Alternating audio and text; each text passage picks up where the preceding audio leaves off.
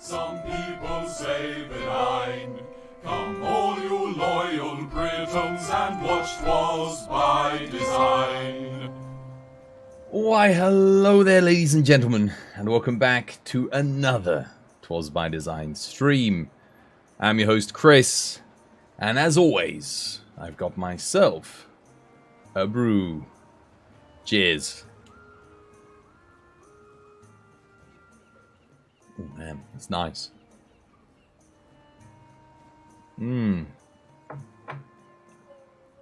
Oh. Back again. More MHRise. Standard.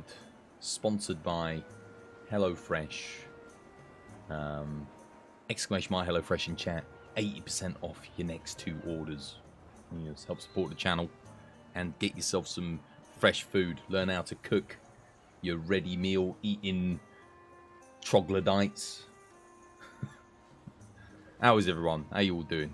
Hope you're all doing well. Nobody here. Talking to myself. Like the good old days. When we used to start a stream. You know, it takes me back 3, 4, 5, 6 years ago. And you'd introduce yourself. You'd do the full introduction. There'd be no one there to say hello to, of course. And you'd just be talking to yourself.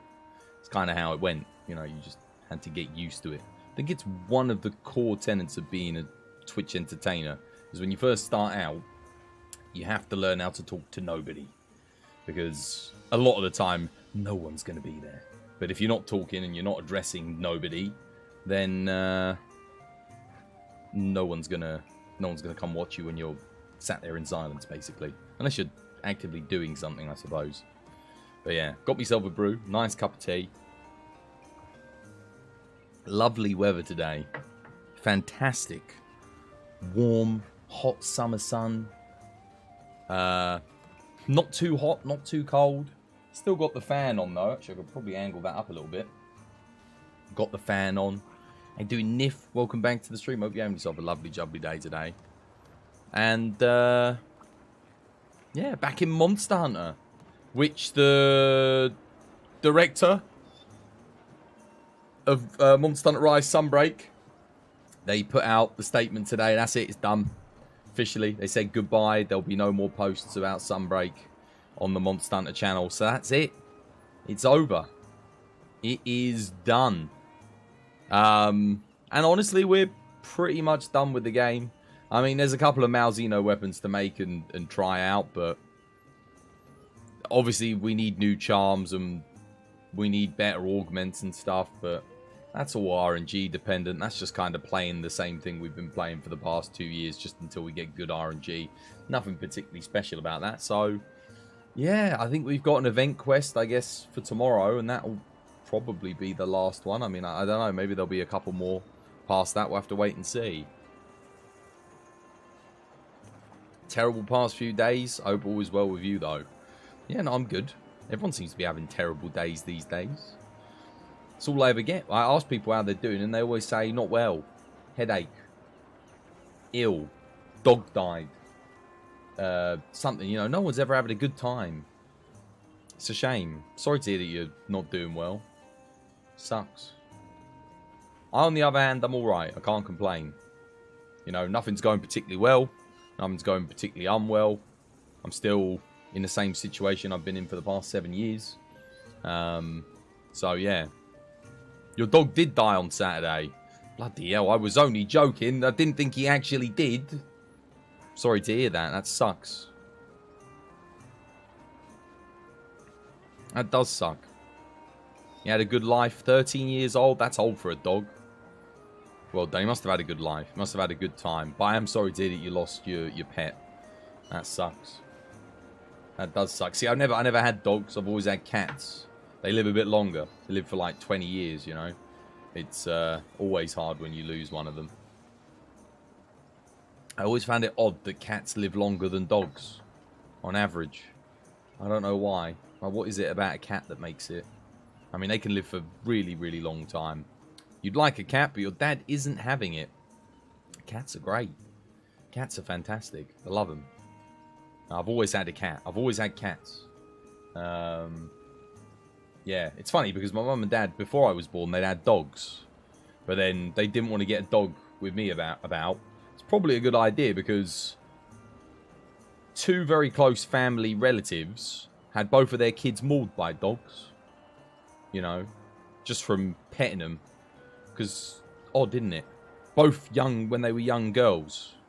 This was, you know, decades ago. But, like, yeah, dogs just can switch like that, you know, and that's it. And if a cat switches, the worst you get is a scratch. If a dog switches, well, especially if it's a child, terrible. So, yeah, never had dogs. I like them. I'd never have one myself. Don't want them myself. Might as well have a kid at that point. Like, you know, at least the cat just kind of just does its own thing. But a dog, like, bloody hell. In some cases, you got to do more for the dog than you would a kid.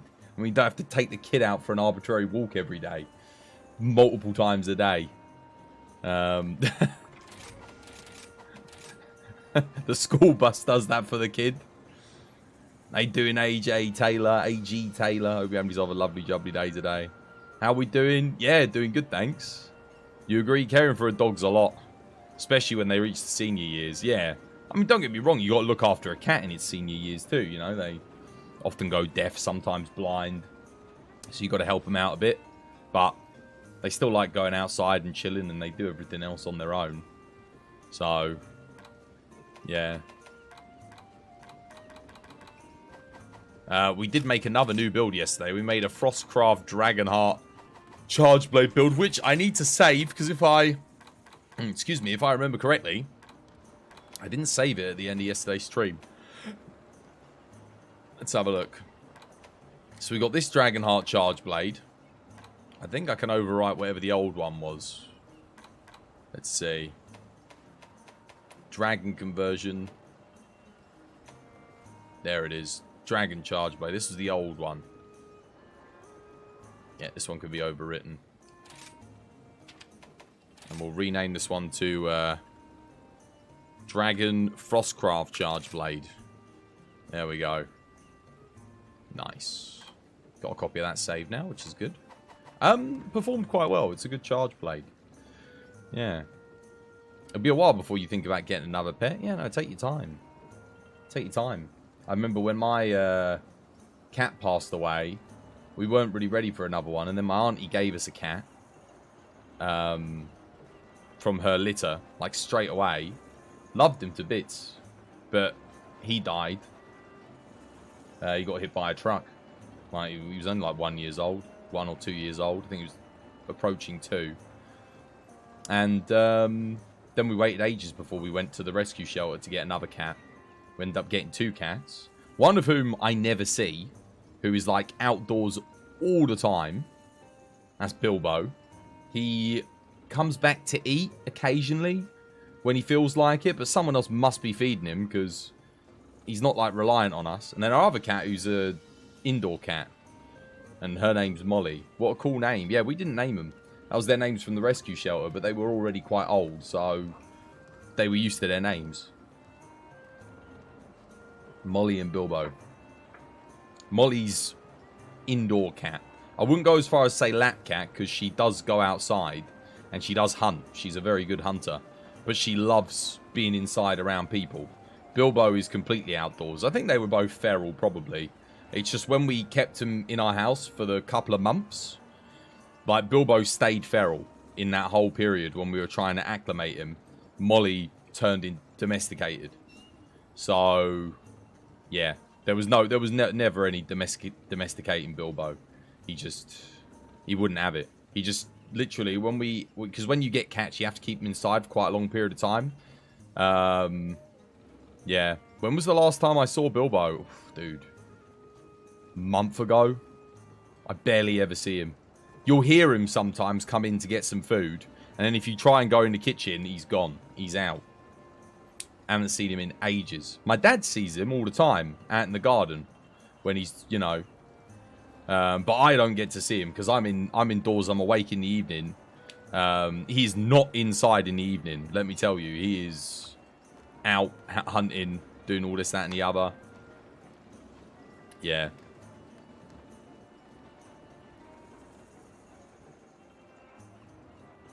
Yeah, no, he's doing good. He's doing good. We always, well, I always ask after him. And whenever they've seen him or, you know, interacted with him, he's doing good. He's all right. Like I said, he's big. Someone else is feeding him.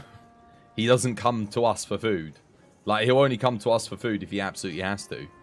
That's about it. But he's out and about. We actually think that our other cat, Molly, saw him off. We think she might have been the mother of him. And mother cats and their offspring, you know, the offspring in nature would just, they'd go away. The male cats would go out. They wouldn't stay with the mother cat. And because she's a bit of a house cat, she's taken this as her territory and she doesn't let him, she didn't like him coming about. So she's very bossy. But he doesn't like, he's not fond of humans at all. That entire time when we had to keep him in to acclimate him for the 2 months, he literally just would, every time you went in the room with him, he'd run away, hide in a corner, and start, you know, like, mewing and all this, that. And we tried, you know, all the different techniques, you know, getting them out and gently stroking them, making them feel calm. But then the second he got the opportunity to, it was almost like he had the memory of a goldfish. He'd be fine, and then the next time you'd come by or walk by, it's like everything you'd done would go out the window, and he'd go skittish again. Yeah, you couldn't. There was nothing you could do. So obviously something's happened to him. Again, we did get him from a rescue shelter where he does not want to be interacting with humans in the slightest, which is a real shame. But again, he's all right. If you see him in the garden, he'll come and chill. He'll come and, you know, take some treats off of you. I'll probably see more of him now it's the summer, because obviously in the winter I don't go outside. Not really. Not, you know, not in the back garden or anything. So yeah, sounds like he's meant to do what he's doing right now. Yeah, I think he's also quite young, so I reckon as he gets older, he'll probably be a bit more indoorsy, hopefully. But that's just how male cats are sometimes. Even our other cat that we got as a kitten, who wasn't a stray, Marley, he was outside all the time. You know, you'd rarely see him. You might see him once in the evening. That would be about it. But he wasn't skittish like Bilbo, you know. He would come and say hello. But some cats are just like that. But I've heard some people say that they've had, you know, female cats that are like that. Not just male cats.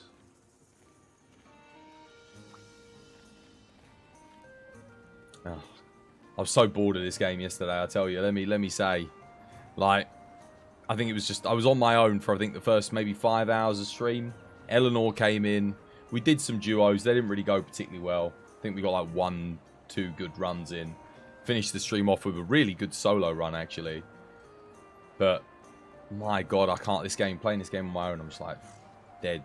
We've got Armored Core next month. I think I'm going to stream it because no one gives a shit about this anymore, let's be honest. Like, no one cares about Monster Hunter. I would love to keep streaming it, but now that there's no content being made for it, I think that's it. In terms of viewership, growth, everything else, it's dead. You're really tempted to replay World. Nah, I can't be asked. Who cares? Got 6,000 hours in World. Done.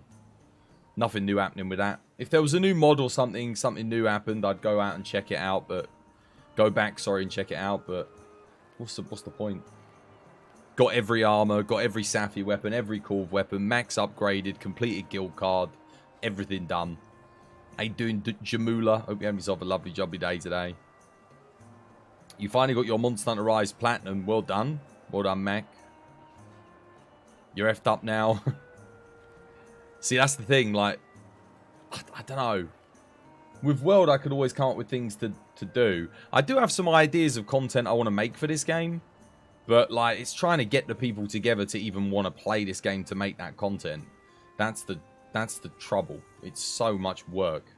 I think if a game is work to get people to want to play it, it stops being fun. People should just want to play it with you, you know? Makes sense. You had 1,500 hours on the PS4, but you never played it on the PC. Oh, if you didn't play it on the PC, that makes sense. That makes sense. Exclamation mark Nexus is actually 50% off at the moment if you want to pick it up. Yeah. To be honest, getting help on Rise was naff. No one joined quests. You're lucky you could solo everything. Yeah, this game doesn't have the systems for social interaction, really. Not like World. That goes hand in hand with the smaller lobbies, lack of the flare system, the SOS system. I'm really hoping the next Monster Hunter game brings back a lot of the features they introduced in World. I'm really hoping. How you doing, Lily? Welcome back. Hope you have yourself a lovely, jubbly day today. Oh, speaking of HelloFresh, by the way, they told me we got our first sign-up. So in all our sponsored streams that we've done so far, one person signed up. So if that's you and you're watching right now, thanks for supporting the channel and signing up to HelloFresh, giving it a go. You fancy Diablo 4? I'd sooner fancy having my testicles trampled than give Blizzard any money. So I'm good.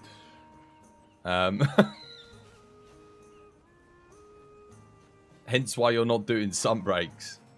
How are you? I'm good, Alex. How you doing? Hope you have yourself a lovely, jubbly day today. How's things? I did say hello to Jamula, but they didn't say hi back. I mean, well, they said hi to me, but I asked them how they're doing. You're doing fine? Good stuff. Well done.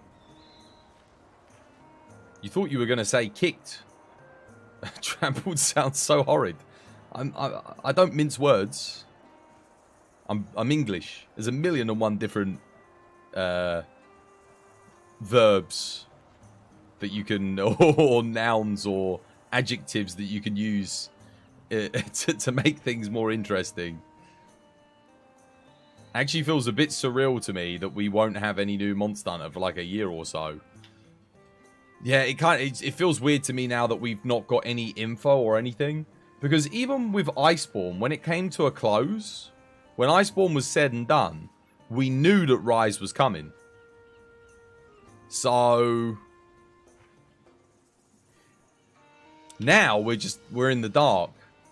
And as a Monster Hunter content creator, there's no worse feeling, let me tell you. Because now's when I see my ad revenue slip. Now's when I see my viewership, all of my audience disappear one by one. They all, you know, fuck off into the ether. It's when we see all of our subscriptions disappear. It's rough. It's not good. This isn't a good time to be a Monster Hunter content creator, I'll tell you that. It's rough. You kind of want to try beating Team Darkseid with the 20k longsword wake up. But you're kind of unsure how you're going to go about doing it. Don't bother, because you're not going to do it. If you're talking about their latest thing, you're not going to be able to beat him. Because you need a team of people as well. Very unlikely. You're probably going to end up with the same result. You're getting whooped by the Cephadrome. Old Gem Monster Hunter is so hard. Wait until all the event quests are there. It's done, mate. The event quests are done. You got like one more, two more I think coming this week, and then that's it. You got the monkey quests, or whatever gives the buff body, and then you got the other one that gives you the frontier armor. That's it, done. Maybe one more week after that. But people won't be coming back, unlikely for that. I don't think it's going to give any statistical benefits or changes. Maybe they give us the Hyper Japan stuff for the Master Rank, not Hyper Japan, sorry, US Japan crossover event thing. Hazard Guys McGorm for the buff body. Is that what it's going to be? Did they say that? You imagine the next game's going to be massive to make up for it. See, we always say that about the next Monster Hunter game, and then they drop the game just as it starts gaining its stride. Just as people start getting into it and getting hyped, then that's when they stop updating it. Which is a real shame. Like, again, I feel like Sunbreak could have probably still done a Risen Velkhana. Probably could have done some other stuff. Kept going a little bit. Maybe done a Black Dragon, you know. New Black Dragon or something. Just, you know, to keep us going until the next thingy. Every Monster Hunter streamer is just out of it. Oh, yeah, I'm probably the only ones left at this point. And that's the problem. When all the community goes, all those viewers go with the other people. So, it's hard. But I am going to take some time off soon. Once, like I said, once I'm done with this sponsorship, I'll take some time off. Because there's no point hanging around whilst nothing's happening. I'm not going to make any money anyway, so... Yeah, and you guys might say that's a bit cynical of you, only worrying about the money. Well, yeah, I have to make money. So if the viewership and everything's on a downturn, I might as well take a holiday, because at least then I can recuperate, come back, start up some new things, maybe get something new going. We got Armored Core, so I watched the gameplay for that. Looks good. So yeah. The fact that we didn't get any news yet on the new game, therefore people's expectations will be getting higher and higher. Yeah. I mean, at least if we'd had some news, I'd have something to work with as a content creator as well. You put up a lot of hours, and we like the info. Yeah, no, I haven't actually taken any time off this year for holiday. I was ill, I had COVID, and I took time off because I literally couldn't physically stream. And that wasn't my choice. I wouldn't have taken that time off at all. How you doing, Poochie? Welcome to the stream. Hope you're having yourself a lovely, jubbly day today. We're having events until July the 27th. Are we actually? Okay, so like, what, 5 weeks of events? I wasn't expecting that. When's the Tokyo Game Show? When about's that? How you doing, Acnology? Hope you're having yourself a lovely, jubbly day today. You beat Primordial Malzeno with London Rose yesterday. Now you've got Furious Rajang. Should be a spicy fight. Well, if you've already beaten Primordial Malzeno, you're done. There's no point even fighting the rest of the monsters. Just get his gear and done. That's it. He's tougher than all the other fights you're going to come across between now and... Cool, he did Primordial Malzeno. This is the problem with putting the MR... What a monster that should be at like MR 200 at MR 10. You're doing Furious Rajang basic after Primordial Malzeno. There's no bloody point. It's like you're done. I guess there's Risen Shaggy. But that's AR like 220, isn't it? That's probably about it. Risen Val, I wouldn't say Risen Valstrax is harder than Primordial Malzeno. Because you can get loads of knockdowns on him and stuff. He's actually, yeah. He might be a little bit harder on some weapons, but like a hunting horn, hammer maybe. But other than that, yeah.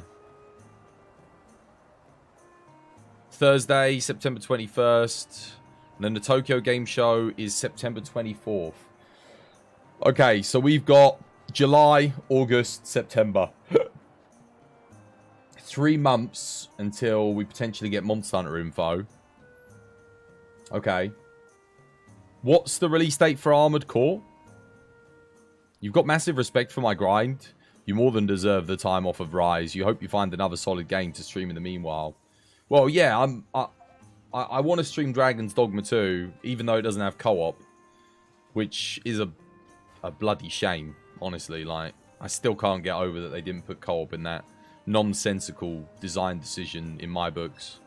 Dragon's Dogma 1 was made for co-op, and they didn't put it in, which is fair enough. Okay, it's the first game in the series. But then I kind of question the design decisions of a person that doesn't look at that and listen to the wider community and go, alright, let's put co-op in the next game. Because there's a reason why Monster Hunter is your biggest selling franchise now. And I tell you, it's not... If this game was single player, it would not be your biggest selling franchise. It's the co-op. Armored Core comes out in August. Oh, is it August? I thought it was next month. Crap. Oh, damn. And then Dragon's Dogma, we don't even know when that's coming out. We still don't have a date. Space Marine 2 is winter. So that's end of the year. That's probably going to be my Christmas streams. God, we've got nothing. Yeah, that does suck. Rizard Shigaru Makala is a fun fight for Greatsword. His movements are really good. After Monster Hunter, you're going to buy God Eater. What's up? I'm good, Misfits. How you doing? Hope you're having yourself a lovely, jubbly day today. Final Fantasy 16 comes out on the PS5. Yeah, I don't have a PS5. I wouldn't do Final Fantasy 16 either. That's something I'll play on my holiday. You know, I'll relax. Armored Core, definitely going to stream it, I think, because come August, I mean, I've already got everything in Monster Hunter. I've got mountains of materials. Like I said, outside of like the God Charms, I'm in that situation again where that's kind of it. I've got some God Augments. I've got every weapon, every build under the sun made. Every element maxed. Guild card 100% complete. All the special investigations are done. So outside of the event quests, once they stop the event quests, I really am done diddly done with this. I will say though, if they do come out with some really good mods, obviously I'll check them out, but people just, the mod teams, they don't like doing Sunbreak as much as they like World, because the Havoc engine was easier for them to mod. The RE engine, apparently it's not as mod friendly. Outside of, you know, doing your big boobas mods and texture swaps, things like that. Standard, that's easy though. You think adding AR999 would be dumb? Not for me, because I'd go get AR999, but for your average player, yeah, it'd be stupid. Why? No one's going to want to do that. So, yes, it would be dumb. But for people like me, no. For me, there'd be like, for 0.01% of the community, it wouldn't be dumb. But for everybody else, yes. there's no reason. I guess there's technically no reason to get MR999 either, but yeah. You were hoping FQ would come back and do some crazy quests. Nah, FQ... I haven't seen FQ since I used to stream World. Literally, the day I started streaming Rise, FQ disappeared. Never to be seen again. Never came back to my channel. I used to do all of his quests, his modded quests and stuff. But he didn't want anything to do with Rise. He didn't like Gunlance in it either. So, yeah. Oh. Maybe play World again? No, dude, I've got 6,000 hours in World. I don't want to play any more World. I'm good. I'm good. Like I said, I'll probably just... I'll take some time off. Once, like I said, I'm doing this sponsorship for the next month, so I'll just be chilling, chatting with you guys. I don't even really need to play the game. I'm not that... Like I said, there's nothing for me to do. I've got some ideas for content that I want to make. So, I had an idea, and I'll pitch it to you guys. So, I wrote it on Twitter, actually. I'll kind of go through the rules that I wrote up. But, essentially, what I've come up with is, I want to do this, but I need to get the people to do it. I might ask Rainy, see if he's interested in taking part. Maybe Kage wants to join in. But, this is my idea. So, it's a Monster Hunter stream show, hosted by old Twazboy. It's going to be called Speedrunners versus Casuals. So you get 3 casuals and a speedrunner. Alright? All of them have to use the same weapon on a hunt. And whoever does 50.1% wins. Alright? That's it. That's the premise. So the speedrunner has to do 50.1%. And... The 3 casuals have to do 50.1%. That's it. I've got rules written down here as well. Simply play some Frontier more. Yeah, I could go back and do Frontier, but the problem was, when I was doing Frontier before, nobody wanted to bloody watch it. I did it for... How many episodes have I got up on my YouTube channel with Frontier? Let's have a look. I played it for a long time, like a few months at least. Let's go on my YouTube channel quickly and we'll have a look. Twas by Design. We'll go to my Frontier series. Scroll down a little bit. Playlists. Monster Hunter Frontier. Where are you? Only 21. Oh, maybe I didn't add... I probably didn't add a load of the videos to the playlist. I played it for a lot longer than 3 weeks, I'll tell you that much. Yeah.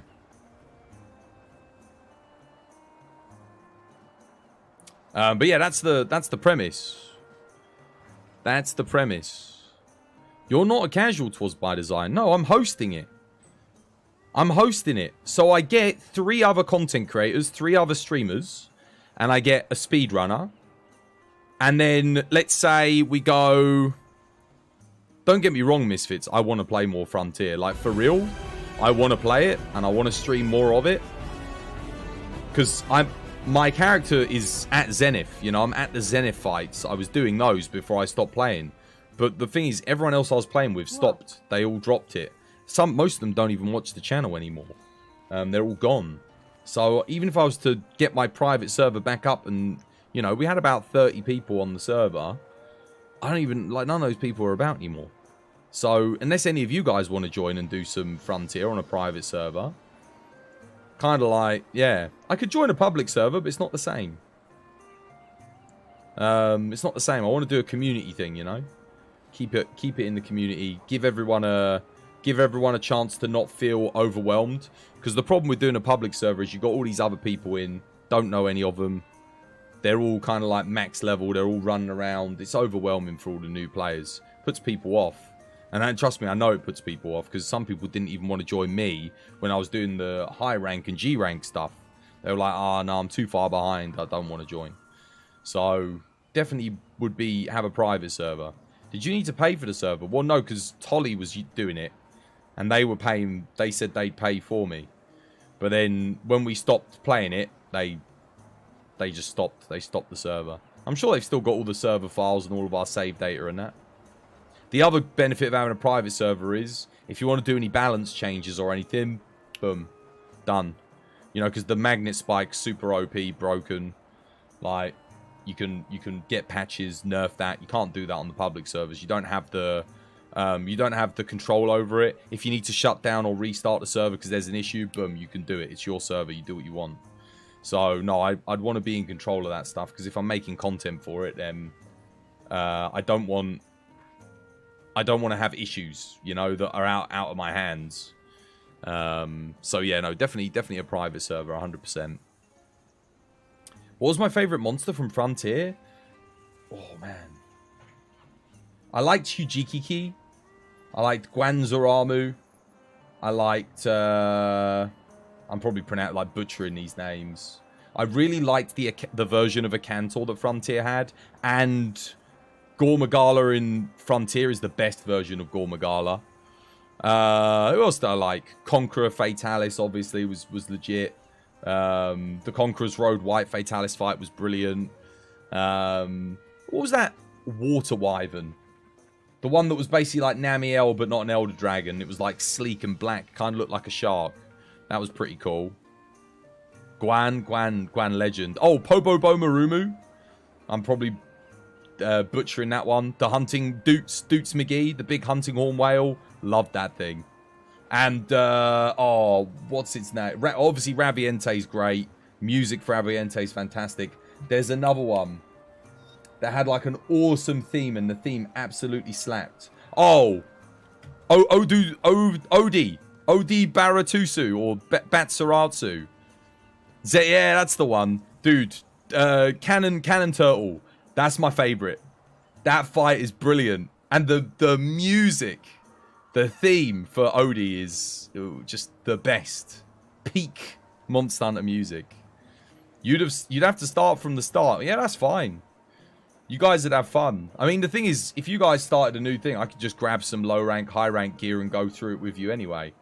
I'd have to ask Lee when they're next by the channel if they'd get Tolly to set up the server again. Because I was going to give him £10 a month, because he said, if you give me £10 a month, I'll do the server. Maybe we'll do some Frontier then. If you guys are interested. You can all play for free as well. Odi Batarasu, that's the one. I love that fight. It was basically like a Akantor plus. You know, I love the Akantor. It's a shame that Ucanlos was not in Frontier. That always kind of was weird to me. I was like, why did they not? Because they treated Akantor. Obviously, it was built on the 2nd gen. But then the 2G stuff didn't make it in for some weird reason. Outside of a couple of things. But Hypnocatrice was in 2G because it was in Frontier. And then Tigrex was in Frontier because it was in Freedom 2. And yeah, I don't know, it was weird.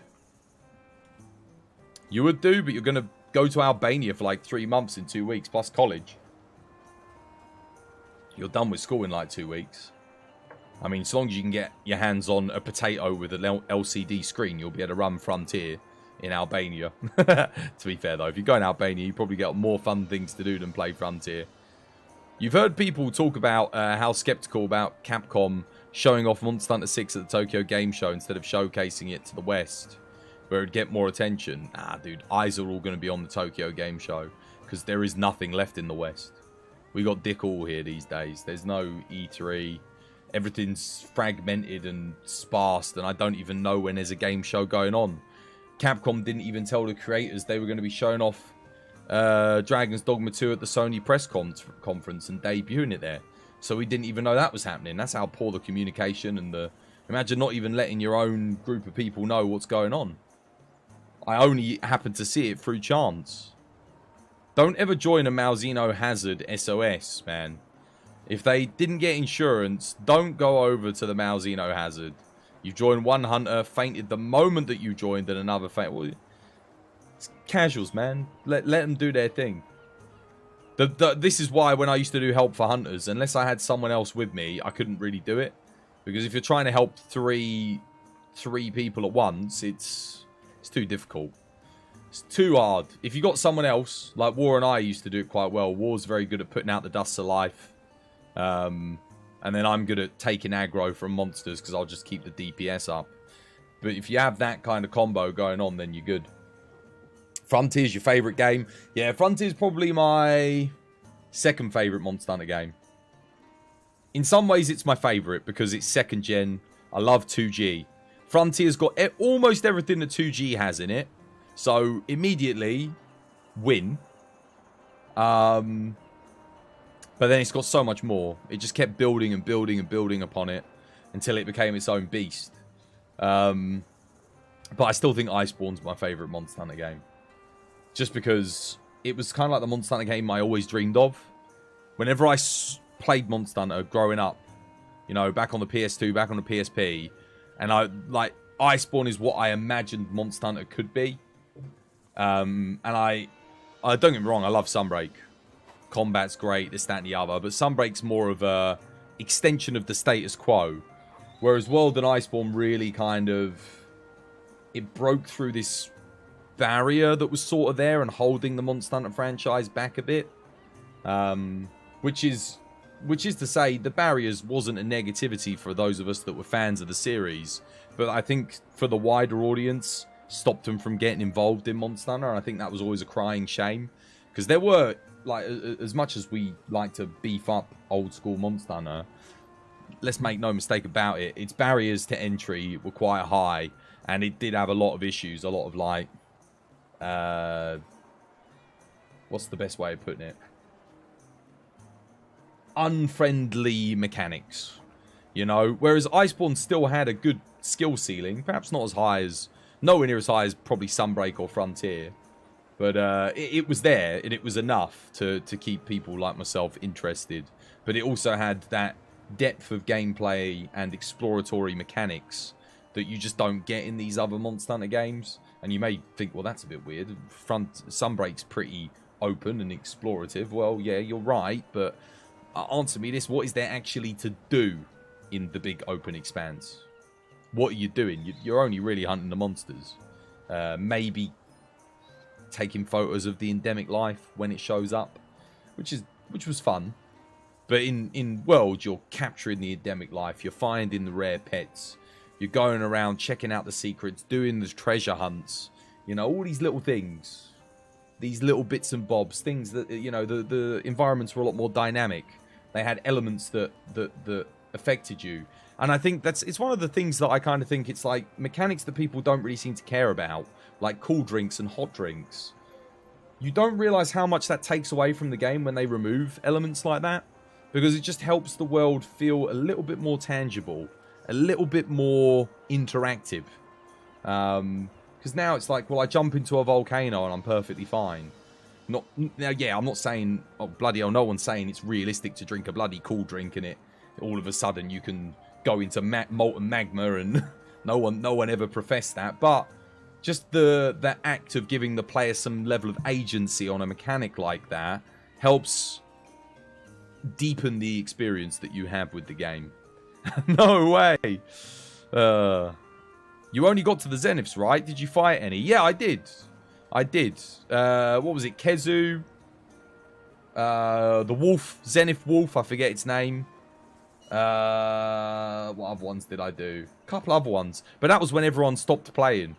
So I couldn't do them solo. I found them too hard.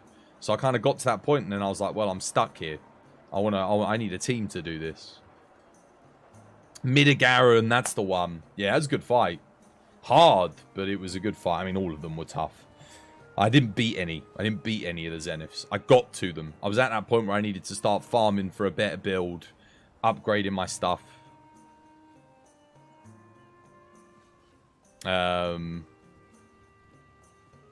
If only diversion worked. I know. Diversion has the potential to be a really good skill. Because you could actually have tanks in Monster Hunter if diversion made it so that the monster targets you like 90% of the time. You could actually have it as sort of a tanking mechanic. Make it a large slot and make it really good. Yeah. You could maybe have 2 levels. So 1 level 50% of the time. 2 levels 90% of the time. Yeah. You mained Longsword in Iceborne. You didn't know about the Helmbreaker and the Spirit Gauge until Monkey. Bloody hell. How did you get through the game?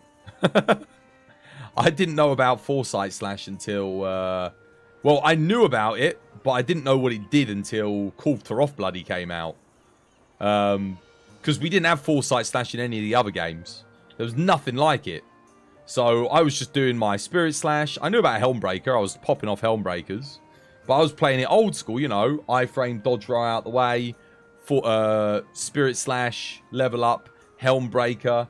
Spirit Slash, level up, Helmbreaker. That's how I was playing it, waiting for the openings. And then somebody came in and said, oh, why aren't you using Foresight Slash? I was like, oh, it just gets me out of the way, really. I was like, I'll just use my Fade Slash. It does the same thing, it's faster. They were like, no, dude, it levels you up on the Spirit Gauge. I was like, what?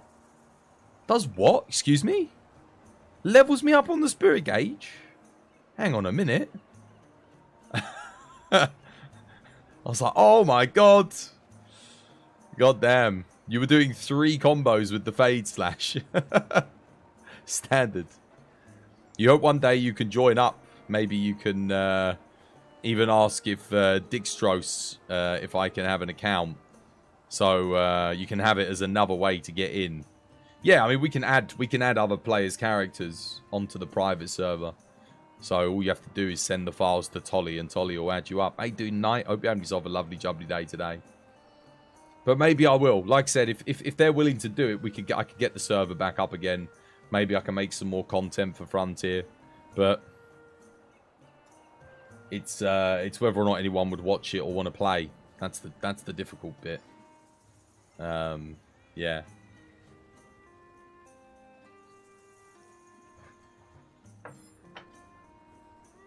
You can't imagine how you felt once you found out that those moves exist.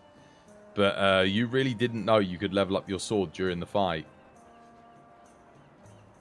You felt dumb, to be honest, when all those hours you spent, you were missing the core mechanics of the longsword. Well, dude, I know how you feel. This is like I said, I didn't know how to Foresight Slash. Well, no, I keep saying I didn't know how to. I knew how to. I just didn't realize what it was doing. So I wasn't using it. The second I realized what it did, I was like, oh my god, how did I not cotton on? How did I not notice? No promises again, because busy life? Nah, it's fine. I don't want to put all the weight on the shoulders of one person. I wouldn't stream Frontier on the weight of someone else's shoulders saying they'd come and join me anyway, so no stress. I'll only be streaming it if I can get a decent amount of people in the community to come back and engage with it, and if people actually want to watch the content.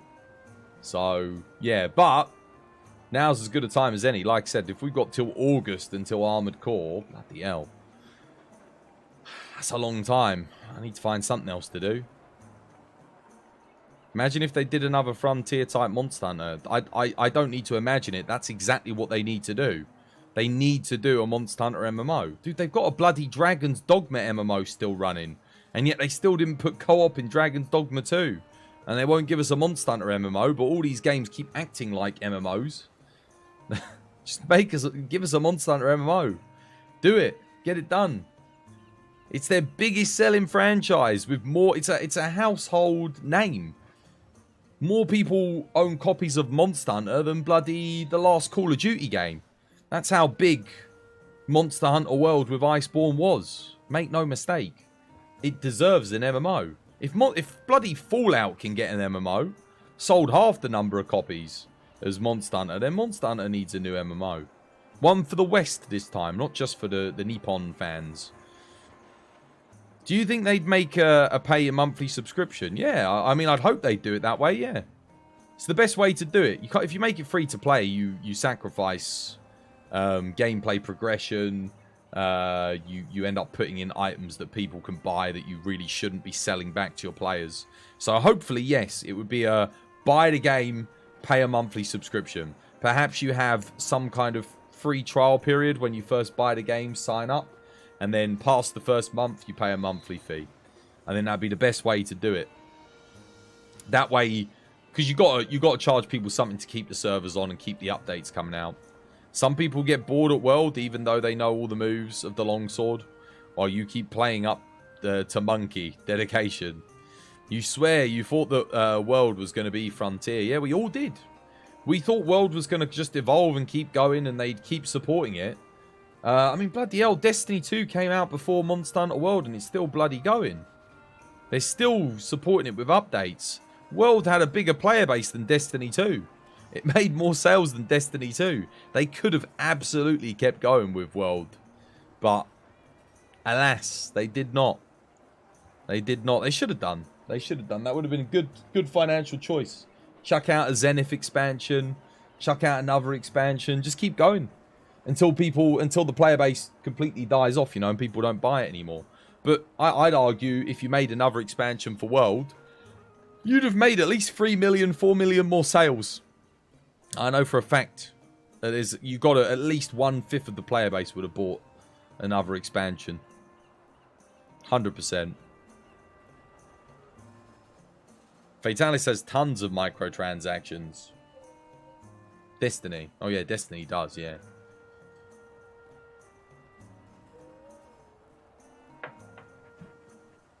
But the MTX aren't what keep Destiny alive. It's the fact that they charge for the expansions. Each expansion they do, they charge for it. That's where the bulk of the money comes in. If they stopped selling expansions, they wouldn't make more content. Because there wouldn't be enough player base left to get the new content. At least it's by a monster I got stun-locked by the bugs. If they added Fatalis Trio after base Fatalis, you would have been so hyped. Just the mods. White Fatalis mod, Crimson Fatalis mod. You can play them all. Did you ever do Dura Madeira in Frontier? The Elder Dragon, the one that's in the same classification as Shantian. So you got Shantian, Dura Madeira, and then the Conqueror's Fatalises, and the other one. Yeah, I did do. It's a good fight. The one that summons all the meteorites. Oh no, that's Disafura. Dura Madeira. Is that the one in the labyrinth? Like the one that's in the... Oh, I forget the name of the thing. It's like in a big room. It's not like outside in or anything. Yeah, in the sky corridor. Yeah, that's the one. I forgot the name of it. Yeah, no, I didn't fight it. No, I know what you're talking about, but I didn't fight it. That's how Fatalis gets you. He throws a whole bunch of microtransactions at you. Bungie's so greedy with Destiny, they turn off the old expansions. So if I wanted to play an expansion I own, you can't. Really? Wait, you can't go back and do the old content? Seriously? What, they like turn off the old dungeons? I didn't know they did that. That's pretty bad. Yo, really? For real? What about all the stuff that you can earn in that content? Can you just not get it anymore? Is that it? Or does it... An MMO is too much content for me. You think it would be great, though, considering you only play Monster Hunter. That's the thing. Like, I don't give a damn about any of these other games. Stick them in the bin. Like... unless it's Capcom or From Software, typically speaking, I don't really care. Like, give me a Monster Hunter MMO.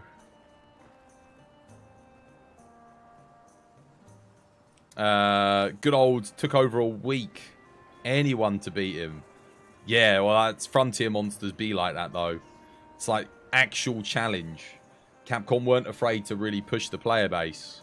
That's because it was given to the Japanese exclusively. If it'd been a Western audience, it would just be moaning and complaining and people all over Reddit crying, spilling their milk, having to get their mums to tie up their diapers. Jesus Christ. You can't, God forbid they put an actual challenge in a base Monster Hunter game, you know. People were crying over Fatty and Elatron. It's like, yeah, it's difficult, but it's not like that hard. Jesus, calm down. Western people are pussies, dude. They are. When it comes to video games, mate, you'd think you'd sent them into like a bloody war zone or something. The way some of them react, Jesus, it's ridiculous. Just calm down, man. It's a video game. Practice, get good. There was some guy I was arguing with on Twitter. I think it was like a couple months back, and he was like, "Fatalis is bad because I refused to get good at him." That was his argument. It's like, are you kidding? Are you seriously, dude? Shut up, man. Come on. Jesus Christ. I know, crying over the elemental DPS check. It's like, dude, oh, God forbid Capcom force you to use a build other than your raging Bracky longsword, you absolute pillock. Oh, my goodness. Imagine how they do with the old Monster Hunter games. If you actually had to element match in order to kill a monster. Jesus. Put in easy mode. Oh, don't get me started on those people. People crying for easy mode in Dark Souls and Monster Hunter. You see them put up their YouTube videos. They're like, why I think easy mode would be great for accessibility in Dark Souls. Shut up, mate. Shut up. Please, go into the corner of a dark room and just face the wall. Leave me alone. Pathetic. You know that meme from The Simpsons with Principal Skinner where he's looking down on Bart Simpson? Pathetic. That one? Yeah, how is it? It's like this. Or that meme with Count Dooku of him in the Star Wars anthology book. Superior look of superiority. Signature look of superiority. So it's like that. That's how I feel whenever I see someone complaining about difficulty in Monster Hunter and Dark Souls. It's like, do you not think we all struggled at one point to get good? We all just practiced. We all summoned the drive and determination to get good. We didn't complain about it. We just did it. It's, you know, it's not meant to be easy. Fun video games shouldn't be easy. If a video game I have to shut off every brain cell and go into autopilot on, and I can get it done on like the hardest difficulty, your game's pointless. Why would I even touch it? If it doesn't have to make me think or have to make me learn something new. If it doesn't challenge my preconceptions of what difficulty is in a video game. I think the perfect example is Sekiro. You know? That Sekiro does difficulty right. All the time. Yes, it has the Demon Bell of Awakening, but does that mean that the base game is easy? No, it's not. It's just you have that extra level, if you will, that you can actively interact with. It's sort of like a dynamic difficulty within the game. Now, honestly, that's not what I meant when I said that they did difficulty right. What I meant was Soul Saint Ishin. Every final boss in every video game should be like Soul Saint Ishin or Fatalis from Monster Hunter Iceborne. I even think they went too easy with this new Malzeno, if I'm being honest. But, I mean, that's just me. But I think every final boss needs to be some kind of gauntlet like that. That you really got to overcome it. Sekiro players are built different. They managed to parry everything in any other game after playing Sekiro. I mean, you don't have to fondle my Johnson that hard, but yeah, we're a pretty special breed. It's true. Sekiro had you sweating. Sekiro was magic. Sword Saint Ishin's one of the best final bosses ever. Ever committed to a video game. Western fans of video games whine over a cookie clicker. Dude. Western fans of video games, the biggest challenge they ever got was the Incredibles Disney video game when you had to fight the bloody giant spherical orb thing with 4 hands in the lava cave. That's the most they've ever been pushed in terms of difficulty. Shoutouts to you if you get that reference. Like, that's the hardest thing they've ever had to do in a video game. They don't even know. They don't even have a clue. That's why Japanese video games are all peak. Because they're not afraid to make something that actually challenges the player base. That's why we end up with Sword Saint Ishin and Fatalis and so on and so forth. Whereas Western games, your hardest bosses, I don't know. When was the last time a Western video game did a boss that actually challenged any of you? Really think about it. Like, I'm thinking back through all the Western RPGs, Western FPSs. Nothing, man, there's nothing. The Divine Dragon fight was amazing. It was a very good spectacle fight.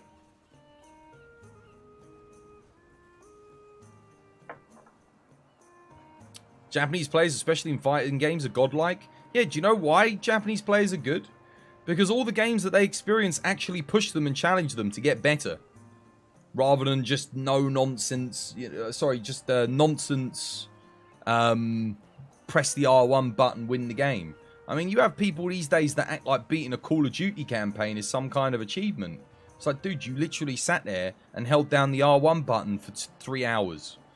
You did nothing. Like, if I taped my cat's paws to a controller, give it enough time, it would get through a Call of Duty campaign. You're not being challenged. You're just you're just going through the motions. I might as well sit you in front of Avatar 2.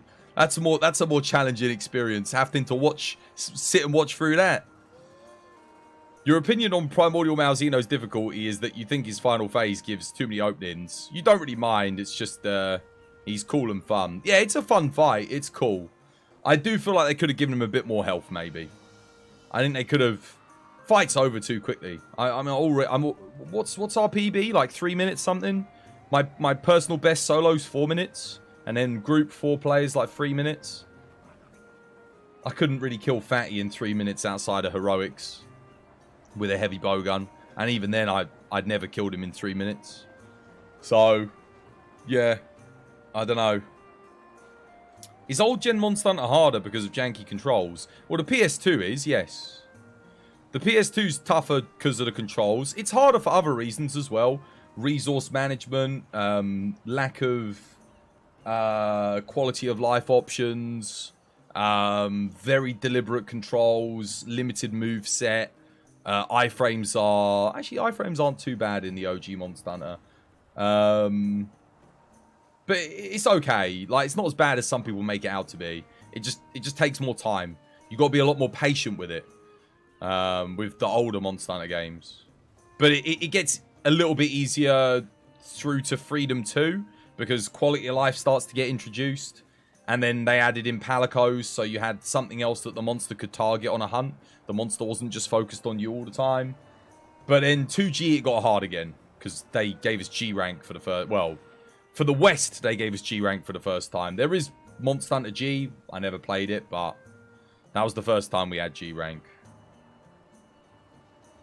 Solo's like 4 to 5 minutes for a Morb, Xeno. Yeah. You said it earlier, but you hate damage numbers. Yeah, I don't like them. I don't dislike them. From a build creating perspective, I really like them. But from just a gameplay perspective, it's kind of the same as why I don't want monsters to have a health bar. Yeah. I like the fact that it makes it very easy for me to know when I've made a good build. So, in that sense, it's good. I do feel like they should be off by default and on as an option. I think that would be better for the wider player base. Probably annoy some people, though. So, at least they give you the option to turn them off. So, if you don't want them on, don't have them on. Turn them off. At least, I think they do. But because I'm always trying to make better builds and showcase things, I'm always going to leave them on. They are satisfying. They can be satisfying in a certain scenarios. I don't know. I'm 50-50. I see the pros and the cons of damage numbers. I don't like the cons, and I do like the pros. So I could live without them, but I don't mind having them. You know, I'm sort of like, I take them or leave them. I don't care either way too much. But, yeah. I get why people don't like them. You like that too. It's just, it makes... That meta is so visual. Yeah, I don't like the way it looks either. Again, that's another negative thing. You love the building. Same. On the Discord or here? What's this? Can you share your new greatsword build? Yeah, dude, put it on the Discord. Maybe have an... Someone was asking for a greatsword build the other day, so if it's good, definitely share it because they'll want to have it. Cheers, Fred. Legend. Thank you, dude. How you doing, by the way, Fred? I don't know if I wished you a lovely, jubbly day today. I hope you have yourself a good one. How would you rate Primordial Malzeno fight compared to Elatrion and Fatalis as far as the quest design and mechanics? Quest design is lacking. Doesn't really have a unique arena. And the Hazard version of it, which is the better version, doesn't even get Malzeno's theme. So, presentation-wise, quest-wise, lacking. The monster itself, I'd say it's close to as good as Elatrion. I wouldn't say it's as good as Elatrion. I think I had more fun with Elatrion overall. But I do really like the fight. The fight is good fun. I can't knock it. Weapon design, armor design is S tier. Very good. Love the new set skill. I like how it works with all the current skills that we've got in the game and interacts with those and benefits them. I like the fact that it doesn't make other things obsolete, but it bolsters them.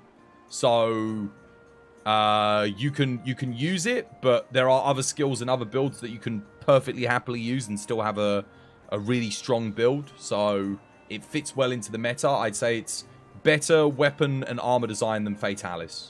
Because Fatalis, whilst it's good, it's too good.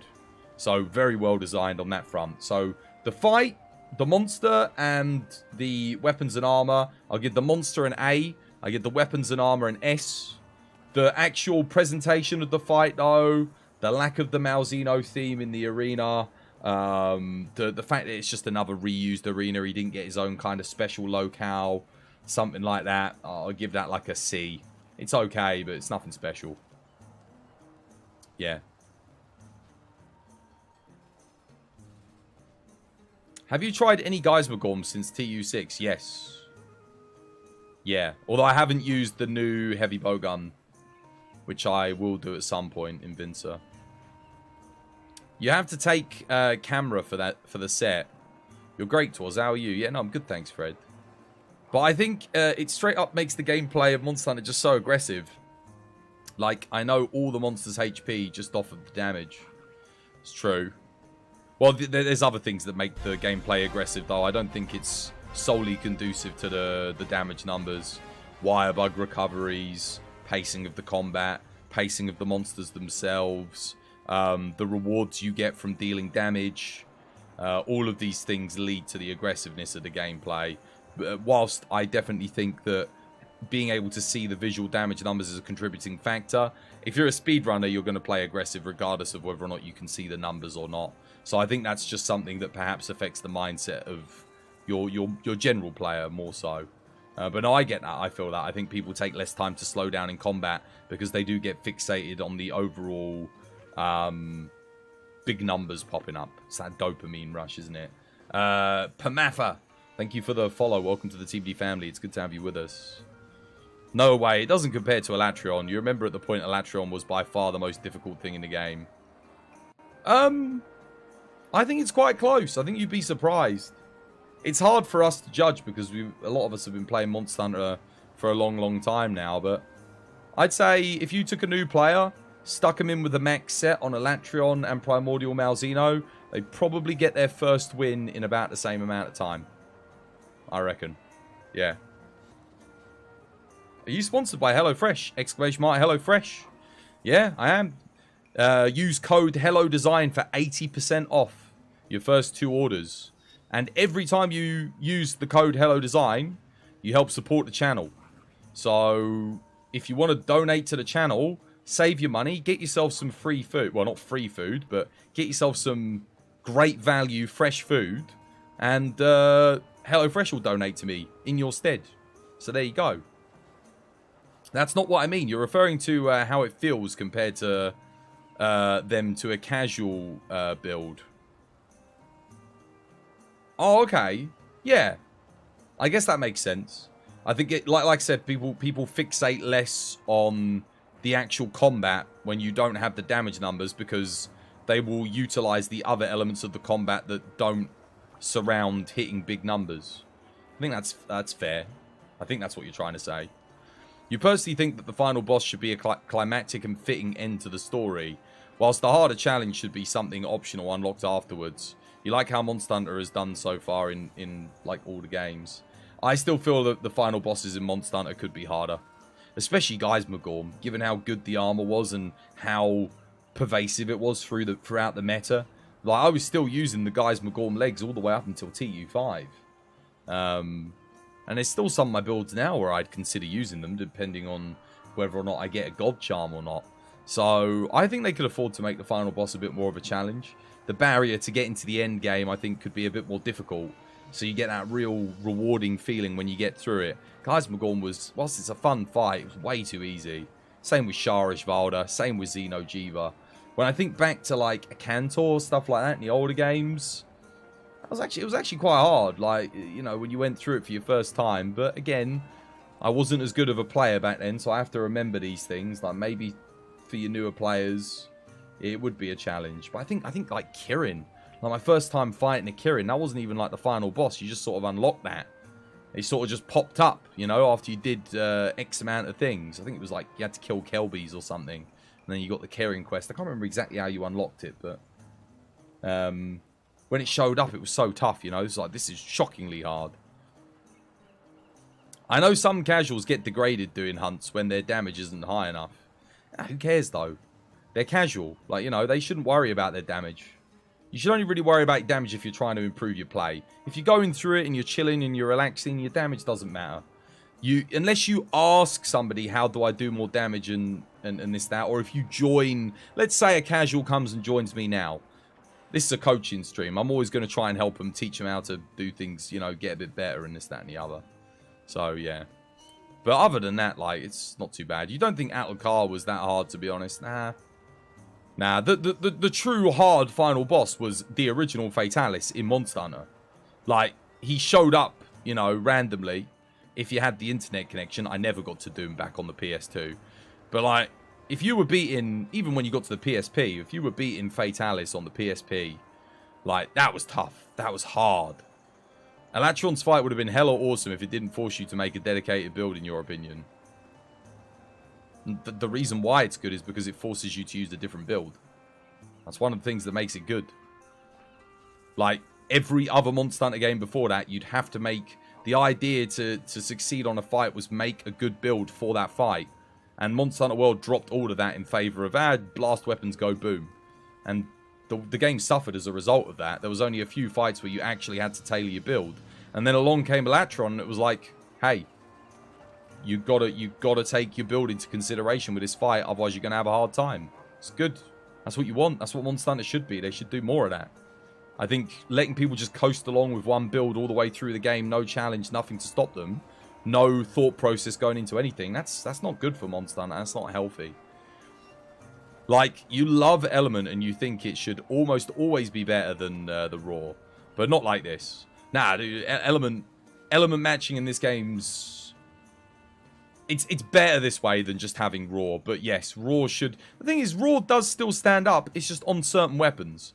I don't think Dual Blades, Charge Blade, Bow, Light Bowgun, Heavy Bowgun, I don't think Raw should be better on those weapons. I think there are certain weapons where elements should inherently be better. If at all possible. And giving people the option to use element matchups is always a good thing, I think. Because otherwise you just end up in a world situation where everyone's using Raw with Blast on it. That's it, done. And that's boring. That's a boring experience. The build variety, the weapon variety in this game, like the different things that you can make and use is much, much better. You're still salty that there's seemingly no Hazard Geismagorm. Well, someone said we're getting one, so yeah. A Cantor was boring. Dude, what are you on about? A Cantor was boring. Cantor was great fun. At the time, dude, if you compare it, like, how slow-paced and methodical the combat was, a Cantor was not boring. Like, it's really good fun. And again, we're going back to, like, 2006 now, 2007. So the barrier for, like, an epic boss fight was a little bit lower. But it was really, really good at the time. It's not aged particularly well, I'll admit, but it was good. There was a boss in Frontier that you had 15 minutes to beat, unlimited carts. Every time you died, you lost a minute or so. It was intense. Would you say that charm farming is more like Monster Hunter 4U or more like World or Monster Hunter Rise? Now, charm farming in this is its own beast. Because the chances of you getting god charms and that is so substantially lower than the chance of getting anything good in any other Monster Hunter game ever. It's actually ridiculous in Sunbreak. It's too much. Too rare. The rarest drop rate in a game like this should be a 1 in 1,000. That's the rarest you should make a drop rate. And then if you make 100 charms, you're going to have to roll the 1 in 1,000 100 times. So 100,000 rolls. I think that's fine. Like, that's not too bad. But once you start going past that, it gets a bit ridiculous. People on Twitter really hate when you talk about Fatalis because you think he's overrated in every way. In every way? I don't know if he's overrated presentation-wise. I don't think you can argue that it's as a spectacle, it's very impressive. I think you could argue that the fight's overrated if you really didn't like it. I think that's fair. He's not for everyone. And I think he's less of a hunt and more of a traditional boss fight. So you do lose a lot of the hunting element of Monster Hunter whilst fighting Fatalis. I personally like it, but I think that's a fair. It's fair if you're not a fan. But I don't think you can deny that the spectacle of Fatalis is definitely not overrated. It is something. It's quite something to behold when he melts down the gate and the gate's melting. It's like bloody hell. That's like the best melting effect I've ever seen in a video game. Dezd, thank you for the follow. Welcome to the TBD family. Your best greatsword set was born yesterday. Insane Curio rolls. Full Frostcraft, full melee Hellfire on the Amatsu greatsword. You saw your strong arm hit 7k on the monster. It still wasn't awake. It's alright. I think the last time I made it's been 2 updates since I made a Frostcraft build. Like a greatsword build. My max hit was like 10k even back then, no. 9, 10k. God only knows how much I could hit now with a greatsword. The issue is Elatron was introduced to you in Iceborne. If Iceborne had made you make different builds the whole game, Elatron would have been less of a slap in the face. That's fair, but I think what you have to understand is that shouldn't be your reason to hate him. That should be your reason to love him, that he introduced you to what the proper Monster Hunter mechanics should have been throughout the whole game. And it does, you're right, it does suck that's one of the worst things about Iceborne is that it's a raw meta only. Outside of Elatron and base Kulve where you had to run Thunder and Ice. That really does suck. But the fight itself, don't hate the fight because it made you do something that the game should have been doing. That's the game's fault. It did a poor job of conveying that to you. Not Elatron's fault. The final boss should be a fight where I, as the player, have to work to deserve to see the credits. Yeah, exactly. I agree. It shouldn't be something that I go into first try and beat. Like Sharish Valda, Geismagorm. Like, yeah. I like those fights. They're fun. But they could... I think if you made them more challenging, it's just going to be more fun. It's going to get the community talking. It's going to get people working together, coming up with strategies, this, that, and the other. There's no harm in it. In a game as big as Monster Hunter, you can afford to make the final boss a bit harder. Not going to lie, that's exactly what you do. From the very first hunt until high rank, you're wearing a starting set. You make the Rathlos set, and then you worry about your set in master rank. Yeah, I think when you're going through casually, unless you're trying to explore options for speedrunning purposes or conveying information that might be useful to your audience, you don't need to worry about it. Just make a good set that has good solid skills and just go through. If you want an element match, element match. If you want to slow it down, farm other weapons, slow it down and farm other weapons. Just do what you want to do, you know. Ucanlos and Acantor were boring AF. They're just huge targets. Alright, okay. Sure.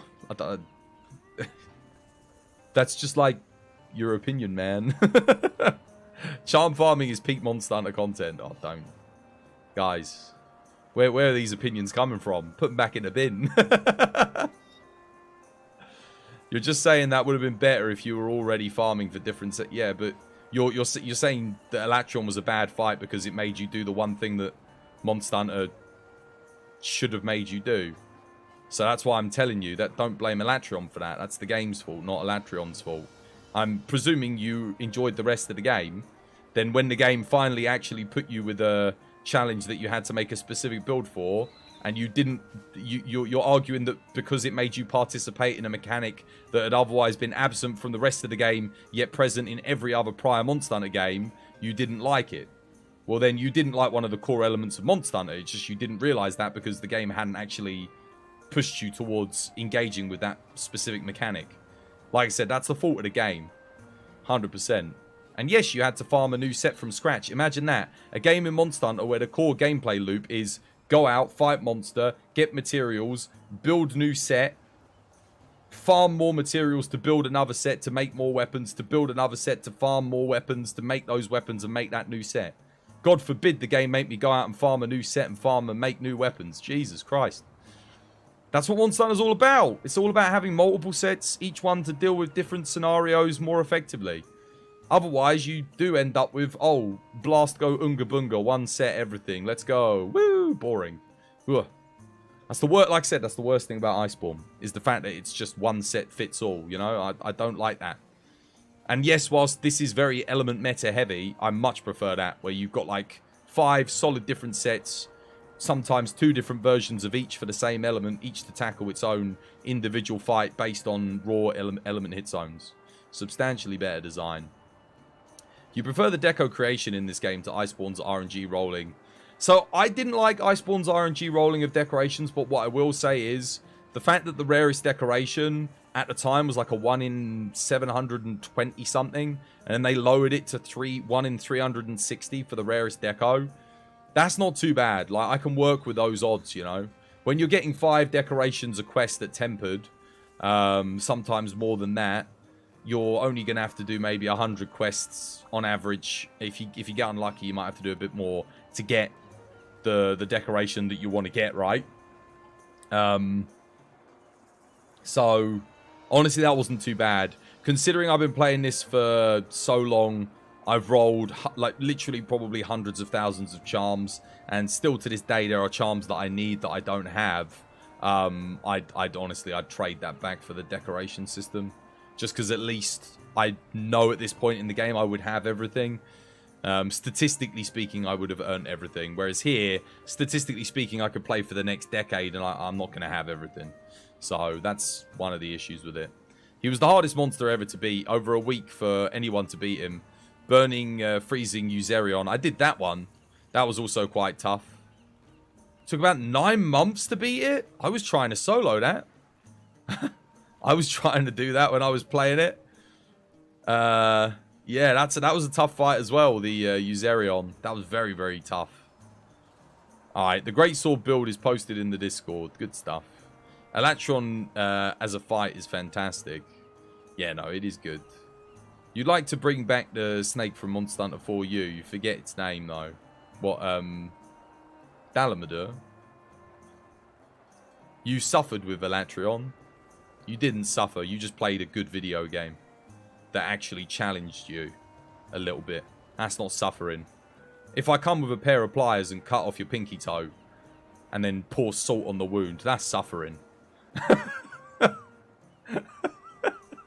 don't know why, no. It's not, you didn't suffer. Don't worry. You're fine. You'll be alright. Elatron can't hurt you. If he came back in Sunbreak rather than in Iceborne, you think everyone would have loved him, given that the element exists again and is relevant. Deco farming's way better than charm farming. I don't think it's better. I don't think any RNG-based, like highly RNG-based reward system is objectively better than the other. But what I will say is one of them sucks a bit less. Because they both kind of suck. I love the deco crafting in this because it only relies on your RNG for getting the materials. Which the rarest thing is usually like a 1 in 100 material-wise. And you can influence that by breaking certain parts on a monster. So a lot of the time it ends up being a 1 in 30 chance of getting something at your worst odds. Which is fine. Like, it's not unreasonable. Whereas the charm farming, when you're talking like a 1 in a million to get any specific particular charm that you're really gunning for, that's when things get a bit ridiculous. Nah, you don't like that the nostalgia is making you all think that Monster Hunter has been slow and methodical when it was simply just technical limitations. Monster Hunter did used to be more slow and methodical. It used to be about positioning and timing. That was it. More so than anything. Don't tell me what it is. I went back and played. I've been playing Monster Hunter 2nd gen recently and 1st gen. I've been gone back and played it as recently as last week. So don't tell me it wasn't that. It's not nostalgia. I bloody know what it is because I've just been playing it. If it was just nostalgia, I'm basing mine on actual recent experience from me going through. That is exactly what Monster Hunter used to be. You didn't just farm Great Jagras into extinction. Greatest Jagras, when I needed my final attack decorations, yes. The attack decorations were the last ones I needed to get. That and earplugs +4. That was when we got to master rank. I didn't have that. I didn't really need it. I wasn't going to use it. But that was the last decoration I think I needed. Was earplugs +4. That was the final thing I got. I already had my agitator. I had my attacks. My crit eye +4s. Everything else. You prefer the charm rolling in this versus Iceborne. You can have a decent build in TU3 versus World. Where if you wanted to get... That's kind of true. At least like... You can still get something good in this just by building the decorations. And the charm's kind of like a bonus. So I feel that's fair. But what I will say is getting a good charm in this is much harder than getting the good decorations in World. That being said, the good decorations are quintessential, whereas the good charms aren't. Fatty touched him in the no-no area. Super crazy. That analogy was crazy. You like that one? Burning Freezing Eucerion is the event Muso one. The one you fought was probably the one that you fought. The one that I fought was probably the one you fought? It definitely was the one that I fought, yes. The normal one, you mean? yeah, the normal one. I don't know what one I fought. But it had like entire AoEs that covered the whole map that you had to iframe or get one shot. So, yeah, it was interesting. At least in charm farming, you can still cook up some builds. Yeah, but that doesn't mean it's better. Again, we're kind of giving it a pass on the basis that, oh, well, it's okay if you get a crap charm because you can still get a good build. That doesn't make it a good reward system. It doesn't make the decoration system good either, but at least once you got the decorations, you were done. Like, you knew when you were done. You were like, oh, yes, I'm done. I don't have to focus on decorations anymore. Whereas in this game, it's like ad infinitum, an infinite grind, which I don't know about you. I like having some sense of completionism about my progression. If I feel like there's an infinite grind, it feels futile. I feel like there's sort of like a pointlessness to it. So I don't give up, but I feel less invested to continue. Corv was scaled for multi. Yes, it was. It was always 4-player scaled. Same with Safi as well. Yeah. They were designed with 4-player in mind. Deco farming, you're just crippled. Yeah. No, it's true. If you didn't get the good decorations, it really hurt your builds. But again, like I still want to say, that doesn't forgive the charm farming in this. Yeah. Like, serving up a stale piece of poo at a restaurant and putting it in front of your customer. They say, yo, I don't want to eat that poo. That's disgusting. And then you take it back and you give them a fresh piece of poo. It's still giving them a piece of poo at the end of the day. They still don't want to eat it. Like, that's the difference between the charm system and the decoration system in these two games. You know, I don't think... neither of them's forgivable. They shouldn't be serving up poo to the customers, you know? There's a better way of doing it. And that is the decoration... The way you get decorations in this is the better way. Hands down. If you had a charm system that... You can still do an RNG-based system, but... you've got to then give the player some semblance of control over the RNG, like the Safi Jiva grind in Iceborne. So you could control what weapons you got just by equipping the weapon that you wanted. So if you wanted a bow, just equip a bow, and then when you go into the box, you were guaranteed to get a bow. Like one bow. That's what you'd get. So, and you could do that for every weapon. They didn't do that for Corv. I thought they'd retroactively go back and add that to Corv, but they never did. The Corv grind was also quite rough. Getting all of the Corv weapons took me over 1,000 hours.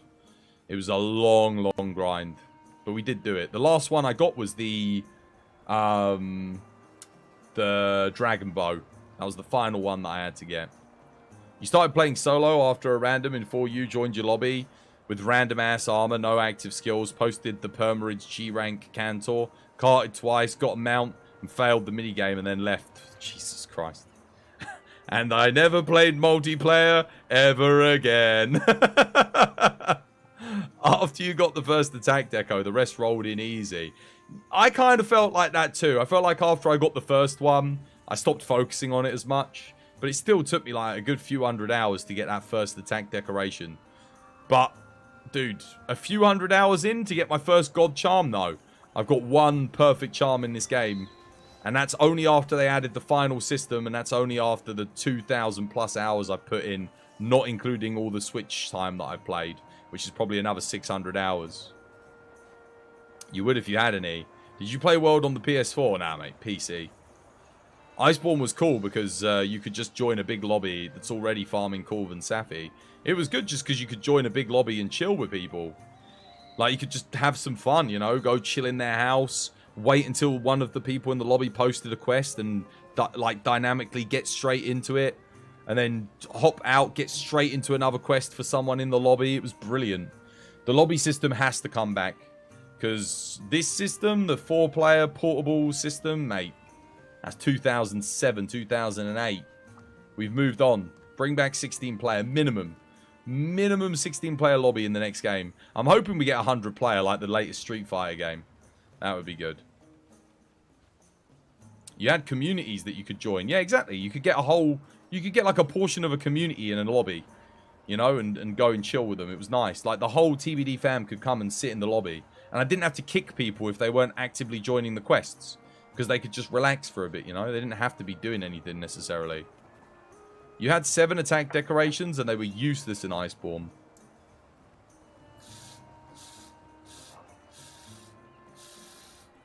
God, I'm talking so much. My bloody throat's getting dry. You think your best charm in the old Monster Hunter was base generations. It was like +5 focus, +5 Wex. With 3 slots or something along those lines. That sounds really good. Everyone was mad at me because you had a full set of crit eye, crit boost, guard, etc. Very easy way before Iceborne.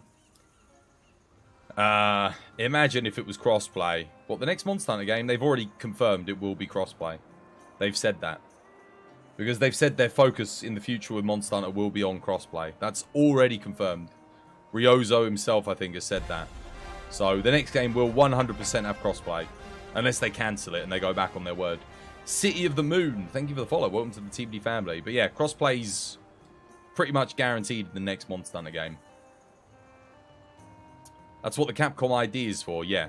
So your data for your character will be on your Capcom ID and that, and you'll be able to play with people across all platforms. You should be able to transfer your account and stuff as well. I think the next portable title will be on the Switch. I don't think they're going to make another Switch exclusive game. And I don't even know if they're going to make another portable game, honestly. It will depend on what happens with the next Nintendo console. But I think financially, they're probably going to want to focus on keeping the platform, the game multi-platform. Because they've got a fan base now that is much bigger than just the PSP Nintendo fan base of old, you know? Long gone are the days where Monster Hunter is a game that just sells 1 million units in the West. It's now a multi-million unit selling game where, I mean, you know, we're talking billions of dollars as opposed to tens of millions. Don't talk about the claw. You'll vomit. It's a shame that Iceborne didn't have the clutch claw. I mean, sorry, that it added the clutch claw, sorry. Because Iceborne really was like a raw... Like, it needed rebalancing for the element weapons. But outside of that, it was a clutch claw away from being the perfect game. If Iceborne hadn't had the clutch claw, I think it could have been, what, like, perfect. There is the mod for it, but yeah. Base Worlds Combat was perfect. The thing is, Base Worlds Combat was a bit rudimentary coming off of Frontier. Like, it was a bit, like, they went back a bit too far. Like, they added some new stuff that was good, but it was very unchanged from, say, 4th gen. You know, you pretty much had all the same stuff that you had in 4th gen. And there are a lot of people that say, well, 4th gen Monster Hunter was the best combat, and fair enough. But I actually think Iceborne's combat, minus the Clutch Claw, was, in terms of, like, the pacing and the new moves that they introduced, it was very, very good. Everything felt very good. There were a couple of combos that were a bit janky, but... I mean, bloody hell, don't get me started on how many things feel janky in Sunbreak when it comes to combat. Yeah. You can agree, but you think it was the perfect pacing. What, World? Yeah, it had good pacing. I can't argue with that. I do think the combat could have had a few more... a bit more depth to it. Like it had ended up getting in Iceborne and later Sunbreak. But in terms of like how fluid it felt and how polished everything was, and then the audio design for the combat, that's the thing I miss in Sunbreak. The audio design for combat in World was something else. The slashing sounds, the hit sounds, the impact, the visceral nature of everything, the impact effects. It was great. It was really good. It's not bad in Sunbreak. It's just World. It was really, really good. The claw would have been good if the whole game wasn't set up to give monsters shit zones. Yeah, I think the claw could have been fun if it wasn't about making weak spots. I think then it would have been fun. You know, if you used it just to, like, knock monsters into walls and do attacks, you know, it was just part of the combos, that could have been fun. Yeah, maybe they could have made a mechanic where if a player mounts a monster, you can clutch claw onto the monster to join in on the mount. Something like that. Just give it some kind of little bit of interactivity. Enhance already existing mechanics. That could have been good. But the fact that it was like, no, it was like busy work simulator, you know? You had to maintain the weak spot. You had to keep performing clutch claw grabs and this, that, and the other. You had to do the claggers, you know, to get your 10 seconds of free damage in. And make the weak spot. Maintain the weak spot. It's too much. Yeah, it's going good, Nintendads. Dude, shouts to you. Hope you have yourself a lovely, jubbly day today. The claw's just a big itch that you could not stop itching. Nah. It was interesting at first, and then you realised that you had to do it every hunt, every 2 minutes, every single game that you did in that game.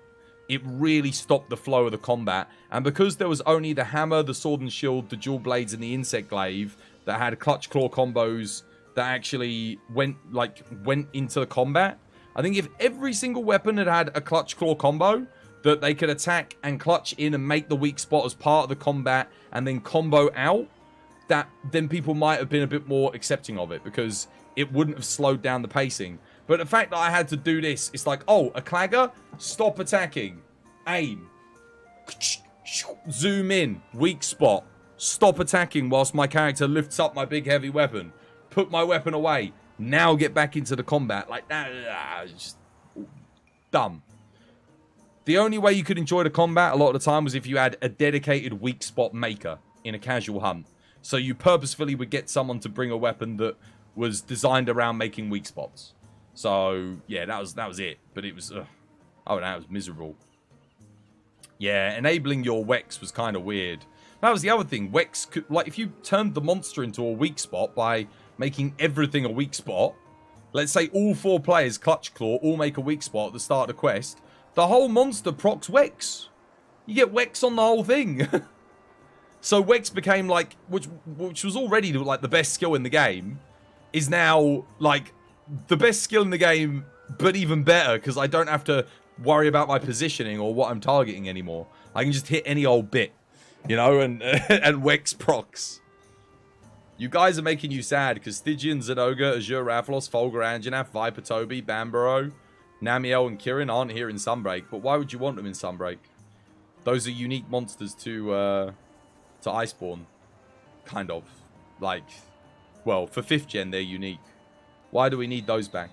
You should be sad that they didn't add more new monsters. That's what you should be sad about. In Rise Sunbreak, it was really your first Monster Hunter game. You played a little bit of World waiting for Rise to come out, but you always liked the combat in Rise a lot more. Yeah, it didn't start off that way though. The Rise combat started off as really bad. They improved it when Sunbreak came out. When Sunbreak came out, they refined it and made it a lot better.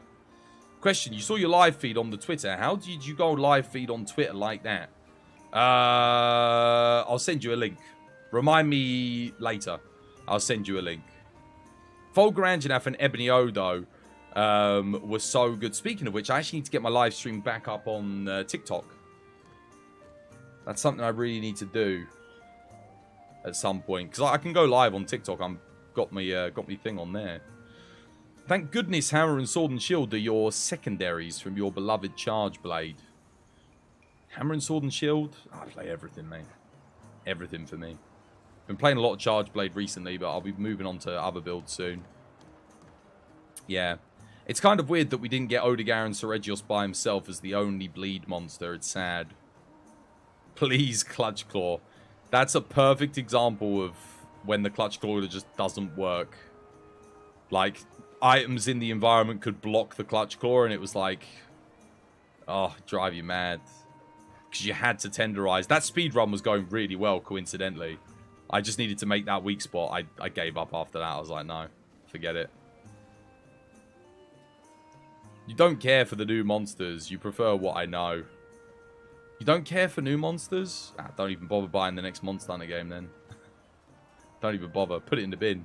It's going to have new monsters in it. You're sad about it all, Twas. You thought you'd get your boy Red Kezu. Goss would be get a variant. I can't believe Goss didn't get a variant. Somnicanth Almudron got our variant. Got new variants, but Gossarag didn't. At least Magnum Aloe got a variant, and Malzeno got one. So that's good. That is good. You have to disagree. New monsters are the blood of the franchise. Without new monsters, why not just play the old? Yeah, no, you've got to get new monsters. Think of all the fights we would not have in this game that are fantastic if we didn't get new monsters. There'd be no Malzeno. There'd be, and then by extension, no Primordial Malzeno. There would be no Magnum Aloe or Scorned Magnum Aloe. We'd have no Gossarag. You wouldn't have Guys McGorm. Wouldn't exist. You wouldn't have him. There'd be no... what else wouldn't there be? Be a lot of other stuff that you wouldn't get. Yeah, no Garen Golem, no Luna Garen. All of those are great fights. Most of the weaker fights were base Rise. Yeah, no Ragnar, no Pyre-Ragnar. Those are good fun. I always forget about Ragnar Kadaki. Even to an extent, no, dare I say, Nawa Ibushi. Nah, no one cares. Who am I kidding? No one cares about Nawa Ibushi. Stick him in the bin. Oh.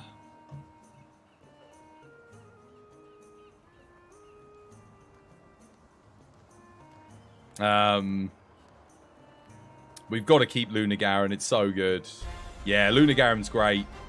Fantastic visual design. Fantastic armor design. Fantastic weapon design. Fantastic fight. Great evolution of the fight. The way it evolves. Yeah, nah. Luna Garen's peak Monster Hunter.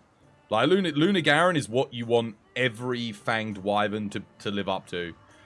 Like, don't get me wrong, Odegaren's fun, you know, and you go back to, like, Nonagaren and Onagaren and stuff like that, and they're okay. And you go look at, like, some of the other ones. I guess technically you got Zenoga, obviously, and Magnum Aloe. I don't actually like Magnum Aloe. Scorned Magnum Aloe I love. Regular Magnum Aloe's hitboxes kind of suck. I think he'll be better when he comes back. They'll make him a lot better. Subnormal, thank you for the follow. Welcome to the TBD family. It's good to have you with us. There's so much personality in his animations, yeah. He's like he is a werewolf. Garen Golm's got that slow, strong Frankenstein's monster. Luna Garen's got that werewolf, that wiliness. Malzeno's got that uppity vampire, like, you know, Victorian vampire feel to him. Geismagorm's definitely feels like a demon. Why? We should have gotten a second Malzeno. Sorry, not Malzeno. Geismagorm. That would have been hype. Magnum Owl's your favourite monster, but you really like the old monsters getting upgraded. Well, there you go. By your own admission, you say you don't want new monsters, but your favourite monster is Magnum Owlo. That's a very contradictory statement. You obviously do like new monsters. You obviously do. Otherwise, Magnum Owlo would not be your favourite monster. If you said, like, Rathalos, then I'd be like, okay, yeah, you know what, fair enough. You've got to love how the Serpent's Master Rank armors follow the same design as Amatsu's. I liked Amatsu's updated fight in this game. I just wish it didn't have so many interruptions. You got the first ultimate that it has to do, then the forced invasion that it has to do, and then the next ultimate that it has to do. And it's like, oh, come on, man. They could have just done one. They should have just gone, it has to do one ultimate in the middle of the fight when it hits 50% HP. That's it. That's the only thing that it has to do. And then past that, you can kill it. It would have made the fight a lot better. 100%. And then it does another ultimate if the fight exceeds 10 minutes, maybe. So once it hits the 10-minute mark. So that way you don't see the second ultimate if you're going at a reasonable pace. You love Magnum Owlo. He was by far the best monster. Sorry, by far the monster you were most hyped for in Base Rise. He was your favourite flagship until Malzeno. See, I didn't like Magnum Owlo because he was poorly implemented. His hitboxes sucked. And the fight annoyed me. But Scorned Magnum Owlo didn't have the same issue as regular Magnum Owlo. But they never went back and fixed a lot of the hitboxes with Magnum Owlo. I think he's got a lot of potential. But Zenoga has the same issue in this game. His hitboxes suck. Some of the hitboxes are just terrible. It's like, what is going on? Like, he'll do a forward charge and you'll be standing at the tail and the tail hits you. It's like, what? He just did a bite and the tail knocked me flying forwards when I'm standing behind him. This doesn't make any sense. Like, if you compare World Zenoga to Zenoga in this game, it's like, bloody hell. Night and day. What's wrong with normal Magnum Owlo? I just told you. His hitboxes suck. Really bad hitboxes on regular Magnum Owlo. You didn't really feel that. Alright. Well, when you fought him like 500 times, come back and... when you've been speedrunning him... tell me. Come back again. You'll see what I'm talking about. You like the old Zenoga, where he would sit and let you whack him. The one that just spams paw slams. Yeah, but that's Master Rank Zenoga. You're talking about like high rank Zenoga from Portable 3rd. The pacing was different. But we got him at Master Rank in World, so naturally he's going to be a lot more energetic. But I really liked Zenoga in World. I like the fact that they changed the weak spots to his front paws as well. I think that was a great choice, because it meant that you could stand in front of him and enjoy the fight. Whereas Zenoga in Portable 3rd, you had to keep repositioning to the rear legs. But given the pacing of the fight was increased in these games, this game made the rear legs the weak spot again, which is like, doesn't work. Having the forearms was better. You mean in Iceborne, it's your most hunted monster. In Sunbreak, he's your least hunted. What, Zenoga? You think Risebreak's best update was how they made Rathalos into a menace? Yeah, Rathalos is pretty deadly in this. Opinions on rebranding Master Rank back to G Rank in Monster Hunter 6? Nah, there's no point, is there? There's no point. G Rank, Master Rank, it's the same thing. Many of us still call Master Rank G Rank. There's no difference between the two. It's just the naming. What sounds better in English? G Rank or Master Rank? Master Rank really does, doesn't it? It also follows the naming convention better. low rank, high rank, master rank. Whereas low rank, high rank, G rank in English, it's just, yeah, it's just more, I think it's just a better naming convention for it. Just add Grandmaster. Yeah, they could put Grandmaster in 100%. I honestly am surprised we haven't had a second expansion ever outside of Frontier that introduces like an extended rank beyond what we've already had with like like even harder levels of difficulty. You like things about the New World Zenogre. You like World-born Zenogre's design and the fight. You adore the new Zenogre's style. The eyes and the fur are just moi. Oh, dude, he looks so good in World. It looks amazing. The effects as well, like the thunder, the lightning effects. The fur, yeah, I mean, he's just brilliant visual design. He's always looked good as a monster, but the way how they elevated him in the 5th generation visually was very impressive. Yeah, Zenogre, I don't like it in here in Sunbreak. Maybe because you're using longsword mostly. I don't like it, again, like I said, the hitboxes. He's got a lot of multi-hitbox attacks that kind of don't fit well with the mechanics of the game. Like, if you counter into them, you just... But if you counter into them or wirebug into them or whatever, like wirebug counter, you end up taking loads of shade damage. And it's not good for, like, considering how crap hyper armor is on a lot of the stuff in this game, you just get punished too hard for using moves that you otherwise can use in, like, every other fight. And it's just, yeah, I feel like they should have maybe reworked him a little bit. Next game. Whereas in World, like, he's aggressive, he's fast, he's got a lot of multi-hit attacks, but not too many multi-hitbox moves that sort of... Nothing you can't iframe through. Put it that way. Which, yeah, is a lot better in my opinion. Rathalos has a lot of lock-on in Sunbreak. Yeah, dude, do you remember before they did the switch when monsters locked on harder to you, depending on your frame rate? Oh my god, dude, Rathalos never missed with his fireballs.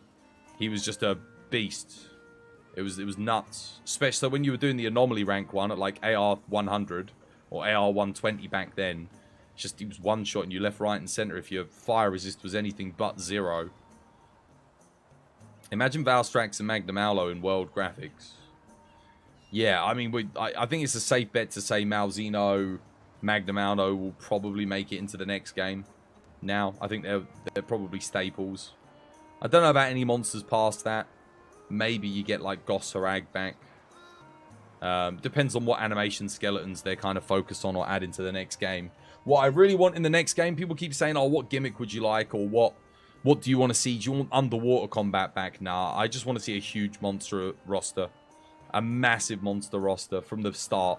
I don't want to have a monster roster of 30 monsters in the base game and then it only goes up to 60 in the expansion. I want to see 60 monsters in the base game and like 120 in the expansion. And then I want to see extra support. Or I would like to see just an MMO Monster Hunter where if you're going to start with only 30 in the base roster, that's fine. Just expand upon the roster on a monthly basis. Get one new monster in every month. Consistent updates, you know. Doesn't have to be a big update, just keep adding. One monster a month, so 12 monsters a year. MMO subscription, $10 a month, boom, I'm in. Sign me up. Where do I sign? $20 a month, go for it. I'll bloody pay it. Not many people probably paid $20, but yeah. In your opinion, Rise breaks Zenogre with the World-born model and fixed hitboxes would be the best incarnation. Yeah, I think that's fair. I think if the hitboxes were better with the world model, I reckon it would be the best. That'd be really good. I think just get rid of some of the multi-hitbox moves. I think between the two, you've probably got the perfect Zenogre. Maybe a little bit more of the temperament from Portable Third Zenogre. You know, there was nothing wrong with letting him have those moves where he just used to pace menacingly and thunder would go around him. That sort of Kirin move. I liked him having that. I thought that was good flavour, you know. He doesn't always have to be going at 1,000 miles per hour. Sometimes those little openings that you get where you can just do a bit of damage, that's fine. If you want to have him hyper aggressive, go for it. Just give him a little bit of a break every now and again. Aimbot Raph, that's your favourite Raph, yeah?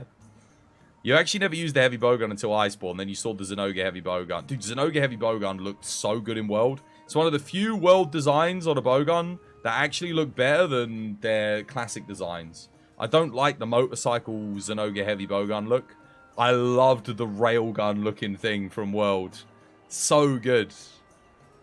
Yeah, that was definitely one of the few visual downgrades in terms of unique weapon designs, I think. You hope Monster Hunter 6 focuses on smaller monster types. I would like to see the smaller monsters get some better AI. A bit more love. I love the way how they would scuttle up into trees, run away from big monsters, interact with, you know, how the little Jagras would interact with Great Jagras. Stuff like that.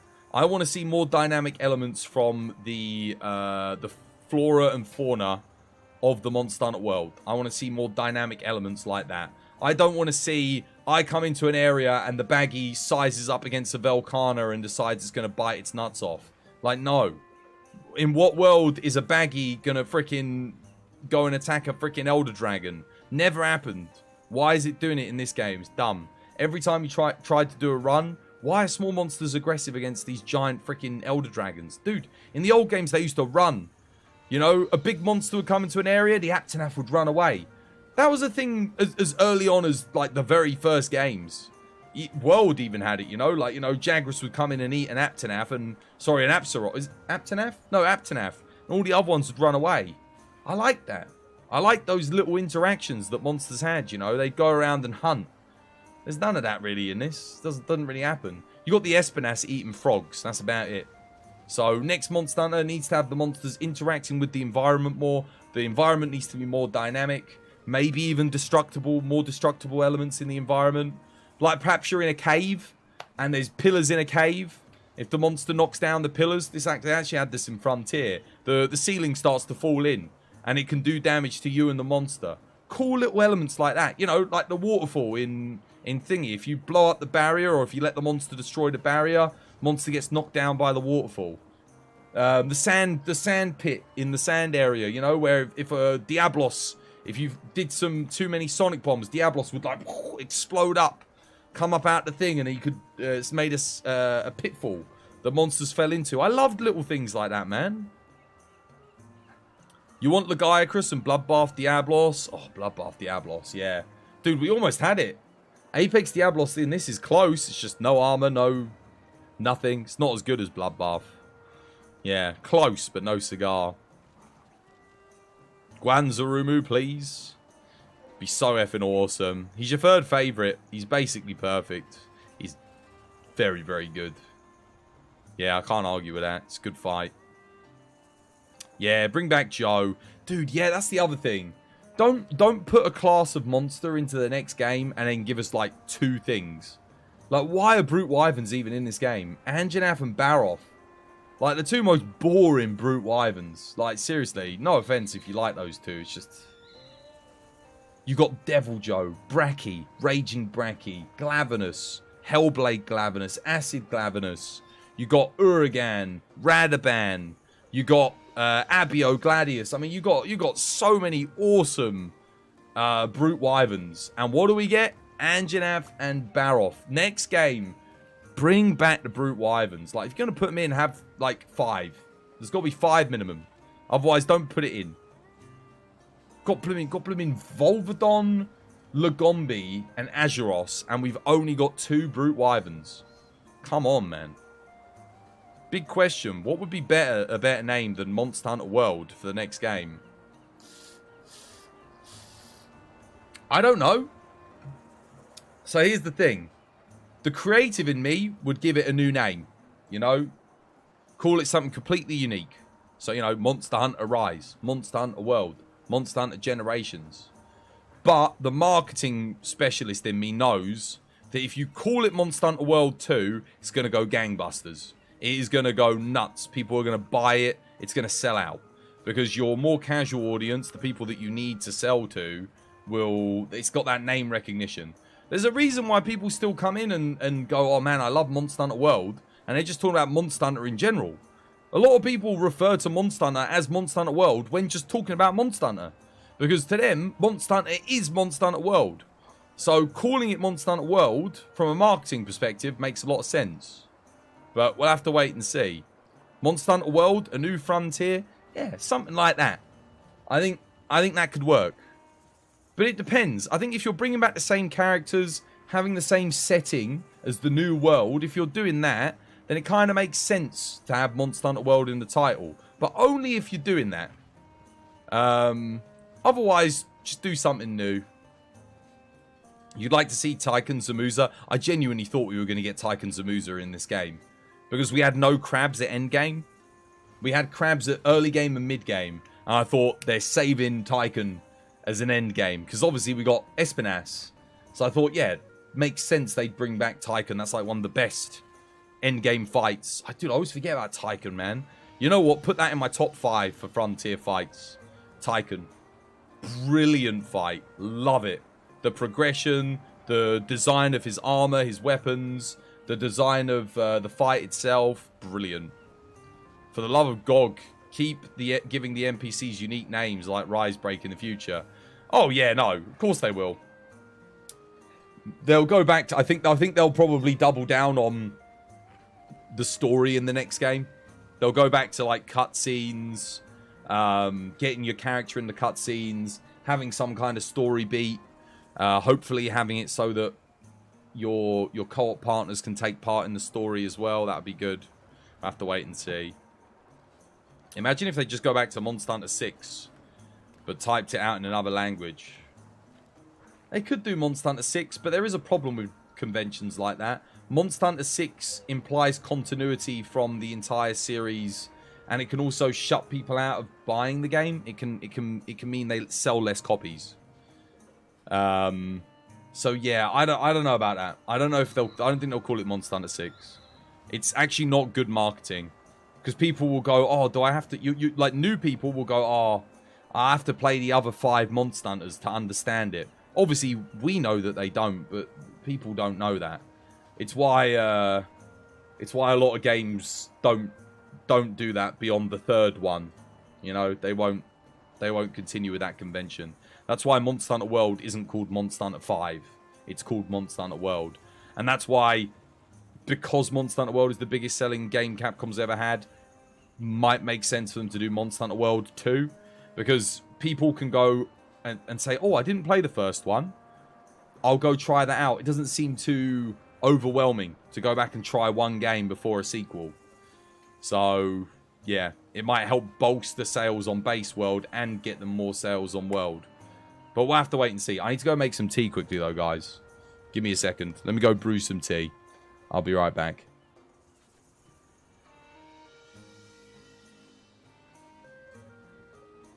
DC? Yeah. Vile, where you off to? Yo. You alright?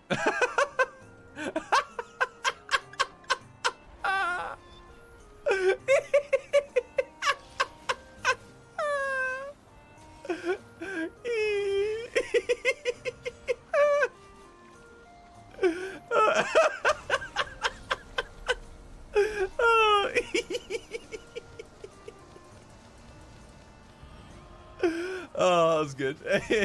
Oh, dear. Classic. Oh, dear. Everything, we'll see how that goes. But yeah, thank you. Thank you for keeping me company today. Thank you for all the hunts. Thank you for helping us grind the anomalies. Thank you for all the support as well. Massive, massive stream. Legends, if you were here, you were part of it. In fact, can I even make a Twas moment here? I might be able to make a Twas moment. How do I make a moment? Is it /moment? /moment? They know if the elemental ratio didn't buff the raw value damage of Dragon Piercer. It's buffed. Mabs doesn't know what he's talking about. Oh, you've done it now! You've done it now!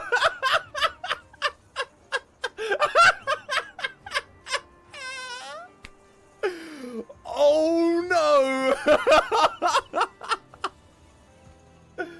Oh, no! maths. You don't know what you're talking about. You don't know what you're talking about. Oh, shit. Oh. It's not the good old days anymore, Twas.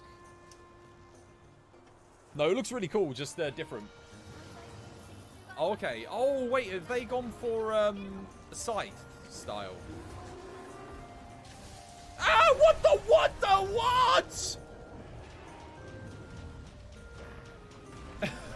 What was that?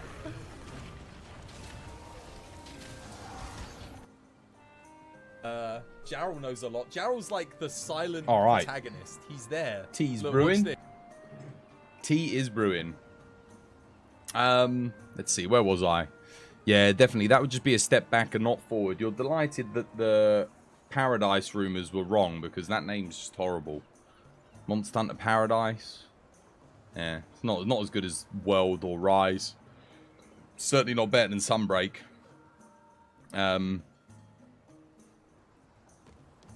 Is this Monster Hunter Rise better than World? You played World and you really liked it. It's neither better nor worse. It has elements that are worse and elements that are better. It's different. So if you just like Monster Hunter in general, then you have to play it. It's very good. You don't really care what they do. Just please give a Safi Jiva-like function. How do you mean? What? Just like a raid?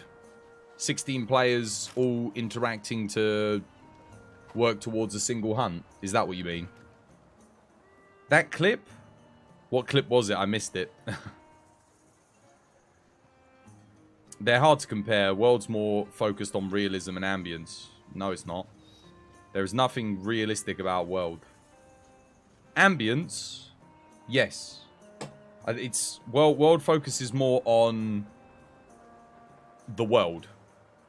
The interactions between different subsystems within the game, outside of the hunt. There's more dynamic elements going on. But there's nothing realistic about Monster Hunter.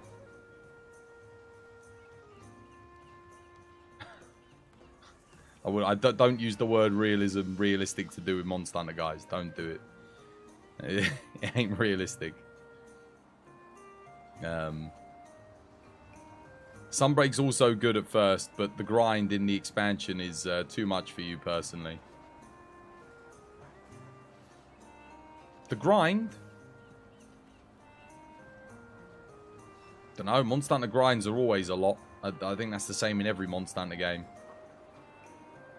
The only thing you dislike is the grind in Sunbreak. The only thing I dislike about the grind in Sunbreak, realistically, is the charm system. That's kind of still the issue. Even though charms are super generous now, it's just, it feels like it takes forever. Your AR 255, you're getting close.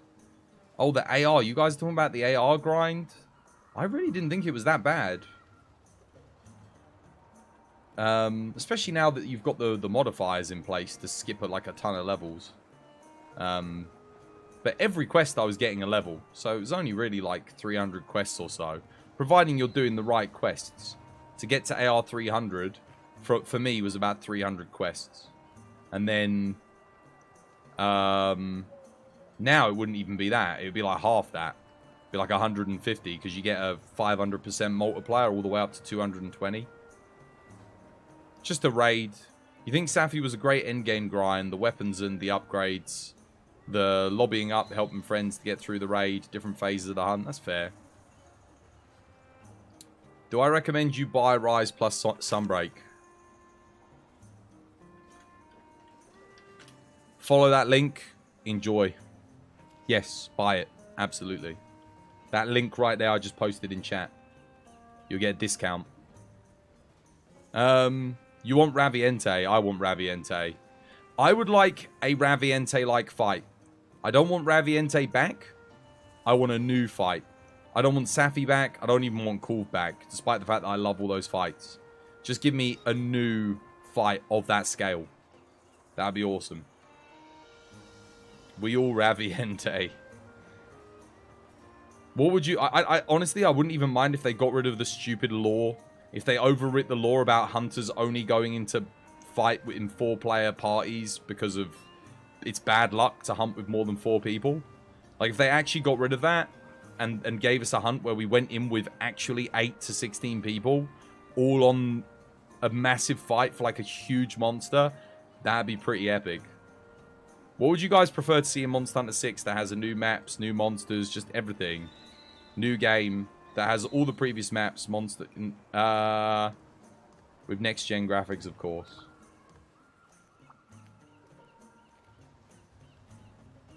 Neither. I don't want a game that works in extremes. I want a game that has enough returning elements that we loved, with enough returning maps and monsters, and then new monsters thrown into the mix with new maps and stuff as well. Yeah. Because starting again from scratch is never good. Just look at Monster Hunter Tri. That game, -3 monsters, started completely from scratch. And games that are just all rehashed stuff with nothing new also don't do so well either. So, yeah. It's got to have a mix. Are there many people playing online in this? Just go on Steam, mate. Just have a look. I don't know. Let's check. I'll have a look for you.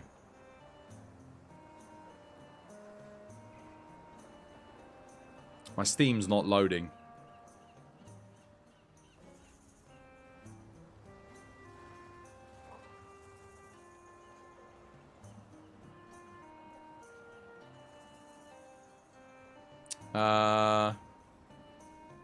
There are currently around 8,500 people playing. I don't know what the peak is. I can view the stats. How do I look at the stats? I don't know what the peak player count was. But yeah, there's still people playing. So I'm going to guess probably peak of like 20,000 people playing at any one time on any given day. So a decent player base, yeah.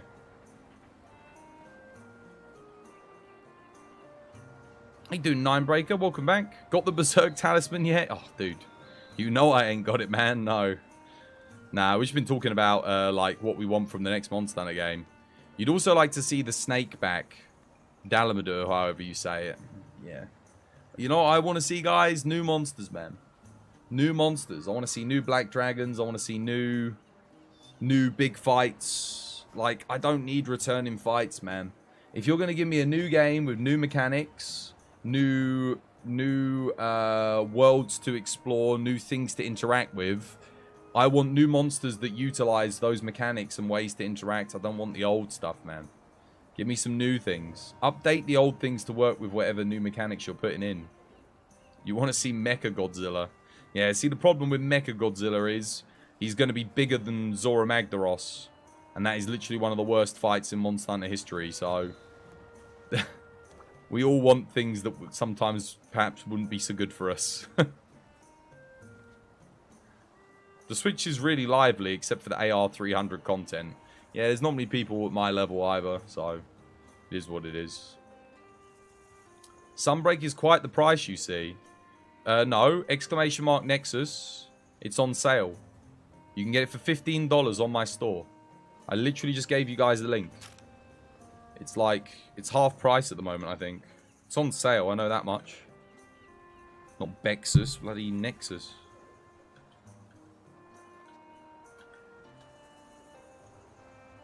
Follow the link. It's on sale. You can pick it up. You can get it cheap. Including the game. Just go to my store, have a look. There's a sale on at the moment. All my Capcom games on the store are all on sale. So everything's on sale. You can get 85% off on Dragon's Dogma as well. I think it's like literally less than $5. Less than a Happy Meal. You can buy Dragon's Dogma. And Dragon's Dogma 2 is coming out in a couple of months. So if you ain't played the first one, go play the first one. It's a bloody good game. They're definitely bringing Dire Morales back. I really hope not. I really hope not. Dire Morales is... oh... big hit foot simulator, dodge, volcano explosion Meteorite Simulator. Dia Morales is just 2 steps away from being Zora Magdaros. So hopefully, fingers crossed, they don't bring him back.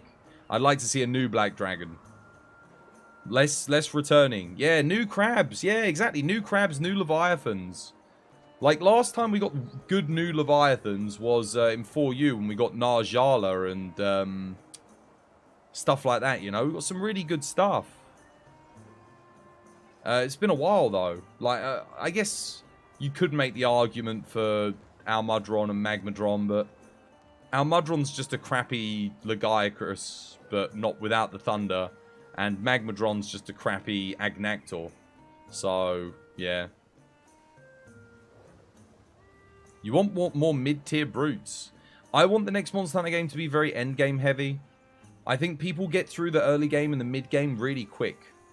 I think, you know, put like 15, 20 at most early mid-game monsters, you know?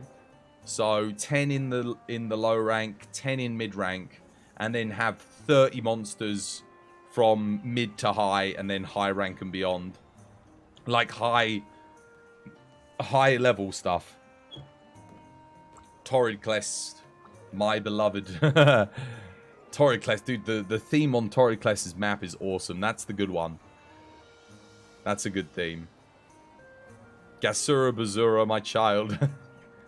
Dude, I didn't like that thing, man. That's the brute wyvern in the desert, right? The poison one that throws sand and everything everywhere. That thing was annoying. I also thought it was quite ugly. But my god, dude, the set's pretty good though, right? The armor pieces. What did he do? He stuck me in the sand and dropped a freaking giant boulder on me head. One-shot me. Take that back. Nah, yeah. Is Gasura Baruzu, is that the one I'm thinking of? Is he the poison desert brute wyvern? He's just a funny guy. You hope we see some monsters from Explore. Morudamuntu is your beloved. Oh yeah. Morudamuntu. I haven't played Monster Hunter Explore, so I can't comment. But with a name like that, it can only be amazing. I need to go get my tea quickly. You almost forgot, but Agnactor, he's a must-have. I don't care. You know what? We need Zamtrios, man. We need Tiger Stripe, Zamtrios, and Zamtrios. I can't believe they didn't make it into this game. We had the Zamites. We had the little Agnax as well, and we had Jagras, but no great Jagras. I don't understand. We had so many small monsters, but without their grown-up variants in this game. I don't think we've ever seen that in a Monster Hunter game, ever. It was really weird. It's basically Gore, but he was Bloodborne-ified. Yeah. Oh, yeah, Gasura Baruzu is the poison brute. I thought so. How you doing, Elder? Dude, shouts to you. Hope you have yourself a lovely, jubbly day today. Maybe the where meant to be in. Yes. Also Jaggy, but without the greatest Jagras. Oh yeah, Jaggy, but without great Jaggy. Yeah. It's weird, isn't it? So many things where we've got the little versions. We've got Velociprey, but no Velocidrome. Why? I don't think they've ever done that before in a Monster Hunter game. I hope they don't do that in the future. Don't tease us with the big versions of monsters by giving us the little ones, but not the big ones. I'll be right back.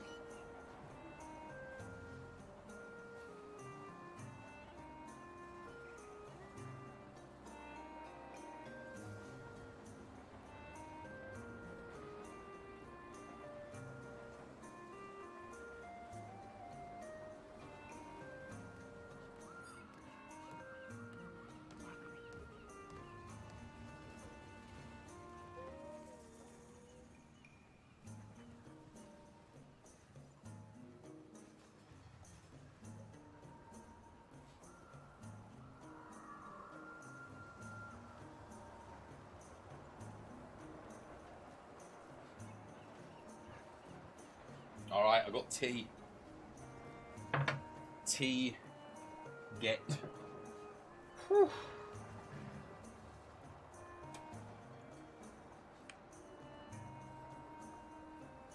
Rise actually takes place inside a giant orphanage. What? Also, the first game in the series without Aptonath. Yeah, I know. No Aptonath. Doesn't even have Apsaros, does it? They're not in it either. Although Apsaros didn't sharp until, what was it, like 3rd gen anyway? Or were they in 2nd gen?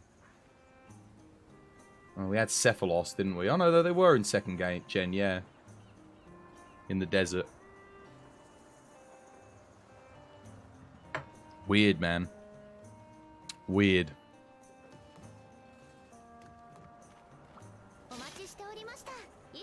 Well, I should probably do some tradition.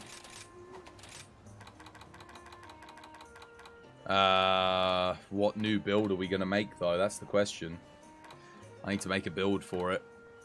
We did Charge Blade yesterday. Maybe I'll do Swax today, then. We need to update our Magmadrom, because we're going to start off with fire. I have no idea what I'm going to do for this. I'm guessing the new skill is worth using. So what we'll do is, let's take...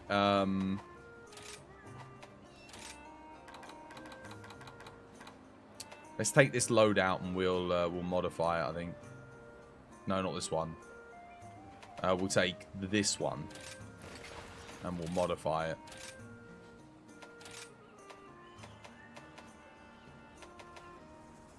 Magmadron, yeah.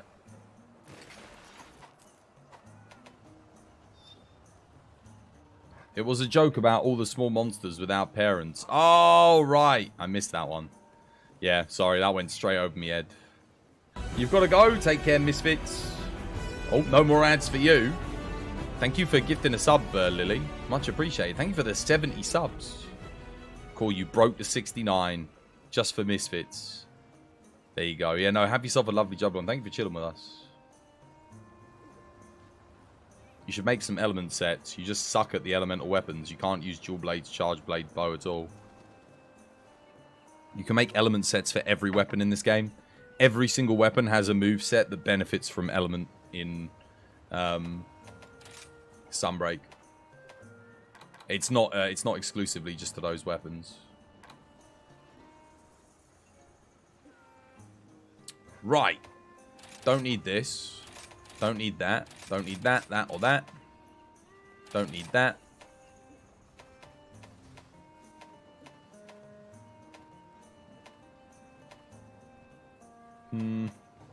Damn, I need some small slots because I need the Teostra Soul.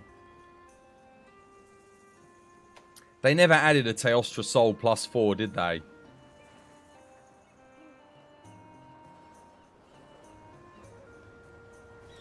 You suppose you could try Surge Slash. It's good fun.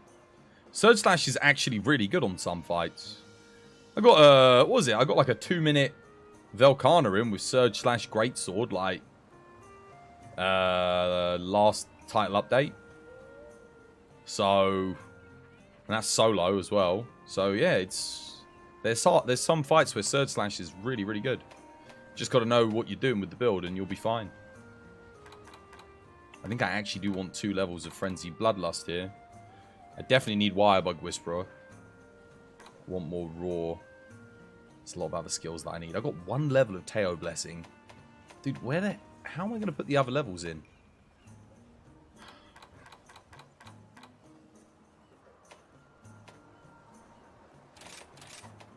That is a bit of a problem. It's the charm. If the charm had some level, even just some level 1 slots. Okay, well, let's not worry about the Teo Blessing for now. Sucks because I might end up missing 5% on the Ellie, but we'll see. Let's get our crit in. We need Wex, so we'll start with Wex. It is important here. Need that consistency.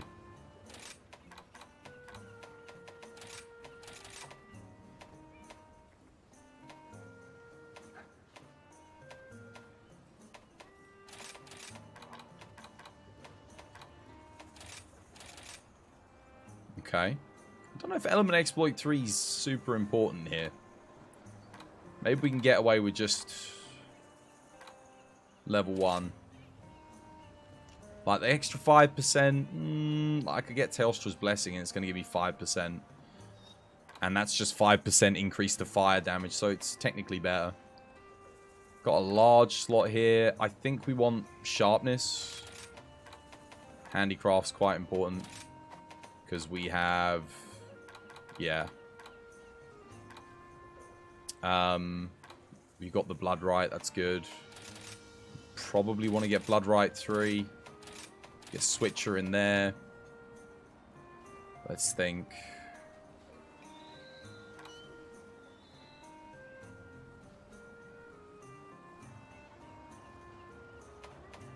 Got a lot of level 4 slots. Could go attack. Raw, like level 6. Might not be bad.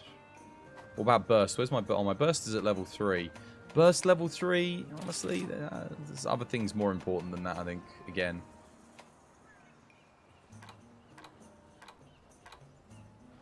I'd really want Frenzy Bloodlust 2, but I think the only way I'm getting Frenzy Bloodlust 2 is if I roll Strife plus Frenzy Bloodlust, for example. Could get rid of the Primordial Coil here. Honestly, yeah. And I'll tell you why. Because I think Frenzy Bloodlust is a bit more important. Getting that extra 30 seconds. This also gives me Wex too, which is really nice. I just need Melee Hellfire on this. Is that an Amoral? How you doing, Amoral? Hope you're having yourself a lovely, jubbly day today. How's things, man? How's your day treating you? Wait, there's no way I don't have Melee Hellfire on this. You gotta be kidding me. Oh, I do. Okay, good. Nice. Excellent. Well, I got plenty of Wex now, which is good. Too much Wex, even. Now I need Crit Boost back in. Cool. How's things, dude? How you been? How's your day treating you? Good, I hope.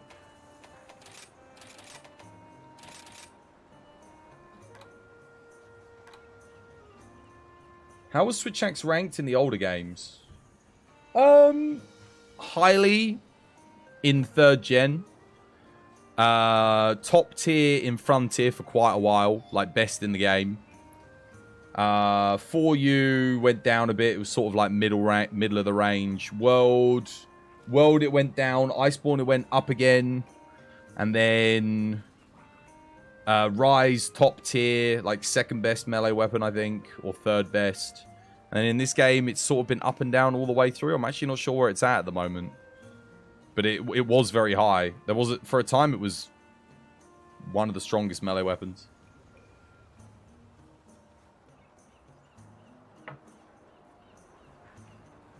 You're doing good. You're having a lovely, jubbly day. How about you? Yeah, no, I'm doing good, man.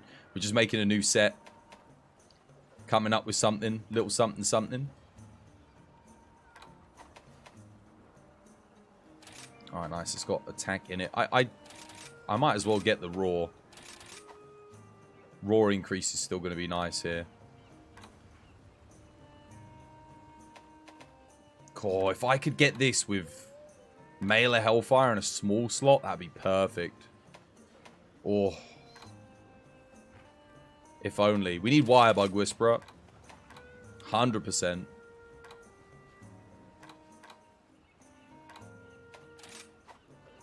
Gotta get that.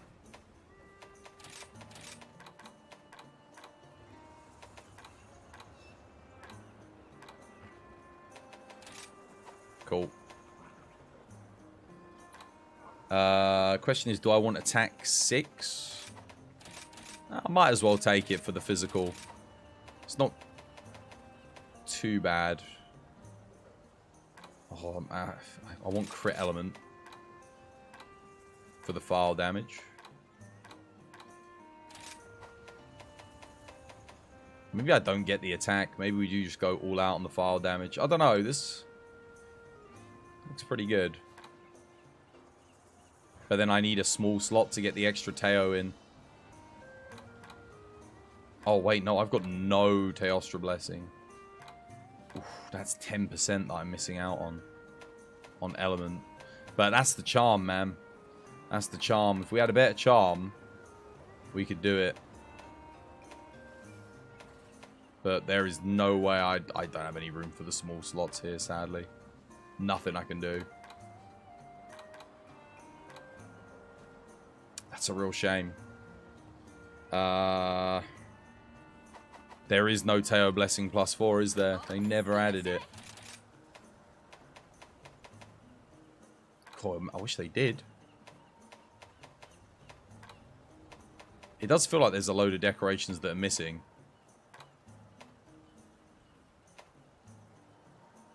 You know, like reload +4, guard +4, recoil +4. Yeah. The souls +4. Those would have all been really good.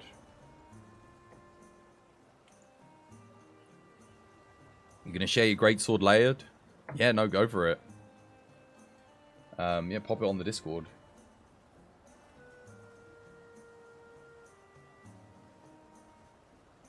No guard or guard up +4. There is guard up +4. There's just no guard +4. We got guard +3. We do have guard up though. Thankfully, at least there's that. It's somewhere back here. It's one of the first things you get. There it is. There's guard up +4. But Iron Wall, we only got the +3. If we gotten +4 to get 3 levels, that would have been so good. Really efficient. But we never got it. I have got Rapid Morph, right? In my build. You know what? I actually don't think I take the attack here. I think it might be more important for me to get the extra element in. Yeah, because I've got no burst in here either. Yeah, I think the raw's got to go in favor of the Ellen.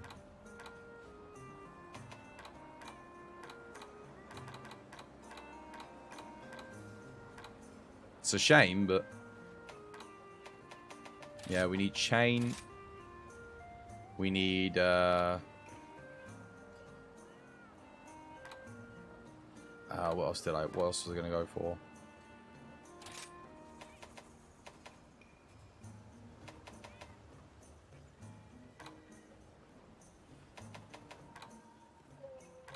Take the LM exploit.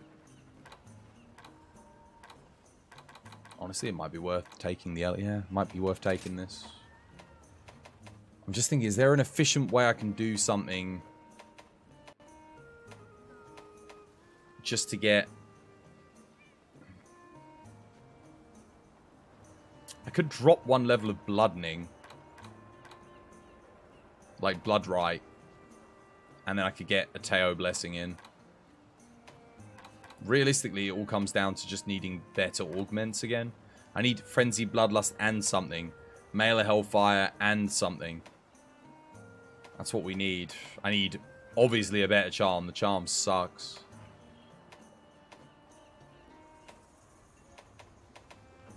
I got this one level 4.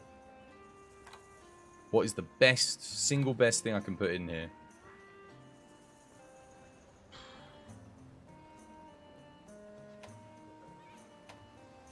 Might even be handicraft or crit.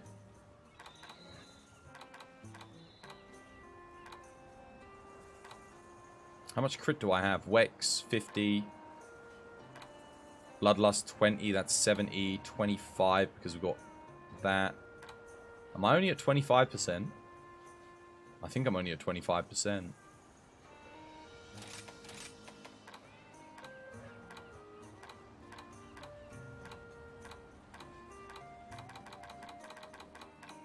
Damn. Yeah, I'll go put expert in then. Cool. But I'm missing 10% because I don't have the bloody Teostra blessing. Oh, I could maybe get rid of the primordial legs and go with the Teostra legs instead. Wex, that give me crit element. What have I got on here? So I could get crit element 3, Teostra Blessing, Wex, fire attack 2, and then level 4, 2/2. But I would lose, I'd gain 10% element, but I'd lose 10 element. Because I'd lose 20 raw. So what's better, 20 raw plus 10 element, or gaining Teostra's Blessing? Nah, I think, even though that's always up, I think the other thing's still better. But it's the irony is this gives me the small slots that I need. That's the funny thing. I think we're just going to have to roll. We're going to have to come back and roll for better stuff again. Like, roll this to get Melee Hellfire plus a small slot. Yeah. Time to roll skills on armor. I'm going to have to at some point, yeah, today. We'll go do a run and just see how this thing performs. But missing 10% on an Ellie build is a lot. But it does mean I won't be able to make any other Ellie builds, right? Until I get that, because I'm going to need better pieces regardless. TU3 Fire Swags. Holding on to that to give to people that might need it. I'll overwrite this old... Do I overwrite this old Magmadron Swags? Old Dragon Conversion one.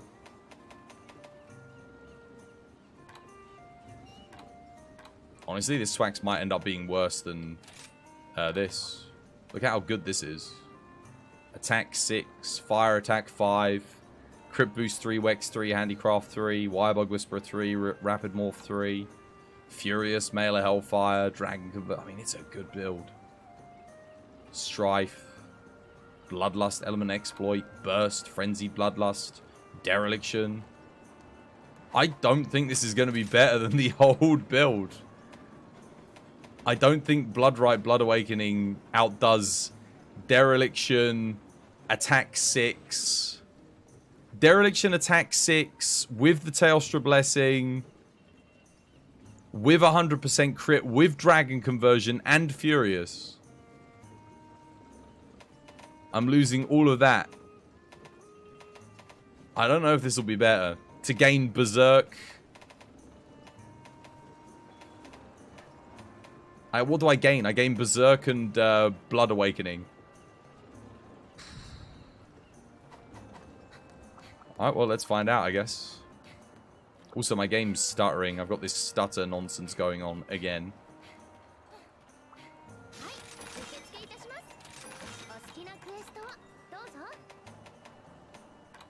I think this build would be better. You have a lot of sets. Yes. Tends to happen when you play a game a lot. You end up with a lot of the things that are in said game. Definitely. I have to take Super Recovery first here, because it is a Berserk set.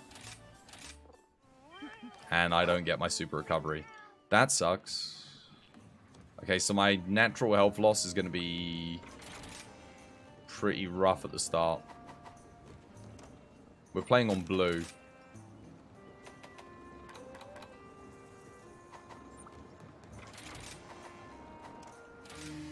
I guess the benefit of this set is I gain the Ellie from the Melee Hellfire.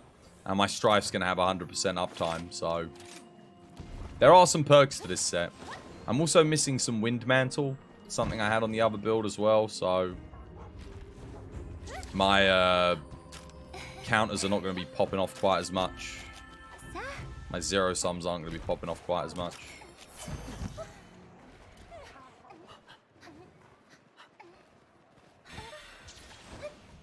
Oh my god, look at how much the game's stuttering. Look at this. This is going to be impossible to play.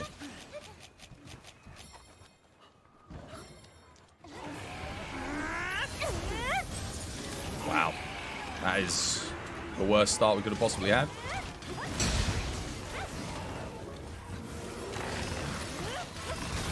That missed. How did that... Oh, I guess stutter.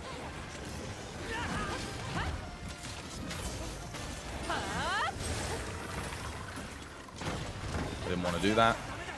I was trying to switch back.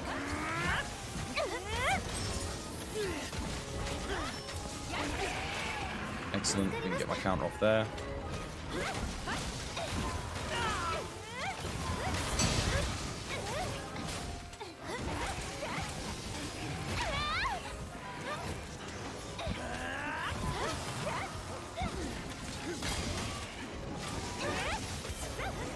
Tried to zero sum, but the game stuttered, lagged, and skipped my spike.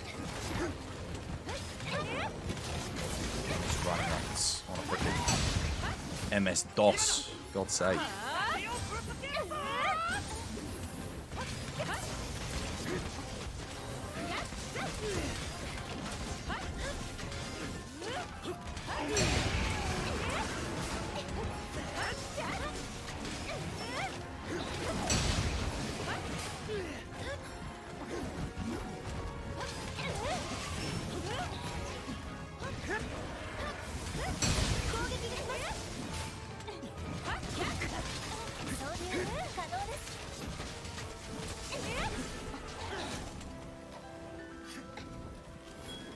What are you doing? It's Sushi, no! You idiot! Sushi, I actually hate you. There is a special place in hell for you.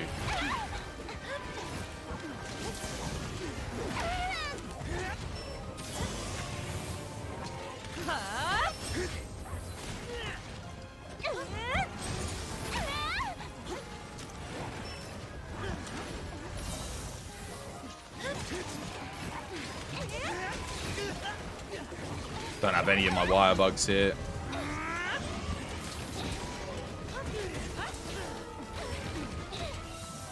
Dude, my game's gone. Literally, my game just like completely lagged out. I'm guessing someone joined the lobby or something. Lost all control.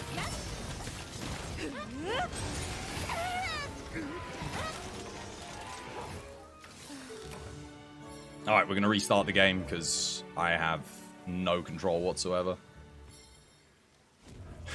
And hope that it starts working.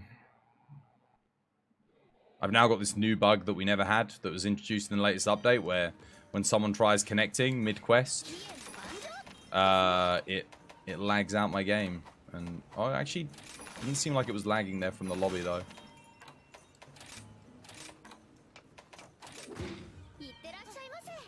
Oh, it's not stuttering anymore. Okay, cool. Well, hopefully that was the last of it.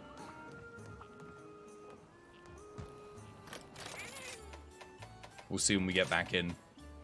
Oh, wait, I can't get super recovery, can I? No, because it wasn't activating. Alright, in that case...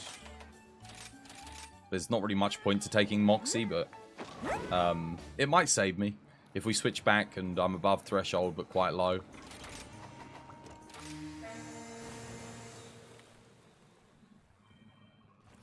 I do really need super recovery, though.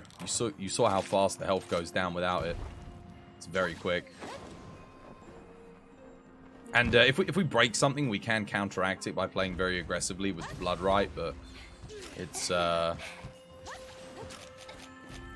save this game, man. I swear, just run up the fucking cliff. Are you taking the piss?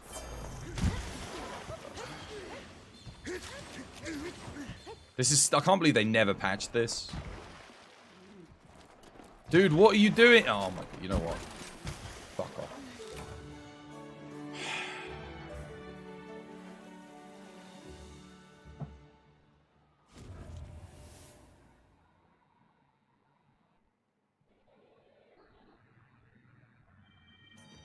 Let's try again.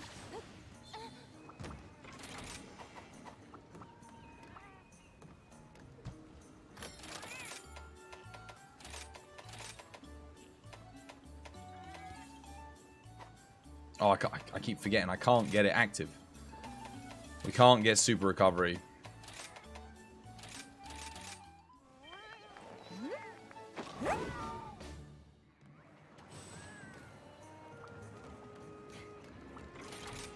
You know what you want from Master Rank 6 now? No idea, mate.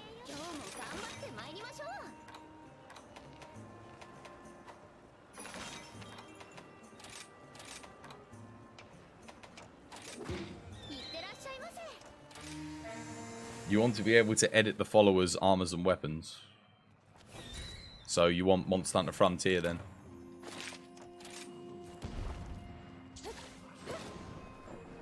There's no point though. They don't carry any stats.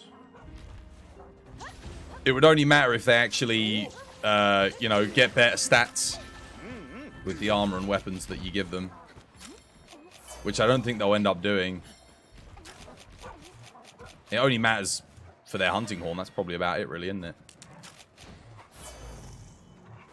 I'm going to have to take this because the health degradation was just too much last time.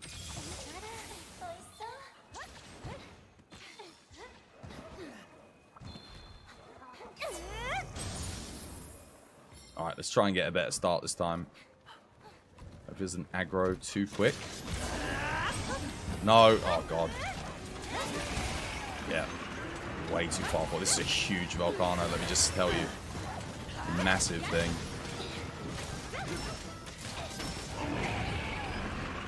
Double roar, very quick as well. What? So it got the counter off behind me somehow and froze me there. Excellent. It's too big. It's so big that it's hitting behind me on attacks that are meant to be going in front of me.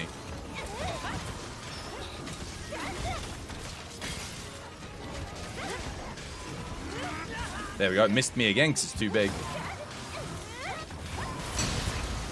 Finally. Actual counter off. Look at my health drain, man. I haven't even taken a hit. Look at it.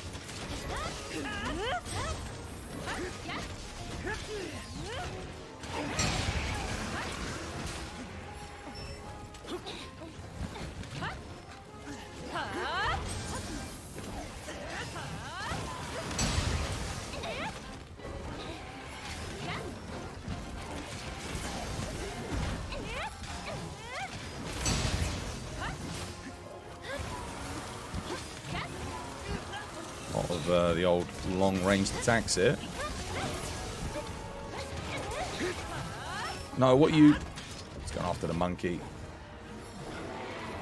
Okay, just needed Sushi to mount there. And then we need to zero sum here.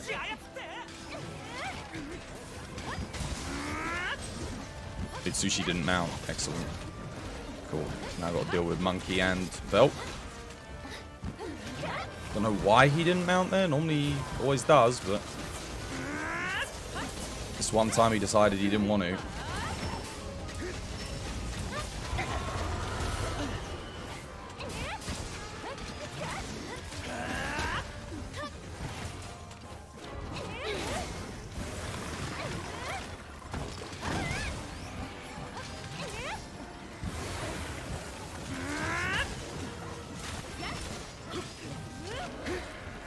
There we go. At least that time it went in front of me. Don't you dare mount. It's gonna mount. Okay, so you'll mount this, but you won't mount the monkey. God damn, this AI, man. I swear.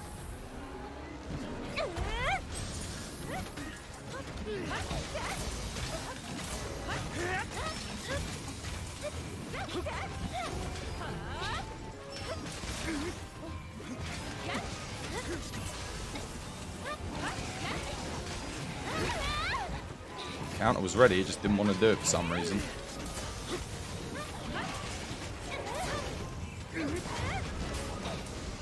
Oh god, what is going on? Come on! Dude, what the hell? I lost all control.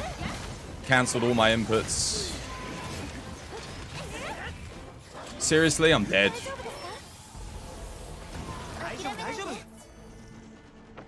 Dude, what is wrong with this game, man? The latest update has just completely killed it. Seriously. I have to deal with it. I had to deal with this shit almost every quest. I don't know if the stream picks that up. I'm hoping it does. It like drops to like I don't know, half a frame per second. For God's sake, man. I'm closing the lobby.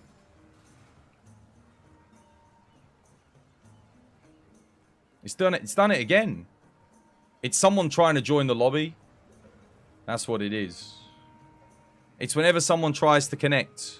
Like, even if they just try to connect, it does that. It was doing it yesterday every time someone was connecting. Can't even play multiplayer anymore because of it. And now my controller's stopped working. Because I tabbed out to exit the thing using the mouse.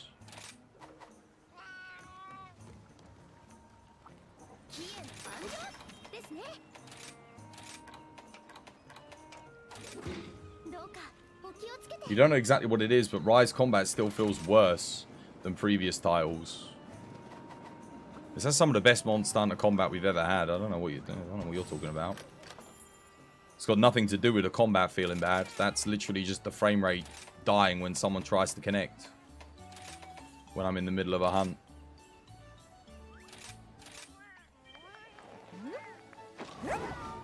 What was the skill that lets you heal when you hit a monster? Blood right.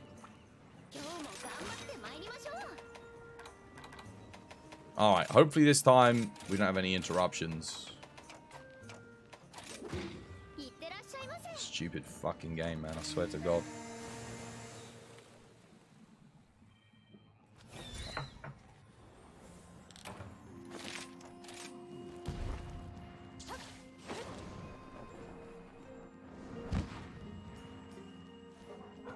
Right, let's go.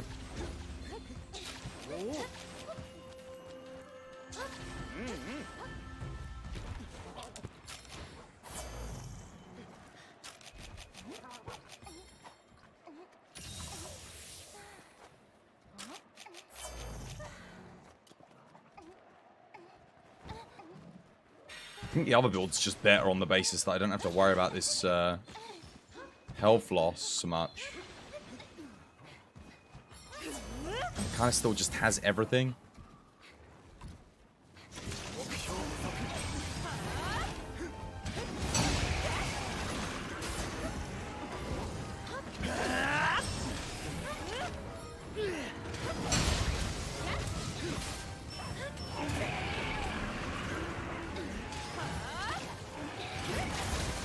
Oh, it missed me. Interesting. I wasn't expecting that. Missed me again. Nice. Right, flinched, sadly.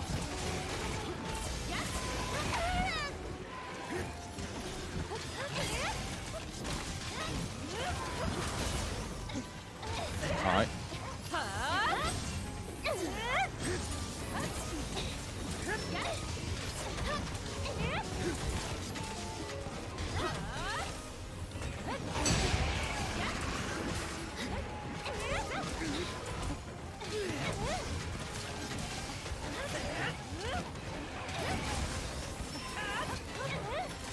I find it interesting how it misses me with that first tail hit a lot of the time.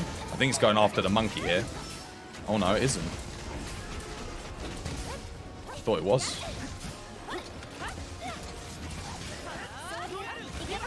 Oh wait, if monkey comes in here, Sushi might run him straight into it. Which it doesn't, sadly. Oh, that would have been so good. It is actually going to switch areas though. It's just a bit too early, sadly. So monkey's going to come in whilst this is down, which is no good.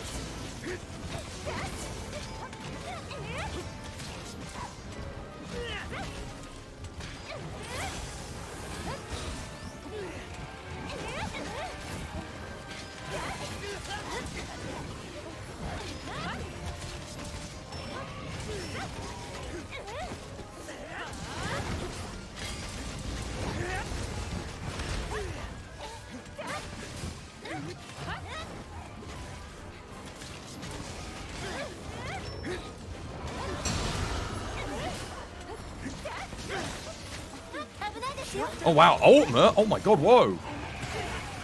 That was really quick. I was not expecting that. Not right there anyway. Oh, that's such a... What the hell? That was a massive one.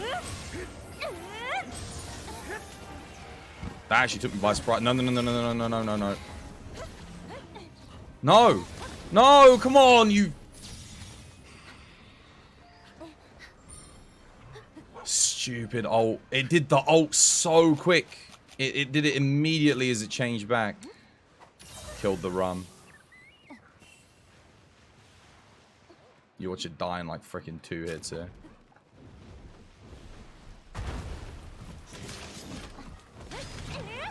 If I can even reach its stupid bloody tail.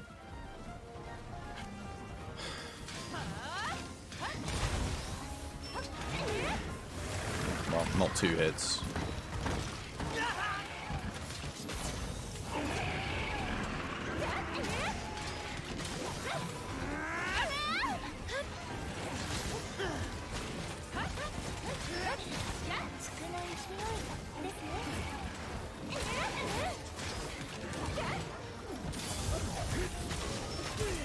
Yeah, I think the fact that it got mounted when it did was probably really bad. Terrible quest. My old build, I was getting that done in 3 minutes, no trouble. But I don't know if that's just because of bad RNG here or if because I'm actually doing less damage. I can't tell. It feels more like a beat 'em up than a Monster Hunter game, in your opinion. Dude, it literally has all the same combos that Monster Hunter World had. And most of the weapons feel... Certainly now that we're in Sunbreak. Have you played any beat-em-ups? Sub 5 is bad. Yeah, really bad. In current meta, I should be getting 3 to sub 3. That was fast. Your personal best on Velkhana is 15 minutes. Yeah, but what are you using? For me, that's bad. Like I said, I was doing better with my old build than that. But again, I don't know if it's because I got unlucky or because the new build's weaker. With Greatsword. My PB with Greatsword's like 2 minutes. You can do a lot better. That's probably not skill issue, that's build issue. Sounds like. Greatsword's very strong here. Very, very strong. You need a bit of good RNG to get 2 minutes, admittedly, but you can get sub 5 minutes. You could play terribly and get sub 5 minutes with Greatsword. As long as you just, you know... and I mean Element Greatsword. I'm not even talking about TCS Greatsword. Splikitty Lit. Thank you for the follow. Welcome to the TBD family. Are you running heroics? No. No. You just got to run... you can run Hunting Edge Greatsword. You can get like 3 minutes. Very comfortably. You can even get like, you know, 2.5 minutes with Hunting Edge. I'm going to run that back, see if we can get some good RNG on the monkey.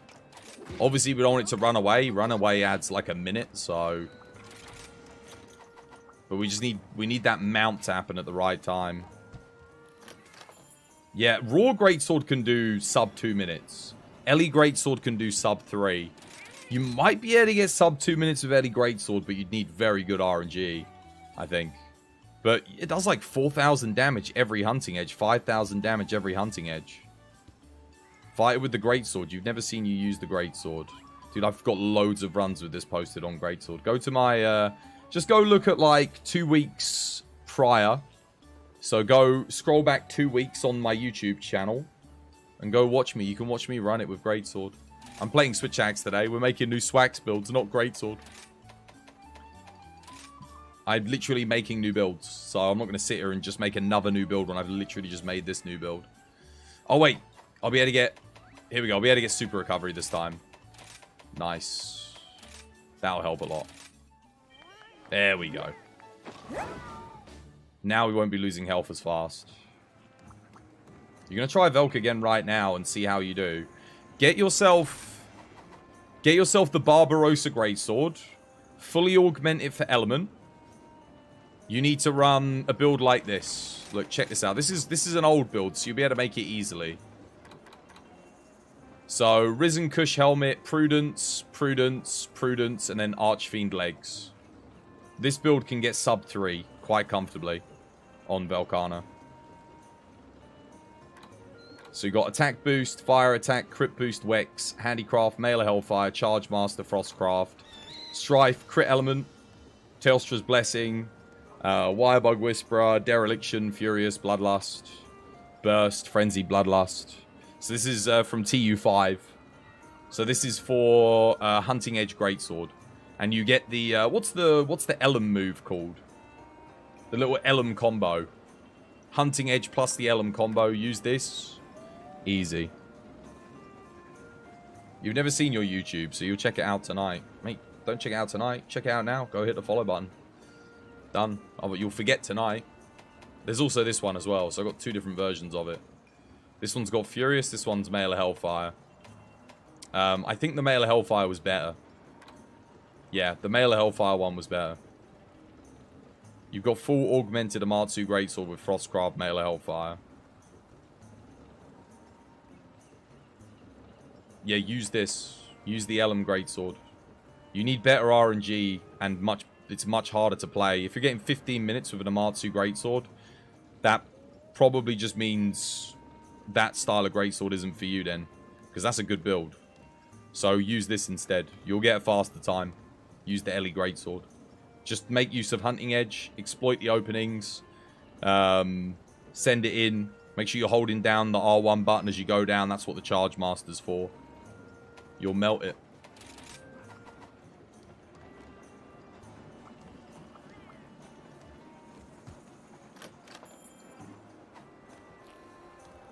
Alright, let's go again. I got super recovery this time, so it should be better.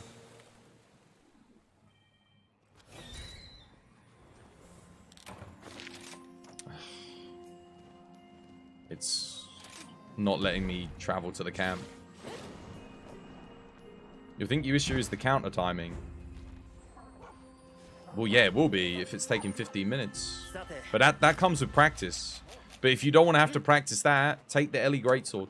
The Ellie Greatsword's very easy to play on this fight, and it can do the fight very quickly. Just copy the build I just sent you. Even if you play that build badly, if you're taking longer than 5 minutes, I would be surprised. Like 5-6 minutes. Because if you just spam out Hunting Edge, even if you land half of them, you'll still get the fight done pretty quick, I reckon.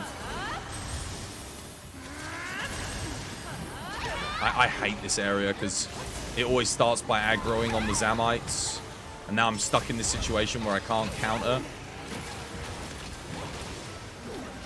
Or do anything that I need to do. And the game's dying again. My controller just DC'd. Wonderful. As I did that input too to switch to and from.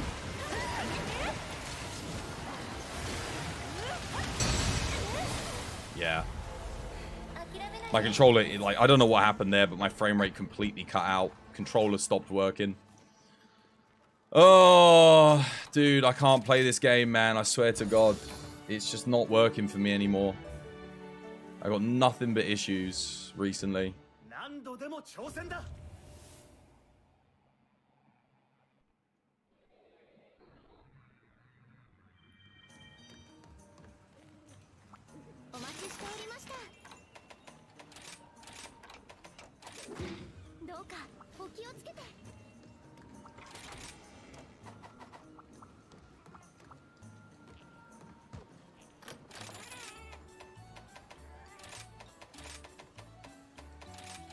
Ever since the last update, I keep getting this thing where the frame rate drops to 0, my controller stops working, I lose all control of all inputs.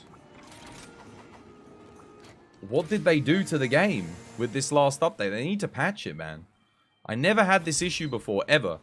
In 2 years of playing this game, and now all of a sudden, the final update, I'm getting it like every other quest. It's really making me not want to play this game. But they broke something. God only knows what.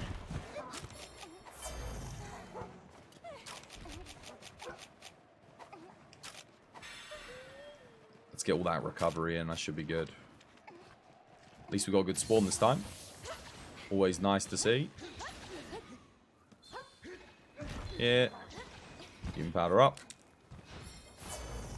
Switch.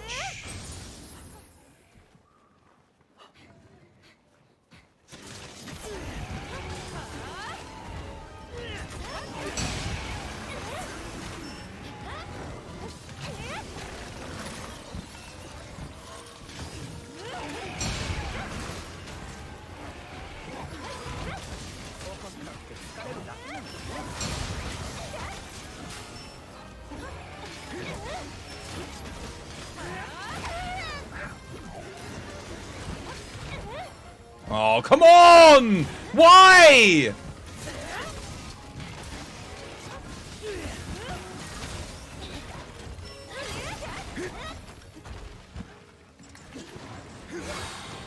My inputs are gone. It's gone. It's all gone.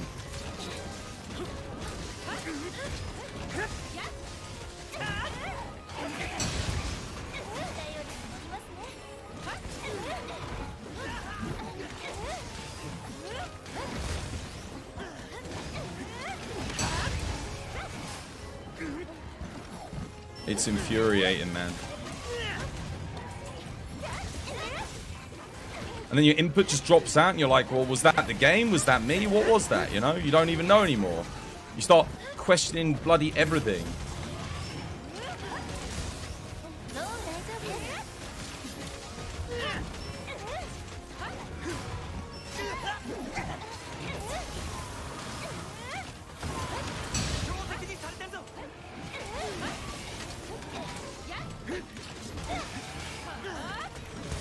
Okay, he's going for monkey.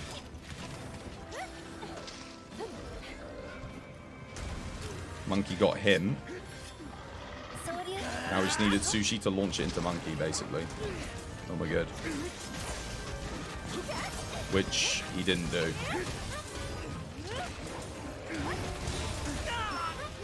Can get a zero sum despite 2 attacks connecting with me.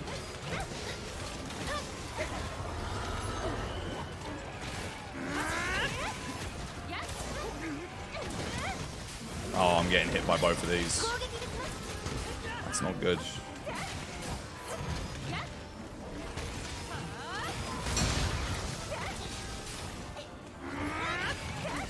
No! Oh my god. Instantly leaving?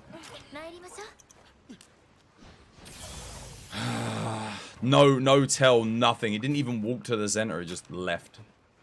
Immediately.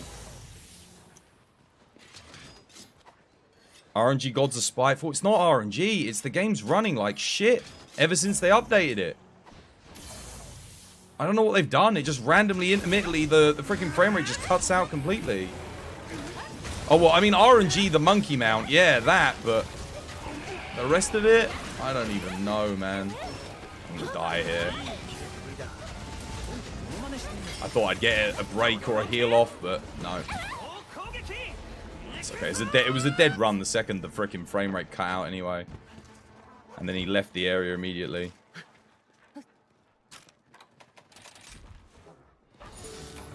I am so close to saying, like, screw this game. Like, seriously. If it's going to just keep cutting my frame rate to 0 and taking all my inputs out, I can't play it like this. No one else wants to bloody play it either. Why the hell should I want to play it? Maybe that's why everyone dropped it. Maybe they're getting the same issue that I'm getting. I can't do it, man.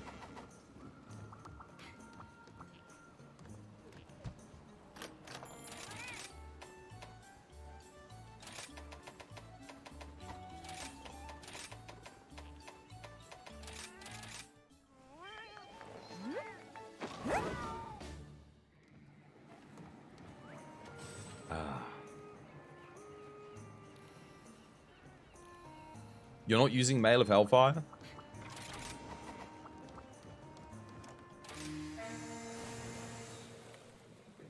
If you're using the Ellie Greatsword build, you definitely want to be using Mail of Hellfire. Just make sure you're playing on Blue Scroll.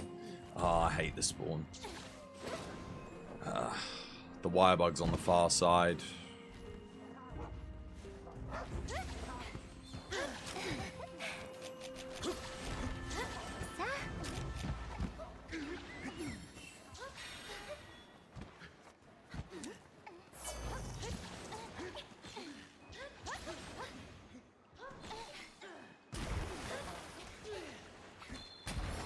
At least Volcana's on the far side too.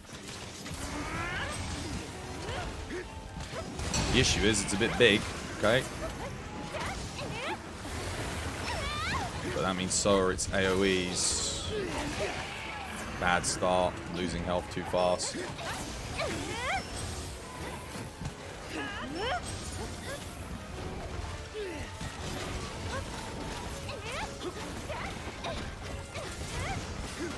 on. There it is.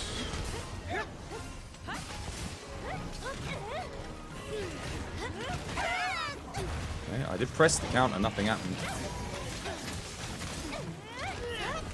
Something flinched it. Dog countered it, that's why.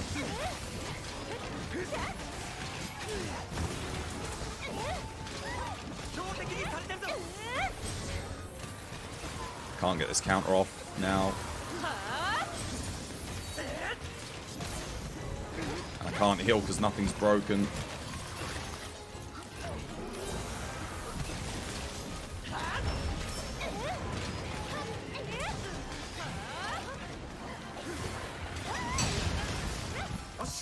It's a terrible start. Nah, I'm going to go out and say the other build's better than this. For this fight, anyway.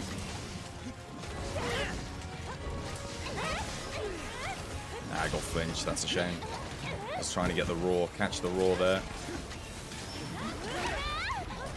I was ready with the counter, pressed R1, nothing came out. At least I got that. That's good. It keeps going up into the sky this time. Worst RNG, man.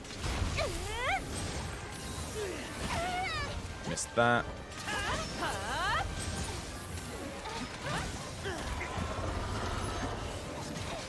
And it's back up in the sky. Dude, I think it's done 8 tail swipes. 2 launches. Make that 10.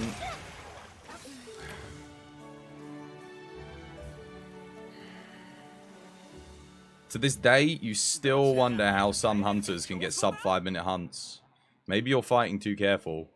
One or two things. Either you need to practice the hunt more, or your build sucks. Or both. Depends on how long your hunts are taking. Most of the time, I find it's that players' builds suck. Past that, it's practice. Once you've got the right build, you've got to practice the hunt.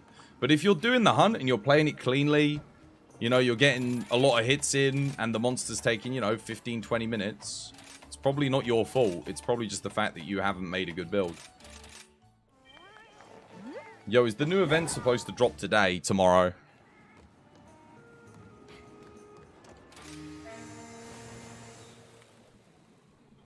The higher level your armor, the less difference it makes. It's diminishing returns on defense. Why do I keep getting this spawn? Dude, come on, man. Well, hopefully we get a slightly smaller Velkhana this time. One that's not absolutely humongous. The thing is, when I'm getting a good run and the RNG's going well, that's when the frickin' controller disconnects. So I lose all my inputs. That last run was going terribly. It's just because I'm frustrated now. But yeah, did the controller disconnect on that run? Did it bollocks? Oh, come on, dude. Seriously?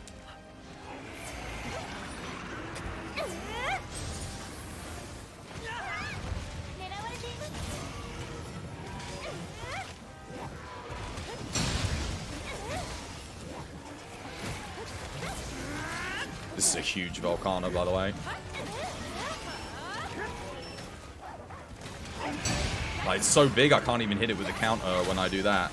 That's how you know it's big. Which means it's going to miss a lot of attacks on me, too.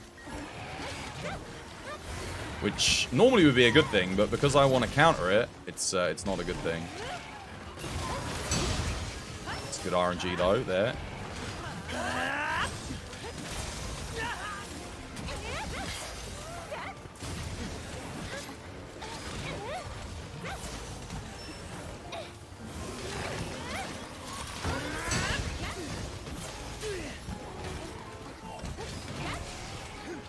That also means it's probably got more health as well, being a bigger Velkhana.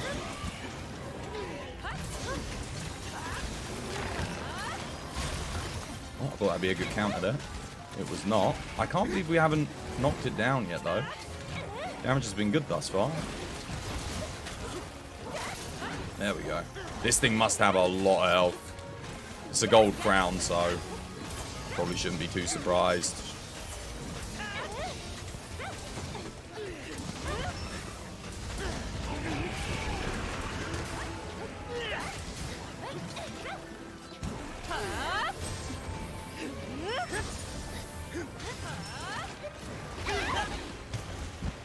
Did press the counter there, nothing happened. And now I'm probably dead because... Yeah, I'm dead. Cool. That's because the dog grabbed hold of its face, so it ended up doing a random attack, not targeted at me. Thank you, dog. That's okay, that one would have taken forever anyway.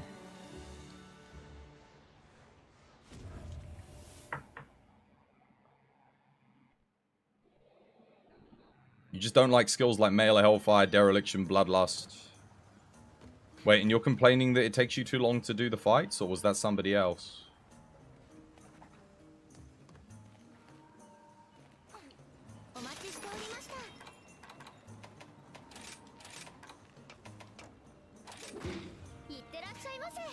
That wasn't you? Okay, cool.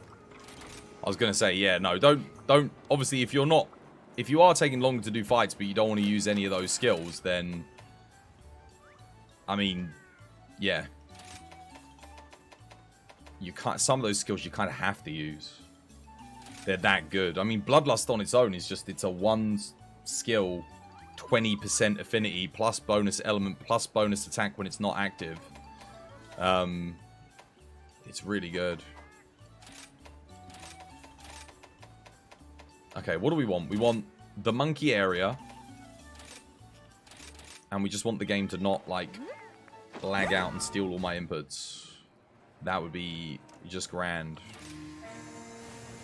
I do not think this build is as good as my other build, though. It's very hard for me to remember how much damage the other build was doing, but... Still not getting the good spawn. Damn it.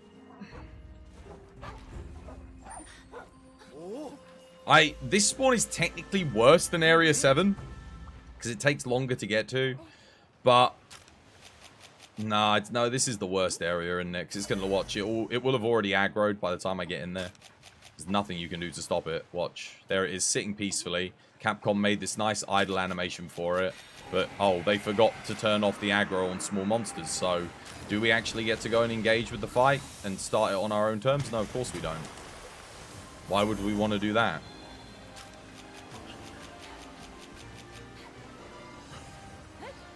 So, I might as well flash here to get the dogs, to get their chain, ball and chain out.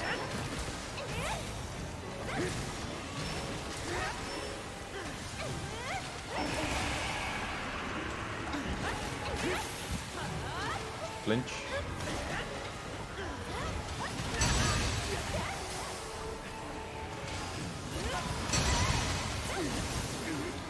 Wow, look at how quickly I knocked it out that time. Did you see the difference there? Between that and the last run?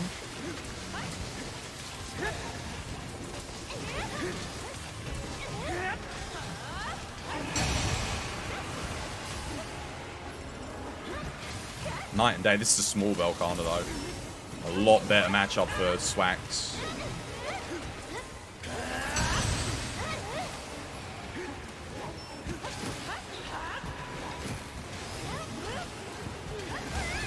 Oh, it missed me. Damn it.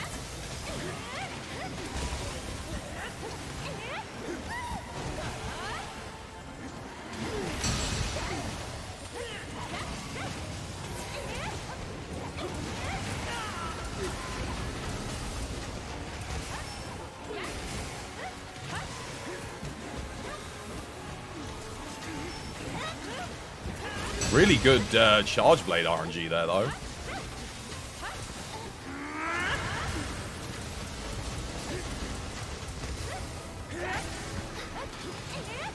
Like the moves. Those moves, the triple tails are what you want for Charge Blade. If you're doing Charge Blade speedrun.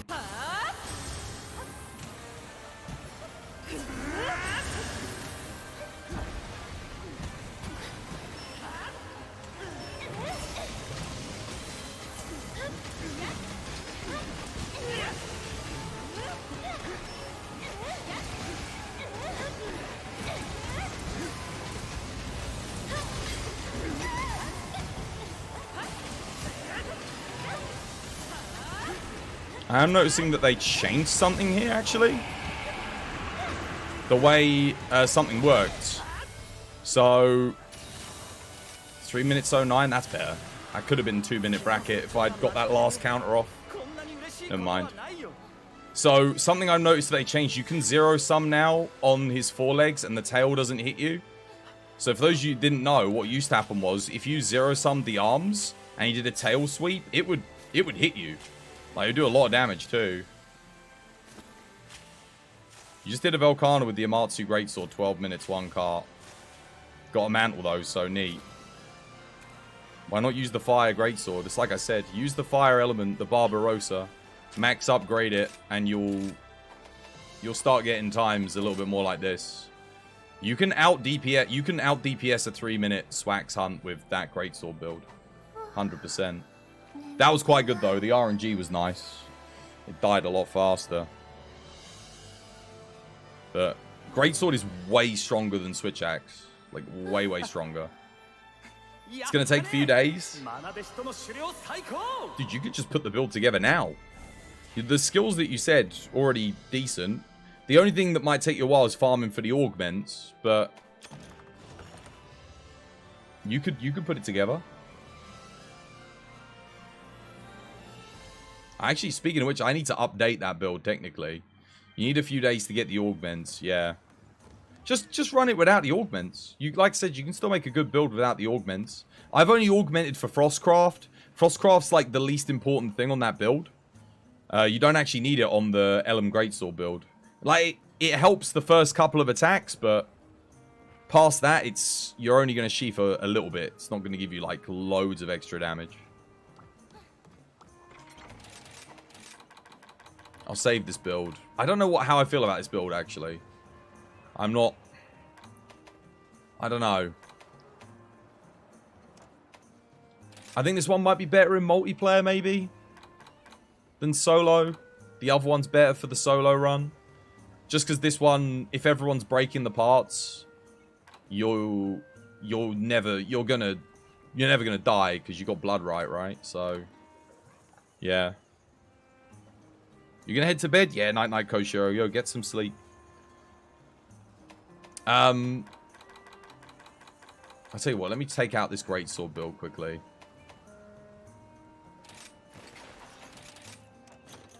I'll kind of show you what this thing can do. Now, bear in mind, I can make this build a lot better. I haven't updated it in a while, but I haven't played it in a while. I think it's L1 triangle to use Hunting Edge. Let's just see how it does.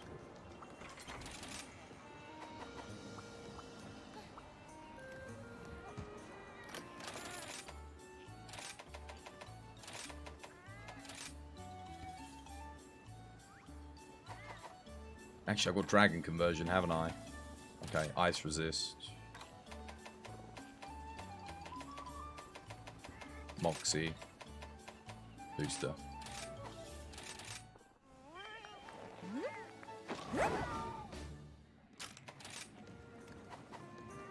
Wait, do I have Dragon Conversion on this? No, I don't. Okay, so we're playing Blue Scroll all the way. Cool. Let's go. You should try without followers so it focuses on you more. It should focus on you. Look at that last hunt I did. As long as you're doing damage, they won't attack the followers.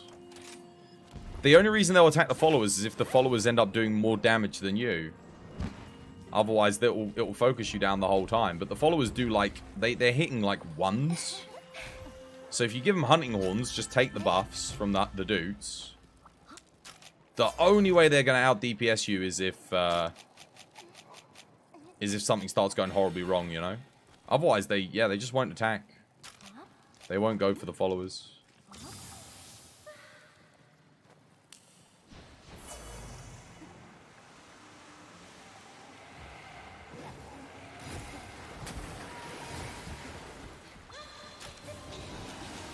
Oh, interesting.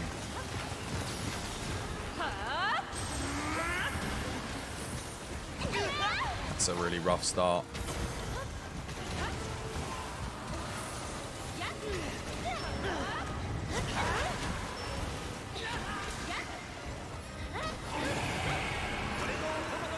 It's okay.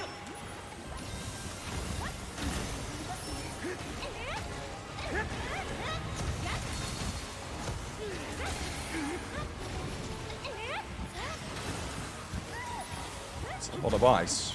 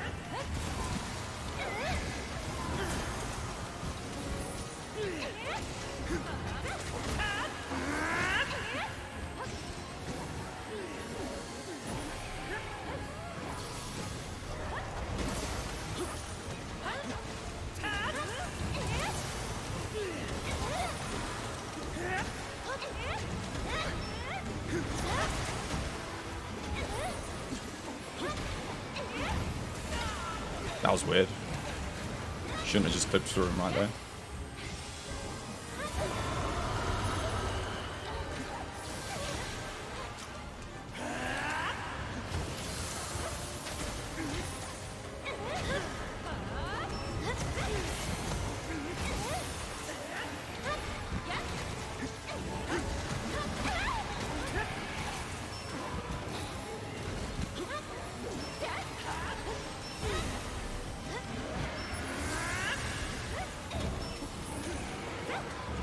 Damn it, dude! What the hell is this? That's really unlucky.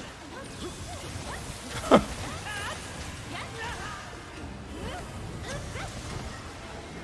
that all missed? Oh, damn. Kinda got screwed there a bit.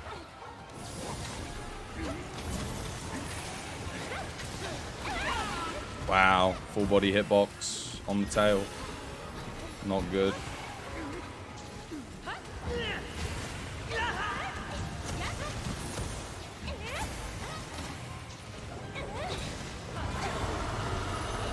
I mean, you're seeing how rough this run's going, right? Like, it ain't going well for me. That didn't go well at all, right? 3 minutes 50, still sub 4. Even with a bad run. You can charge Hunting Edge? Yeah, of course. There you go, you just learned something new. You're going to try again, then you'll try Fire Greatsword. Dude, look how badly I played.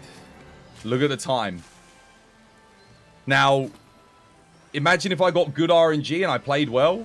That's how you get 2 minutes with this thing, man. It's quick. Does a lot of damage. You call that rough? Yeah, man. Dude, I got hit like 5-6 times. Almost died twice. I had to max potion. If it goes well, you won't even take a hit.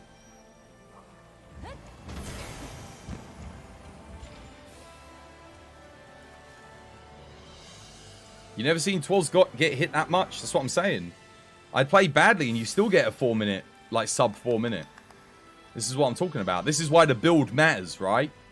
If you've got a good build, even if you're playing badly, you can still kill things pretty quick.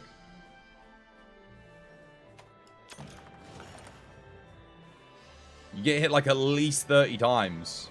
Yeah, but you only get hit 30 times because you're not doing enough damage to kill the... Like, your build doesn't allow you to do enough damage to kill the monster faster for you to take less hits. Now, if my hunt lasted 12 minutes and I got hit 6 times in 4 minutes, right, or 3 minutes, now multiply that by 4, I'm getting hit 24 times in 30 minutes, which isn't so different from you, right? Or, sorry, in 12 minutes. So if the hunt went on for 12 minutes, I'd be getting hit 24, 30 times, the same as you. But because my hunt's taking... because my hunt's taking 4 minutes, I'm getting hit 6 times. That's the difference.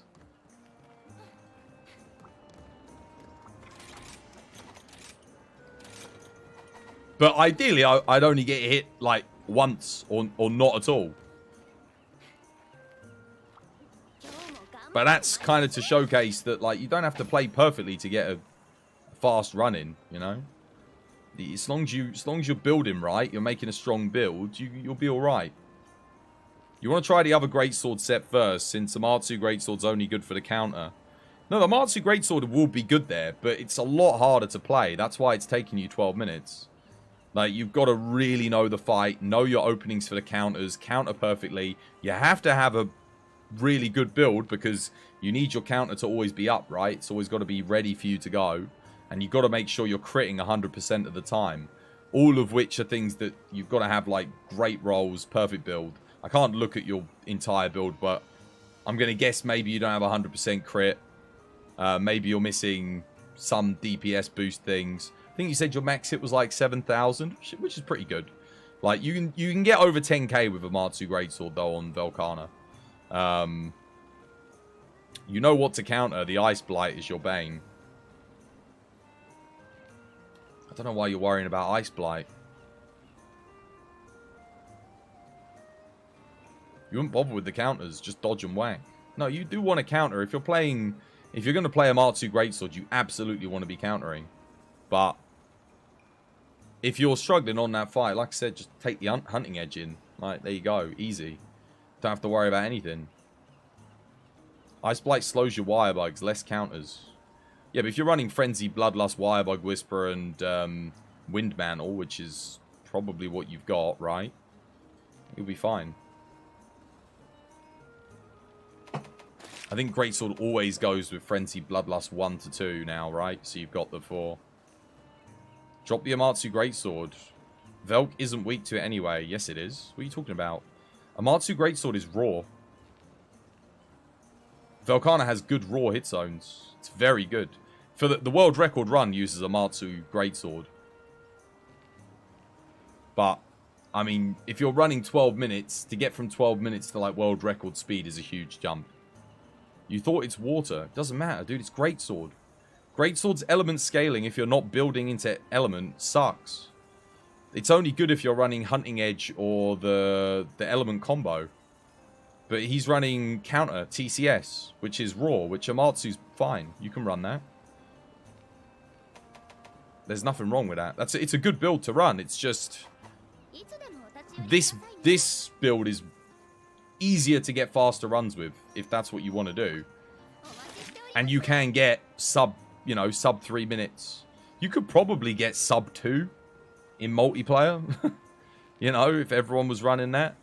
Oh, sorry, Eleonora. I closed the lobby because every time people were trying to connect, it was kicking them, and then I was getting frame rate drops. I'll make a new lobby, though. We'll give it another go. I wasn't just getting frame rate drops. It was disconnecting my controller. Like, I literally couldn't put inputs in, and it was killing the run. So, I'll share the thing with you, though. I'm doing some swags today. I wanted to take a quick detour for Greatsword just because I wanted to show... Well, I mean, we've already taught Pamatha about charging Hunting Edge. So they learned something new. And that's good. You can do like 4,000 damage on a Hunting Edge if you're hitting the right bits. It's very, very strong.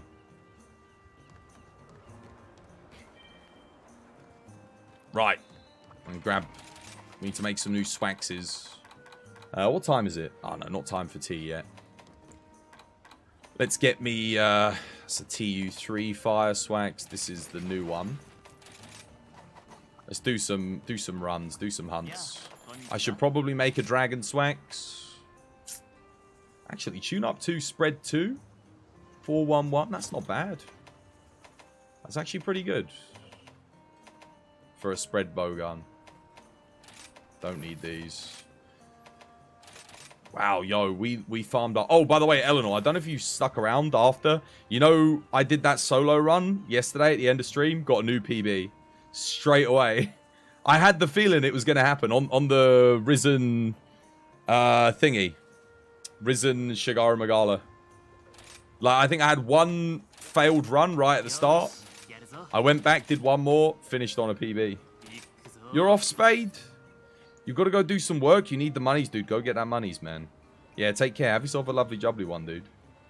You were here for that? Yeah. I was playing so badly in the duos yesterday. I apologize for that. But I wasn't I didn't feel in the mood to be playing badly. It was just a case of, for some reason, I just couldn't do duos. It wasn't happening. But then when I did the solo, it was like, yeah, I need to get that new, the Primordial Malzeno Charge Blade. We've got to give that a go, haven't we? Let's make it. And upgrade it. Nice. Alright, alright, alright. Alright, alright, alright. Let's augment it. Don't worry about it. It happens to all of us. Yeah. One of those days. I'm glad you're here now, though. I've been, other than, like, the disconnects kind of throwing me off, I've been playing okay today. The controller disconnects or the frame rate drops. I don't know what to call it. It's like, it's weird because the controller doesn't actually disconnect, but it stops me from being able to put inputs in. And the frame rate basically drops to nothing. But we've done quite a few hunts now where it hasn't happened, so hopefully it, you know, as long as it's only every few hunts, it's not the worst thing in the world. It's when it's every single time it gets a bit annoying, to say the least.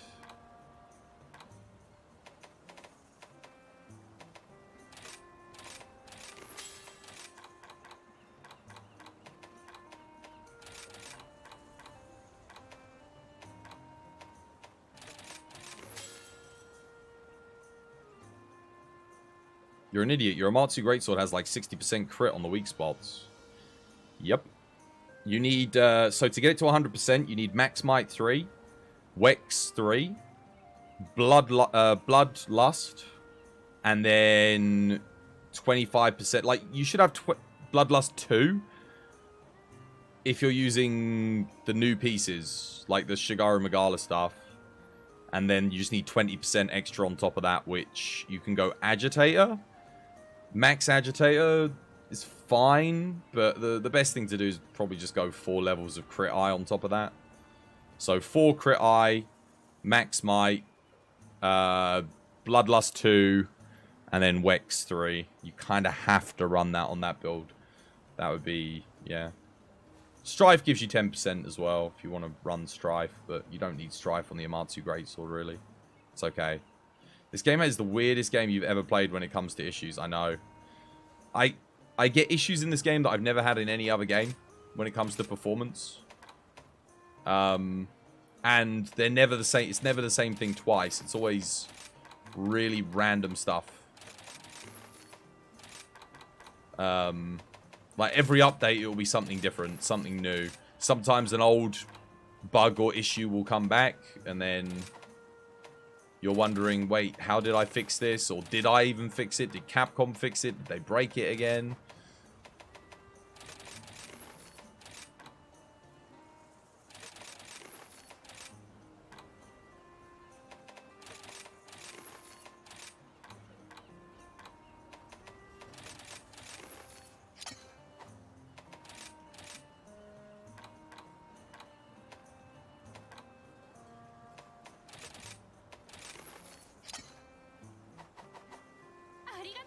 That Swax is pretty good. You tried it with the Anomaly Rathian last week with the new set, of course.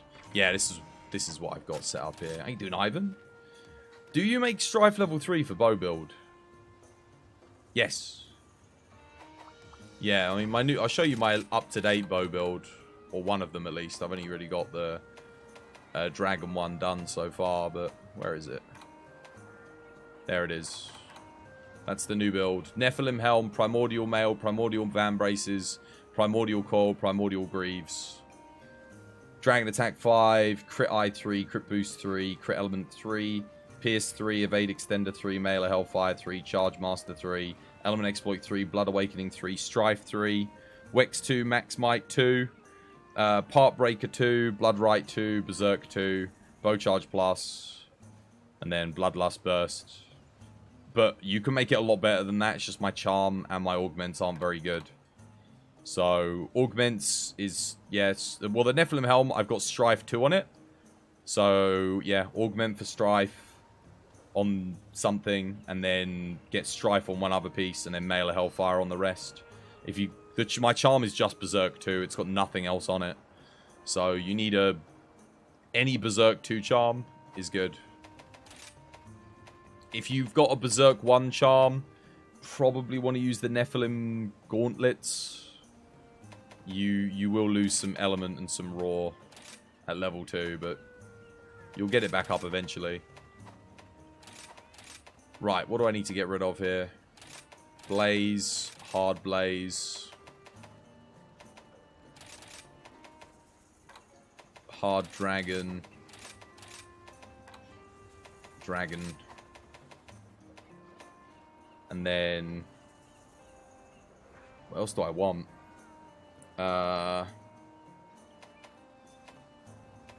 Let's have a look at the skills. I could go all out attack. Could do.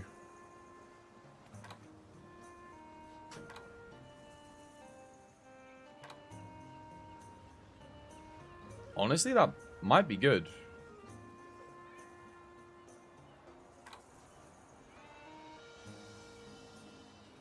I think Blood Right 2 is fine because we already get the blood bonus. Should I just get attack 6?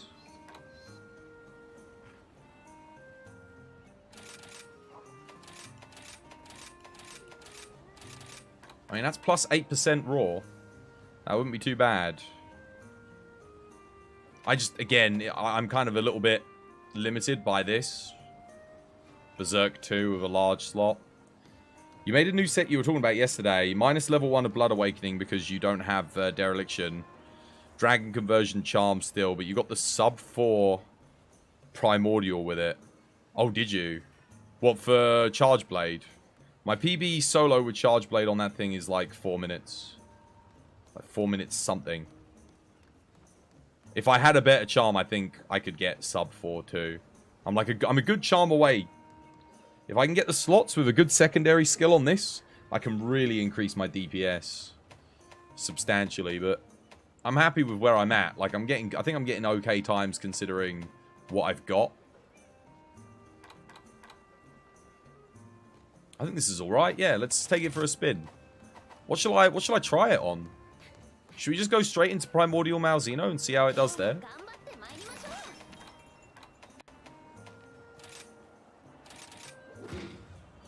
Sure, why not? I'm going to suck, fair warning. I haven't done this fight with Swax before. I've also not watched anyone do it with Swax, but we'll try our best to kind of work it out as we go. You doing, Luffy? Welcome back. Hope you have yourself a lovely, jubbly day today. That's your best time so far. Healing's pretty much useful in that fight. Yeah, one thing I noticed was if you make a mistake, if I could get Intrepid, I could take a hit and keep going. Because I was getting hit without Intrepid, just bouncing back and going into an SAD and full healing. And that was when I got my 4-minute run. So, I think if I had Intrepid, I could take those hits, SAD anyway. But obviously, I don't have the charm. I don't have the small slot. I can't put it in. Can't get Intrepid on this either, or Shockproof, or anything like that. It's kind of rough.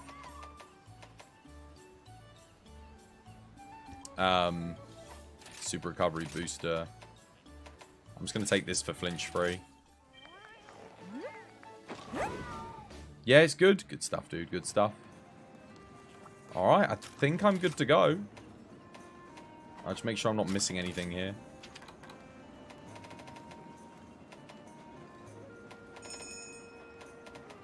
No, this looks solid. Got everything I can get in.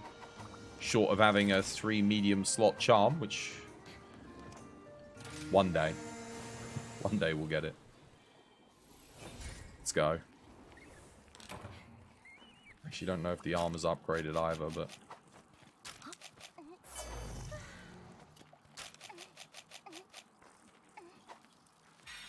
alright, let's go. I'll take the rest in there. The other set got you 10 minutes, so already 2 minutes faster and you haven't even upgraded it.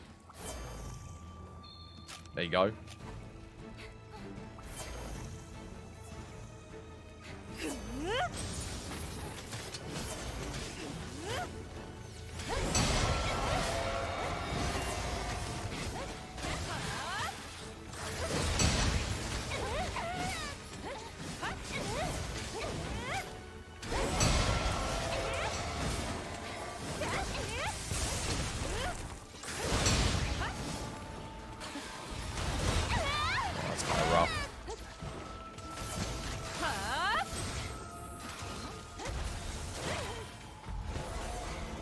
I tried to switch skill back and it did the jump. I did press triangle circle. I mean, we'll just keep going, because... whatever. That was my inputs getting eaten, 100%. I pressed L1 triangle circle, but it did that instead. Only registered the triangle button press. For some reason.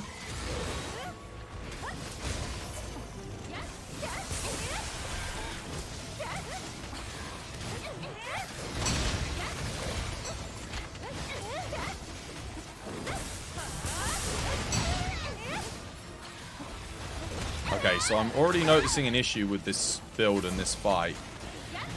And that's that move right there is a bit of a problem.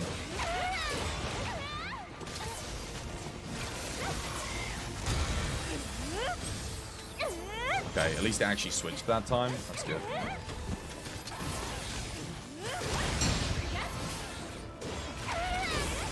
Also, what am I supposed to do about that? Like, I can't double counter. So how do I deal with that? What am I supposed to do there? What the? What? Okay, something really weird's happening. He just went and attacked nothing. And he's not even flash.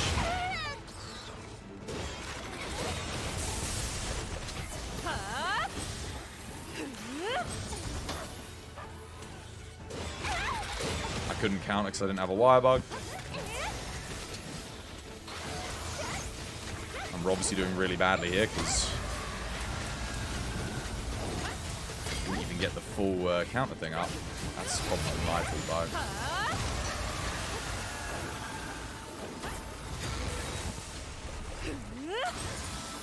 Need a freaking wire bug here.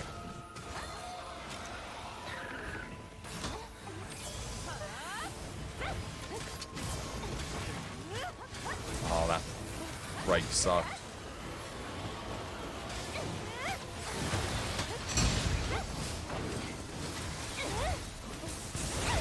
What?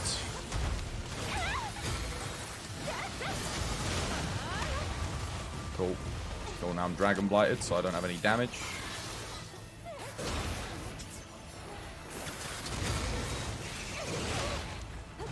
I had my counter up, but it wasn't ready yet. Too slow.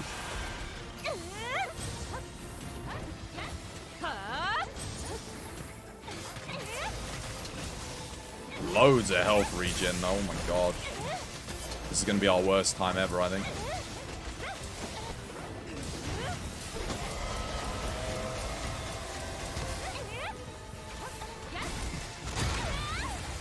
Yeah, I'm starting to see an issue with swags here. Are you guys noticing it? It's that every time you try and do something, you get punished by a follow-up for just playing the weapon with your counters.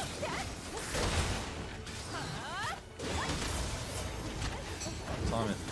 Didn't hit me amazingly. Oh, I got flinched. What the hell was that?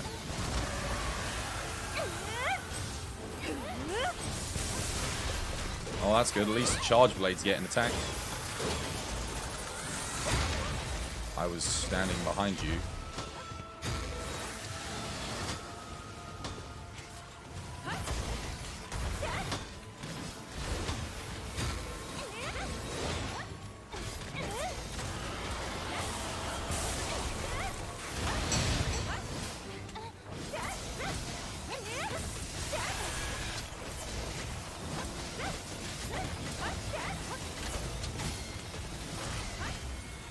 Hard carried by Charge Blade there. Let's run that back. New Charge Blade from Malzeno is better than the one from Valstrax. It depends on the matchup. It's matchup dependent. So it's worse on some fights and better on others.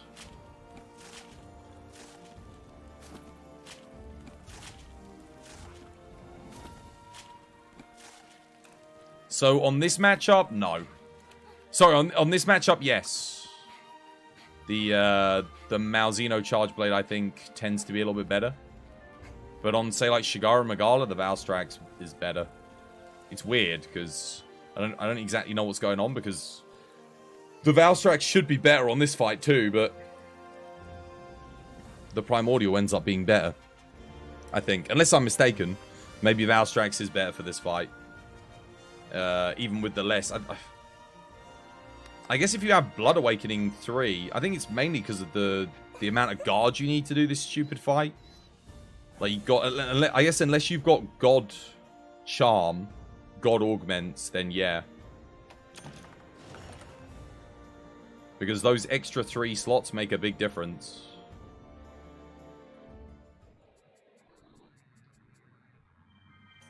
Let's give that another go. You know what? I actually think I want to be zero-summing more on this fight. Damage was good on the zero-sum, like, solid. And this thing's diving around all over the place. At least if I'm zero-summing, I get hyper armor, and so long as we've broken something, I should be safe. I should be able to heal.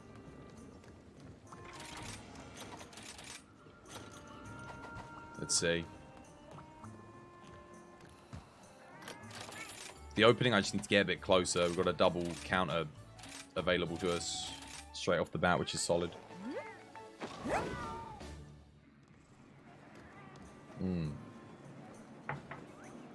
Alright.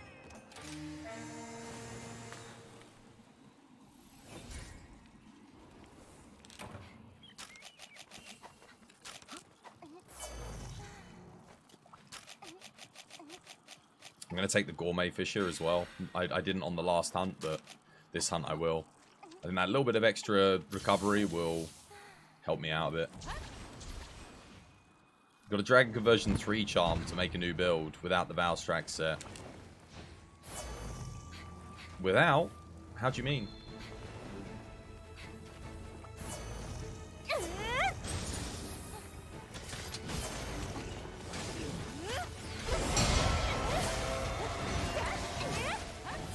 What the? No! Dude, it happened again. All my inputs went.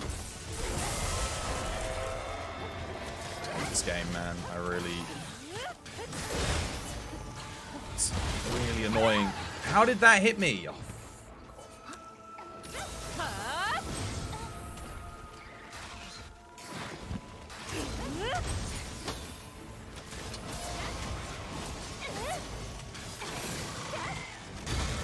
It's a big primordial.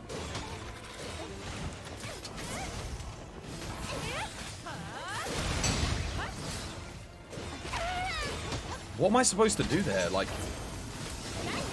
dodge the first one, counter the second? I guess. It's the only thing I can do, right?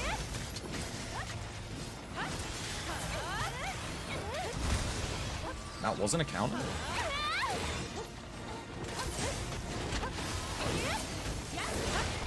Zero sum maybe onto... I don't know. I'm losing so much health here. Oh no, Eleanor didn't dust. I'm dead. No, I'm not. Only just.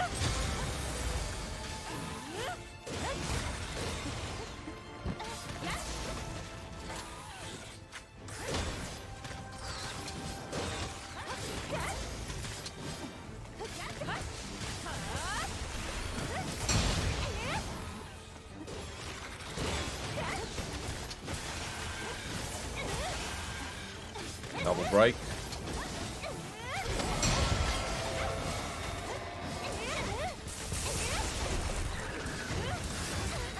No, dude, are you kidding me? Wow, it can pin me when I'm on it.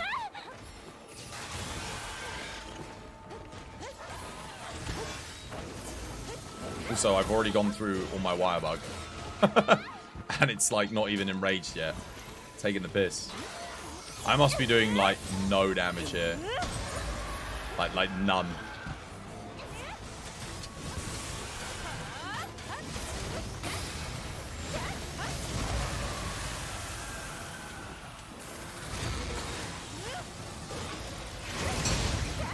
Oh, wait, at least you can counter that. That's one move you cannot counter with the Charge Blade.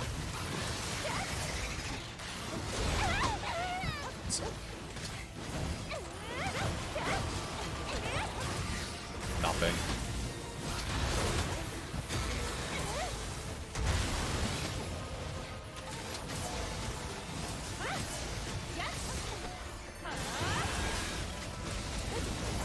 Why am I hitting so much less this run? Just realized.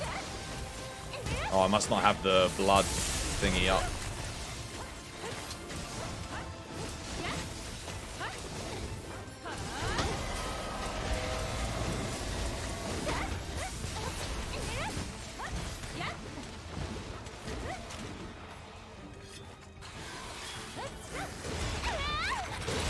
Thank you.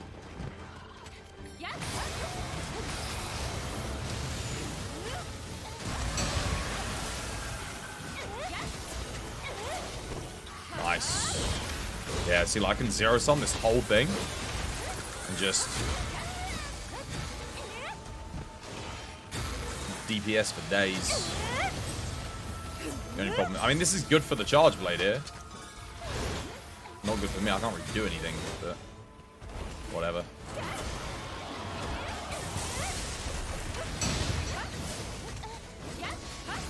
Yeah, see, the counter doesn't have a great time of hitting it.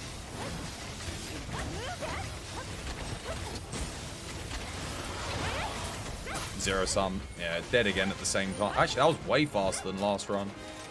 Ah, not way faster. Actually, it was like 10, 15 seconds. I still don't feel like I'm doing much, though. Charge Blade's definitely doing the bulk.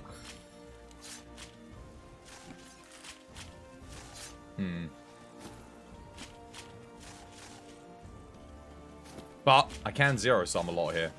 And comfortably, too, because I get the health back really quick. I think we need to be spiking more. I guess we didn't use the spider either.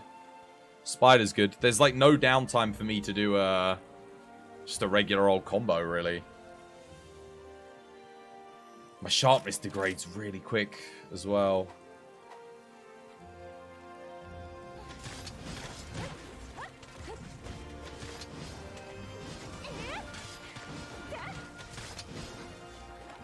Dragon Conversion 3, Good Luck 1, 3 1 slots. It's okay. It's alright. The 1 slots are okay. It depends on what type of build you're trying to make, though, because Dragon Conversion 3 is not always the best thing to get on the charm. Because, again, the Good Luck's kind of dead. 3 small slots, it's fine, but it's the equivalent of 1 large slot for Ellie builds, so it's like, you know, it's not the best. But it is still useful, you know, you can get Intrepid and 1 Ellie and chuck in something else. What's the name of it? Shockproof. Yeah. That one was too big. He kept missing the counters. Yeah, my counter wasn't hitting it. I was going right underneath it, and only the final hit was clipping the back legs for like 300 damage. So I wasn't exactly getting the best hits on my counters. The zero sum was good though. I was just hanging on to it. Most of the time when it's attacking you, there's just me like watching my health just fill back up again. Oh, reminds me of Monster Hunter World. Takes me back to health augment and everything. Oh my god, my whole back is like just clicked. Oh. Dear me. Right. I'm going to grab some more tea. I'll be back in a second. Give me a minute.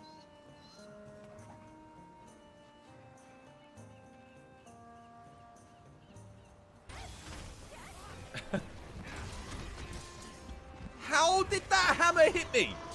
Someone clip that. War just knocked me over with a hammer hit. I keep getting knocked over by hammer, but War was nowhere near me. They know if the elemental ratio didn't buff the raw value damage of Dragon Piercer. It's buffed. Mabs doesn't know what he's talking about. Oh, you've done it now. You've done it now.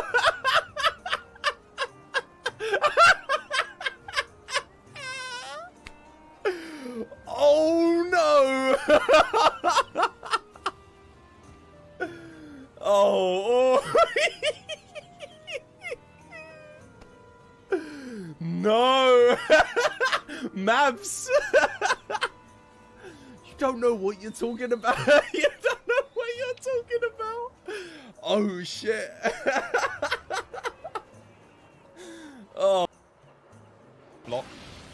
No, I didn't get the block. Oh, I'm dead. Wow, that sucked. I somehow didn't get the block. Wait, I'm alive? Wait, how am I alive? What? What happened? This probably isn't going to last long, but I'll still stick it in him anyway. Enjoy. It's a god charm! It finally happened! It's a god charm! Oh my god, look at it! Look at it! 3 quick sheath, 2 evade window, large, small. It's a god charm!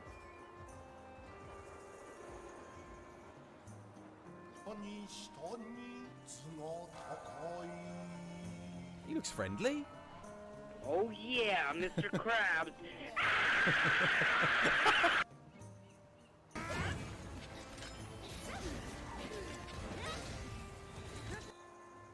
Good from every but yeah, back when I used to do SOSs, the people that would always die would be the Japanese players first. Always the first to die. Well. Wait, why? Right. Tea's brewing. Why did you do that? Can chill for a minute.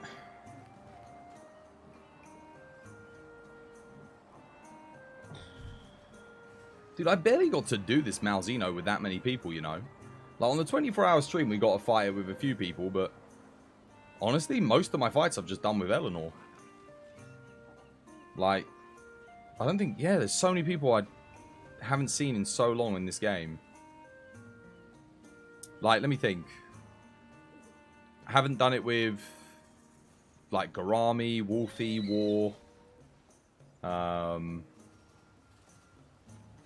I don't know if I've done it with lag mode. I can't remember. Like lag mode, UG. Who else haven't I done this fight with? Like so many people.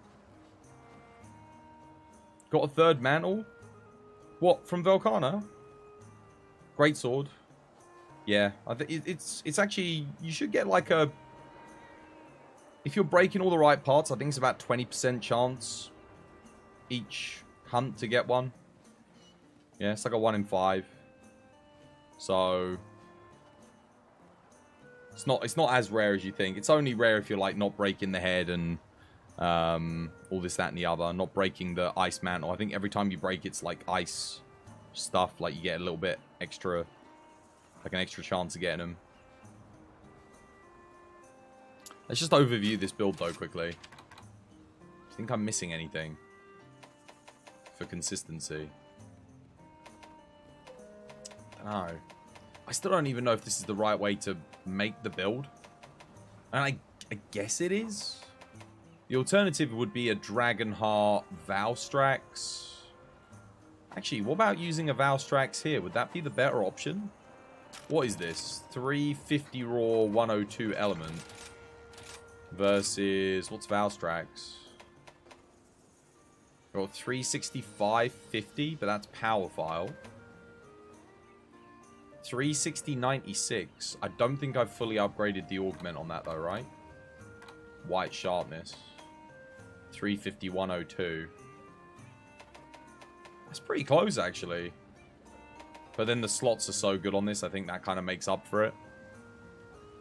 Yeah. You do miss Garami. What happened to them? Like, we used to hunt. He hasn't been here since I was playing Frontier. Like, after I stopped the Frontier, like, he joined for a little bit on the Frontier server, but then he was gone again. Haven't seen them since. Used to play with them every day. We would get some hunts in, even if it was just for like an hour or two. But now, I don't know, every day for years as well. They don't message me on the Discord. We used to talk on the Discord. Like, nothing. You never broke the ice armor before the run, because Velkhana's hit zones are arse, and it takes forever to break the armor that's not on the head without the element, you mean? What level of crit eye do you use for the bow build? I don't know, whatever's on the armor. I don't put any in, typically. I've got 2 max might, 2 wex. So 2 max might's 50, 2 wex is 30. I got Bloodlust at 2, that's 25. And then I think I've got Crit Eye 3, then Strife for 10. So that's 15 plus 10, that's the other 25. So that's my 100%. Wex 2, you don't have to do it that way. Like, there's more efficient ways of doing it. It's just, that was just how it worked out with the armor that I've got. I think one of the pieces has Wex 2 on it. I put Max Might 2 in. Yeah. That'll do it. Let's practice this hunt a little bit more with Swax. It seems like it's got the potential to be a fun matchup for Swax. The only thing is, it's got the... I don't know what I do when it does the slap backwards into double wing sweep. Because I think I always take a hit on the counter on the second sweep no matter what. And that starts draining my health a lot faster. So, yeah, I don't know what I do in that scenario. Let me try and run it with a tank set. Dude, forget your tank set. Dude, take the fire hunting edge build that I gave you. Do that. You can run it with the Valstrax armor as well if you can't do the augments. I actually have got a set that doesn't require any augments to be good. Look. You can try it with this one instead. Where is it? There you go. Look, Valstrax, Ommu, Valstrax, Archfiend. That's not even got an up-to-date augment. Like, sorry, talisman. Fire attack, attack boost, crit element, charge master, crit eye. Yeah. Element exploit. It's not even got that much crit, to be honest. Couldn't fit it in, but you could make it way better than this. With all the new armor pieces, you could run the... Just run the Risen Valstrax... Risen Shigaru gauntlets instead. Or the Primordial Malzeno gauntlets, in fact. Get the Swax dodge move, maybe? You forgot the name of it. Oh, what? Instead of the... Oh, yeah, but then I'm not... Yeah, but then what do I do with the zero sums? That's the issue. That's not a bad idea, because I could, like, Wirebug switch out the way, go into counter, and then do the thing. Is that what I'm supposed to be doing? I mean, yeah, I technically could do that. But then I shouldn't be zero-summing at all. But I feel like zero-sums are my best DPS for a decent portion of this fight. Certainly when it's doing its final attack, like the final combo. A zero-sum definitely seems to be the option there. Unless I'm missing something. I don't think I can really multi-counter that last bit. It used to be just a tank set, then you rolled Mail of Hellfire, matches up with your build-up boost set in the raw value. Oh, what, you running... Yeah, this is the thing. You could do Hunting Edge Flaming Espinas sword and get, like, build-up, but you'd need some god rolls on augments to make it work. I'll be back in a second. I just need to go grab my tea.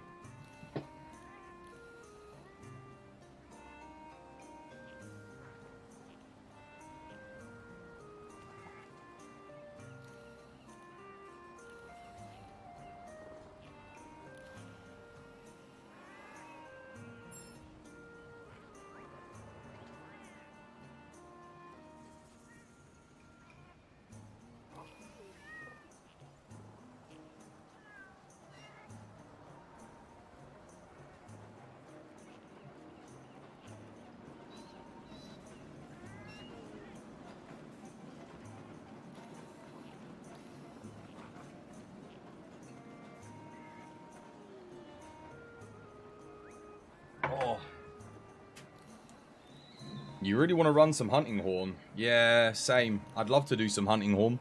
If we had like a team, could play a bit of Doots. That's the other thing. This is what I'm saying, man. This always happens. Like Aravir, Jarl, Garami, Moonshade, Umaru. All these people I used to play with. One day they just disappear. They never message you and say like...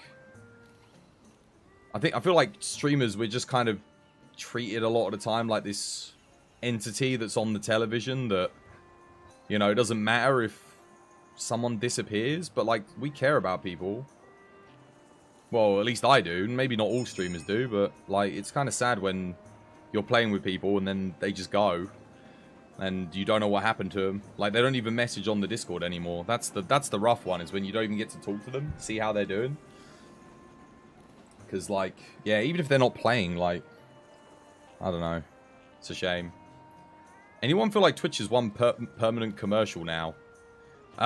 If you're not subscribing to channels, then yeah. Because the Twitch sub revenue is kind of rough. So, do you want to know how much money I make from 125 subscribers? I'm making $100 this month on sub revenue. $100 to survive on off of the subs. I think we're at like 125. That's how bad sub revenue is. Now, if I had like 1,000 people subbed, it would add up. But like, you get $1 on the $5 as a thingy. So I have to run more ads. I don't have a choice. Like, I literally can't afford to buy anything if I don't run adverts. That's not to say don't sub to me. If you want to sub because the money that I get from the sub for the month is more than what I'd get from you watching the ads. So if you don't want to watch the ads, definitely sub. Consider subbing because, well, it helps support the channel and obviously I appreciate it. And whilst Twitch do get the bulk of that, and the rest of it goes to taxes, it is more money than what I'd get from the ads anyway, like on a per person basis. Let's say I had every single person in chat sub right now, like all of you. I would get more money this month from that than I would... well, not just every person in chat. Everyone that comes by my stream in the next month. So for ad revenue, I'll probably make $500 to $700 this month, depending. Around that on ad revenue. Plus the sub revenue. But let's say everyone subbed that came by the channel. I'd probably make $1,000, $2,000 off subs, probably. Because we get like 6,000 to 10,000 unique viewers in any given month. So if all of those people were subscribed, it would be better revenue than the ad revenue. But, yeah. It's nothing against the streamers. You just think it's gotten out of hand. It's gotten out of hand, like I said, because we have to monetize. If we had financial support, like thankfully I'm lucky because this month I got a sponsor, so I'll make some money off the sponsor. If you guys actually want to use this for the 80% off !HelloFresh, that will really help me out as well. That will help me make more money. Like every one person that signs up to this is like the equivalent of 50 subs. That's how big of a deal it is. So if you want to support the channel and you want to get some awesome fresh food, sub to HelloFresh for this month, guys. Give it a go. Try it out. Because that'll help out massively. But yeah, it really is sponsorship, man. Sponsorship and ads are what keep the streamers going these days. Because the sub revenue's gone in the toilet. It's rough. It's better if you're in America, the sub revenue, because you don't have to pay crazy taxes on it. But I have to pay the American tax. I have to pay the UK tax. I have to pay Twitch's 50%, and then I get taxed the 30, then 20% consecutively out of my bit that I get at the end of it. So it's rough. But then you guys don't have to watch adverts, so that's good, at least. You have streamers that are getting special treatment as well, though. Getting more off the subs. Well, supposedly not anymore, but yeah. I mean, Twitch... I don't look to Twitch for help on anything, realistically. I just kind of just get it done, you know? Like, the ad revenue's nice. It's nice enough. So long as we keep viewerships healthy, then that helps. But it's mainly now, I think, so long as I can maintain a sponsorship. Like I said, if you guys actually sign up to this, that would help me massively, because then I can keep sponsorships. That's going to be, like, a big bulk of my income. And honestly, if I get more sponsorships and bigger sponsorships, so if this one goes well, I get a bigger one next time, I can reduce the ads. I can like take the ads down. I don't have to be as extreme with them because the ad revenue won't be as important. But at the moment, it's yeah. That's just kind of the way Twitch is, unfortunately. So thank God for HelloFresh. Cheers, me dears, for sponsoring this month of channel. There you go. Make sure you sign up.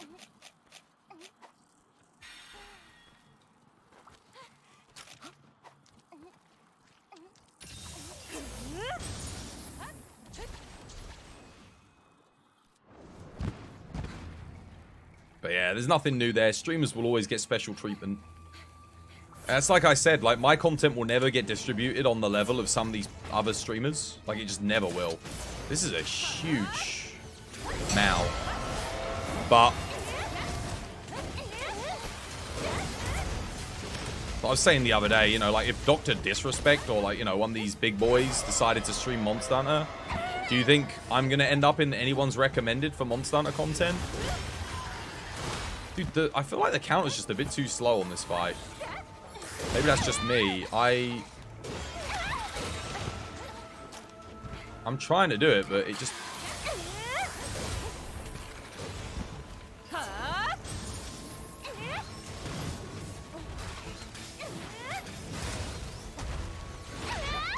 I don't think I've even hit this thing once yet.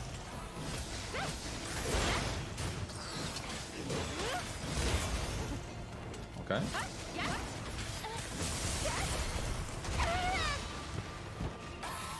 Cool, got a hit there.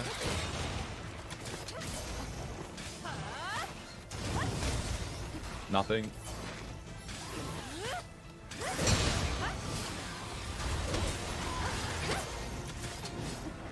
I don't know how its second attack missed me there, actually. I feel like it went straight through me.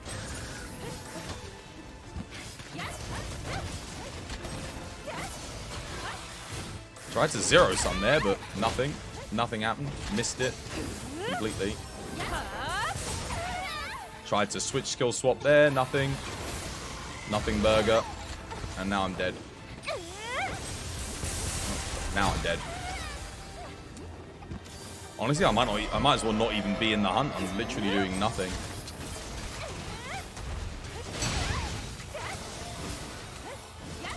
That's the first hit I've gotten off all hunt.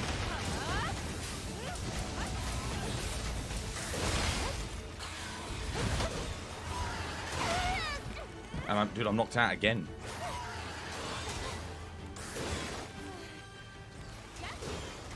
My dog's AI is trying to work out how to get rid of stun.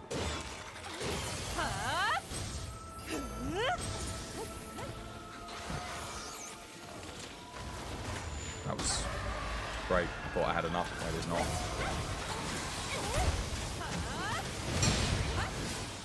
I mean, that's all my counter's good for, really. It's just...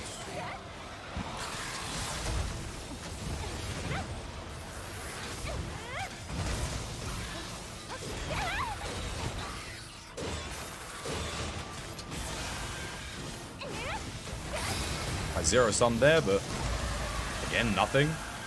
Like, couldn't spike on. Can't counter that because I got to move out of the way like a freaking idiot because I don't have enough wire bugs. Can't iframe dodge that because this game doesn't have iframes.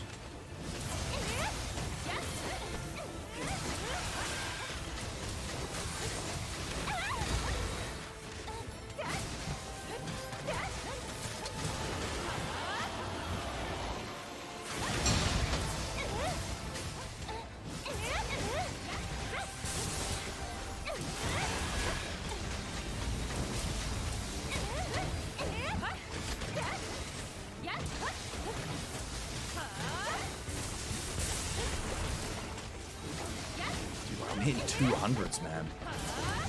God damn.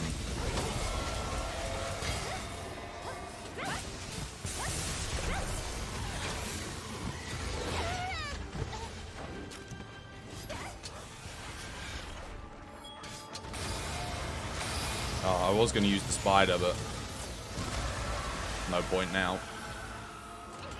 Really? Are you seriously going to go for me? Look at how slow that is. And then because I'm on a ledge, I get hit by a follow-up.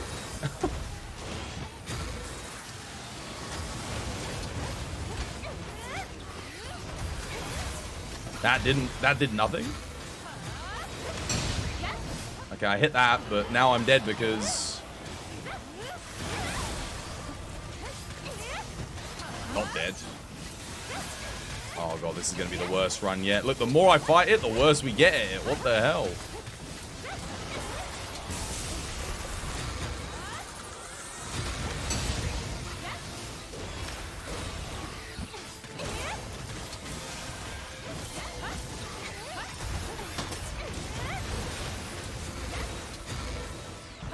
Oh, wow. Yo, if it does that, I can't get on it. You know what? The funny thing is, the best part of this fight for Swax is the final bit. When it's doing the combo and you can just zero sum on the combo. That's hilarious.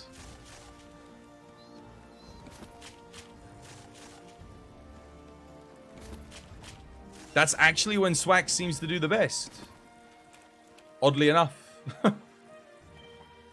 Damn, you know what? I might actually have to get rid of... I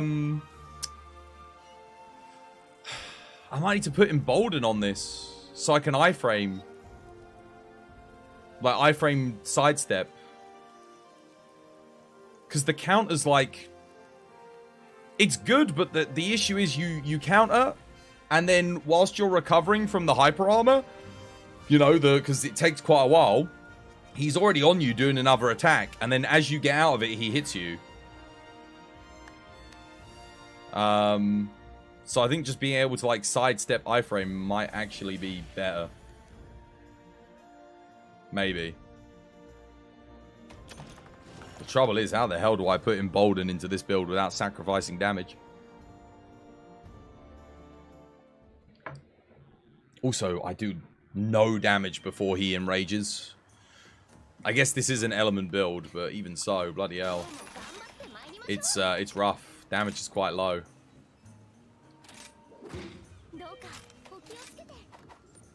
Let's try again. We'll keep practicing. I'll learn the openings, but it does seem to be zero sum is king here. That's kind of the vibe I'm getting.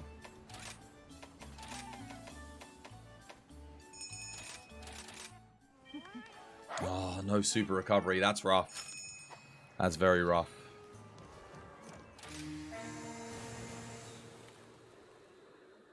You'll doubt you'll ever get a sub 10 with Raw Greatsword unless you run heroics.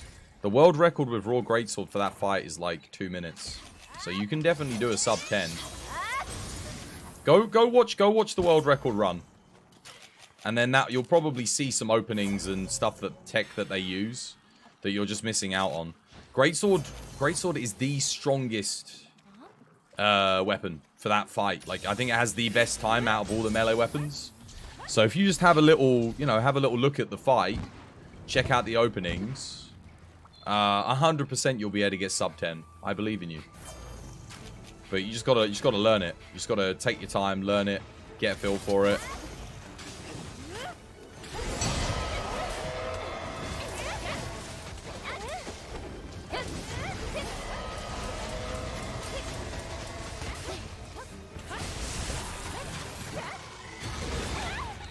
Yeah, see, like there, if I'd had the iframe, I would have been good. And there, I would have been good as well. I would have sidestepped through that. Alright, nice. Let's try and get a head break here.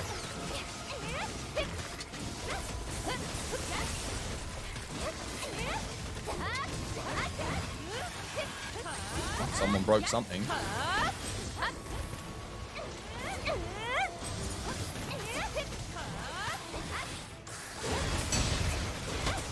Okay, that's a really good move for it to do.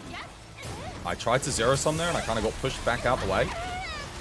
And that wasn't targeting me, so I kind of got a bit screwed there. That's not good. Slow down here and full heal. Yeah, again, if I'd had Embolden, I would have been good there, but alas, I do not. Once again.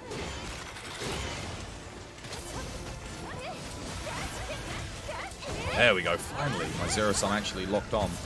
Yeah, dude, Zero Sum is king. 100%. Oh my god. That is the way to go in this fight. You just latch on.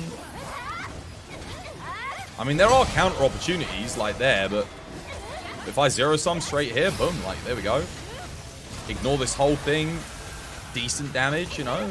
Hit like 169. It's not terrible in this fight. Who's that?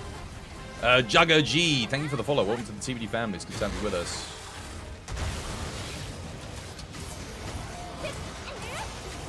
Zero Sum again. Oh, I was definitely at the tail there. Fortunately, I can't. Oh,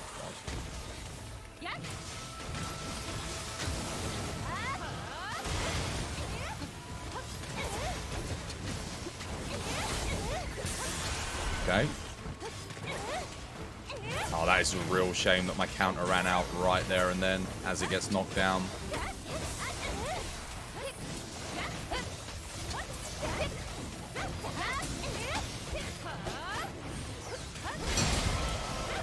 I'm a blue sharpness. This is my, this run's going the best for me so far by a rather large margin. I actually do need to frickin' sharpen though. Hopefully someone dusts to life me. I don't have another wire bug either, so if he targets me here, I'm dead, because no dust.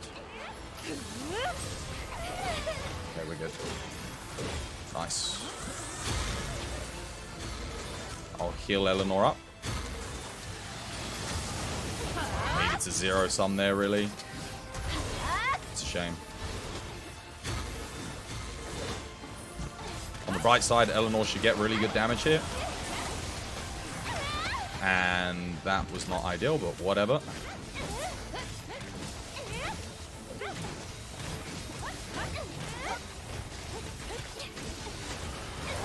How is it not dead there? Okay, there we go. Good stuff. Yeah, it's the best run with Swag so far. Not perfect, but we're getting the hang of it. I got way more Zero Sums off that time. It reminds you of the Zero Sum Fatalis World days. Honestly, it's a similar vibe. You want to get the head and the arms broken. So, well, essentially head and chest from Fatty. And then to ignore a lot of the attacks, you just want to be Zero Summing. Because the physical hits don't seem to do too much. I mean, the counters, it's good, but it's nothing crazy. But the Elm Files, when he's in rage, it's like 173 per tick. 158, 173, depending. And, yeah. If you can get the Zero Sum off when it starts the ultimate, that kind of seems to be the way to go. You're already guessing that they're spamming counters with Frenzy Bloodlust. Are you taking small barrel bombs with you when you're doing the Velkhana fight? Because you really should be using small barrel bombs to proc your counter, so you can use it more often. Your Nephilim Helm is illegal. Gimme. Mate, my Nephilim Helm is legit. I rolled that on stream. But thank you. It is very good. I got lucky with that one. That was on skills. I got the Nephilim Helm. You know what else is really dumb that I've rolled twice now? I've got Artillery Frostcraft on 2 different pieces I've rolled twice. I rolled one the other day. One of them was the... I think one I rolled back in TU5? Start of TU5. And then I rolled one yesterday, I think. Or the day before. Yes, was it Monday? Somehow every time you watch a speedrun, the monster stands still instead of running around like a chihuahua on coke. Well... if you're doing more damage, you're staggering the monster more, you're breaking more parts, you're knocking the monster down. What are your pets running? Are you running your greatsword, right? If you're doing a speed run on Velkhana on that map specifically, you don't need a cat, so you can run double dog. Have you got both your dogs with all your skills set up correctly? Both running fire weapons as well? Because that's anywhere from an extra 10 to 30% increase in damage. Just running them. They're huge.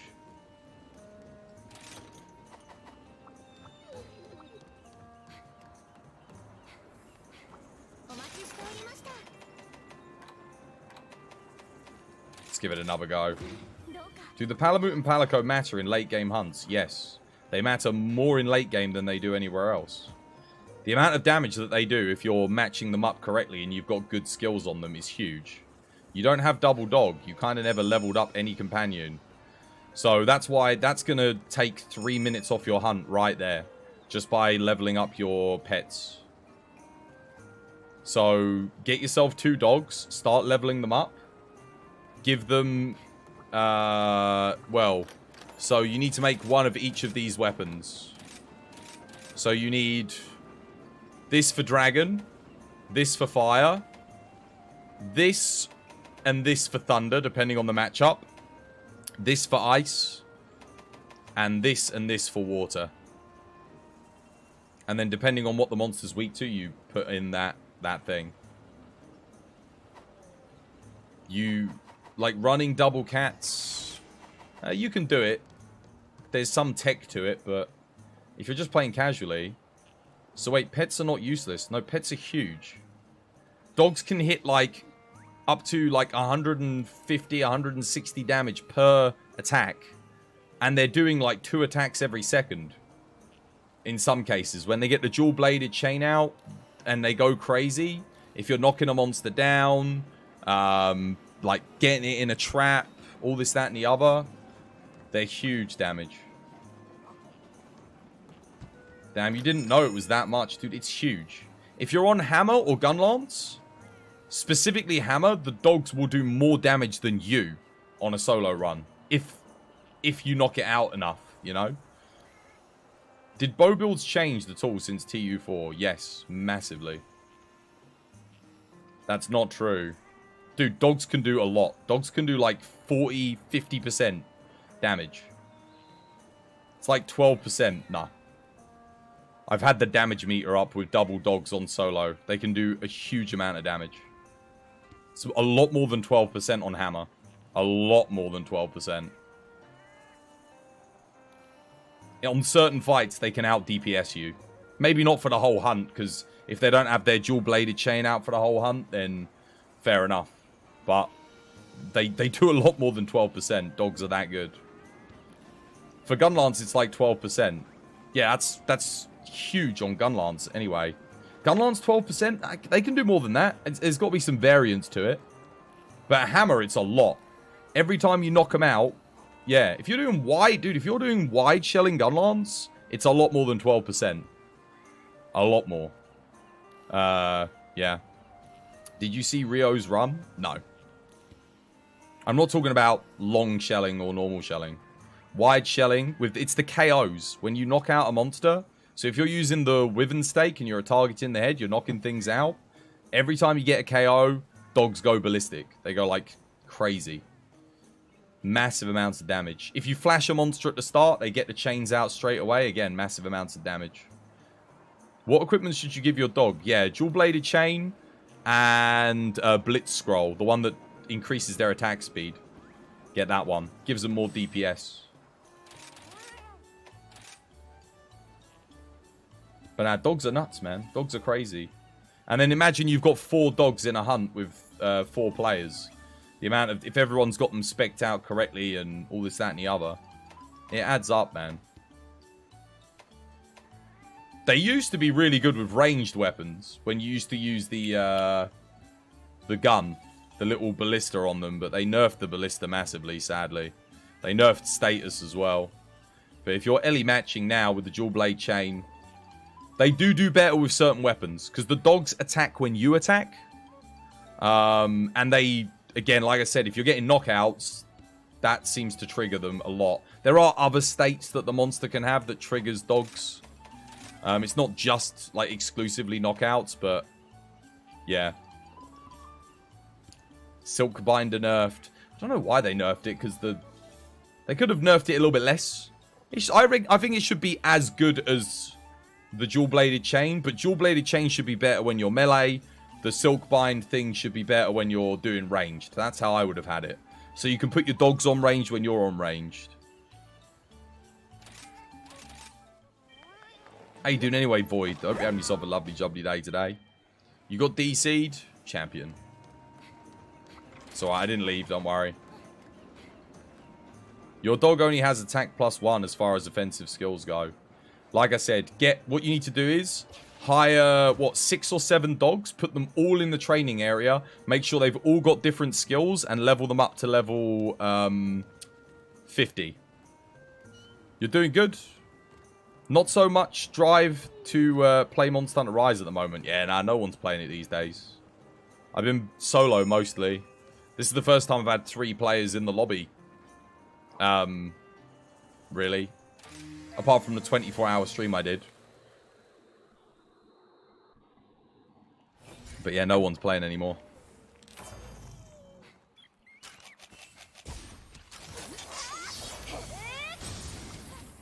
Silk binder with para. Oh my god, it was nuts. It was OP though, because you could get... If you had 4 dogs with that, you could get 2 paralysis, even on anomaly hunts. With no one else running paralysis. It was... It was dumb.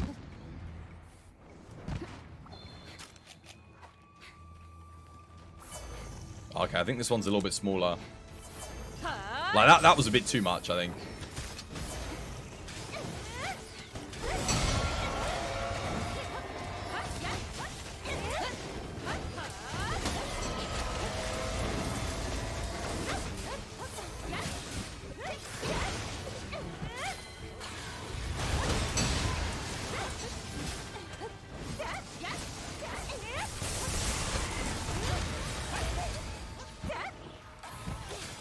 Damn it. Ran out of power. Oh, nice. GG.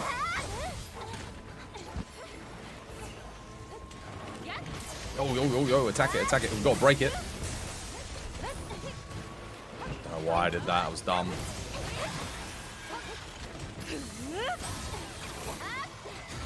Oh, for God's sake. I wanted to switch back again. Instead, I don't know why it does that. I am pressing triangle circle with my L1, but that's the second time that's happened today. Trying to switch back. Does it switch back? No, it just freaking does that. You got hit with 4 ads. Please don't complain to me about ads, guys. I already explained to you guys today. Like, sub revenues in the toilet. If you don't want ads, then please consider signing up to HelloFresh. Or subbing yourself. That would help me a lot.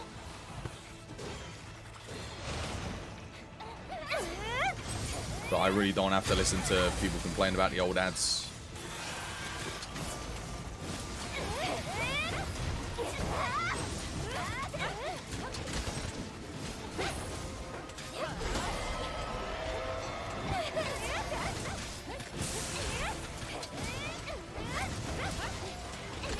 Just 0-sum here. Nice.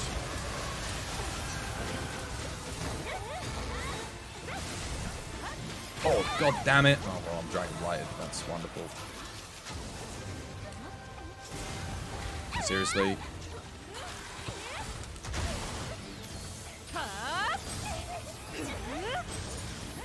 You're fine with the ads? Okay, good. I was going to say, because I kind of rely on them.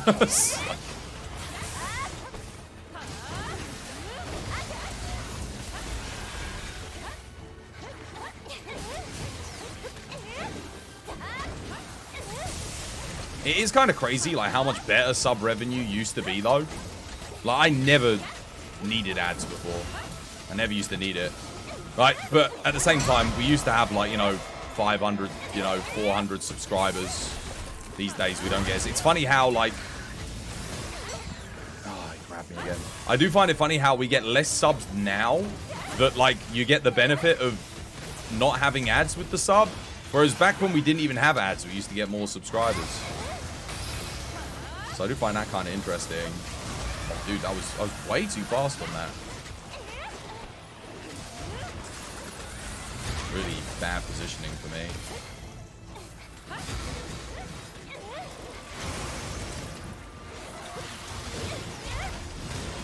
Really? What? Why? Why did the counter not...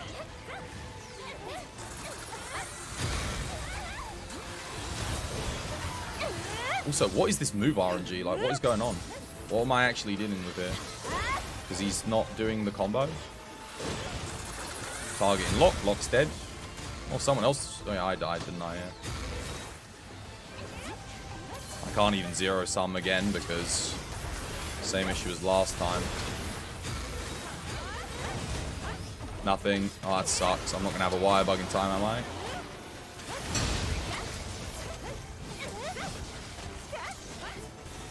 Again, I'm not on the arms. I'm not on the head. I'm on, like, the worst hit zone imaginable. Okay, this is going to be a bad run.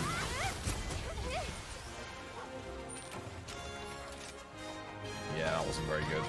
That went terribly for me. How's it going? It's going good, Golden Poo. How you doing? Hope you're having yourself a lovely, jubbly day today.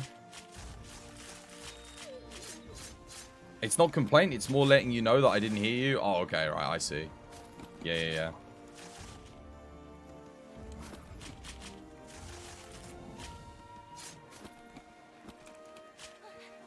No, I know. Like I said, I know it's annoying, guys. But, like, if you do end up missing something... Yeah. You know what also is interesting? That's another thing I find interesting. I get way less subs these days, but subs are cheaper now. Subs used to be £5 here in the UK. They're now £3. So subs have gotten cheaper. Ads have gotten more. There's more reason to sub than ever. We've got more emotes, more benefits from a subscription. Yet less people sub nowadays than we ever used to have. Like, and I'm not even talking about just this year, because obviously we hit a new sub goal this year, but my average subs used to kind of stay above 300. So we'd have like about 300 people subscribing at any one time. Now we get like 100 people. And oh, dude, back in the day, 300 subs would have been so good. Because Twitch didn't used to take like... There wouldn't be massive taxes and Twitch wouldn't take as much. So if you were getting 500... If you were getting like 300 subs a while back, that'd be $750, you know? That would be really solid. Like 750 plus. But it's all kind of gone now. And I get Twitch say they're like... They're making less money these days, but I honestly, I don't know how. I don't know who they're giving all the money to. Like, someone must be taking it all. I know that people say, oh, server upkeep's very expensive. Okay. But then YouTube and all these other places manage it, and bloody hell. I mean, yeah, they're bankrolled by Google, fair enough, but much bigger platforms. I feel like Twitch, maybe they're paying too much. Oh, yeah. Who was saying the other day? It's because they're forced to use Amazon servers, right? Like, Twitch have to use Amazon servers, and Amazon servers are apparently, like, way overpriced. That's why Twitch is suffering. Apparently they don't have a choice. Since Amazon bought them. You're a gamer. Thank you for the follow. Welcome to the Team D family. It's good to have you with us. Yeah. YouTube makes way more than Twitch. Yeah, no, it makes more on ad revenue too. But I mean, Twitch's ad revenue should be good. I've been seeing good ads on Twitch. You know, for big companies. Maybe they just don't get a very good CPM. That might be why. Grab yourself a brew. Yeah, definitely get yourself a brew. Indeed.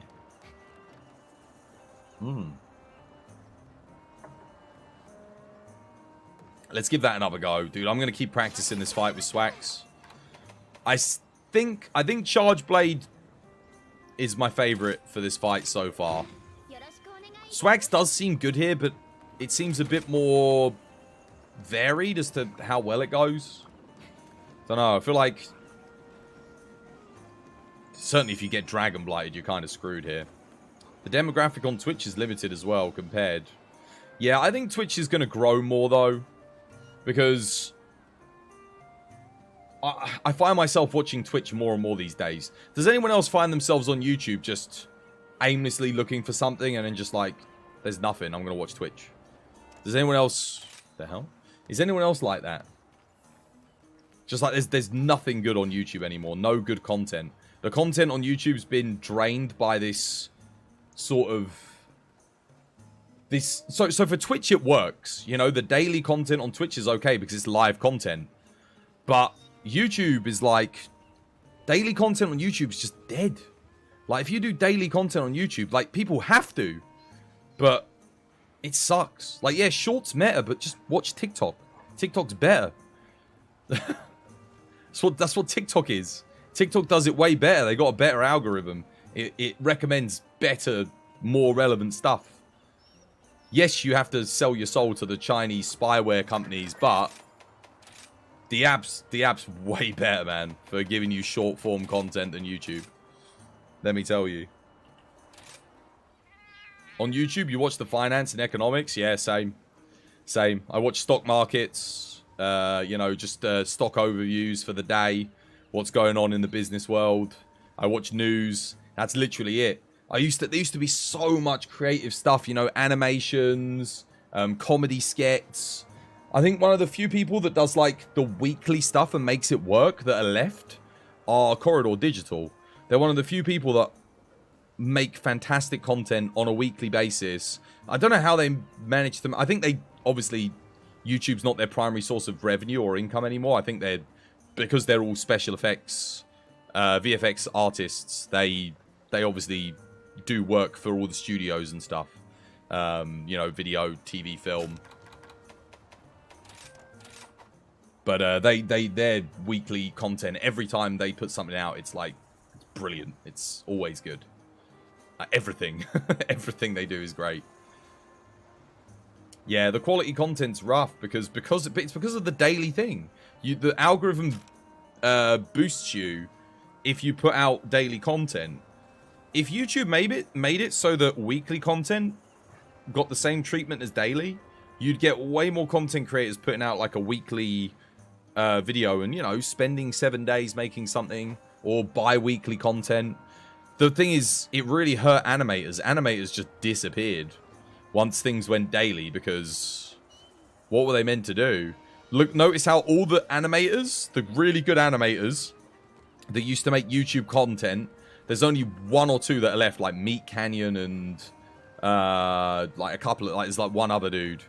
And like all the other ones, like Oni, and Aaron and all these other people, they all went to doing the gaming stuff, like the daily gaming stuff, because daily animation is just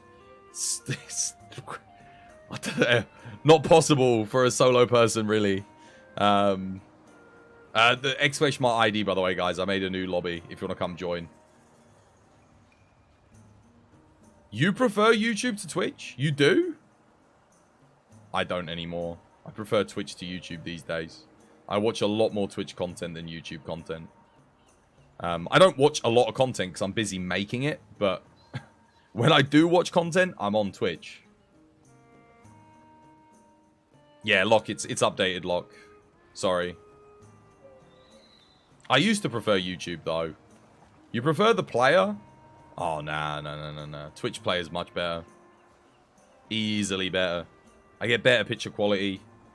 Better everything. Providing the streamer's got a high enough upload bitrate. And then, following some things that you saw in the world record, your time went down to 9 minutes. That's a huge time save, a whole minute. And you were at 15 minutes at the start of today. 15 to 12 to 9. There you go. Get your double dogs. That's 2 more minutes off. Guarantee you. Double dogs, as you level them up, that's 2 free minutes. You'll be down to 7 just because of that. I might be exaggerating. Maybe a minute and a half. It will save a lot of time for you, though. Because DPS compounds, right? The more damage you do, the faster you get the knockdowns. The faster you get the knockdowns, the faster your TCS comes out. Faster you're doing TCSs, the faster the next knockdown comes. So on and so forth. The more opportunities you create for yourself, the more damage you do. Let me reset. Did it not let you... Did you guys not get in? Hang on a minute. Let me see what's going on here. Did I not put the code up? Oh, my controller's not working. What the hell? What? That is really weird. My controller just died. Dead in the water.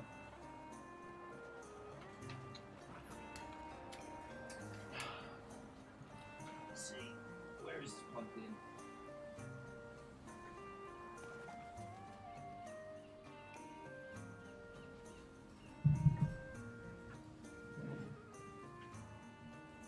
Maybe I need to get a new cable. Oh, there's nothing wrong with this cable.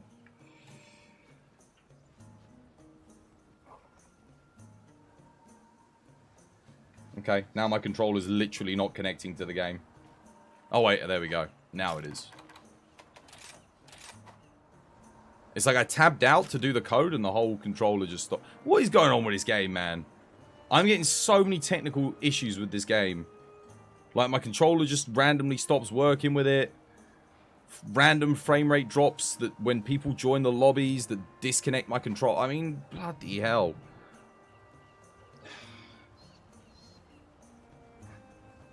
Lucent and Violet have no anomaly either. Yeah, it's a shame they didn't. I thought we were going to get those added in the final update. I really did. I thought they'd just give them to us. Just because the fights are fun, man. They'd be so good with an anomaly version. You got a communication error again? What, you guys can't join the lobby? Steam says no connection for you. What? Okay, so no connection, no thingy. Did you guys restart the game? Is the update out?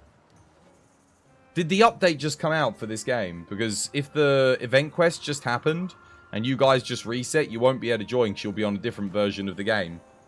Is that what happened? All the Capcom servers... No, it's not out yet. Okay, so you should still be able to get in then, yeah. It's back. It was Steam, not the game. Oh, interesting. Okay. That makes sense, I guess. I was going to say, it's a bit early for the update. Doesn't the update normally go like 1, 2 a.m., something like that? Maybe we should do the update tonight. Get the new event quest today.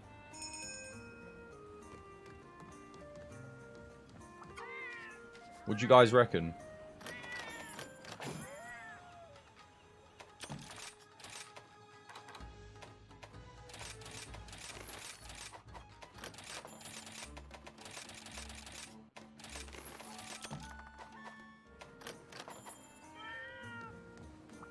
Why are you such max level?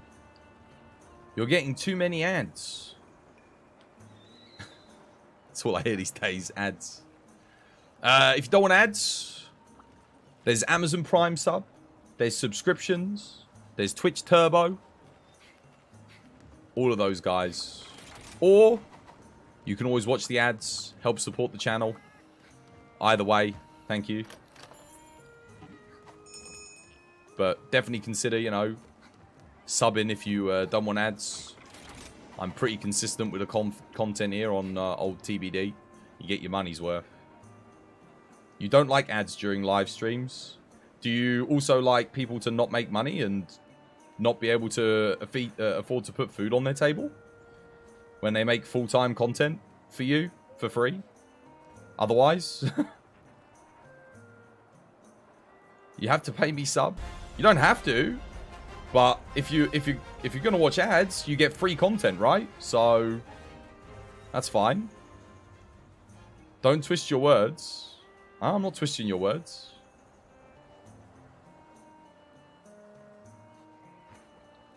Golden Poo, thank you for the follow. I'm just saying that's the fallacy of it, though. Like, you know, nobody likes ads, but they're necessary. Otherwise, the content's gone, isn't it?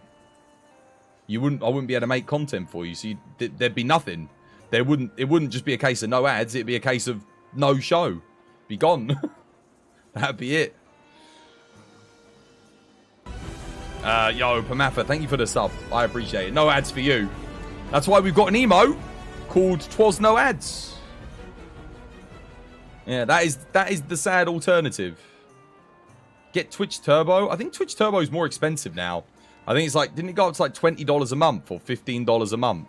It depends on how many people you watch to say if Twitch Turbo's worth it or not. So Twitch Turbo's like, if you're watching 3 or 4 or more streamers, then it's probably worth it. But if you only watch 1 or 2 people, it's probably cheaper just to sub. Especially if you got Amazon Prime, because like, dude, then you get a free sub, don't you? No ads for free on one channel for a month. What? They increased the price? Yeah, I think they're increasing the price of Twitch Turbo. I read that somewhere. Someone was complaining about it on here the other day. somebody that had turbo. Alright, let's go. But yeah, no, thank you for the sub, Pamatha. No more ads for you. Enjoy.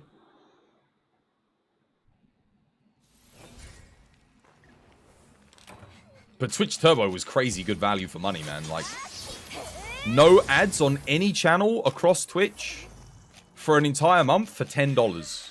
That's what it was. That's the equivalent of 2 subscriptions.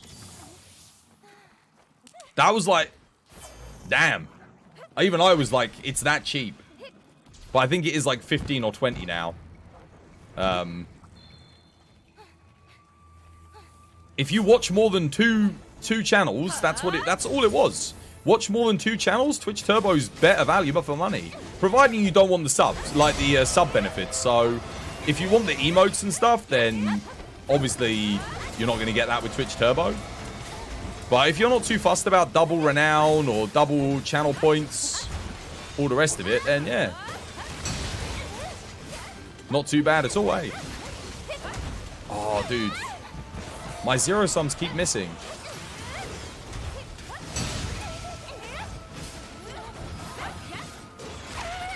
I keep trying to iframe. You know what, dude? I have to get some iframes in Bolden. It's necessary. I feel like. I reckon I could absolutely slay this fight with a little bit of sidestep iframe. So good. I mean, conversely, I can, of course, just zero sum, but look at the health regen. So good.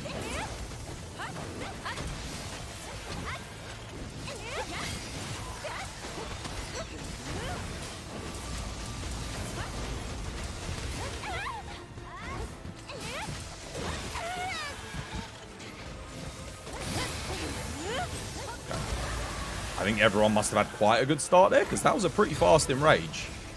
That was... Whoa, what the... Seriously? That hit me. Miles away from that.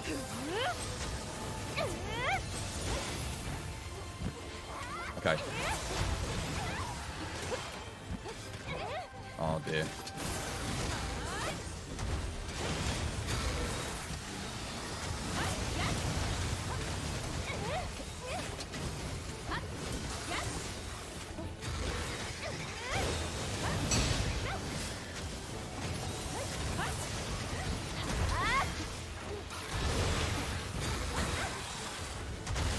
God.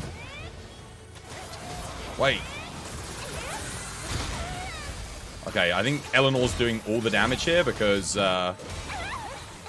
when they died, like, we didn't even knock it out of the thing in that entire period. And Locke's just standing there doing nothing. Not healing, letting me get pinned.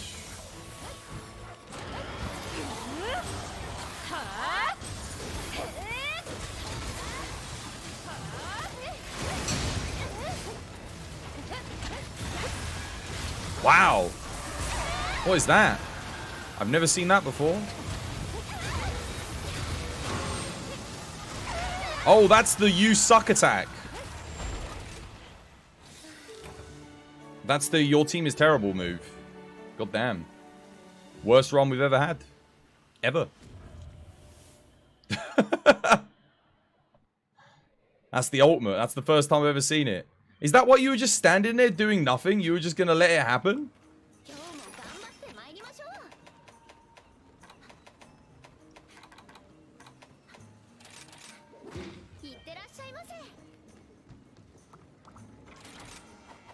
On my screen, you were just standing there doing nothing. You got pinned. Now, dude, I was watching you. Your character was just standing there like this on my screen. I was thinking, like, what you doing? Probably lag. That explains why we weren't doing anything. I was thinking to myself, like, what's going on?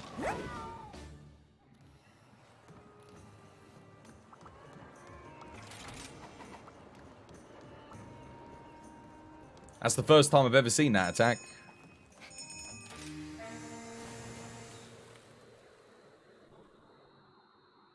Ah. Calling people out without hesitation. Perfect.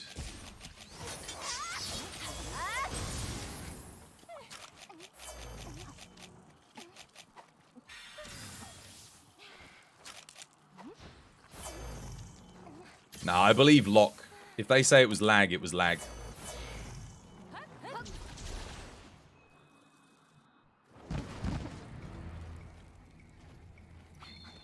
That being said, sus. I wouldn't put it past them to not do anything to see the ultimate.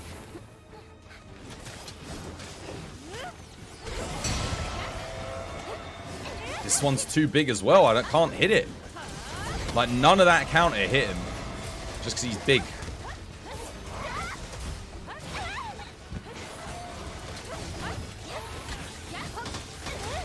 Ah, I tried to zero sum there. Excellent.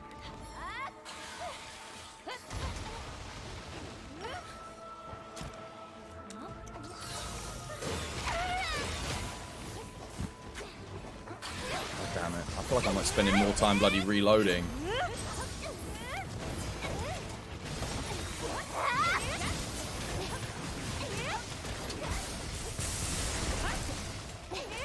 Why did that not do anything?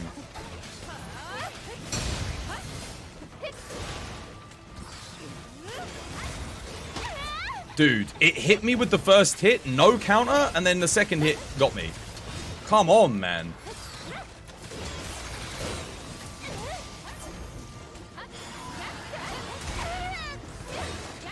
For God's sake.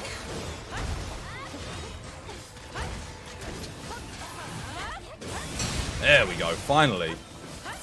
Actually did something. Zero sum here.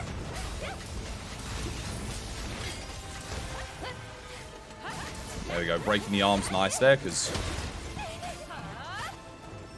Oh, dude, really? That sucks. Okay, we're doing better this time. That was faster.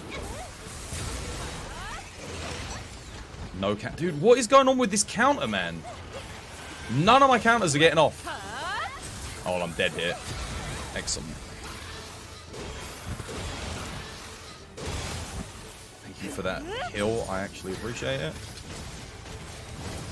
I need to get a zero sum off it. And I did spike on, but did it do anything? Did it bollocks? Standing behind it, I get hit. Excellent. Wonderful.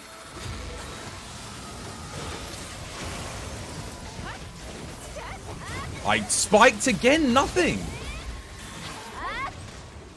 Why does it keep doing that? It's not getting me onto the bloody monster.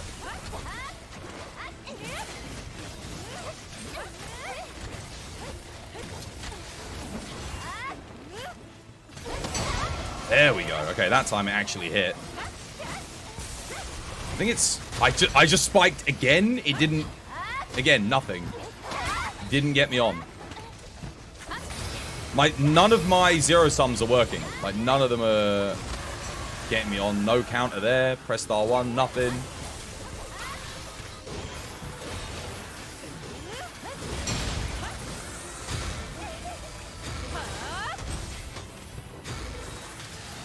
That's not good.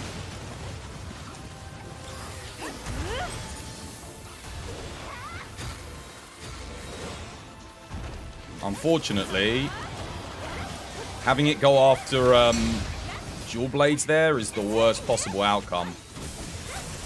Because dual blades... Well, actually, no. If they've got 4 wire bugs, they can consistently counter at least.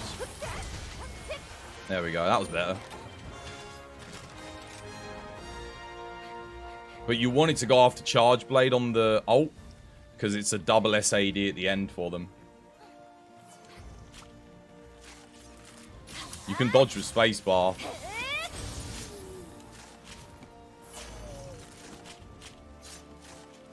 If it comes after me on the ultimate, I can zero sum. And then counter. Charge blade. Charge blade is the best one though. It kicked you. You're back. Welcome back.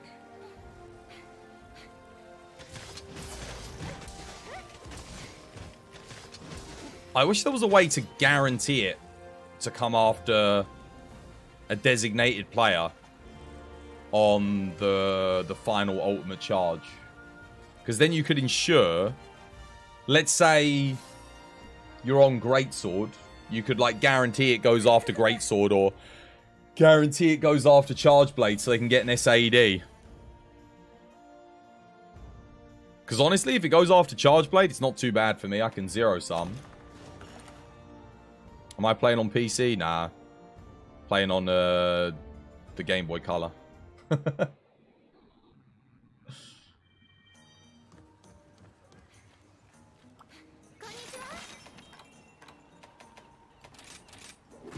よろしくお願いいたします。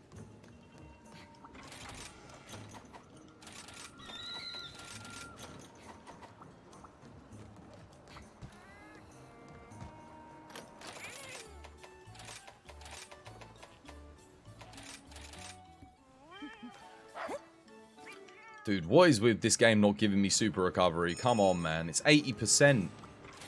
I feel like I'm only getting it 50% of the time. Maybe even less. I think I've had enough of it. They never added...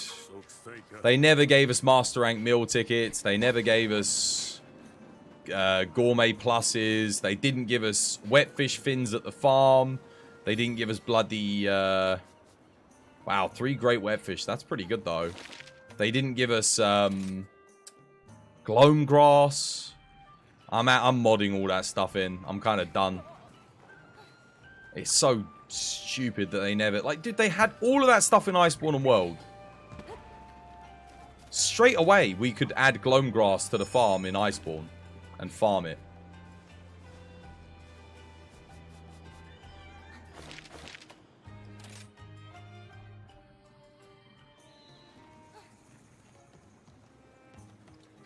Come on, give me a Berserk too.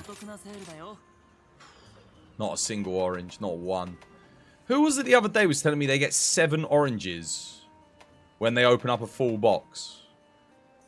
Never. I've never seen more than 4. I think 4 or 5 is the most I've ever seen. I don't understand how some people are getting consistently 7 and 8 when they open this stupid thing.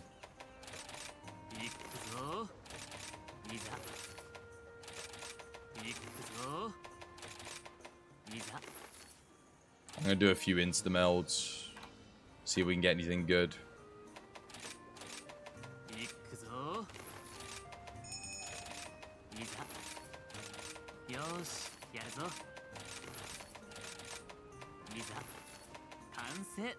Are you kidding?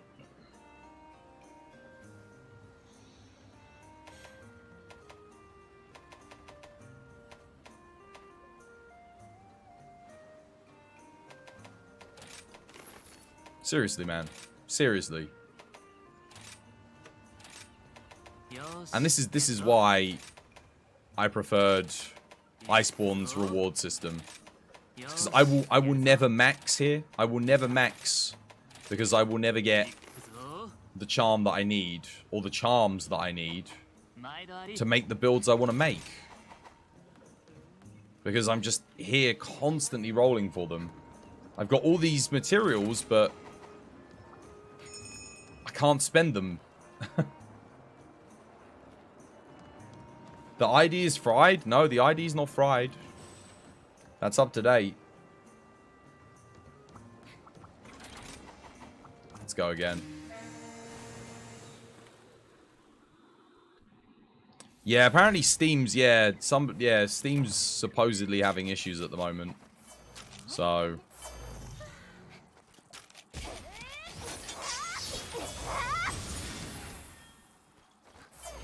I actually need to make some new Dual Blades builds. Maybe tomorrow we'll play Dual Blades. Start updating the builds. Locks kind of got me wanting to try out some new stuff.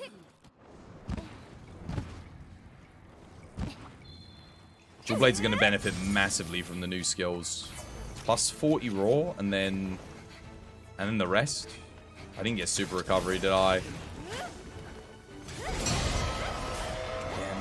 Another huge Primordial Malzeno.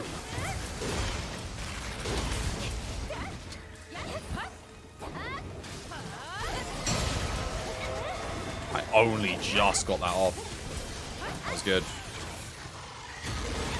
Oh, dude, I need Embolden, man. I can't iframe these.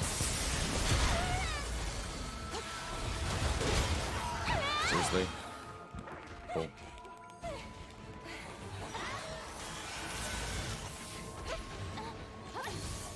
Let's break that head.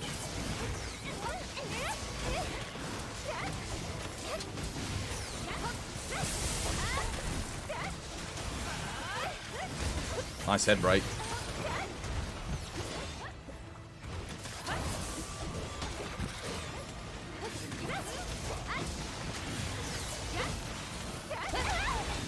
I did zero sum there, but once again, nothing, man. Nothing. God, we're resorting to flashing this dude.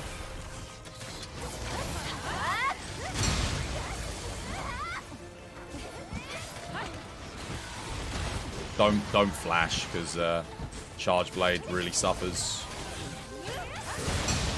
They lose a lot of damage. I mean, everyone loses a lot of damage. Like, look at that. I can't sidestep iframe because that hitbox is freaking massive.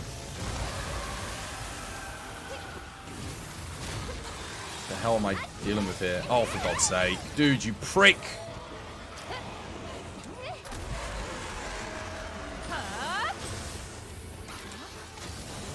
Cool. Excellent. I needed to get rid of the Dragon Blight.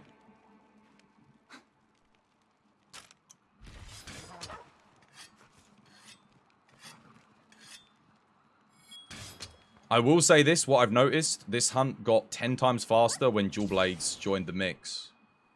Charge Blade and Switch Axe seem to kind of work together, but with the Dual Blades, it's just not... It's not coming together very well at all.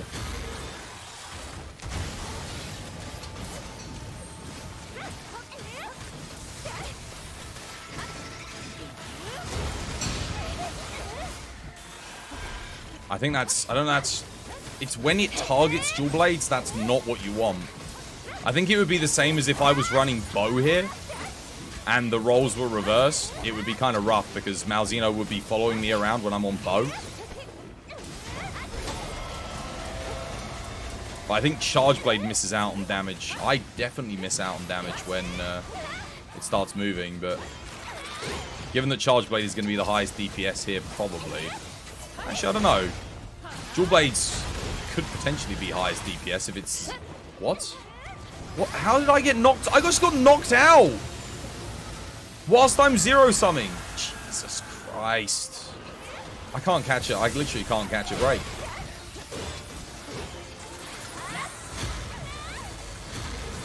Okay, I have to heal the team here.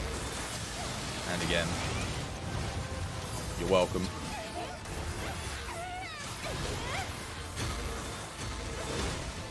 Damn it, it missed me. I don't have a second wire bug, so I take the hit here.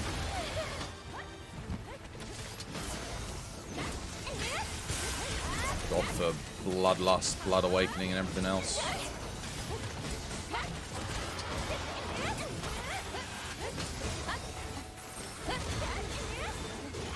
I'm basically doing nothing here.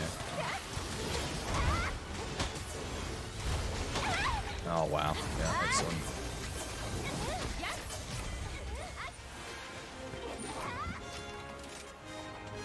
I'm doing so badly.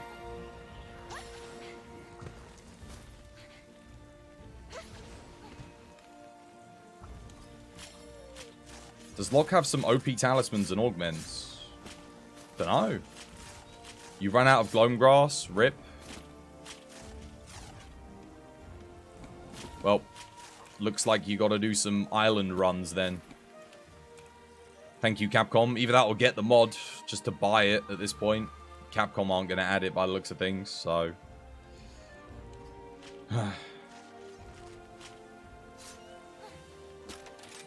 We had a really good run earlier. We almost had a sub 4. And now we're going to this. Like, I'm doing literally nothing.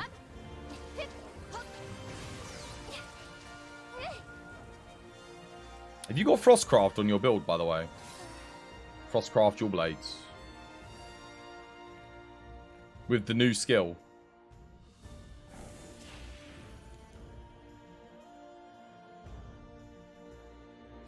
Also, is it worth running Malzeno dual blades here, or do you go Valstrax? Probably Malzeno, right? No? You definitely want to run the new skill.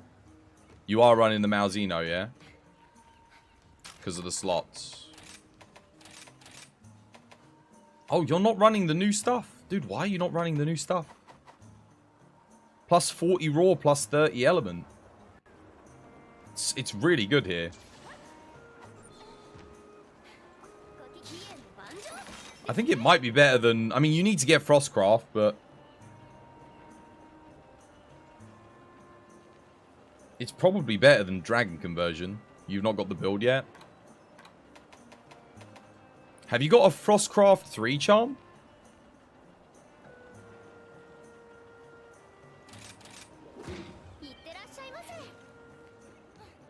You're running Berserk.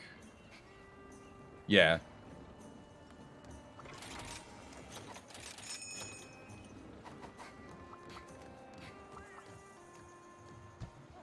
What is Dragon Conversion with? Dragon Conversion plus... nah, it wouldn't work with the new skill.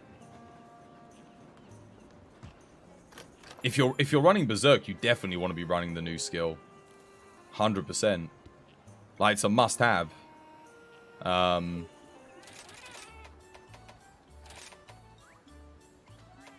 It goes perfectly with Berserk.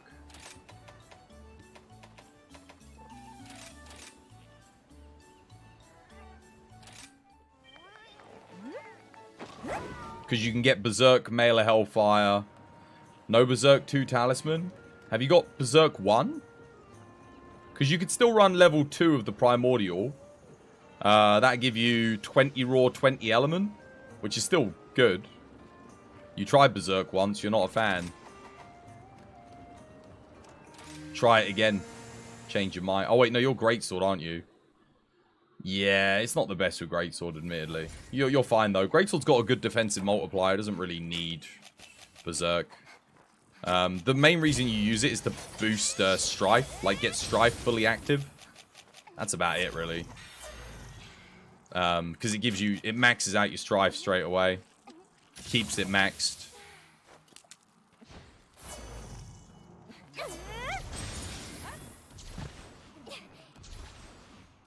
You still 2 rank for this stuff?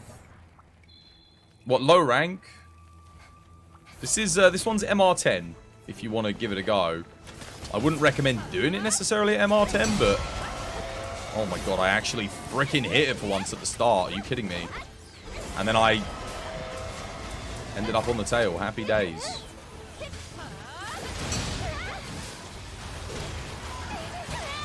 Dude, I hate that so much.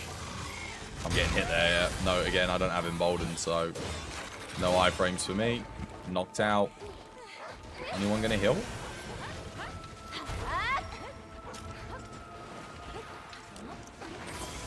Nope. Almost died there to stun. Oh, wonderful. Just what I wanted. That is like the second DC today.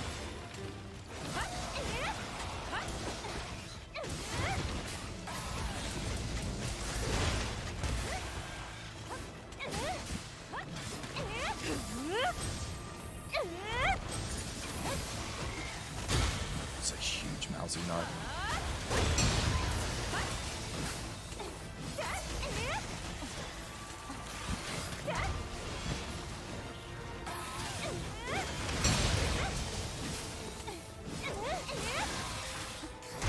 Damn it. Ouch. Oh, I tried, man. You guys saw me, right? Just didn't quite get there.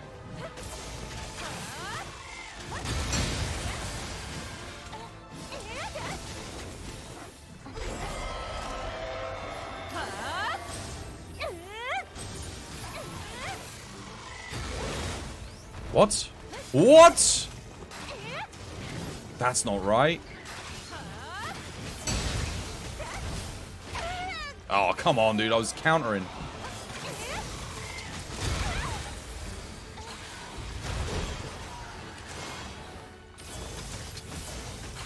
I don't have a counter, man. This is rough. I need another wire bug fast. I was mashing R1 there. Obviously wasn't ready.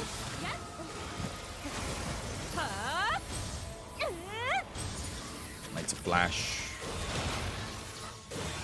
So I can grab that. There we go. I hate flashing this thing, but I needed an openings. Being a bit too aggressive there. Oh, come on, dude. What? How was that not? Dude! That went right through me!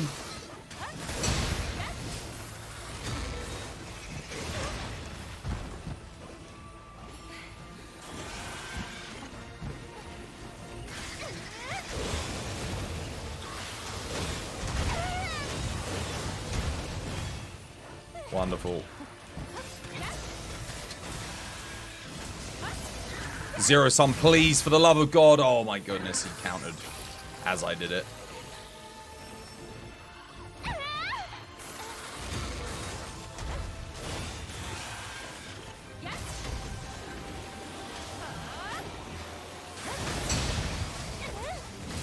Oh, nothing's broken on the back there.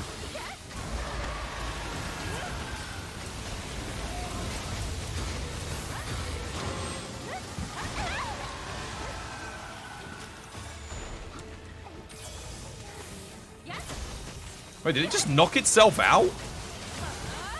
Or is that just my imagination? Oh, I'm Dragon Blighted, for God's sake.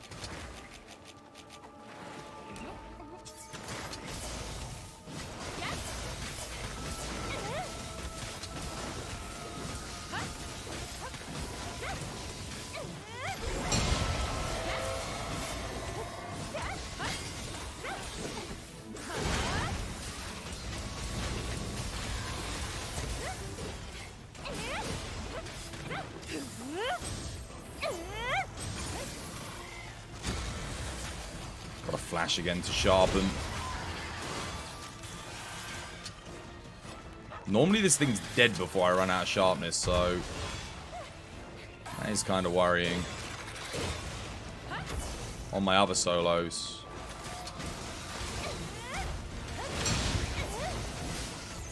Okay, I am going to need to take that. I never normally even get a mount on this fight. I'm genuinely surprised. I think someone else picked up the wire bug and used it before I DC'd. For like the third time today.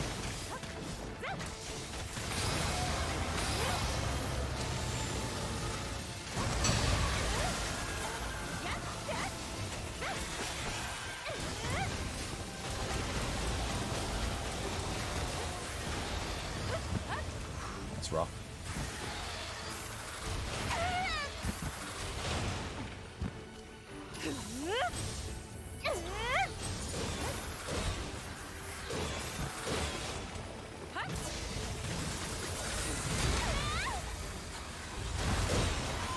I had to counter, but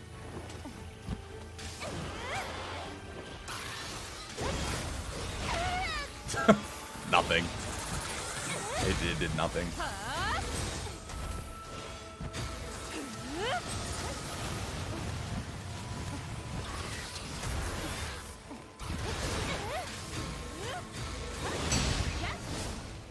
I've got nothing here either because I don't have two wire bugs. I think I used every wire bug in the area, sadly. So I'm kind of just stuck here like, there we go, Frenzied Bloodlust should help a little bit.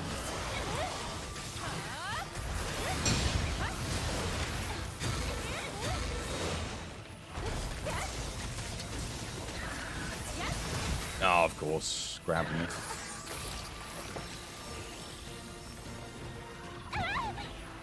Wait, did I just use... I just lost Frenzied Bloodlust because of that. Like, it wouldn't let me wire bug either, despite the fact that I had wire bugs.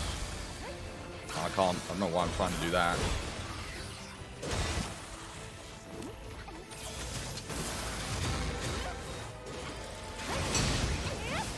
At least we keep our charge going, that's something.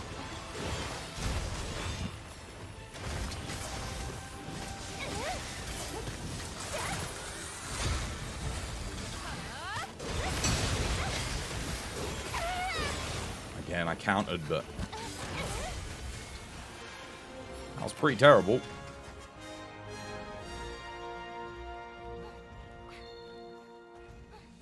I do wonder if the Valstrax Charge Blade might be better here. Because, dude, I actually had to sharpen. I was doing so little damage that I had to sharpen. I hit green. Like, well, I didn't quite hit green, but I was going to hit green.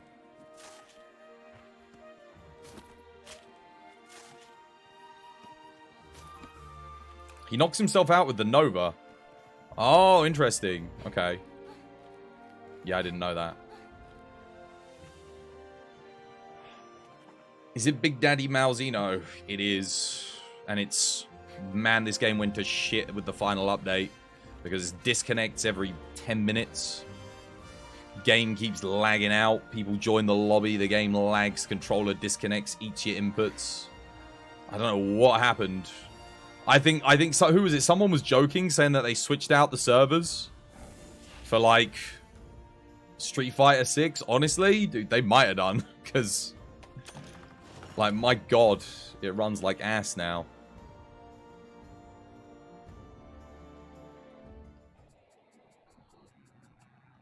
Something's changed.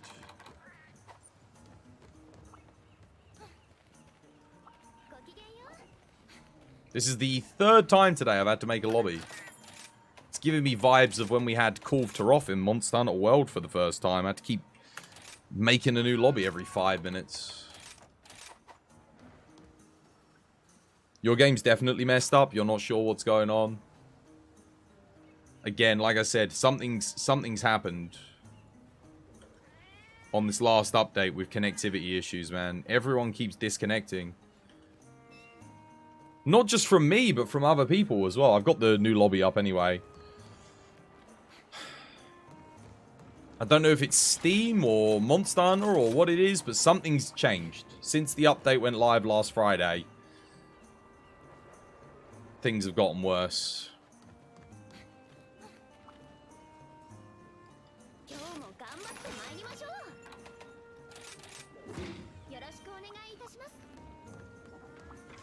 We're going to beat up Riz and Shaggy? Yeah, no, go for it. I need to keep practicing this fight. Riz and Shaggy I've got down. This one... Well, put it this way. Charge Blade, Bow are much easier than frickin' Dual Blades on the... I mean, Swax on this fight. Much easier. Swax on this one just feels like I'm getting punished for using my moves that I'm... Like, I zero-sum and I get knocked out whilst I'm zero-summing. I counter, and then as I come out the counter, before I've even regained control of my characters, I've been pinned and hit with a triple combo, and then knocked out, and then hit again because I got stunned whilst I was countering. Like, you know what?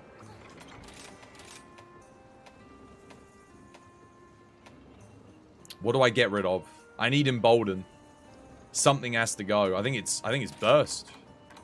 I think Burst has to go. And we take Embolden for the iframes.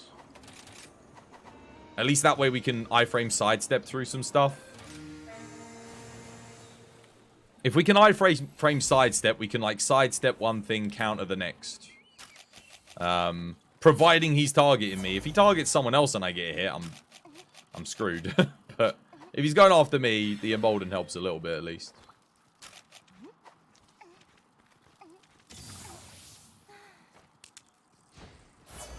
What is it? I think Embolden 2's like Evade Window 3.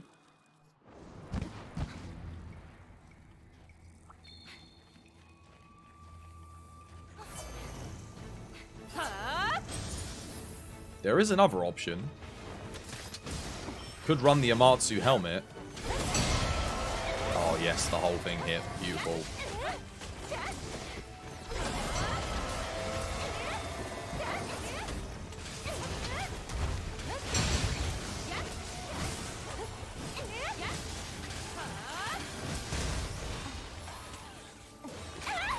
I couldn't even see him there. Couldn't see what he was doing.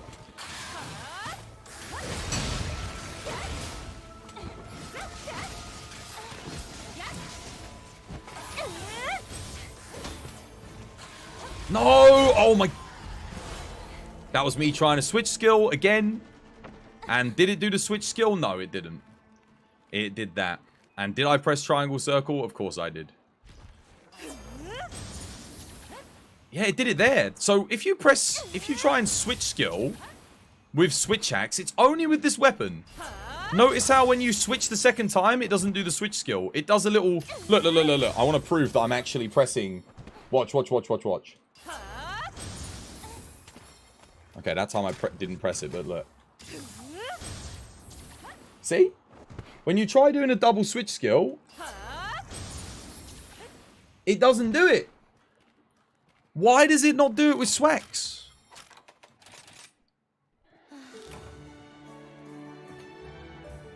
You guys see that, right? I'm pressing the buttons. With bow, you can switch skill. With any other weapon, you switch skill and then you can switch skill back again. It's not a case of feeling bad. It's annoying. Yeah, I don't feel bad about it. It's like, why does it not work with Swax? You thought you were going mad. You knew it wasn't your fault. Dude, it's not. It's not working. It's not like that for other weapons. That used to happen with Charge Blade for a while. Am I having controller problems? No, no, no, no, no, no, no, no, no. It's only with this weapon. I play every weapon. It happens with Dual Blades too. It does not happen with bow. It does not happen with Charge Blade. I can tell you that much. Look, watch. Look, look, look, look, look. Same when you've got it out. Look. Switch. It does that. I want to prove my inputs are like 100% correct. It doesn't register the circle button. It's broken. Look. I'm pressed. I promise you. Look, look, look, look, look, look, look. Look, look, look. Watch.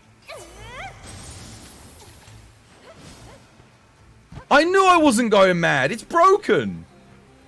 It's when you press it too... Look, dude, I'm not pressing it too fast. Look. The animation's finished. The animation finishes, I press it again, it doesn't... It does that. It's not meant to do that. Every other weapon... Look, look, let me get another weapon, I'll show you. Watch this, watch this. First things first, let's save this thing.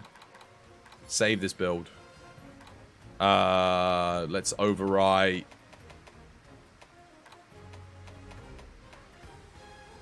What are we getting rid of? Something has to go. I guess we get rid of this build. All right, let's grab bow.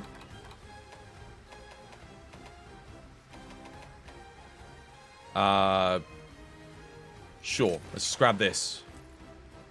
Watch what happens when I do it on bow. You ready? Oh, dude, it did it again on bow. What the hell?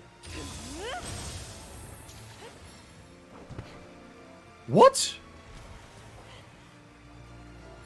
When did it start doing this? Was that introduced with the last update? Look, I promise you I'm waiting until the animation's done. Look, watch how slow I'm being.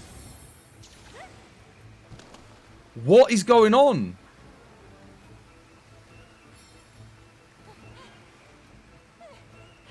Why is it doing that now? It never used to do that. You just switch, and then it switched back again. Yo, Capcom, fix it, man. Come on, what you doing? Why have you broken this?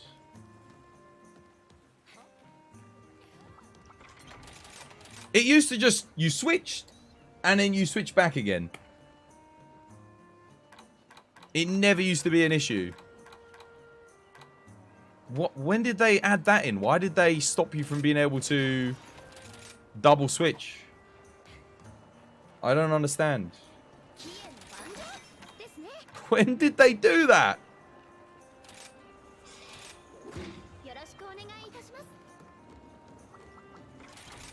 On the bright side, at least I'm not going mad. Because I keep thinking, dude, I'm messing up my inputs. I must be doing something wrong. No, I'm not messing up the inputs. It's literally like you can't... It's not letting me do it. It's...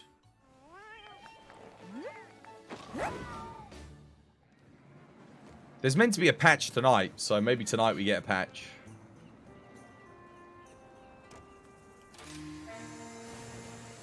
But that's gotten me killed 3 times today where I've tried to switch skill, and it's, instead of switch skilling, it's done the jump.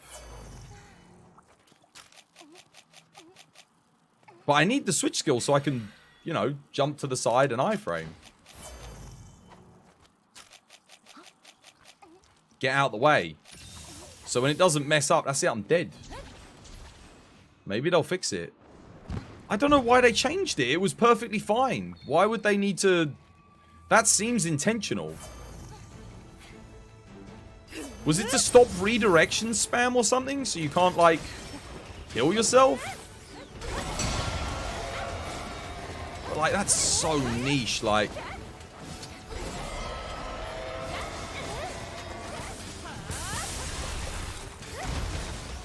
How was that not a counter, dude? Come on, get out of it.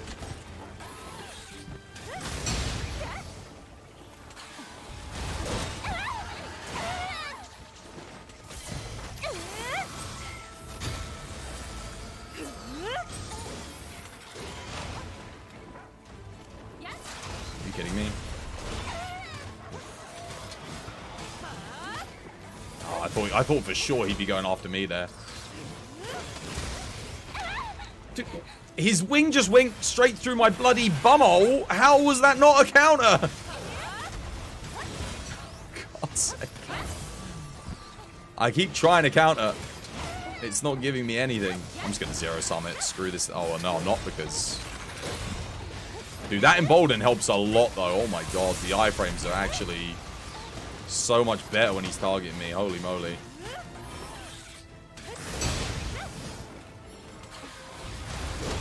Look at that. An actually iframe. But I do need a heal here. I'm dead.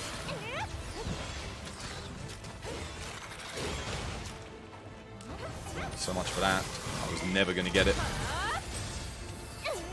There we go. That time it actually worked. Come on.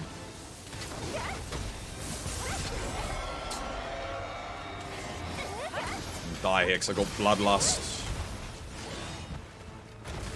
Not regaining enough health.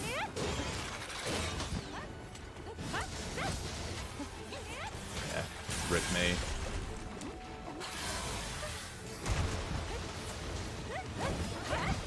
That was me trying to switch skill swap again. Didn't work.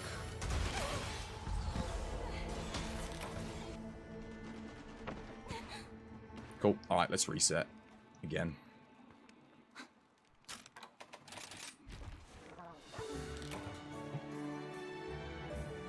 You think the Norse theme or an Egyptian one would be cool? For what? Do you think Monster Hunter is going to continue doing areas themed like how they did Rise? I don't know. It's a predominantly Japanese company, so... They, like, the Japanese undertones have always kind of been a thing. I wouldn't expect Norse or Egyptian themes. Like, you might get that in monster themes. Kind of, but...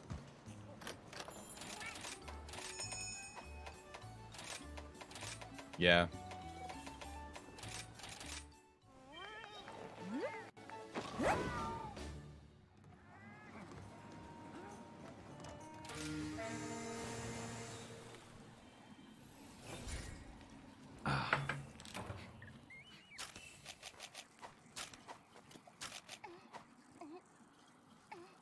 This is where I need Eleanor to actually use, like, maybe the Berserk build as well. Because then... Because when I'm Dust of Lifing, I'm not really benefiting them. But they won't Dust of Life because they don't get the health drain. That being said, I don't know, it's not really worth it for them, I don't think. Using the Malzeno bonus build with the thingy. Dragonheart's probably still better for them here. Actually, I say that. This is a big one. I don't think I'm going to get any hits here. Yeah, nothing.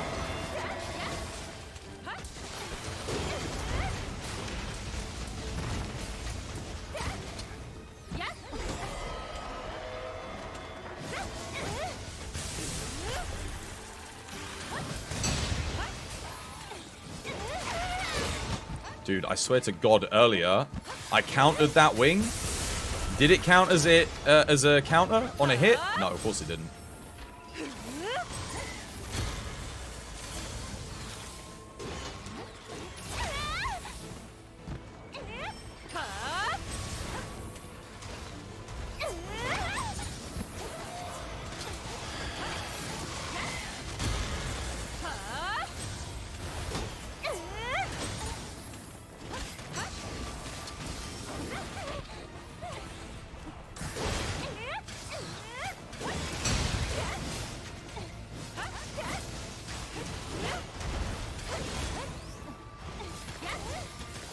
I swear to God, man, that's targeting Charge Blade. It keeps getting me at the worst times.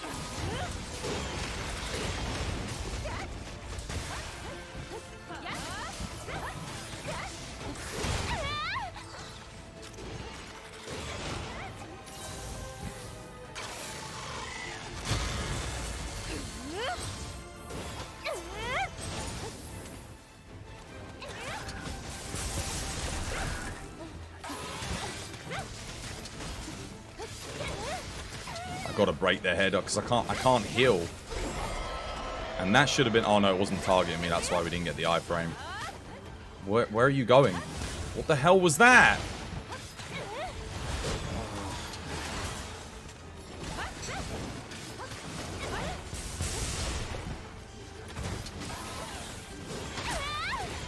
It just keeps dead angling me non-stop, guys. Nah, you know what, screw it. I'm gonna play with the AI for a second. We're playing really badly together.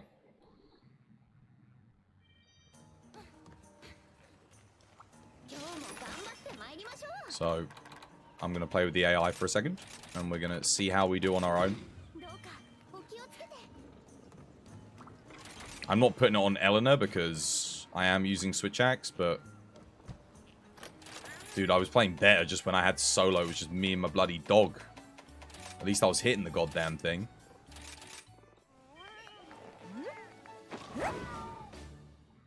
I didn't get super recovery. God's sake.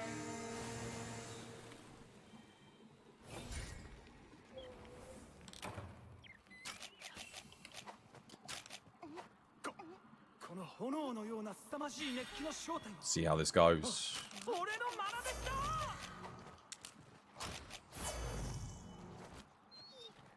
One thing's for sure, it can't go as badly as that last quest. We couldn't even get it into Enrage within like 4 minutes. Let's see how this goes. Now granted, I'm lower DPS than bloody Charge Blade, but... At least here I should be able to do something, right? Or literally hit nothing.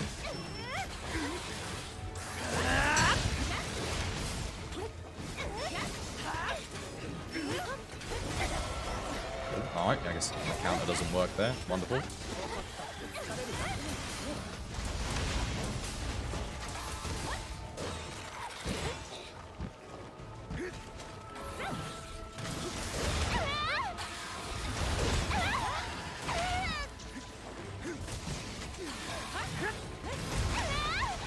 Excellent.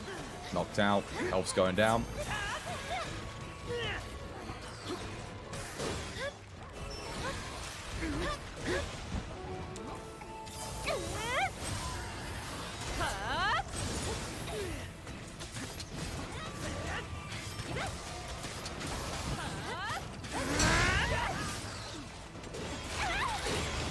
Even with Embolden, getting through that wing on the second thing is like freaking ridiculously hard.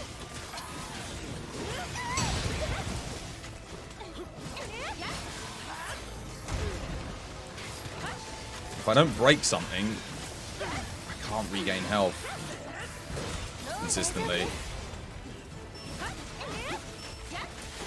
Okay, there we go. The Zero Sum should hopefully help me break something. Yeah, we broke the arm maybe? I don't know.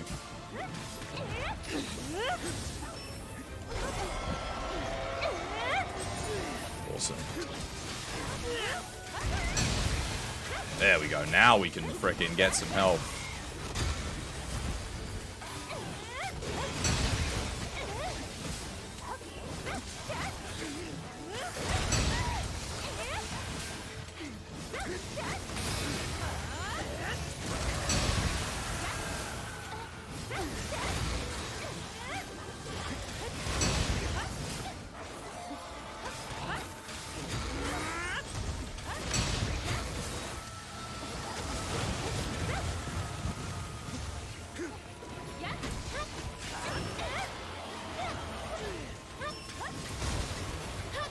Oh, okay.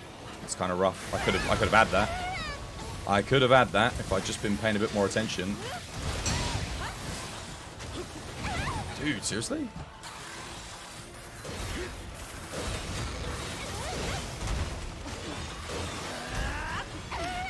Oh, I actually did get the early bits of the iframe off there. Just...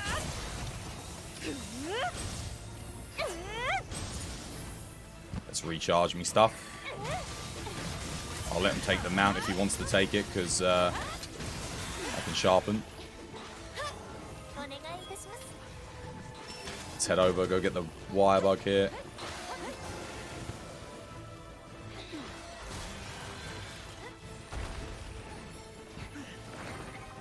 Take the spider too.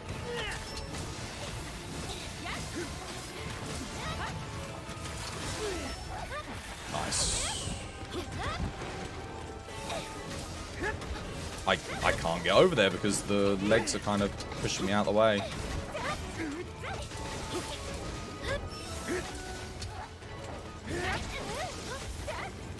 I tried to zero sum there, nothing happened. Excellent. I can't knock him into the wall here because he's tied up by the bloody dogs. And I'm going to flash here and try. There we go, it's gone now. Oh no, dude, are you kidding me? Now we can't do anything. Now we can't do anything.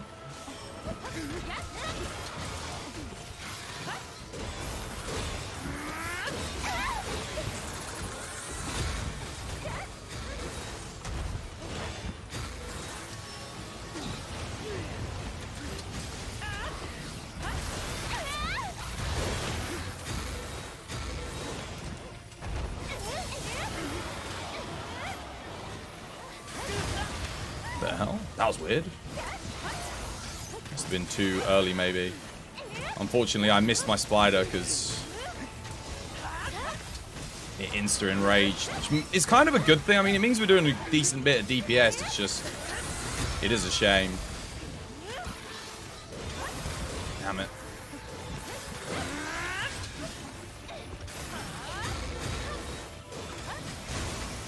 That's weird.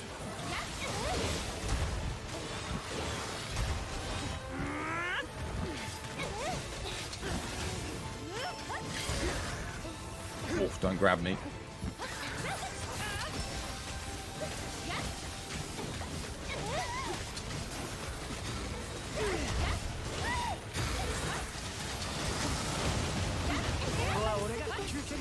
No zero sum. Okay, I'll tell you one thing, right? This quest is way easier to solo with Swax than it is multiplayer Swax. Multiplayer Swax is so much freaking harder. Oh my god. Damn, it's not normally that way, but... How you doing, Prince? Hope you have yourself a lovely, jubbly day today. Multiplayer Swax just sucks, dude. It's so rough. But that was nowhere near as hard as doing it in multi. Solo's always easier. Nah, dude. No, are you kidding me? Bow? Dude, bow, like, dual blades? I'd say they're easier in multiplayer. What else is easier multi here? I don't know. Charge Blade does really well solo, but it also does really good in multi. Not as good, but you can still pop off SAEDs. You know, if you're not getting targeted.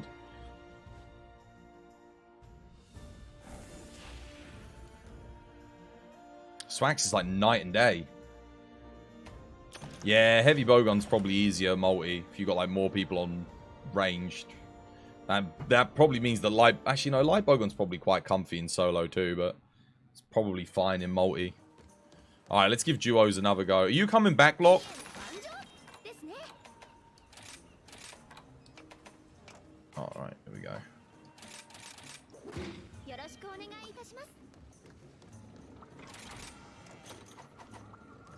Okay, so that means sub 5 for this, for Swax is definitely possible.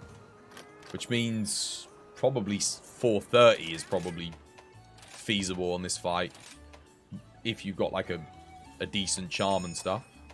And you get some good RNG. Let's see. No super recovery. Standard. As if it wasn't hard enough. Once you break the parts, this build really pops off. Before you break the parts, it is rough. Because you can't counteract the berserk. Certainly if you don't have super recovery, it becomes exponentially harder. So I don't have super recovery here. I'm going to be losing health. It also doesn't help if no one's using Dust of Life. So I know Locke's completely out of them. Eleanor can't really put their shield away if they're getting targeted, so that's the other rough thing.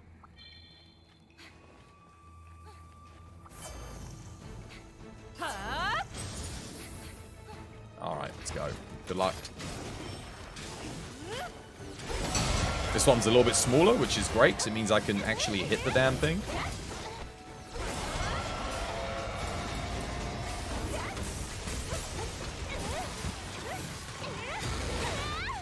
Apparently that was targeting me. I don't know why thingy didn't go up there.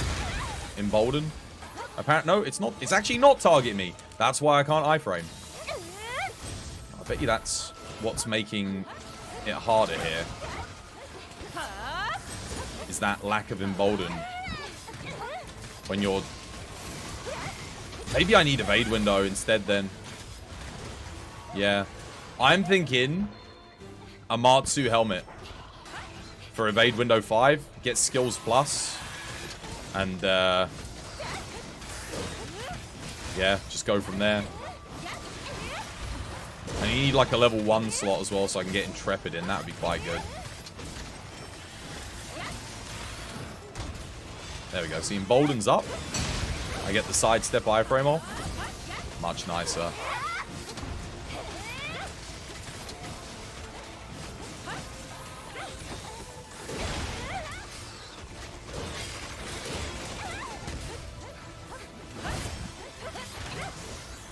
Blade, GG.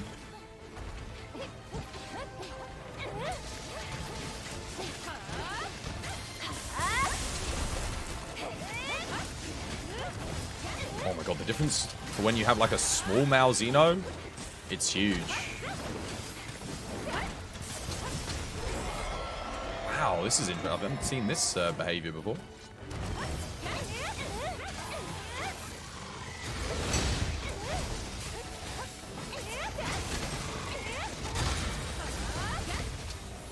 Oh, he like...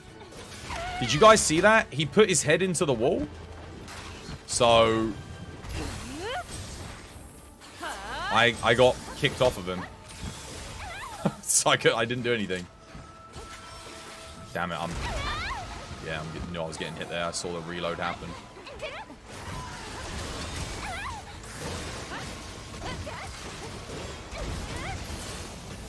Oh, thank you for the heal. Appreciate it. Helps a lot.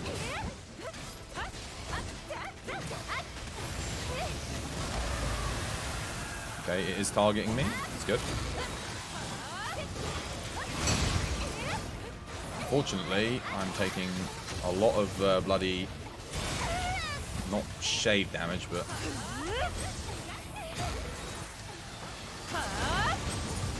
Just coincidental damage. Not really much I can do about it. Shit as anything.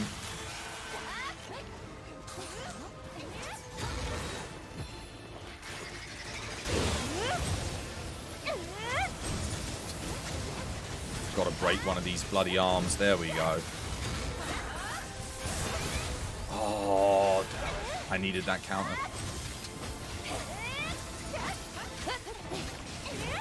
Getting Dragon Blighted really freaking sucks, man. Maybe I should be running a Dragonheart build just for that. I don't have to worry about it. I mean, ideally you just don't want to get hit, right? But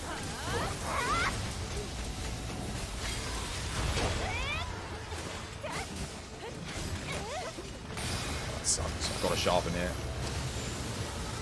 Nice. Got it off. Now we need it to target Charge Blade. And it targets me.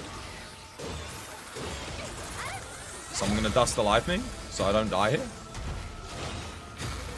Anyone gonna dust alive me?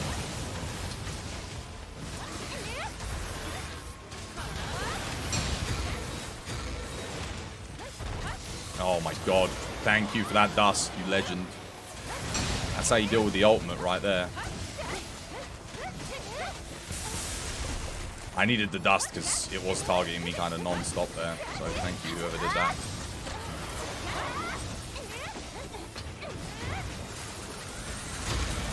Health is going down at a worryingly fast rate here. But we're good. GG. That, at the end there, I think that's how you're probably meant to play that. GG. Oh my god, your bow sets are ruined. Why is that?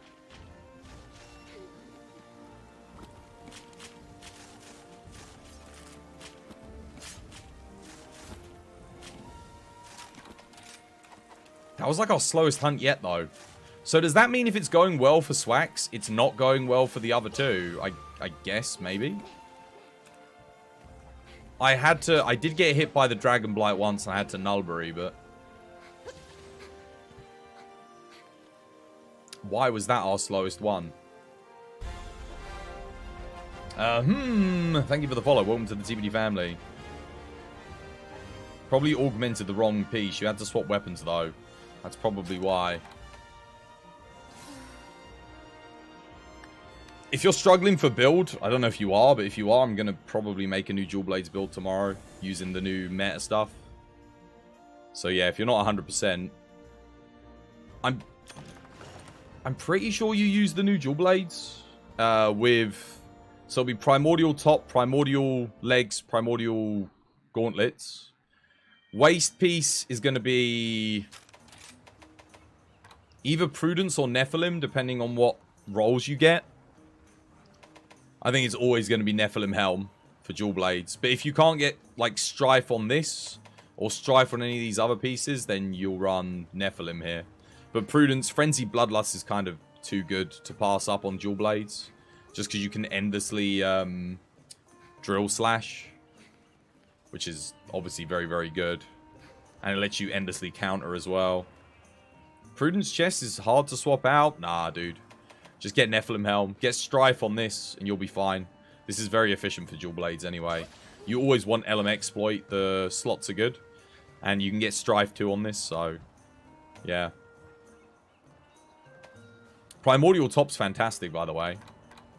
You get... I've got Strife augmented on here, but you get Blood Awakening, which is obviously very good. And look at the slots.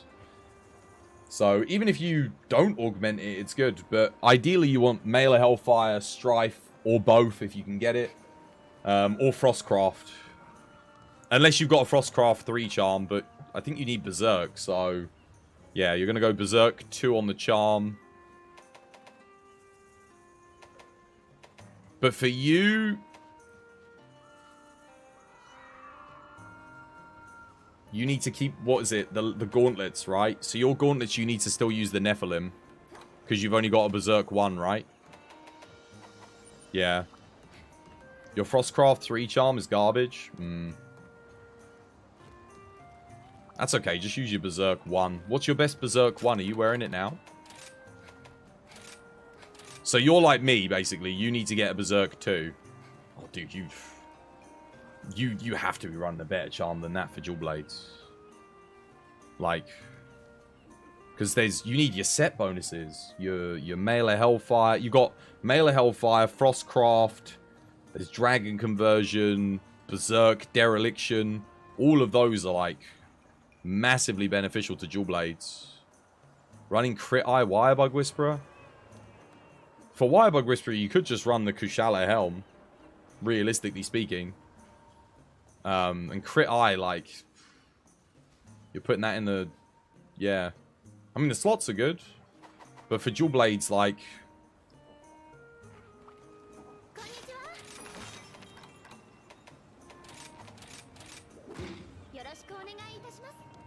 Ammo up 2, Berserk 1, 221 is the best you've got.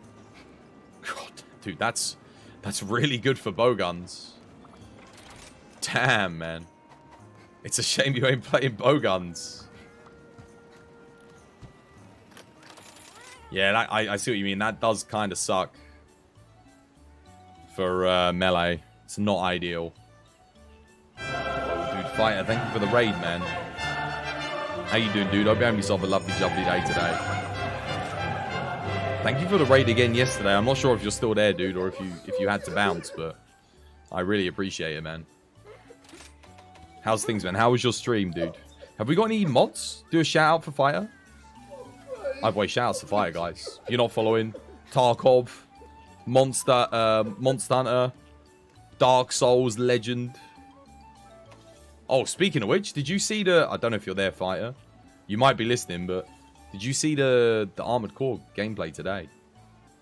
I don't even know if that tickles your fancy. It does have PvP, though, so...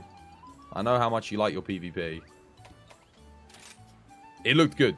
It looked good. Looks like From Software doing a good job with it. I'm thinking I might play it.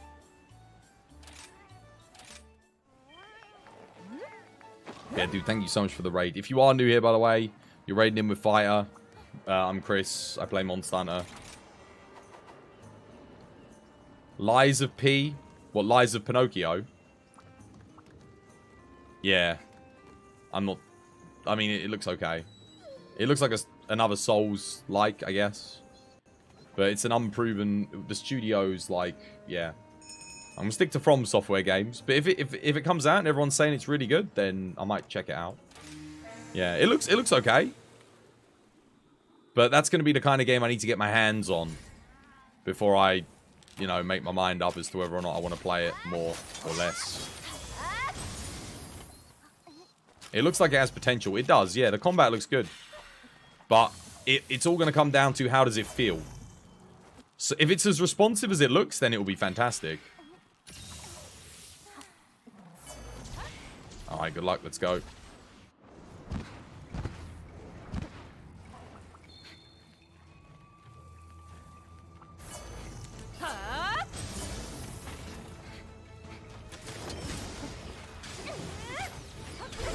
Way out of range there.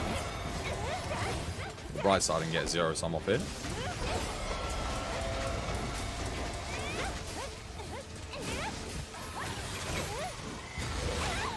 Oh, that wasn't going after me. I was going to say, where's my Embolden? There was no Embolden. What the hell was that? Seriously? No Embolden again. So that means it's not targeting me again. No, it's going after a lot. Why does it keep hitting me when I don't have my Embolden and it's going after someone else? Every time, man.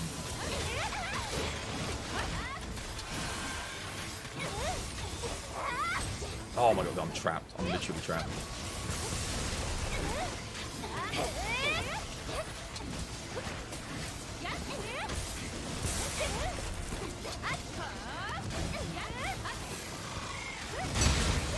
Okay, nice. We needed that.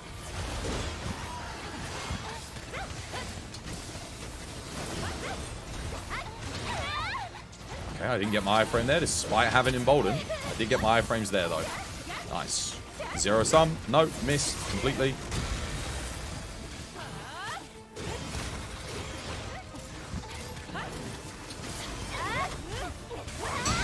Excellent. Nice. Dude, Embolden is making the difference, man. When it's targeting me, it's so nice. It sucks when it's not targeting me, but... Yeah, I'm honestly thinking, like, maybe I get the Evade Window Helmet. Because then I don't need to worry about Embolden. Like, who cares at that point, you know?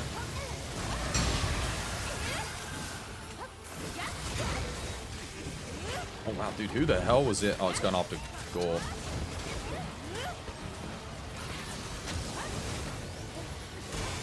It's still going after Chaotic Gore.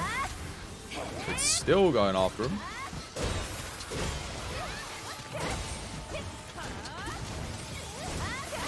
Trying to get like a freaking zero sum off here, but... What? No! Dude, I was not in that hitbox. Piss off. There is no freaking way I was in that.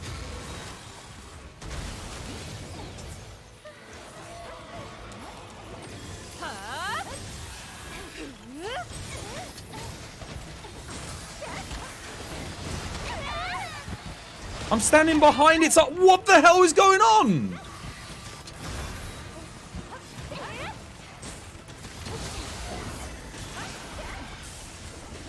Oh no, dude.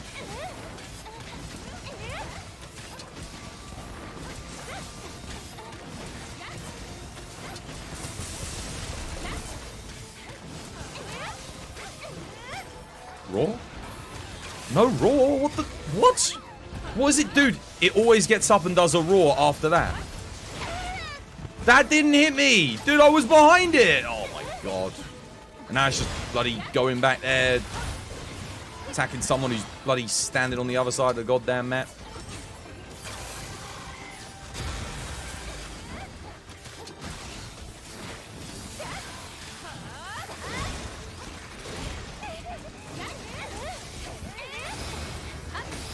Well, at least I got this off. One good bloody thing to come out of this whole goddamn quest. I don't have a wire bug, sadly, though, which is... Not gonna do dick all here, am I? Might as well just stand around and shan't and do all this.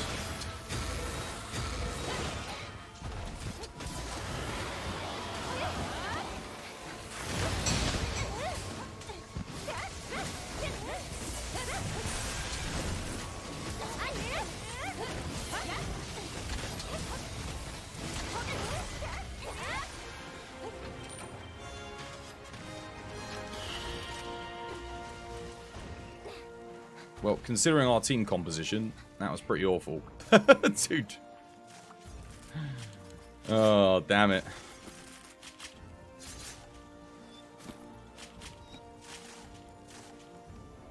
This run is screwing you hard.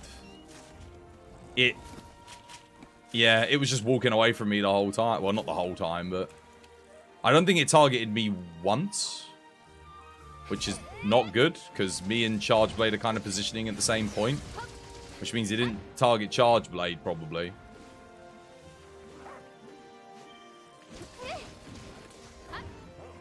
Bowgun does not like 21 move combos. The hitboxes from the swings are always wonky, especially from behind. I have noticed when you're really close, it's weird. If you're far away, it's pretty consistent, but when you get close, the hitbox gets bigger. Like, even if it goes over your head and it doesn't actually hit you, it will hit you. I have noticed that. And sometimes, like, it will hit you in the back when you're countering from the front. So, like, if you're on longsword, you do a foresight into a, what they called, a serene pose, and then it will just kill you.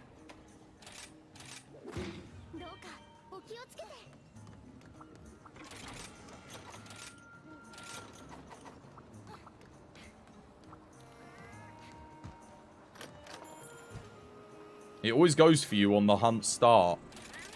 It shouldn't do. It should go for me. Just do your counters at the start with your thingy, and then do a drill slash. Yeah. After you get the... Well, if you've got time to do it. Because it should insta-raw, providing we do enough damage for it. To it, rather.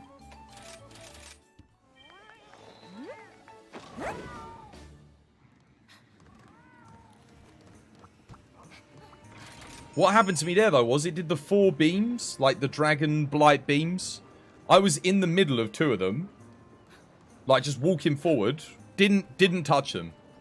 And it hit me. Like, it didn't hit me at first. It just hit me after a second. So, and as it was finishing the attack. But I was not in the beams. Like, not at all. It was nowhere near them. Well, I mean, I was near them because I'm in the middle of the two of them, but... When did you dodge? You dodged into it. No, I didn't. I dodged out of one beam. I had to dodge roll. I didn't dodge into the other. I'm not running evade extender. Go back and clip it. I didn't even touch it. The one on the right. Oh, no. No. Wrong fish.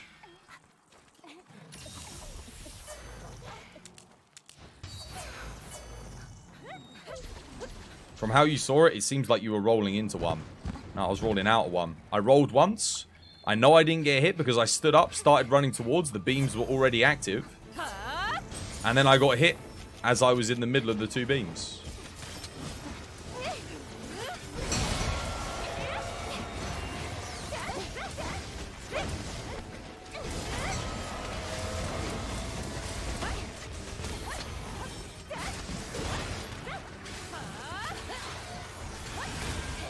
Oh, that works. Good start. Gotta go for that head break. And the arm break here. There's the head break. Excellent.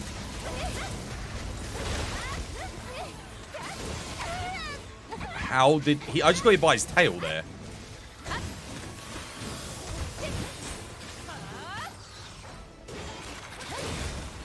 Nope. I thought I might be able to get that.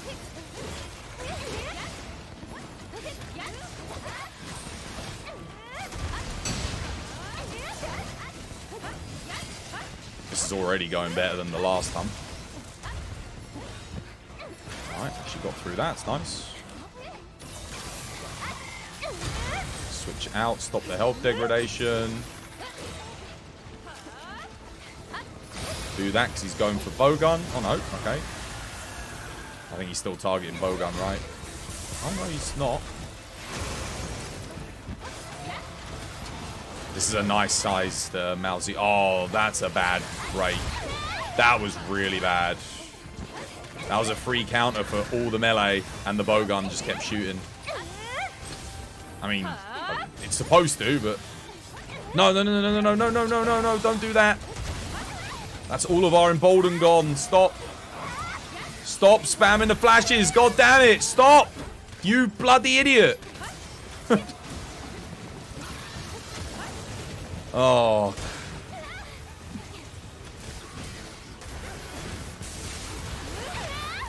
Wouldn't let me counter. Yeah, I'm dead. No one's gonna heal me.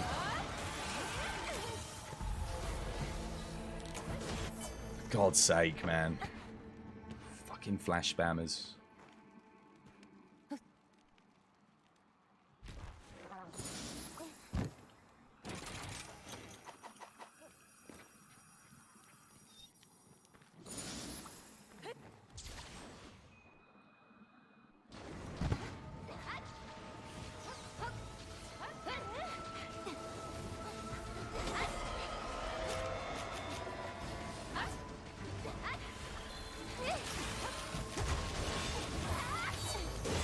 Yeah, see, you want to splash, what's it, spam flashes? I can do that. It's, we'll all spam flashes together.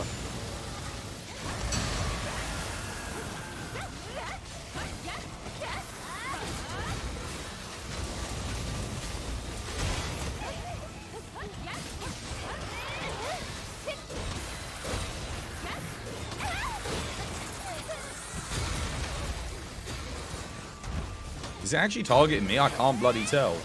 No, it's targeting Charge Blade, which is good.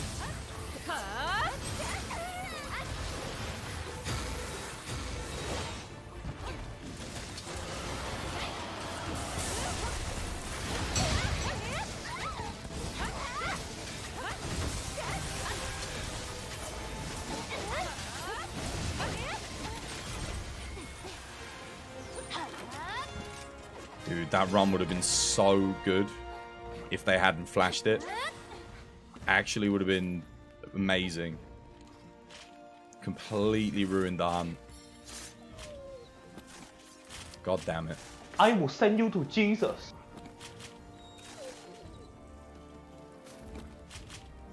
It was so good.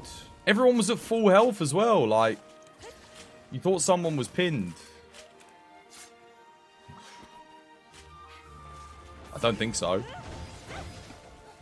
He was running around chasing someone and someone started spamming flashes. Oh.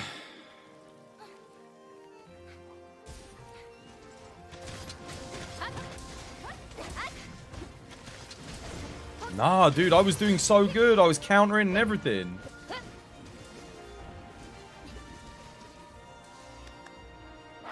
And then I lost my embolden.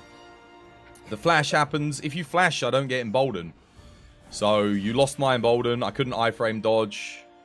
And then he was randomly attacking, so I couldn't do my counter, and I just got hit by everything. And then, well, lo and behold, no one does a dust of life. They're happy to spam flashes, but not happy to use a single bloody dust.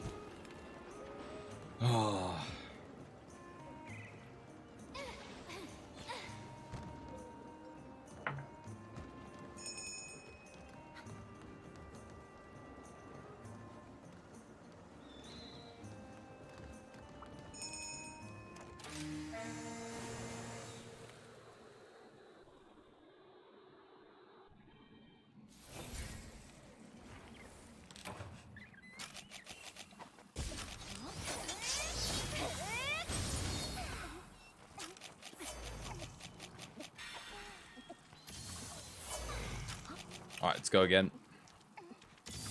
I mean, if someone gets pinned, fair enough. Flash, but otherwise, guys, don't spam them out.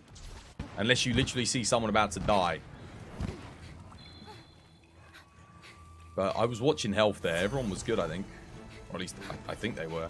That was such a well-sized Malzeno, too. Not too big. Not too small. Look, when they're too big, I missed the whole counter at the start. That's like 2,000-3,000 damage. Just, I can't get.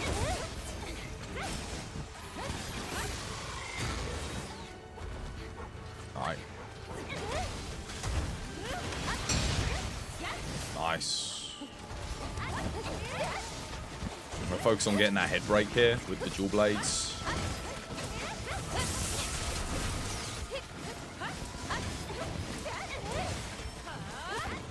There we go, head break done. Wait, how did I not iframe through that? I had emboldened. Wait, what the? Oh, bowgun's shooting me. That's what it is.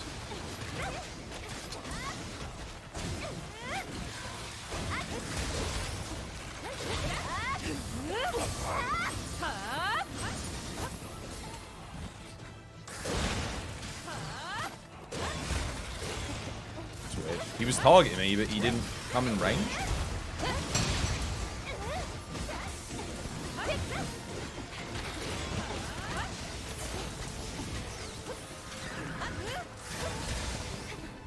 Don't flash him, no one's pinned, you're good.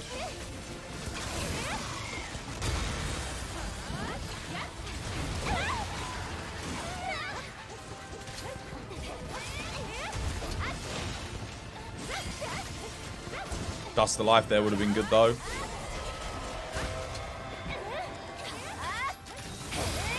Dust as well.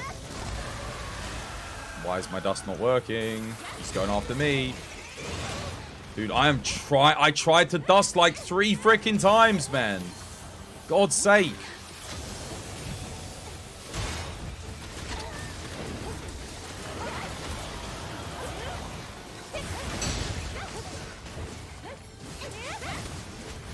You're not breaking the arms. This is a big problem, so I can't. There we go. That's what I'm talking about. Arm break. Nice. Nice, well played. I needed to break the arms because I'm not regaining health from my combos. They're both broken now. Now I can go crazy. There we go. That time he actually roared. Last hunt, we did that. He got up, he didn't roar. Which was odd, because he should have done. Interesting. I got the embolden there, but he didn't target me.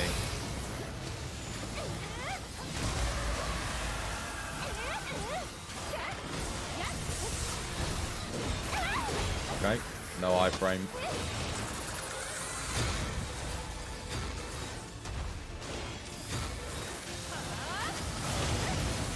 What? I just got dragon blighted. What the hell? Why is my counter not working? Guys, I'm getting my counter off, but it's not doing anything. What? You saw that, right? The timing I thought was good. That should have been double counter. Whatever, I'm just going to zero sum here for the win. Getting like dead counters here. That was much better. Well played. If my counters had gone off, it would have been faster, but... Dude, there's no way that counter didn't work. I mean, I got the iframes, but apparently I was too early. But I did it right on the hit.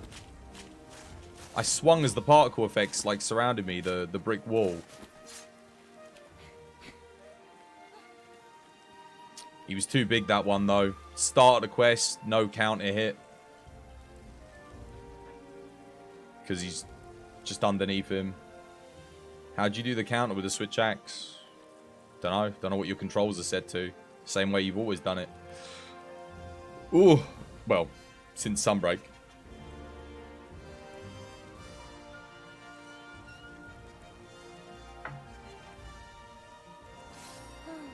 One hundred and 1,183 defense as a gunner is kind of crazy. The hell? Why have you got 1,183 defense? What are you running? Why do you need 1,183 defense?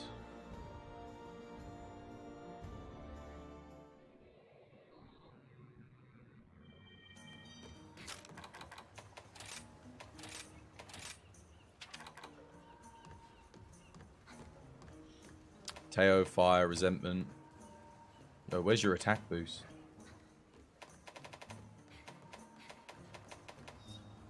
Wait, you got 1,183 defense with this? Oh, is it because emboldened? When he targets you, plus 40?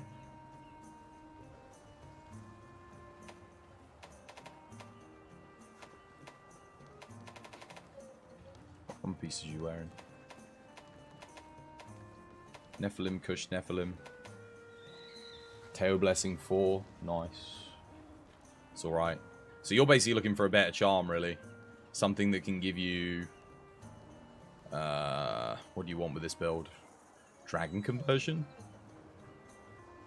Maybe. What you really want is attack 7, right? Why do I feel like you're missing something for this thing? Oh wait, are you using the Silver Los with Rapid Fire? You know what, you should just use the regular Rathalos. It'll be way better for you than this thing. Because if you can't get the Rapid Fire 3 in, it's not worth it. Because your build's more budget, the regular Rathalos will be so much better for Pierce Fire.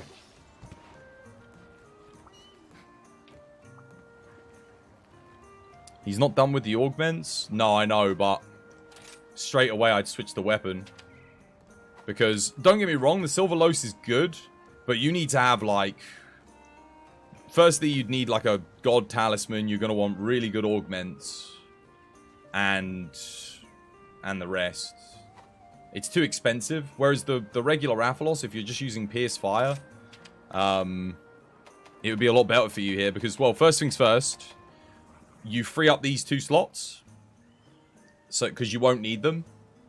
So straight away you can get like 5% extra damage straight up with attack.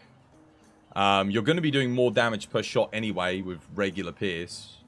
Your damage will go up.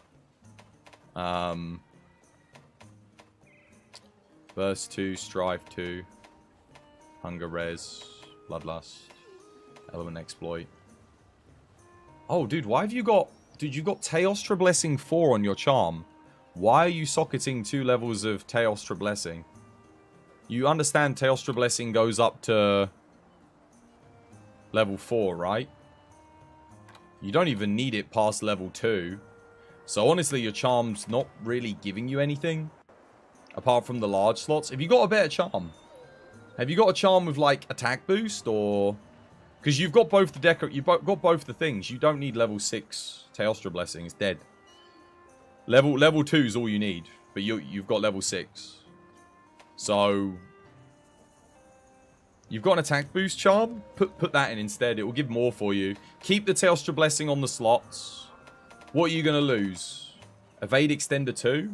And you're putting that in 2 large slots. So, like, honestly, in terms of efficiency, straight up, you could have gone... you could have put Rapid Fire 3 in one of those large slots here. That would have given you an extra 10% damage straight away. I don't know if Ammo Up 2 is worth it on the regular Rathalos. I can't remember how many slots you get. So, maybe forget Ammo Up. You've got spare shots, so I think you'll be okay. Embolden for light bowgun? I don't really think you need it. Because you've got the counter, right? Do you use the counter? The little back hop counter shot?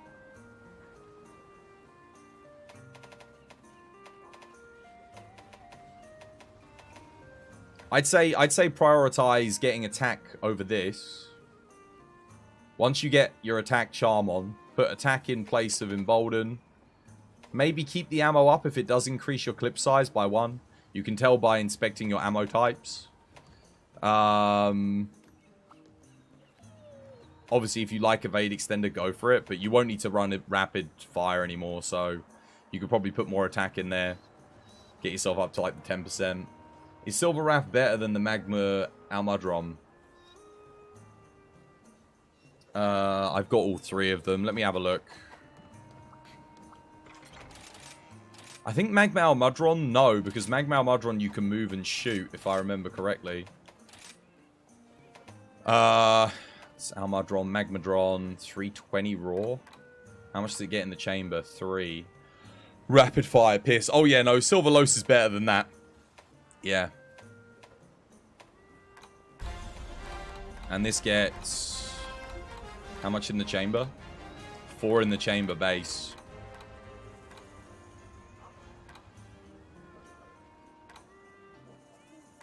Yeah, dude, this has 4 in the chamber, so don't worry about ammo up. Scrap ammo up. Scrap the rapid fire. Change the charm to attack. Keep the Teostra Blessing in. Get rid of Embolden. Keep the Evade Extender if you like it, but if you can make an Evade Extender plus 4, get that and put that in one of your level 4 slots. It'll be a bit more efficient. Thank you for the follow, by the way, Ace Dragnesk. Yeah, get as much attack in there, and then... Crit Element. Crit Element, if you don't have it, is decent. It's easy to get the level 4 of that. Chances are you've already got the stuff that you need to make it. But if not, don't worry. You'll get it when you get it. Did you... Okay, yeah. Tab out when you're kind of like done. And I'll have a quick look at it. Because it's still showing me the old build. But fire attack's good. Resentment's good. Crit eye is just on the armor. It is what it is. It's not like 100% necessary for this. Dereliction's great. Attack boost is obviously fantastic. The ammo up, again, I don't know if it's good here. I think 4 in the chamber is fine. So, honestly, investing in it might not be worth it. But, yeah, reload speed. I think you might need reload speed 3 on the Rathalos. Where's your recoil reduction? Dude, you need recoil reduction. Level, yeah, I think you need recoil reduction as well. I can just show you my build, to be honest. I don't know why I'm, like, boring over this. I've actually got the build. So... This is kind of what you want to be looking for, I think. Obviously, ignore the dragon conversion, because that's augment. You'll get that eventually, but don't worry about it for now. So dragon conversion Furious will come later on down the line. But you got dereliction and that, but yeah, something like this. You've got the Archfiends on. Don't worry about the armor so much. Don't pay too much attention to that. Dragon conversion Furious, yeah, but that's augment. You get that from augments now for efficiency. So that's later. And dragon conversion is an A tier skill, so it's going to take a while to roll for. And I'm not going to get into the whole minutiae of rolling. Melee Hellfire is also pretty good. In your case, Melee Hellfire is very good if you can augment for it, because you can get the raw bonus from dereliction plus the element on thingy whilst playing on blue scroll. You've got a dragon conversion level 3 charm. Wait, you do? Oh, just run that and play on orange then. Yeah. Run that and make sure you always play orange scroll if you've got it. That'll be bonus damage. And then make sure you eat for some Elm resist. You won't have Furious right now. You can't make Furious as a decoration, can you? They never added it, did they? No, they didn't. That would have been cool if they did. So you'd have to augment for Furious. But don't worry about that. It's like, you might as well use the Dragon Conversion 3 charm if that's what you've got. That's pretty good.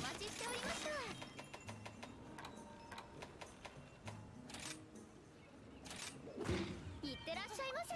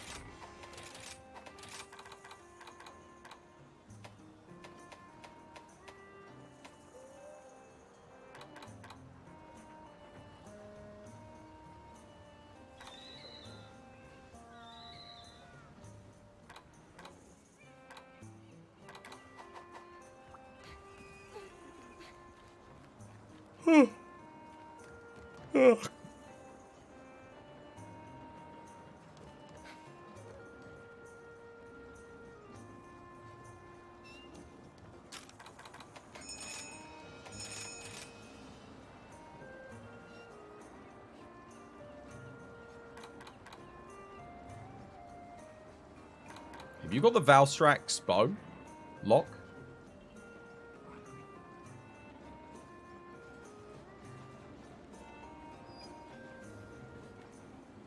You do. It's better here. A lot better.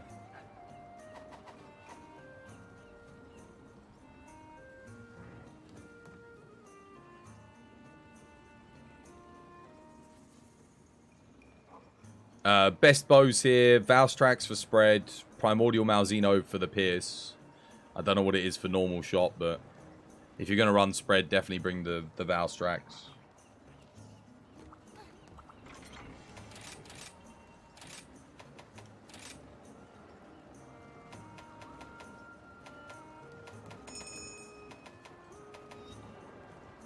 Don't worry about the LM exploit either. On bow, it's actually better to go all element and forget about the exploit. Just get the anti thingy. Dude, it doesn't matter. The LM's so huge that you don't need to worry about it. If you just get the anti-aerial. I mean, you can go for it on this fight because it does have a 25 hit zone on the head. But don't stress about it. If you just get the element, it'll do the job. If you can get the slot, if you've got the materials to get it, then take it. How you doing, Villa? Yeah, not too bad. Hope you're having yourself a lovely jubbly one.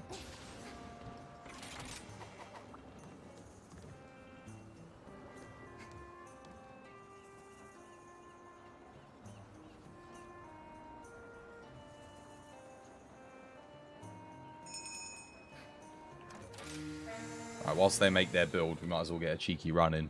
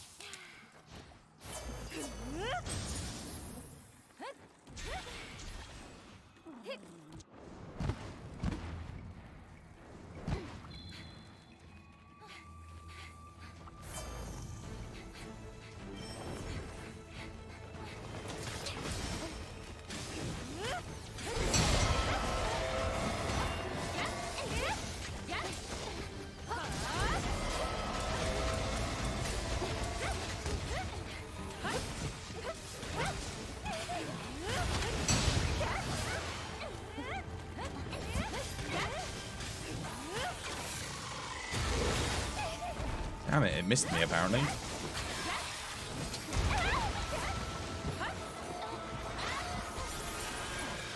Let's get that head break so I can start bloody healing.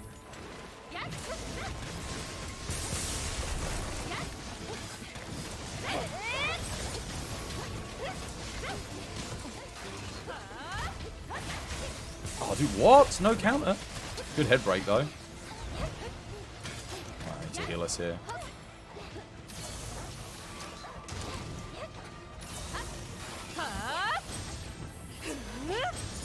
That's all my group heals to gone, just so you know.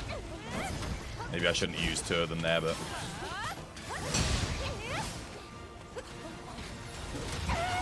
Oh, iframes, man. Again, I had Embolden, no iframe. Maybe I need Embolden 3, because I keep missing all of these. And I'm knocked out again.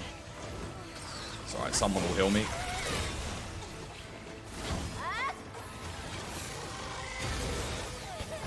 Cheers. Again, it went after bow. It wasn't targeting me, so no Embolden.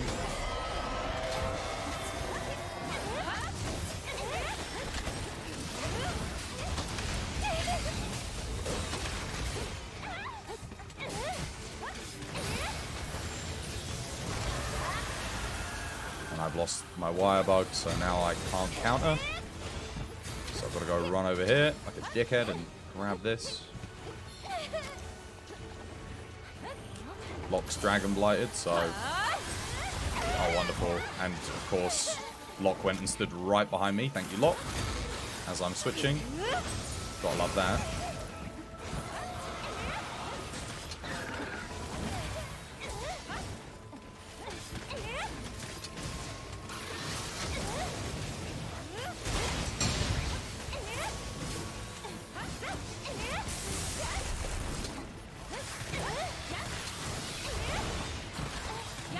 I can't even see where he's going.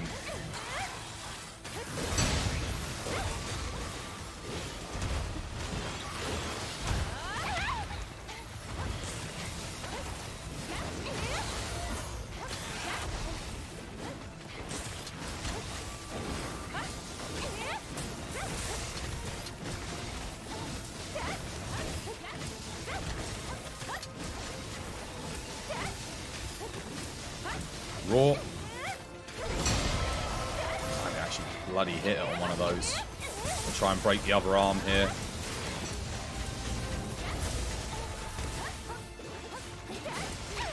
Oh, come on, dude! Standing next to him.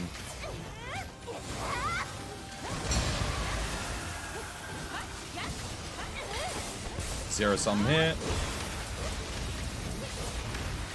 I think it's targeting me and I got no charge, which is kind of rough. Oh yeah, it's targeting me alright. I'm Dragon Blighted too, which means... Oh. Okay.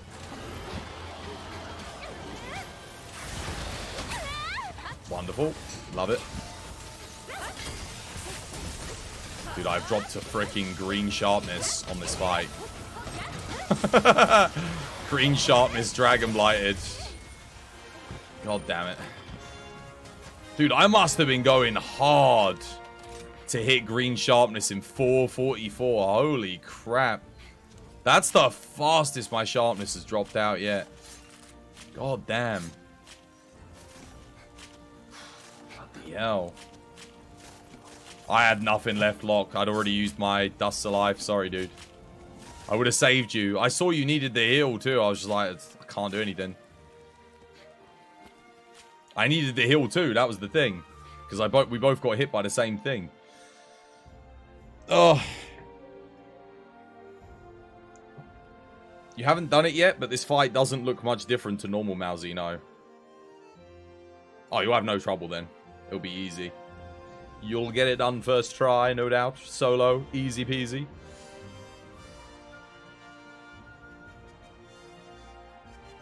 Out of curiosity, are you going to rotate out or just sticking with who's in? I'm not rotating. I barely struggle to get 4 people into this lobby as it is for the majority of the time when I'm playing. And I really just want to stick with the people I'm playing with because at the moment, we're playing kind of rough together. At least we'll slowly start to synergize as we do some more hunts with one another. Because honestly, outside of Eleanor, who I've only just started hunting more and more with recently, Locke I haven't hunted with that much. Like maybe for a month or so. So I'm not used to Locke's playstyle. I'm getting there. Chaotic Gore, I have no idea. I'm still trying to teach them and like, you know, help them with builds and that. Which they're getting a lot better though. I'll tell you what, their builds are getting better. Let's have a look and see how their build's looking now compared to how it was. Oh yeah, look at this. Look at this straight away. Glorious. Oh yeah, dude, that looks way better. Dude, why were you not using this charm before? Oh my god. Look at that. Drag conversion, evade extender, and attack 2 now. Nice. Okay, you need recoil reduction. Oh no, you've got recoil down 1. Is recoil down 1 enough? I think it might be. What does it say about your recoil on your weapon? How's it looking? Teo Blessing 1. Honestly, you might want to get rid of... Dude, I'd say get rid of Deviation. Get Teostra Blessing 2 in instead. It is. You're already at very low. Okay, get rid of Steadiness. You won't need it. You'll be fine. And go for Teostra Blessing, because that'll give you 5% increase in damage. Or go for another level of crit element. Whatever you can fit in, basically. What have you got in here? Where's the Steadiness? Oh, you're using a level 4? Hang on a minute. Let me think about this. Okay, here's what you do. Here's what you do. Get the ammo out of the legs. Let's forget ammo up. Get the ammo out of the top. Because you got spare shot 3, so 4 ammo will be fine. On your build, let's drop the ammo. Let's go with...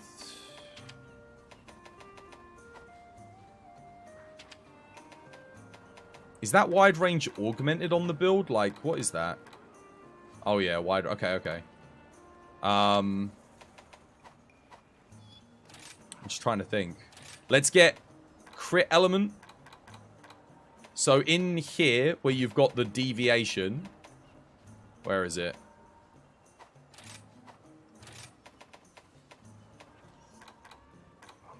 Oh, did you get rid of it already? Did you put crit... Oh yeah, you got crit element in. Yeah, that's better. So crit element in there, that's going to give you 10%. Does ammo up 2 give you 5? Is ammo up 2 giving you 5?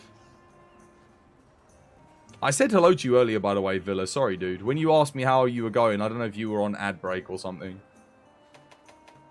Have you got 5 in the chamber or 4? At level 2 ammo up. If you've got 5 in the chamber, then it's fine. If you've only got 4 at level 2, Just stick with what you had. You had 5.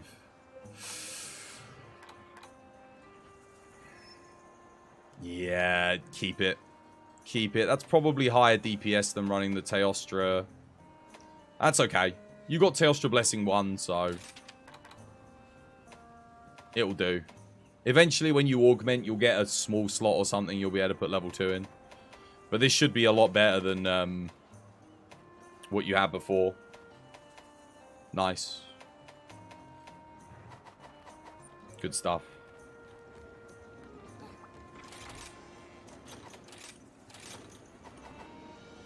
You heard you replying, just sorting stuff out? Yeah, no worries. Having a good week? Well, it's sort of depressing because this game's dying. It's like the end of its life cycle now, and there's nothing happening until August. So I'm sort of like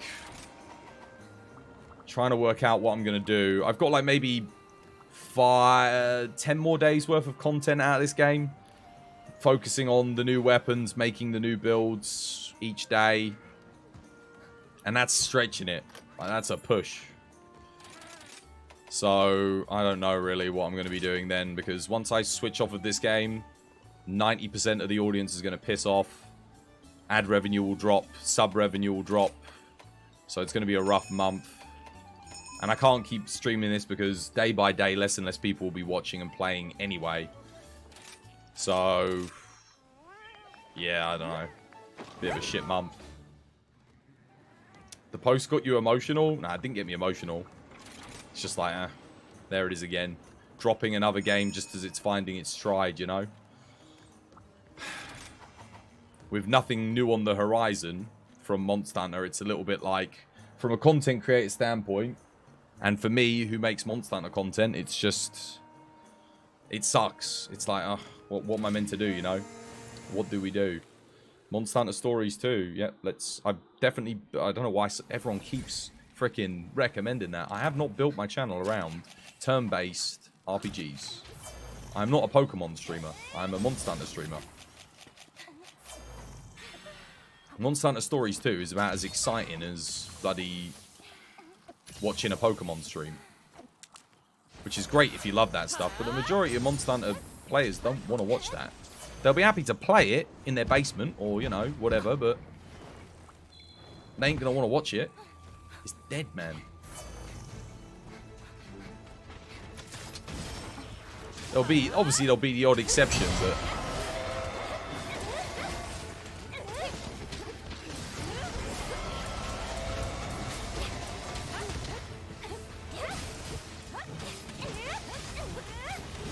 oh, it missed me. God damn it. Of course it did.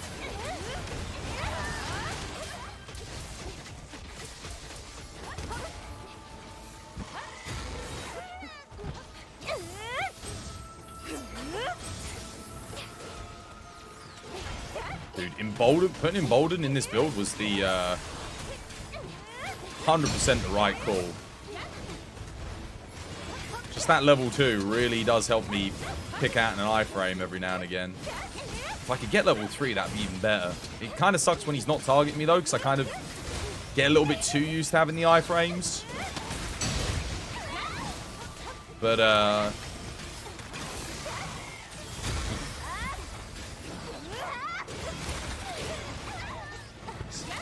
he misses me a lot when he's really big. He does end up missing me quite a bit. Oh, well played. I'm actually not going to zero sum all the way there because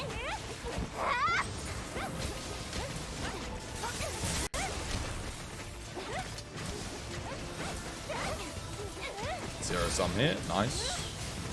We're catching him.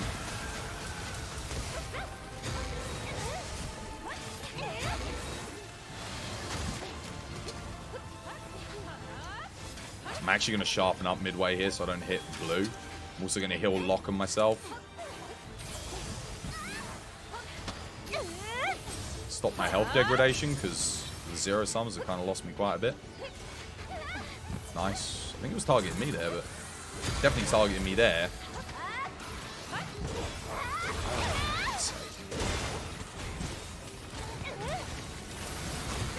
Thank you for returning the favor. I appreciate it.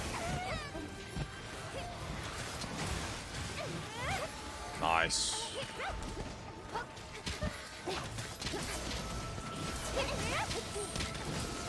Blood Awakening's up. Let's heal.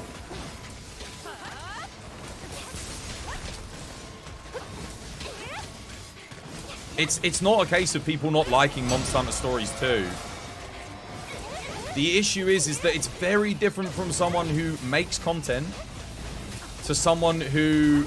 Firstly, the game's dead in terms of content. No one wants to, like, engage with Monster Hunter Stories 2 content this far after launch. You know, there'll be, like, a community of maybe 100 or so people that are...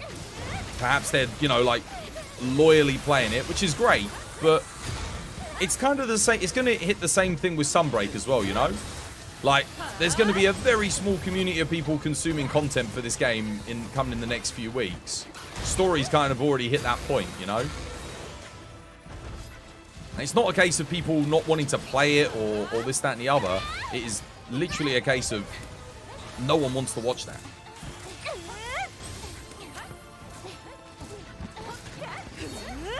There's nothing going on in that game. Even when it came out, people didn't want to watch it. It's not really the best game for viewing. Oh, I'm dead because of that. Oh, never mind, I'm alive. If you're like, yeah, great. If you've built up an audience of turn-based action RPG players, and that's what you've kind of built your content around, then fantastic. You got a new Pokemon clone with Monster Hunter elements in it, right? That's awesome. You know, another monster, carry around your monsters, fight things. Obviously, it's not the same as Pokemon, but it's a turn-based RPG built around the popularity of games like Pokemon. I have never built my community, seriously, chat. Who's interested in Monster Hunter Stories 2? If I do 8 hours of Stories 2 a day, are you going to sit there and watch that? I mean, I don't know if I'd want to play 8 hours of a turn-based RPG every day. Probably wouldn't hold my attention. It's not to say it's not a good game. It's just that's the kind of game I'd play for like maybe an hour or whatever. You're not watching that. You're not going to lie. That's what I'm saying. Be honest with me. Be honest. I appreciate honesty. Because I don't think people that are interested in action RPGs are interested in turn-based RPGs. Like, it's not the same crowd. The only thing that overlaps is the fact that it's got a Monster Hunter skin over it. You're pretty sure with 8 hours of story a day, you'd finish the game in 2 weeks at most. I don't even think it would take me that long. But, like, I genuinely don't think my community is going to want to watch it. Already, I've got one of my loyal VIP viewers telling me they're not interested in it. See, I know my community. I know my peoples. I know what they want. I know what they don't want. If I thought they'd wanted it, do you know what I would have done? I would have streamed Stories 2 at launch. I would have already done it. Because I would have been like, you know what? My community really wants to watch this. You know, Pokemon would never be as good as Stories 2. I actually think I would get more viewership and more growth from streaming a Pokemon game than I would from Stories 2. I would be more likely to stream Pokemon. No word of a lie. And that wouldn't do particularly well for me either. I would expect to see maybe average of 30 viewership, 1 follower a day if I'm lucky. Which is awful.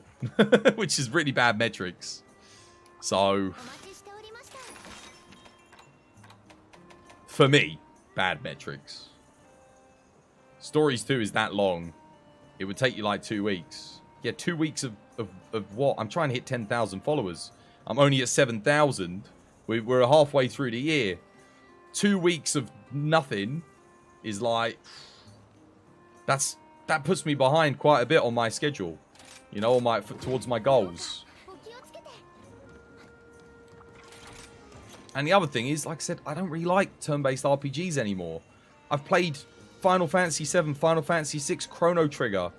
Like, Pokemon Red and Blue. I played them when they came out. That's how old I am. Nothing has beaten them when it comes to turn-based RPGs. There are other good turn-based games. You know, stuff like Darkest Dungeon. Stuff like Monster Hunter Stories 2. I'm not saying they're not good, but like, when you've played the best of the best, it's like... It would be like if I went and played Dauntless after playing Monster Hunter and trying to get excited over it. You know what I'm saying? Like, what's the point in playing Dauntless? No one's gonna watch me play Dauntless for the same reason. It's like, dude, it's like I might as well just play Monster Hunter. That's what I'm saying. If I was gonna do stories too, might as well at that point I might as well just stream Pokemon, because I'm probably gonna have about the same level of fun, which is to say middling at best, because I'm not big on the turn-based RPGs. And then on top of that, no one, I don't know, I don't think the audience is going to enjoy it. My community won't enjoy it.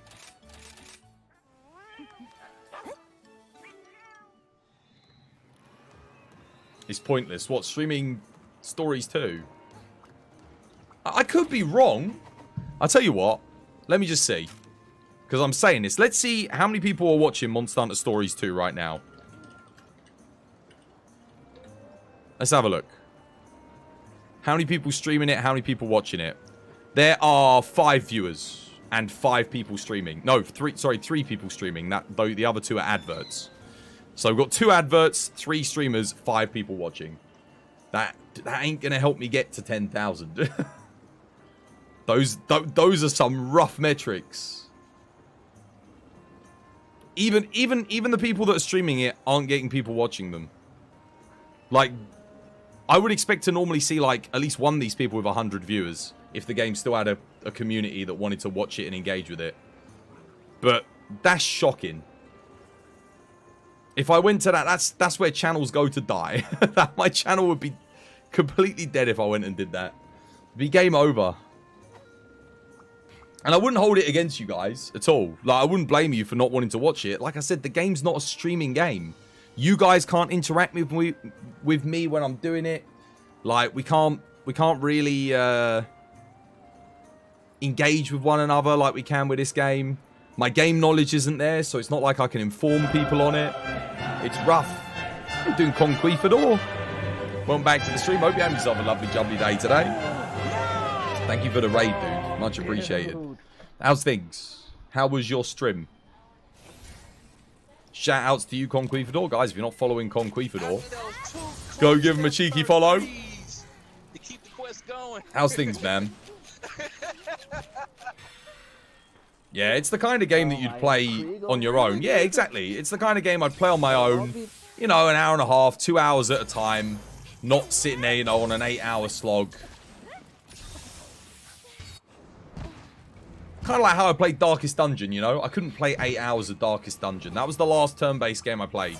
It's a good game, I can't play that for 8 hours. No bloody way.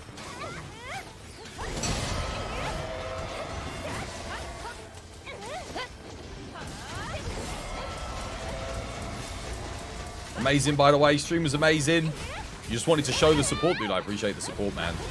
Thank you. Legend. Top lad, as I say. Dude, are you on...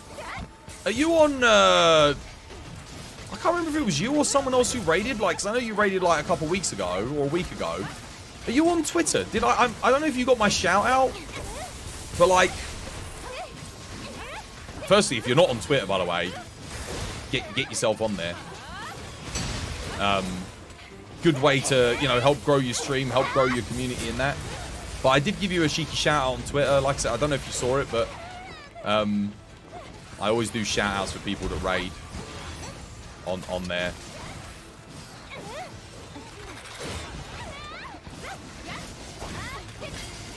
So I do appreciate it, dude. Dude, how did that hit me? I was underneath him. Damn it. Oh, nice. Good stagger. Need to break that bloody arm, don't I? Oh, no. Who's he going for? Lock? I need to switch out here. My health degradation and the bowgun shoot me in the arse. Zero sum this. Nice. Arm's broken. Oh, look, that's point blank. I'm Dragon Blighted. You bastard. Worst time to get Dragon Blighted, coincidentally. When he gets knocked down. No damage, twas.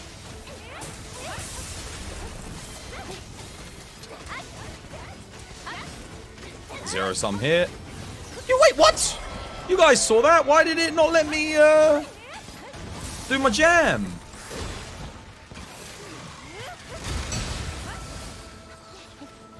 Alright, well, I'll sharpen it. Aim for the hill. Need to switch out.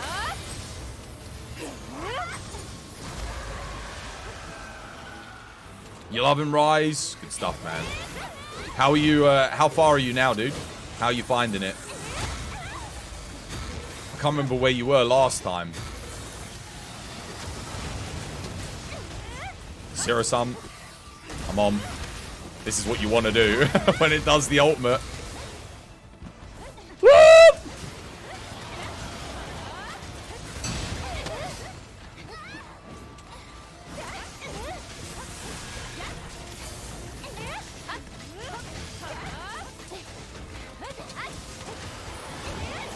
Zero sum for the win. Oh, I missed. That's not ideal. GG, well played.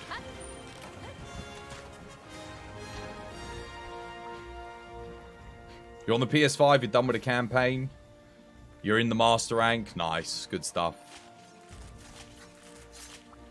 See, I think, you know what, the people that benefit the most are the people that picked up Rise just as Sunbreak came out on the console. Because there's that 3-month waiting period between the update that they were on and where they're at now. You don't know, you don't play many multiplayer games, you have no suggestions. See, this is the thing you have to understand about streaming. Unless you're a big streamer, alright, unless you're like Big Boy McGee, Big Bollocks McFatface, single player games are not the thing you want to be streaming to build a community. No one engages with that. If you can't engage with it, it's fine for YouTube, but if you're live streaming it, it's like it limits you. There are exceptions. Again, like I think if you're very attractive, super charismatic, but for people like me, you know, us troglodytes, I rely on conveying knowledge to people, game knowledge, and being half decent at the game. All right. No one really cares if you're super good at a single player game most of the time, unless you're speedrunning it, right? That doesn't mean anything. If you're playing multiplayer, then being good at a game has its own je ne sais quoi. People can respect that, they can relate to it, they can like engage with it, they can come and join you and play with you. But if you're playing a single player game, it's like, yeah, you know, you're horrible at the game, but you're practicing, you're getting good. Was bragging about how handsome he is. Well, it's true. People are superficial, right? Like, in my case, it doesn't matter. If I was better looking, oh my god, we'd be going crazy. The stream it wouldn't matter that I was streaming Monster Hunter. Everyone be fawning over me. I'd be able to start up an OnlyFans, make bank off of you guys for showing me dingle off. Oh, it'd be fantastic. You know? It'd be wonderful. But we're not all blessed with good looks. Some of us, we have to have knowledge. We have to use our intelligence, our wit, you know, the little of it that we have to try and get people to want to engage with the content. All right. Showing the greatsword, mate. Show all the greatswords. With the amount of LFG on the console, it might as well be single player. Yeah, it's a bit rough at the moment. It will pick back up again in a few months' time. Honestly, like, if you can get some decent people to grind with, get to AR 200 and leave it at that. And then... Or, you know what, don't even rush to that, because when the final update comes out in August, they're going to give you a 500% XP multiplier. So getting up to AR 500 is going to be easy peasy lemon squeezy. So yeah, I wouldn't even stress about it. Now's not the time to be playing on console particularly. Unless you're like in Conquistador's position, where if you just started, then yeah. But if you're kind of at the end game and you're doing AR and you're like, man, I'm kind of bored, no one's playing at the moment, just wait. Wait till the final update comes out, the player base will go up, skyrocket. Because you guys are going to get TU 4, 5, and 6. That's like all the best content in the game in one update on console. So... people will probably come back for that and stay for that. Your AR200, you're just trying to find the Diablo plus Seething Anomaly quest. That's a good one to have. Yeah. Using the bathroom? Rightio. Wait. What am I out of? Oh, gourmets. Speaking of which, I actually need to cook some meat here.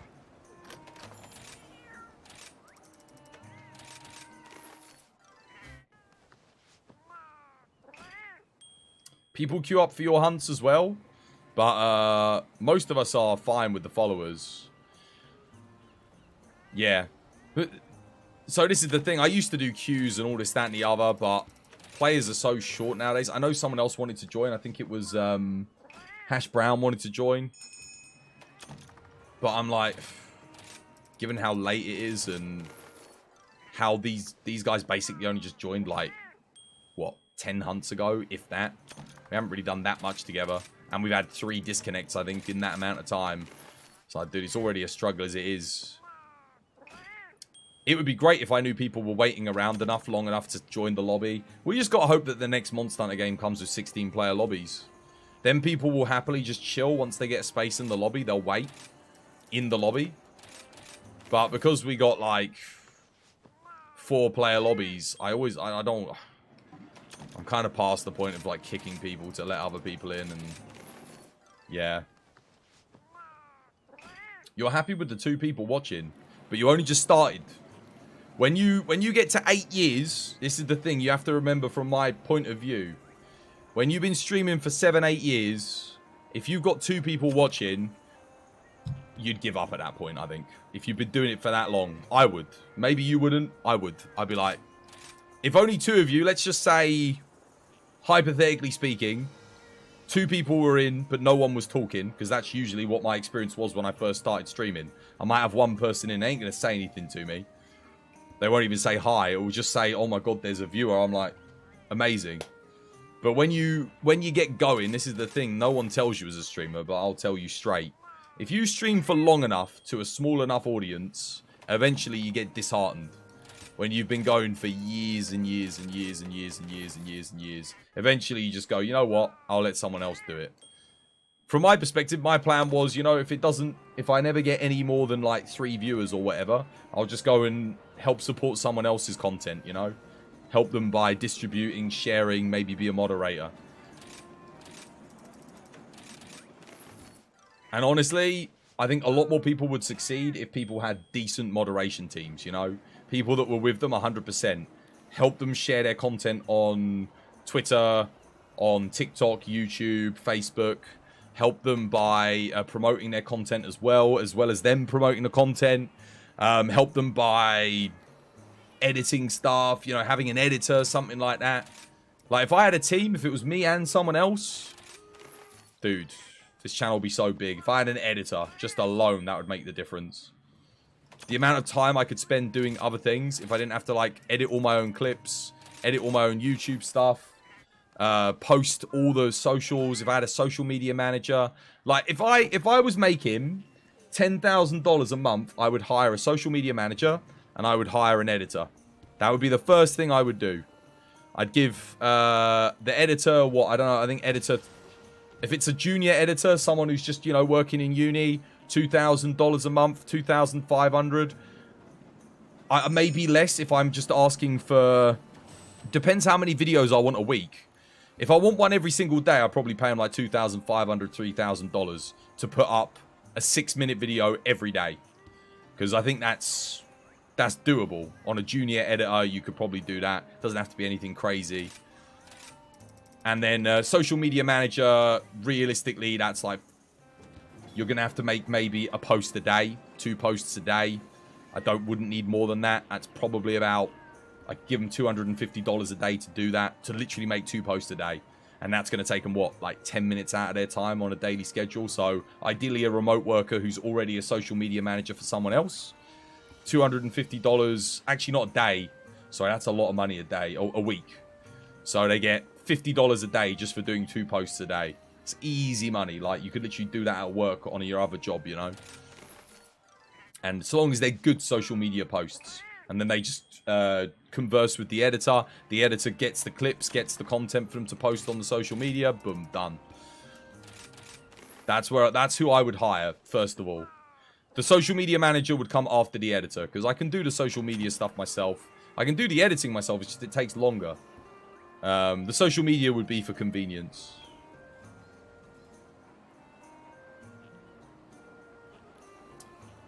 When you used to stream, you averaged around 10 viewers, but you were streaming DQ and Assassin's Creed around that time. YouTube was fine, engagement was there.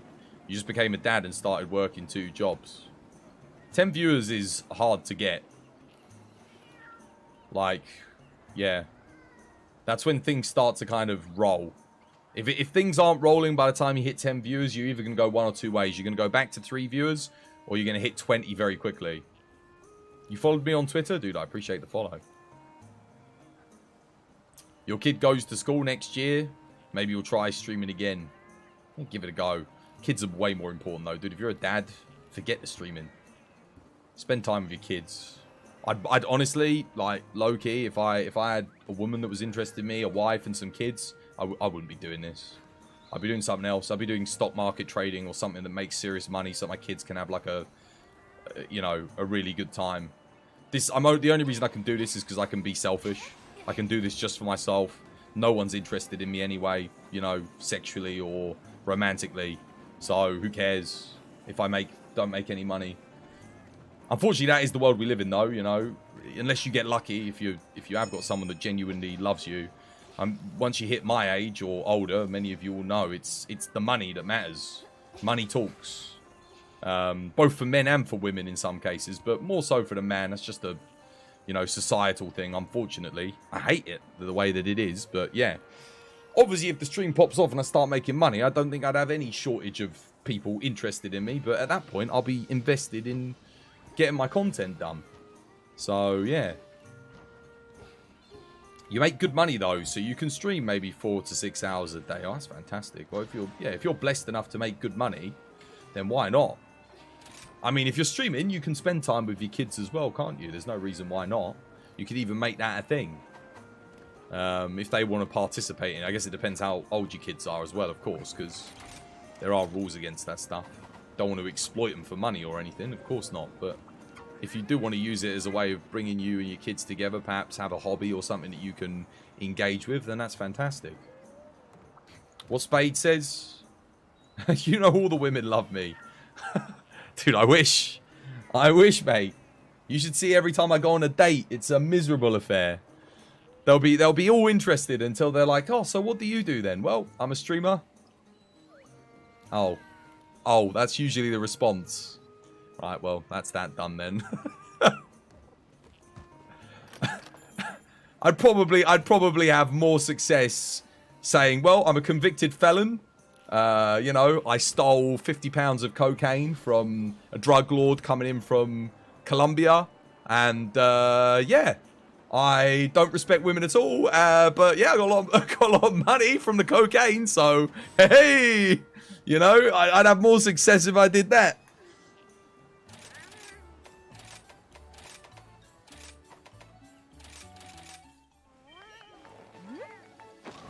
Your daughter likes the Pokemon, loves Sonic. Dude, I loved Sonic when I was a kid too, man.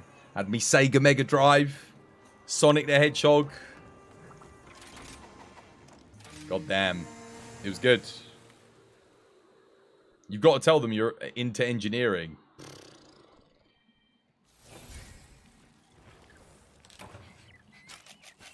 Yeah, let's start a relationship with someone by lying to them. I have a, you know, I have a feeling that'll work out great. Honesty's the best policy. Eventually someone won't care what I'm doing. They'll be earning enough money and they'll just be like, you know.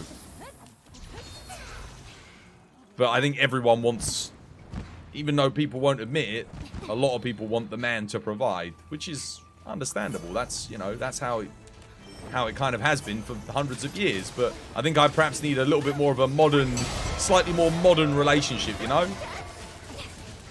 Not that I don't bring in money. I can bring in money, just not a crazy amount. I need I guess maybe a career-oriented lovely lady. Well, she didn't have to be career-oriented. Just, you know, if she's making good money, then she wouldn't be reliant on me. Because no one can be reliant on me. I'm bloody useless.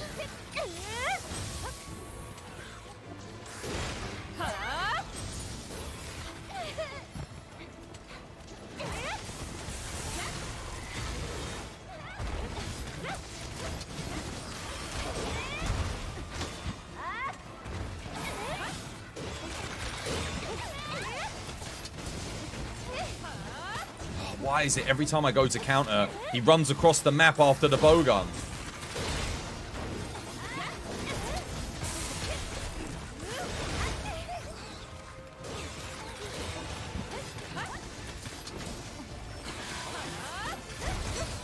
What? Oh, he wasn't targeting me, apparently. Back onto the bowgun again. This is not going well. We haven't broken anything yet. Oh my god, someone actually broke something. Holy crap, that was Charge Blade Legend. Maybe I can break an arm here?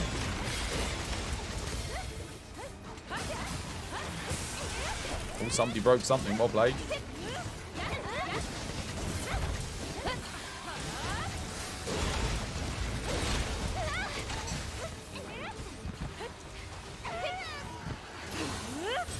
Sharpen up here. That's a bit risky. Now we're good.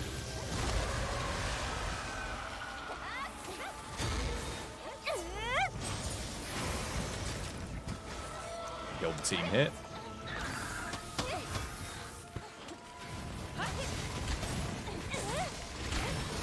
Okay, Bolden. Nice. Oh, I should have picked up the wire bug, shouldn't I? Crap. Oh, nice break. Oh, blade.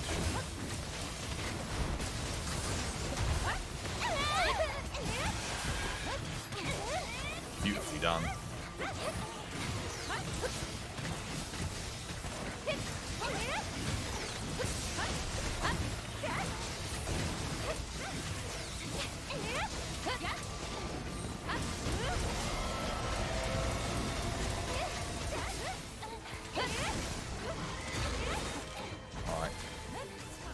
Grab this here. Oh no, come on, dude. Target me then. It's alright. I think we've got enough bits broken here for me to get away with this. Need to zero some here. Yep, perfect.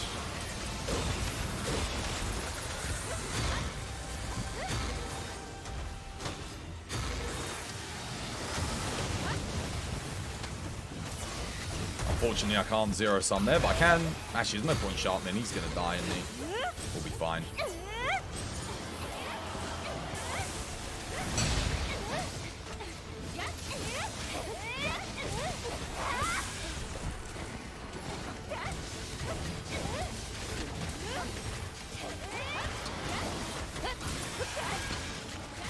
GG.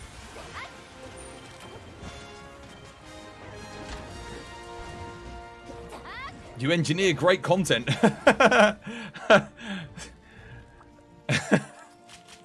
Yeah, sure. Just got to the stream. Got Sunbreak. Good stuff. You were surprised that she took to it. You were just watching and she came into the room one day. Saw that little blue dude. Been glued to it ever since. Dude, I know. I tell you what. Sega were onto a winner when it came to Sonic the Hedgehog. They marketed it towards kids under the age of 10, and it went nuts. I mean, if you were there in the 90s, I don't know how old you guys are, but back in the 90s, like very late 80s, early 90s, Sonic was just, it just was everywhere. It was huge. It was as big as Mario, especially here in the UK. Like, in fact, I'd say Sonic was bigger than Super Mario in the UK. Like, Sonic was just, he was on everything. Marketing, cartoons, TV, adverts, everything. Obviously, you had Sega, Mega Drive. Sega just, yeah, they marketed the crap out of him here in the UK, and it worked. But there's something about his visual design, something about his aesthetics that just appeals to the demographic that they were going for. It just works. And it stood the test of time. It's, you know, 30 years and Sonic is still still going. Like, still people, kids love him. You know, it's just one of those things that works. Obviously, adults love him too, but like, there's something about Super Mario and Sonic where their designs are just, I don't know. There's something about them that just makes them sell, makes them do well, makes kids want to play those games. Like, even regardless of whether or not it's popular or not, it's just aesthetically pleasing to them, or I don't know what it is. Because I even think back to me as a kid, I don't know what it was about Sonic that when I saw it, it made me want to, I was like, oh my god, I love Sonic now. You know, that's it. It's weird, isn't it? Once your daughter goes to school, you're going to cut your hours and stream. Because you're not working. You'll still have enough pay to pay all the bills all the time. Just won't be able to put the cheese on the burgers for a while. Nah, cheese is cheap. You'll be fine. You'll still be able to put cheese on your burgers. Entertainment engineer. Zelda and Sonic was big on the Gen 2. See, Zelda was never that big. Like, Zelda never popped off here. Link, specifically. Like, it didn't. People played it, yes. But it wasn't a marketing juggernaut like Sonic was. I think Mario probably did better in the States, from what I hear. Mario wasn't really used to market things here in the UK. It was Sonic through and through. Sonic was the big thing. You know, Mega Drive was everywhere. 16-bit, 32-bit processing. It was crazy. And then obviously Sony took over. Once Sony took over, it was all about Crash Bandicoot. Crash Bandicoot was bloody everywhere. And, Lara Croft and Tomb Raider. Lara Croft and Tomb Raider was just... Everyone wanted to play Tomb Raider. Everyone wanted to play Crash Bandicoot. That was the big thing here in the UK during the mid-90s, late 90s. Sonic was huge in Brazil. The whole of Sega was actually... Yeah, Sega was huge here. I think Sega sold the most units of the Mega Drive here in the UK. I think it was the biggest set. I think it's outsold Nintendo in the UK. That's how big Sonic was here. It was huge. People didn't care about Mario. They cared about Sonic. Well, I say that's a bit of an exaggeration, but Mario wasn't so big. You know, people wanted a blue hedgehog that ran at supersonic speeds more than they wanted an Italian plumber that jumped on the heads of mushrooms. What can I say? I was always a Sonic kid myself. I preferred Sonic, but he had the cartoons, man. Sonic was cool. During the 90s, he was marketed as super rad, metal. You know, he had freaking... I remember there was a cartoon show where there was like 3 Sonics. He had a freaking guitar that fired lasers out of it. I mean, this sounds weird, but there was no Tails. Tails, Knuckles, dude, didn't exist. There wasn't that. It was Eggman Sonic, and then there was like 2 other ones. And they played guitars, they rode skateboards, motorbikes. And then you had Teenage Mutant Ninja Turtles, Biker Mice from Mars, Street Sharks, Extreme Dinosaurs, Transformers. You had some other stuff as well that was like reruns of things. But those were the big things, man. You know, it was all about rad, edgy animals that were transformed into humans that were doing rad things and defeating drugs and evil. That was the 90s, man. And then they were marketing Micro Machine versions of those characters and action figures in between you watching the shows. Oh, Power Rangers was the other one, of course. Can't forget Power Rangers was huge. Absolutely massive. I mean, I think Power Rangers was just... It was nuts. I remember back when it came out, my parents couldn't even get the Megazords. They were sold out everywhere. I was like, I really wanted one. I remember obviously I didn't get one. But then later, like years later, I ended up getting them. But at the time, I didn't get them. I think I ended up getting some sort of Transformers or something instead. I remember I had the Optimus Prime. You know, like the trailer, the rig, Optimus Prime with the blue turret that came out the back. I loved that. That was like my favorite toy. That, and then when I did get the Power Rangers Megazords, I was like, went nuts. I went crazy. Hey, doing yours truly. I hope you have yourself a lovely jubbly day today. A blue hedgehog that runs super fast, talks, saves the day versus a moustached Italian middle-aged man that only says he's Mario. And I saw a car. Dude, the Mario movie sucked as well. Like, all the extended media for Mario was ass. The Mario show sucked. Like, it wasn't good. But the Sonic media, like, yes, the games were good. Super Mario, fantastic. You know, it was great. The games were great. Sonic games were great as well. Arguably not as good as Super Mario, but it was still really good. They looked better. And at the time, you know, when you looked at Sonic and Mario side by side, it was like, holy crap, you know. Because and then Sega marketed that. They were like, extreme processing. I remember the adverts. Extreme processing. Sega does what Nintendo don't. And I was like, oh my god, I need it. I had Mortal Kombat. I had Micro Machines, Road Rash, Jungle Strike, Desert Strike, Urban Strike, Sonic the Hedgehog 1 and 2. My god, man. Sega just blast processing, man. That's what it was about. And all you cared about was what looked better. You know, as a kid, what looked better? Sega looked better. So it was like, that was what mattered. You didn't care if the games were better or not. Like, it didn't matter. When your mates came round, they were like, whoa, look how good this looks. And don't even get me started when the PS1 happened. Oh my god. That blew everyone's minds. Because the only games we had before that were 3D, there was like this Formula 1 racing game that I had on Sega that had like some 3D stuff. It was like vector graphics. And that was about it, you know? There was Star Fox on the Super Nintendo, which I didn't have. So, PS1 just changed the game, man. Wipeout, Tomb Raider.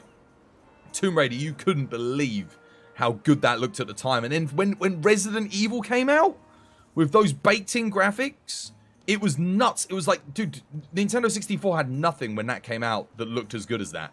Like, yeah, it was fixed camera angles, but you didn't care as a kid. You were just like, look how good this looks. Obviously, you look at it now and it looks like crap, but like back then it was nuts. It was like, oh my god. And then Final Fantasy? Like, what? Final Fantasy 7 was mind-blowing. It was the best looking game I'd ever seen in my life. I couldn't believe how good Final Fantasy 7 looked. You look at those graphics now, you just think, oh yeah, rudimentary polygons for the characters, this, that, and the other. You do not understand how big of an impact Final Fantasy 7 had. From Final Fantasy 6, the sprites, to Final Fantasy 7, mind-blowing. Like, not only was it the best looking game, it was debatably the best turn-based RPG ever made at the time. Outside of Chrono Trigger and Final Fantasy 6. I personally prefer the story of Final Fantasy 7, but Final Fantasy 6, there's elements about it that I think it's aged better. Whereas Chrono Trigger is definitely the best of the three games. I haven't played Mother. I haven't played Mother. I hear that that's also probably the best or one of the best turn-based RPGs. But for me, the big three will always be, of that era, Chrono Trigger, Final Fantasy 6, Final Fantasy 7. Like, and then Pokemon. But Pokemon was just different. It wasn't like necessarily better. There was Dragon Quest as well. Sorry, Dragon Quest was incredible. Shouldn't forget about that. That gets like 5th place. That's like honorable mention. Dragon Quest was really good. I think it was Dragon Quest 2 that really kind of like was like, yeah, this is legit. But this is why people always ask me, why are you not playing turn-based RPGs? Mate, I grew up with turn-based RPGs. There is nothing better than them. There's nothing better than them. Dude, even freaking Paper Mario, like, god damn, sorry, Super Mario RPG. Dude, we had, oh, man, that was so good. So good. Yeah. Now it just doesn't do it for me anymore. I don't think, it would be like if, imagine 10 years from now, right? People were still trying to make Dark Souls games. And people are asking you, why aren't you playing this new Dark Souls clone? You ain't really going to beat Dark Souls. Like, it doesn't matter if it's got maybe some mechanics that are a little bit better. It's like, I played the peak. I was there. I played it. I experienced it at the time. You know? These mere imitations of the peak. It's like, nah, it's not the same. That's why I couldn't enjoy Ni no Kuni. It's a good game. It's solid. It's like a sort of like a pseudo-action turn-based game. But it just, the story did it for me, but like the gameplay, I'm like, it's not the same. It's not the same. You just don't get that mind-blowing element of like the first time you play Final Fantasy, you know, or the first time you play Pokemon, or the first time you play some other games. The other thing is I feel like those games have lost their identity a lot. I know the new Final Fantasy 16, it's an action RPG. It looks great, don't get me wrong. But like, look at how well Monster Hunter's kind of held on to its identity for the most part. You know? Whoa, Ni no Kuni slander. 'Twas what happened. No, it's a good game, but it ain't no Final Fantasy 7, Final Fantasy 6, or Chrono Trigger. Let's be real. Let's be serious. It's like me saying, Neo. Alright? Neo 2. It's a good game. It ain't no Dark Souls. It's got no... That's what Ni no Kuni is, you know, to turn-based RPGs. It's a great game. It's just... It's like Neo 2, it's a great game. Neo 1, it's a great game, but it ain't Dark Souls. You know, it's got... There's that quintessential founding father of the genre that somehow just captures the magic, and then maybe once a decade another game will come and live up to the legend. But yeah, I think Armored Core 6 might end up being the best mech game we've had since like Armored Core 2. I think it will literally like maybe even bring it back like a renaissance in mech-based games. If you saw the gameplay for it today, you'll know what I'm talking about. It looked incredible. The gameplay looked insane. It's like they've taken everything that was great about the old Armored Cores, mashed it with a lot of the fluidity from the newer Armored Cores, took loads of the mechanics from the Souls series, like in terms of like the fluidity of the combat, the dodge mechanics, parry, counter blocking, added it all into Armored Core, and then gave you the lock-on that you had from the Dark Souls. I mean, it looks incredible. I actually, if the game has got a good breadth, a good scope, and if the end game or the replayability is there, and the external missions and systems are really, really good as well, then I genuinely think Armored Core could be a Game of the Year contender, potentially, for this year. Yeah, you didn't like Neo. You own Neo 2, the physical still. You don't want to play it. You loved Sekiro. That's what I'm saying, you know. Sekiro is better than Neo. Neo's good. It's good. But when I was playing Neo, I was constantly saying, man, why doesn't it do this Dark Souls? Like, why doesn't it do this like this? Why does it have to... It feels like some of the things it's doing is to be different for being different's sake, even though being different in some ways isn't better. But the combat in Neo is great. You know? You got the high, mid, low combos. You can switch between them. So fast, medium, and slow. Really, really good. But the mission structure, like going in, constantly doing different things on the same map, it's like it just didn't work for me with Neo. It was a bit like I can't be bothered. Like, it was good. I completed it. I beat the game. You know, I beat the dragon. Went back to London. Defeated the final boss there and everything. And it was solid. I went into New Game Plus. I did the DLC. I liked it. I thought it was a great game. But as far as action RPGs go, it's like a... What would I give it? I'd give it like an 8 out of 10. You know, it's really good, but it's not legendary. It doesn't sit with the Monster Hunters. It doesn't sit with the Souls. It doesn't sit with Sekiro or Elden Ring or The Witcher. You know, it's not quite there. It's like really good. 8. So my scoring system would be 10. Nothing gets a 10. And a perfect game has never existed, except for maybe like Tetris as a puzzle game. You know, it's perfect in that it is what it is. You couldn't really do it any differently. It doesn't need to be any more, and it doesn't need to be any less. It is what it is. But you can give that a perfect score, but it's like, it's kind of redundant because it is what it is. Like, if you're getting above a 9, you are the god tier. You're like legendary status for gaming.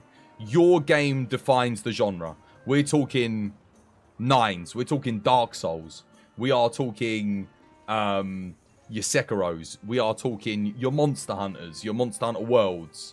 We're talking Call of Duty 4, Call of Duty 2. We're talking Doom Eternal, you know. We're talking the original Doom.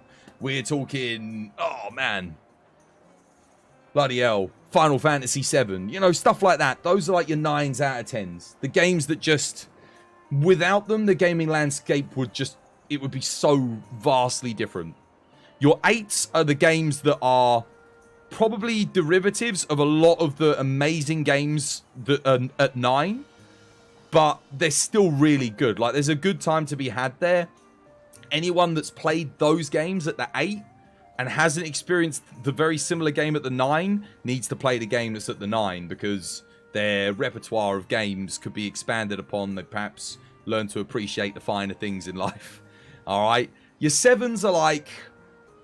Maybe not everyone's going to like it, for me, but there's some niche elements in there that I really appreciate. What's like a perfect example of a 7?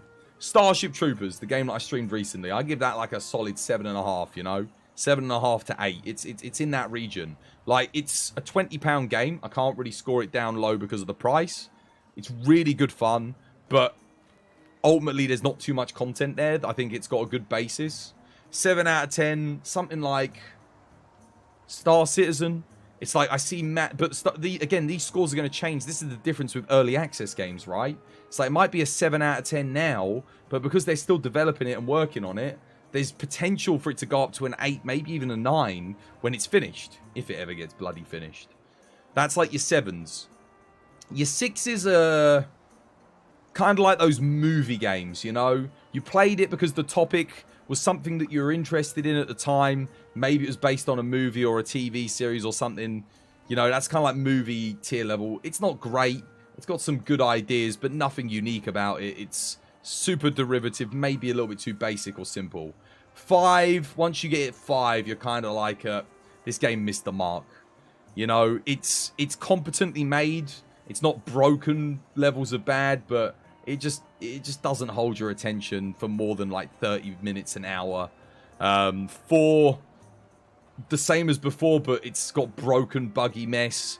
3, it's like, dude, something went seriously wrong with the development of this game. What happened, you know? Like, it's not even probably worth playing. And then 2 and 1. I don't think any game gets a 2 and a 1. Except for maybe freemium games. Like, once you hit 2 or 1, it's like, this game is... It's all of the bad elements of a bad game. It's boring. It's uninteractive. It's emotionally, desperate. It's miserable to play. It actively puts you in a bad mood. It's got terrible... Yeah, like Diablo Immortal kind of stuff, you know? We're talking like EA Dungeon Keeper. That's like when you get a 1 out of 10. It's a completely miserable experience, devoid of any enjoyment whatsoever, outside of for people who are super rich and have more money than sense, and are literally going to buy the game to be good. You know, a game that's designed makes it only good and enjoyable to play if you put money into it. Anthem, 1 out of 10. Nah, Anthem's more than the 1 out of 10. Anthem's like a 5 out of 10 game, you know? It's because visually it's quite impressive. It's got some... It does a lot of derivative things. It doesn't do them well, than particularly better than anything else. It's got bugs. It's got issues. It's not been supported after launch. It had potential, but it was squandered. Anthem's like your 5, maybe a 6 out of 10 game. It's not something you'd really ever play over anything else, but yeah, I wouldn't give that a 1. A 1's not fair. Like, it's not as bad as Diablo Immortal or... you know, Dungeon Keeper, stuff like that on the phone. It's not like a mobile game. If that hadn't been a feature, you probably wouldn't have tried the demo. What's this? The Final Fantasy 16 demo. You have Final Fantasy 6. You think on your Game Boy Advance SP. Dude, if you have not played it, frickin' play it. It is arguably the best Final Fantasy game. I think some elements of it make it the best Final Fantasy game ever made. It's that good. Fallout 76, yeah, that's like a 2, a 3 out of 10. It's awful. It's exploitative. It's got loads of microtransactions in it. It's a buggy mess.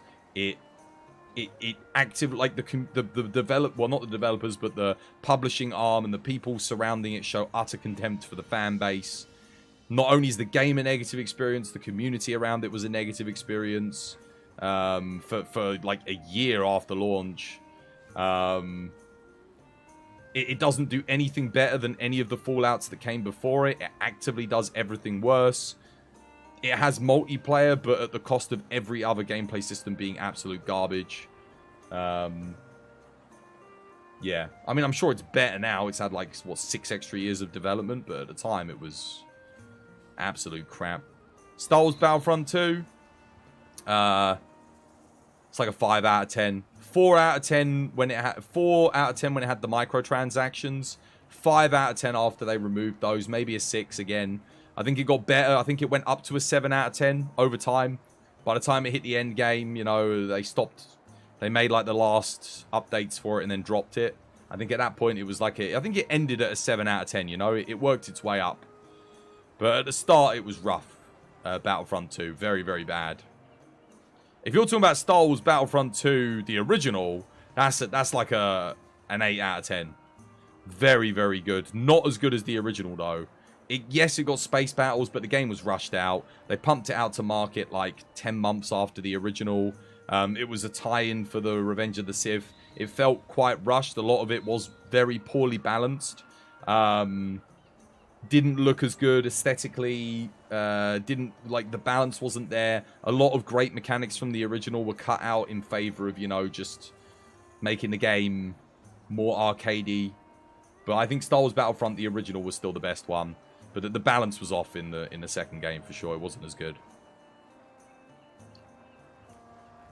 Star Wars Jedi Survivor. I haven't played it. I didn't play it. I've been on a boycott of EA ever since Star Wars Battlefront. Battlefront 2 and that. Yeah. Been boycotting them ever since. I wanted to boycott them after Mass Effect 3, but I ended up playing... was it Battlefront 4? Was it Battlefront? No, am I thinking right? No, Battlefield 4, sorry, not Battlefront 4. Yeah. But no, I didn't play Jedi Survivor. It's like Uncharted, isn't it? Uncharted, but with a Star Wars skin. Everyone said it was really good. So I'd take their word for it. Is that why you didn't play Wild Hearts? I didn't play Wild Hearts because it's broken on PC. And Lag Mode bought me a copy of it, but... like, yeah. The other thing is again, go onto Twitch. Look how many people are actually watching Wild Hearts content. It's like... nobody. There's like no one. There's no one there. It's dead. So it's not something I can really make content on, unfortunately. Don't think anyone's interested. Even the people that did make content on it, their metrics were terrible. I always pay attention to this. I always look and see how other people are doing before I take a risk myself, you know? I look at risk assessment. It's like, well, if that person ain't getting views for that, then I'm sure as shit not getting views for that, so bugger that game, you know? That's the way I look at things. Always thinking about it from a business perspective, old Twas boy. I need to entertain you guys, but I also need to think of things that I can actually entertain you with. Wild Hearts is still broken, what, on PC? That's rough. I wasn't sure if it was or not, but everyone was, yeah. I know people that have a 3080 and a 3090, and they said people told me it didn't run for them well.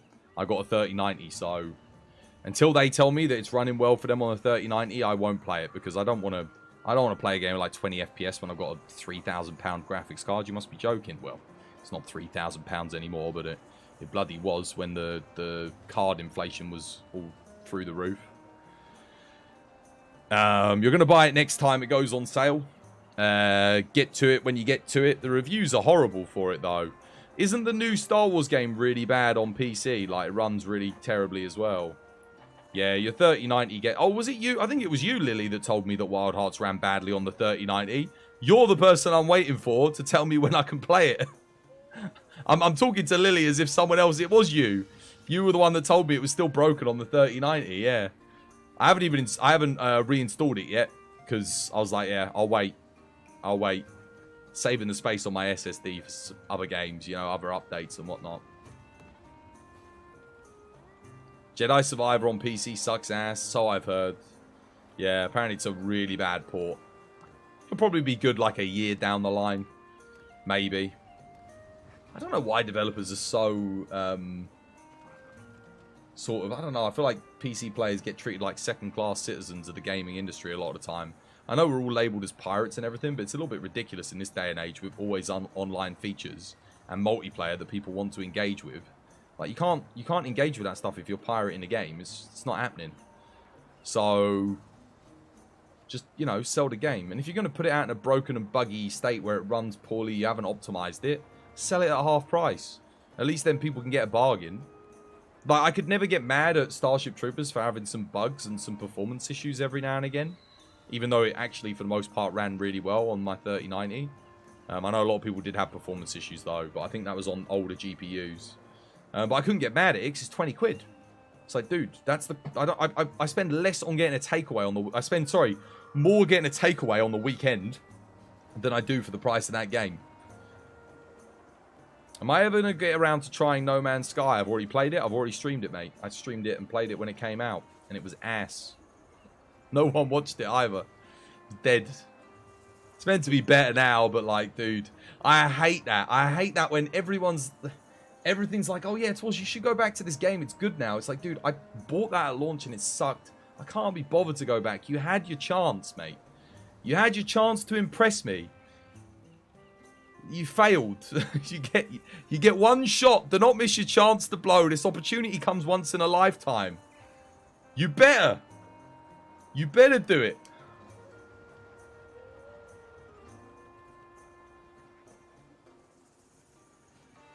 Capcom game sale! Exclamation mark Nexus, man. Everything's on sale on my Nexus. You can get loads of discounts if you want to pick some stuff up now. Crap, it's Slim Twas. Slim Twas? Oh yeah, shit. I get it.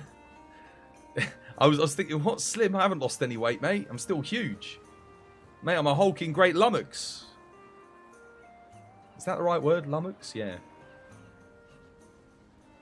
You went back for No Man's Sky. You really enjoyed it, maybe. Maybe. It's got co-op in it, hasn't it? I don't know. Unfortunately, whilst I think we probably enjoy it, I don't think it suits my core demographic. I'm still reeling at the fact that Dragon's Dogma doesn't have co-op and I can't play it with Amaral. You don't understand how upset that makes me that I can't play Dragon's Dogma with a community. Like, there's no forgiving that.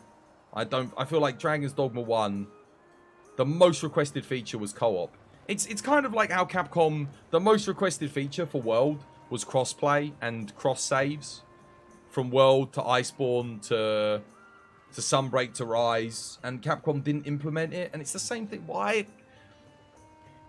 So it's a double-edged sword. Capcom are always slow to implement good ideas, but it works both ways. Because they're also slow to implement bad ideas. So, hey, at least there's not going to be a microtransaction store in Dragon's Dogma. But at the same time, co-op, man. Dude, co-op would have been so good. They could still put it in. Capcom, if you're listening, man, do me a favor. Come on. Implement a co-op system. You still got time. You haven't even given us an announcement date. You know what? If you delayed Dragon's Dogma to March of next year, I bet you could implement co-op. I bet you could do it. You've already got the system. It's basically there. Sorry if you've already answered this. Are you going to try Starfield? Clarence, I genuinely don't know. I'm not sure because here's the thing. Starfield is basically a more fleshed out single player Star Citizen. Fleshed out in some elements. But here's the thing. Star Citizen I can play with my community. Can't play Starfield with my community. It's got no co-op. It is a single player game through and through, which is great. But from a streaming standpoint, I'm like, I don't know. I genuinely don't know. I haven't decided yet. Probably not. Because it's not... It is an action RPG. We'll see. I'm gonna stream Dragon's Dogma 2. I'm gonna stream Armored Core. We'll see how those do in terms of performance, alright? If they get good viewership, good engagement, good metrics on YouTube, TikTok, Twitch, then maybe I'll consider Starfield as well. But at the moment, it's probably a no. Exo Primal? Nah, man, nah. I was going to, but when they showed off the Battle Pass and all the paid layered cosmetics, it just turned me right off. It was like, it looked really shiny and it looked really cool. And then I got that waft of shit. It embedded itself in my nostrils and it wouldn't come out. I was like, nah, man, I don't want to. My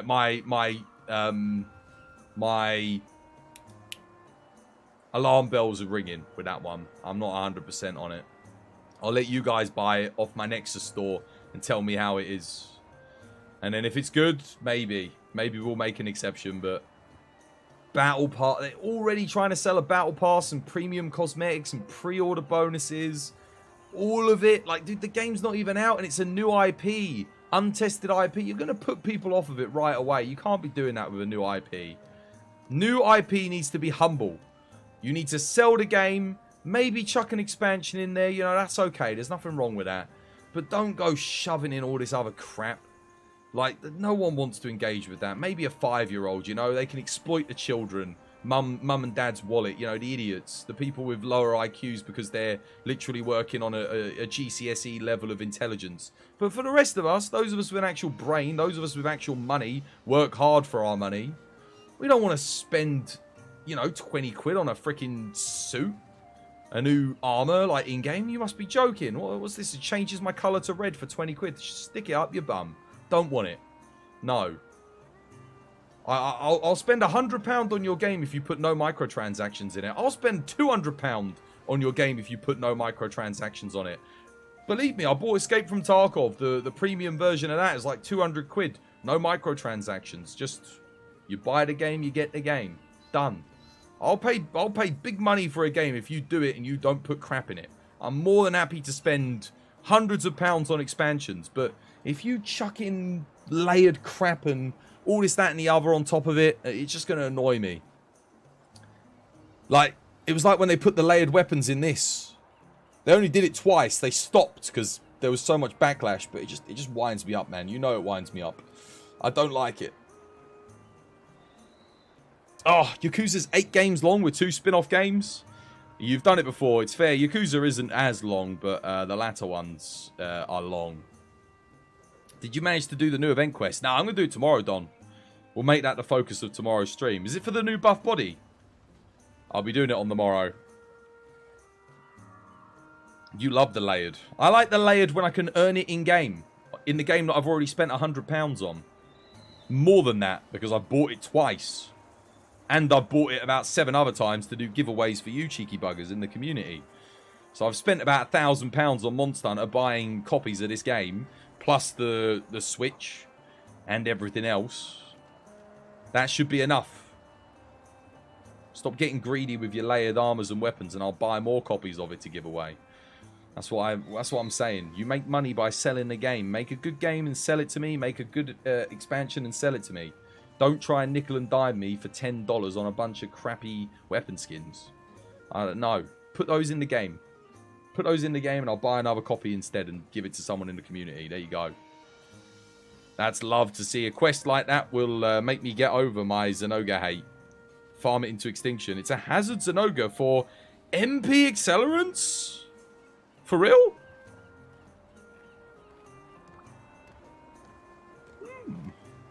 I need those. Seems like we might be farming that quite a bit. Time to make some ice builds then for Zenoga. Ice Raw. That's pretty legit. If that's what it gives you, yeah, I need a lot of them because we're trying to get that Berserk charm. That's a good call. Well done, Capcom. That's the kind of event quest that we needed. Very, very nice. Very tasty. Juicy. Yeah. Yeah, nice. No more Exoprimal for you either. You ain't about that BP life. Yeah, I ain't about it, Lily. I don't blame you. It's a shame because it did look kind of cool. But maybe they'll turn it down. Tone it down a bit before launch. If it's just a battle pass and that's it. Maybe they give you a pre-order thing where you get the battle pass. If you know, 20 quid, you get the whole battle pass. They don't try and put a microtransaction store in there. I might consider it, you know. Because battle pass, I'm not the biggest fan. But I'd rather that than, you know, like a cosmetic store or whatever, you know, put in the game. If it's got the battle pass and a cosmetic store or a XP booster store or whatever store, I'm out. Sign me off. Sign me off. Put it in the envelope. Send it to Bermuda. I don't want anything to do with it. Forget about it.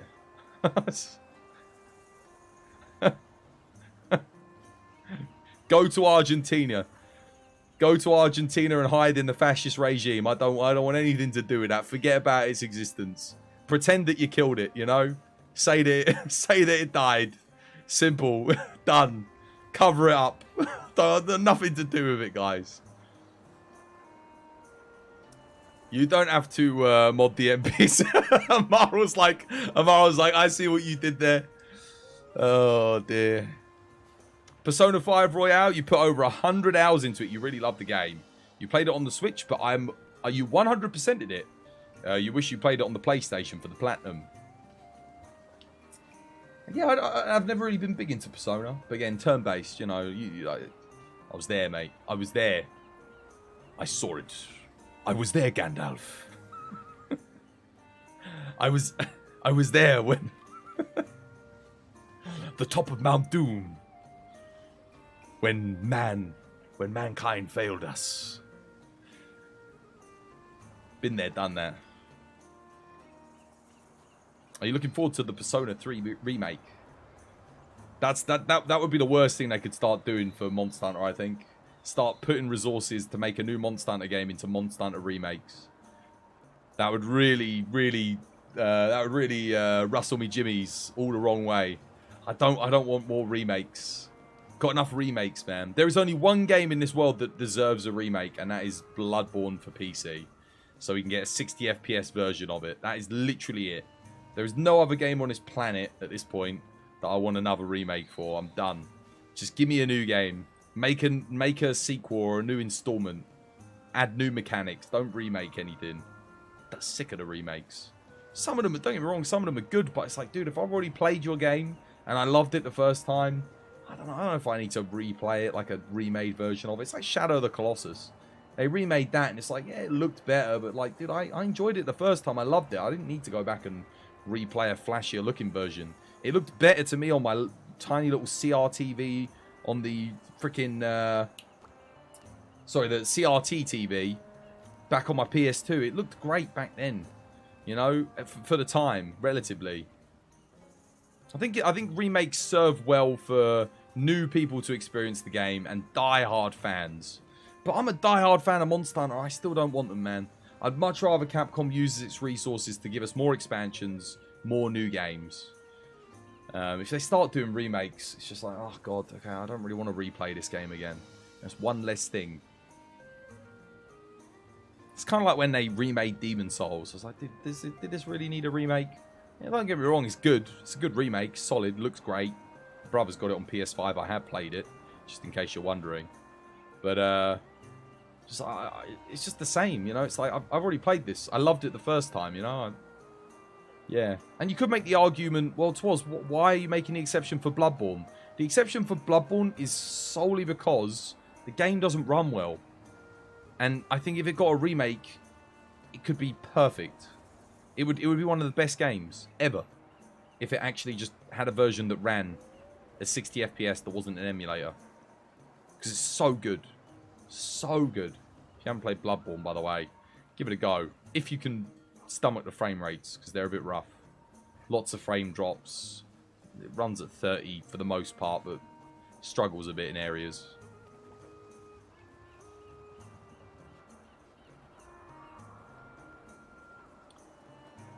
What about the port?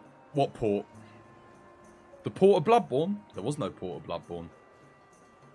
I mean, it runs on the PlayStation Pro and the PS5, but it doesn't run at 60 FPS. Sadly. PC. We need Bloodborne on PC, man. That'd be awesome. That would be super hype. That is, or at least it was, I think, my favourite From Software game.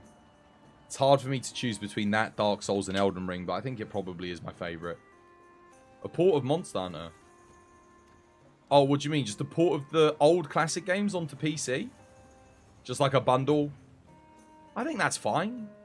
Yeah, I think that would be okay. I don't know how well it would sell. Like, I'm not sure. Again, like, it depends how much work. If they could get it done with like a team of 5 people, get it done quickly, not spend too much money on it, you know, then yeah, I don't see any harm in it. It's just as long as they don't divert resources away from whatever game they're making currently. Because for me, the big thing for Capcom is like they got to nail this next Monster Hunter game. Absolutely, it's got to be it's got to be on another level, right? I think everyone's expectations are way up here, and Capcom have to meet them. It's their biggest selling game of all time. This next Monster Hunter needs to be everything they've learned from Sunbreak, everything they learned from Iceborne, culmination of all the best elements of both of them to make the perfect Monster Hunter game. And that's a big ask, but that's what you need to do in order to sell even more copies than World Iceborne, because you can do it. Are they making another game alongside this one, like Rise? I don't know if they're going to be having 2 teams now, or if everyone's going to be working on whatever their next big game is. I honestly think they might have pulled all of their resources into one, whatever this next game is. They might have a design process going on for the next game, you know, with a team of like 20, 30 people, possibly. But I think you probably see the bulk of the company, like 1,000 people, will all be working on this next Monster Hunter game. You're a Capcom insider. I wish I was.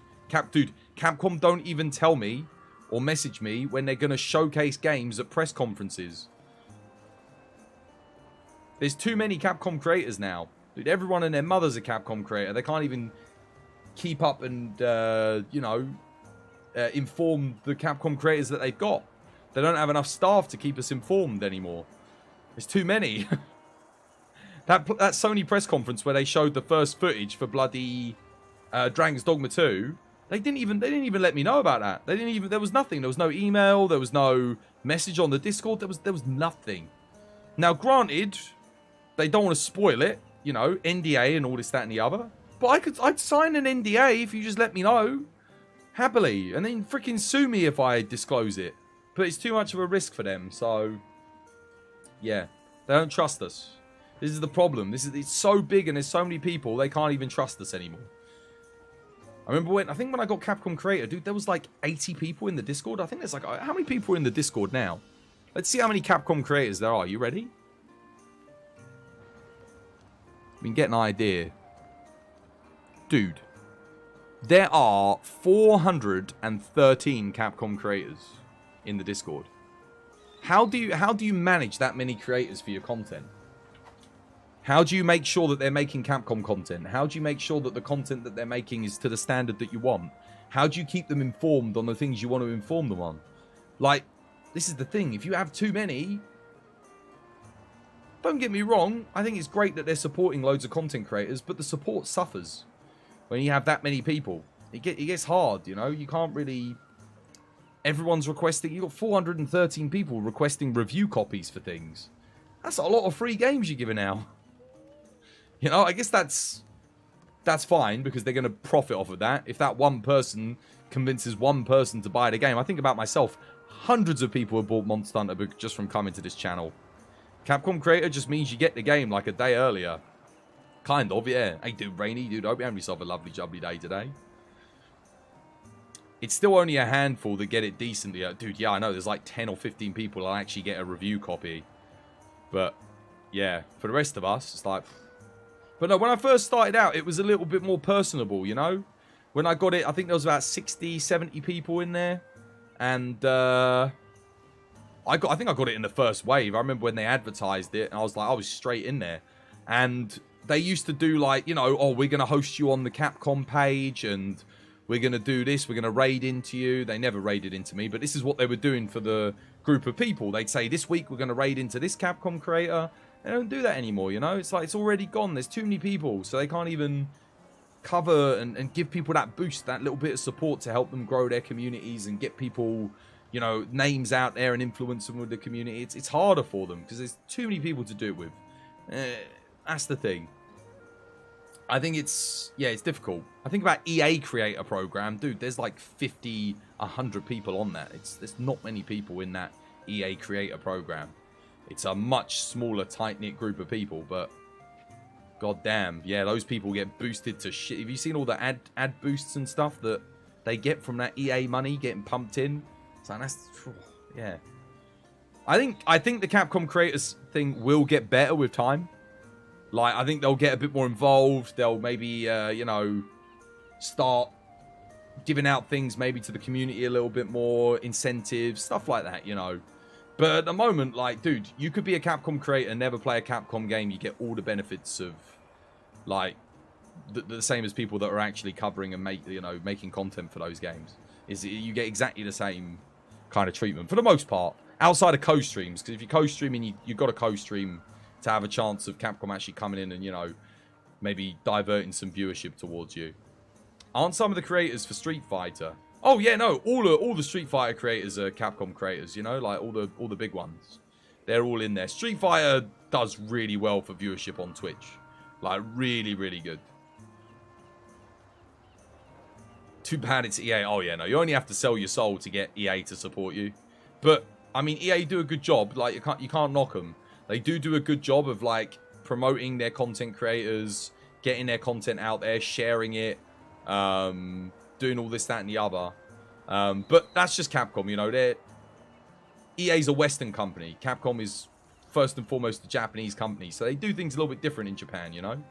But I think ultimately you've got Capcom USA. They'll kind of get a little bit more influence over, perhaps sway the way things work in Japan, and they'll start getting more and more creators sort of involved in this stuff. They're doing really good with the Street Fighter stuff. They've got that big tournament for their creators and everything, $1 million prize pool. And the next Monster Hunter should have like a speed running thing, man. Speaking of which, Rainy, I got an idea for a thing I want to do. I don't know if you're interested, but I have an idea. It's called... I'll read you the thing. I put it up on Twitter. I don't know if you saw it. Maybe you did, but in case you didn't see it. So here's the idea, right? It is called, bloody hell, if I can find it.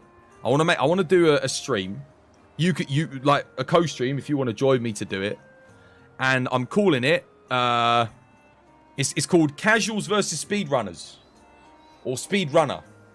And how it is so I'm gonna put you in a situation. Imagine we get 3 newer players at the game. You know, AR 100, maybe 200-ish.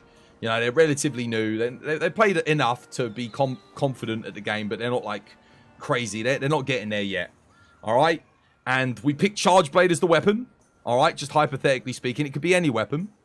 And then we pick a monster out of a hat. We spin a wheel. Gives you a monster. You got those 3 new casual players versus you, Rainy. You have to do 50.1% of the damage to win. And then we'll have a series of rounds. And whoever wins the most rounds wins the thing. Alright? And then I'll be like commentating. I like watch, commentate. I'll get everyone's streams up. Cover the streams. You know, get like 3 other streamers in there. Get you in there. Doesn't have to be you as well. I mean, you can do it if you want to. I'm already signing Raining up to it. I'm trying to talk him into it. But the rules would essentially be 1 versus 3. Alright? You're speedrunner. You're pro. We get 3 casual content creators. You know, they still could be good at the game. But like, obviously, the better they are, the harder it is for you to beat them. You get to pick any loadout that you want. You're not locked into the loadout. And then we do the roles and stuff. The roles for everything. I'll like work out all the rules and all the roles and the spinning of the wheel. All this, that, and the other. And then I'll do the commentary and stuff for you guys and all that. And then basically, if the speedrunner dies during the hunt, immediately the casuals win. So there is an element of like, you know, risk reward. So you've still got to do the damage. But if you die, if you faint once, you cart once, you give the win to them. So you still got to keep yourself alive. But if all of them die, if they all die, so they've got to keep each other alive, which means they're probably going to be healing you potentially as well. If they all wipe, they lose. But they get all the lives. So if they have to fail the quest to wipe it. The monster's picked at random. So it's not like we preset a monster. We'll pick a monster out of a hat, keep it fair, do a few of them. And I was also thinking about random weapons as well, potentially. So, you know, maybe we do like you're assigned, but we also do some random weapons so that, like, we don't just pick the best greatsword player in the world and then we only do greatsword runs for the casuals, like, because there's no way they're going to get 50% of the damage, you know what I'm saying? So, yeah, what do you reckon? Sound like a good idea? I really wanted to make that. I think we could do it. And then, I mean, I'd give myself I'd need to get the highlights from everyone's stream and then edit it, which, I mean, even if we didn't edit it, I feel like it'd be quite a fun thing to stream, but it's an idea.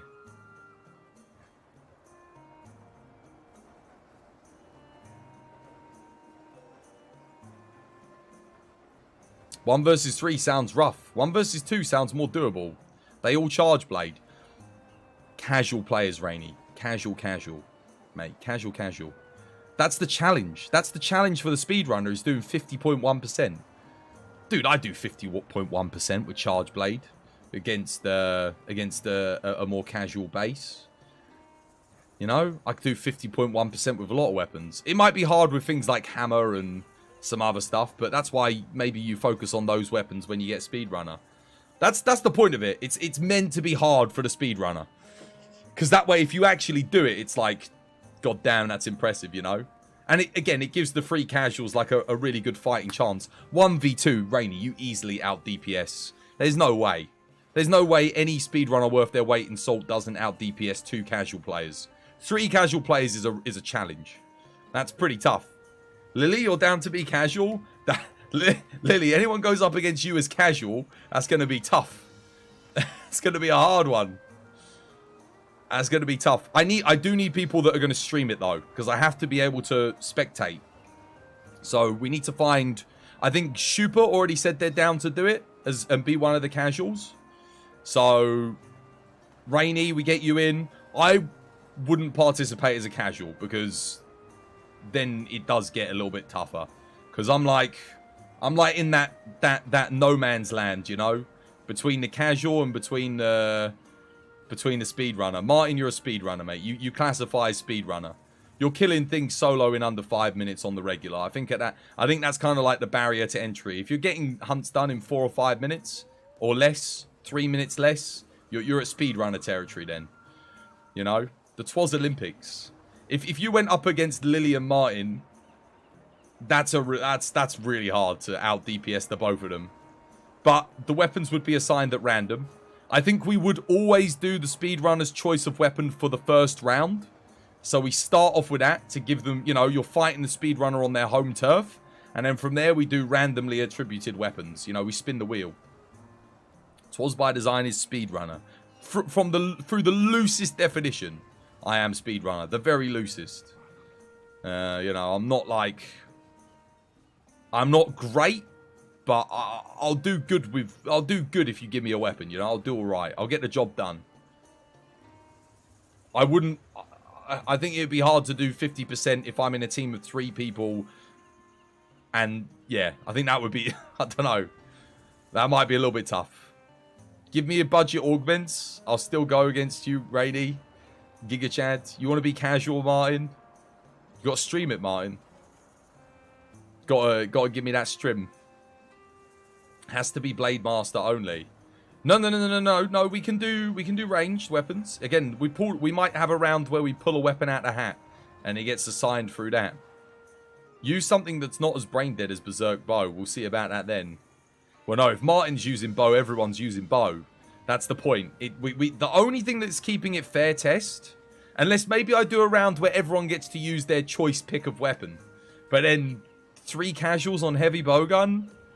Like, versus 1 pro on heavy bowgun, dude, that's like, 3 casuals on bow versus a speedrunner on bow, mate, ain't no way. There ain't no way to speedrun it. Like, maybe. Depends how casual they are. That's tough. That's really hard. You're beating stuff in 3 minutes. Out on your favourite weapon, you struggle to get the sub 5. Now we're on the different updates, I know, but, I just think you have the skill. What you want me to be the speedrunner? I could do speedrunner on 1 episode, maybe. The challenge, honestly, in terms of finding good quality speedrunner players, is not going to be hard for people that want to do this. But I think it's going to be hard to find 3 casual content creators that would want to participate. So, I don't know, Rainy, if you ask around, see if you can get anyone. We've already got Shupa. Shupa said they want to take part in it. If we've got Rainy on board, then we just need 2 more casual players. Do it on the first one, so you see how it works. Yeah. Yeah. I mean, it's going to be chill. It doesn't have to be hyper structured.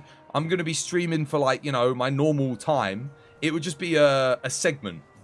You know? A segment of the stream, just to have a little bit of fun, see how it goes. Yeah. You can ask LRG Hayes, see if they want to be the speedrunner, yeah. I know Kage would do it. When Kage's not busy with their studies and exams and stuff, they'll do it. 100%. I reckon it'd be really good fun.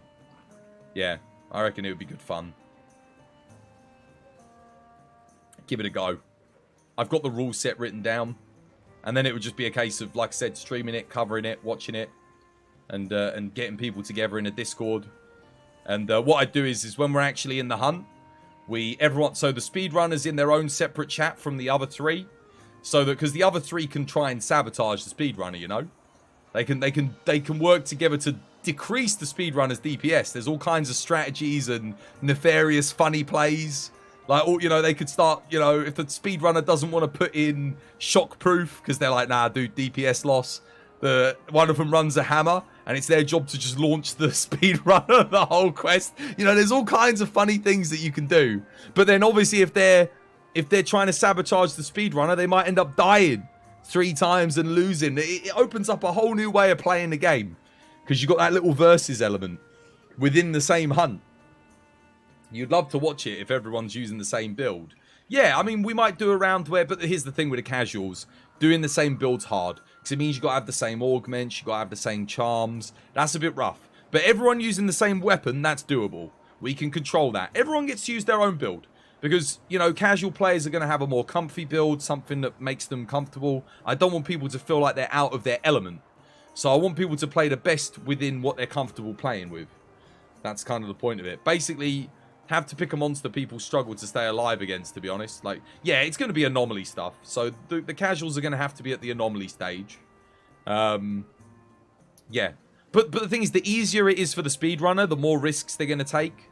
So, and the more opportunities the lower level players have to kind of sabotage things. And again, for the casuals, they're a lot more likely to die to, you know, special investigation monsters, etc. than you'd think.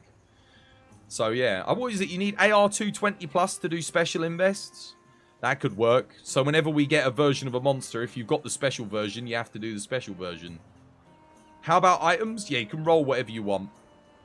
Have the same loadouts? What, all players? No. Because that's where the strategy comes in as well between the casuals and the speedrunner. Speedrunner's not going to be running the same things that the casual runs. Casuals might want to run... let's say, imagine speedrunners using a Dragonheart build. They might have one person dedicated to doing life powders to keep them out of Dragonheart range. You know, there's all kinds of little things. Speedrunner might go full heroics. They're like, yo, I'm going to heroics this up. And then the rest of the team are like, no, you're bloody not. Heal them up. Heal them up. You know, there's all kinds of little things that you can do. I think it'd be funny. I feel like, yeah, it could be entertaining. And then obviously, yeah, I can do commentary on it. Obviously, people can self-commentate. They're all doing their own streams. Yeah, and then we can use that new feature that Twitch got, the guest streaming feature. So I could add all the other channels into the thing, and they can add all the other channels into their streams. It's rough to find people. It's rough to find casuals. Yeah, it's hard. That's the challenge. But Shupa said they want to do it. We could maybe see if like Lily wants to take part, or no, not who was it? Ileana, sorry, and maybe who else? I'm literally just going down me list now. Yeah, why? The name was in my head and it just bloody disappeared. I knew exactly who I was going to say. And then it went. God damn it. Lumi, Ileana, they might want to... They're still playing. They're still like, you know, they're at that stage where... Well, Lumi's damn good. But not with every weapon. So there's going to be some weapons where if you roll them out, pick them out of a hat, then they're not going to be as good with it. Because remember, you have to play the weapon class that's attributed. So it's going to be interesting, because then people have to make new builds for it. And obviously, I don't know, Rainy, what weapon do you suck with? I think Rainy can probably play everything, but there's going to be rounds where even the speedrunner's going to be like, yo, this is rough, I don't play this. Never played this, never touched it. I'm assuming Rainy has some level of proficiency in every single weapon. But then some speedrunners won't. Some speedrunners might have never touched a weapon. Maybe, possibly. So yeah, let him go Insect Glaive. Dude, 4-player Insect Glaive hunts. And then you're going to get things like Hunting Horn, where everyone's on Hunting Horn. You're going to see some really unique strategies start coming up. You know, like, goddamn, if I play this peak hunting horn, I'm going to give all the best buffs to the casuals. And now they're doing way more damage. Then you've got to get casuals to have maybe 3 or 4 weapons that they're good with. No, that doesn't matter. That's all part of the fun. If they're terrible with a weapon, that doesn't matter. It also means that they have to make a build within their means. They might not be able to make the best build. And that's fine. That's all part of the entertainment factor, you know? They make the best thing that they can. Doesn't have to be perfect. That's all part of the fun of the idea of it is, you know, it helps people, maybe some of the casuals, they branch out, play some things they never got to play before, pick up some new weapons. They might even play some things for the first time in that game. And that's all part of the fun of it. So they're focusing on just staying alive, which gives the speedrunner a bit more of a chance to do the 50.1% damage. Maybe they end up fighting a monster that they're not comfortable with at all. You had the fastest demo Magna Clear on Hunting Horn. Dude, I still remember raiding you back then, and you were like, mate, I'm a Hunting Horn main now.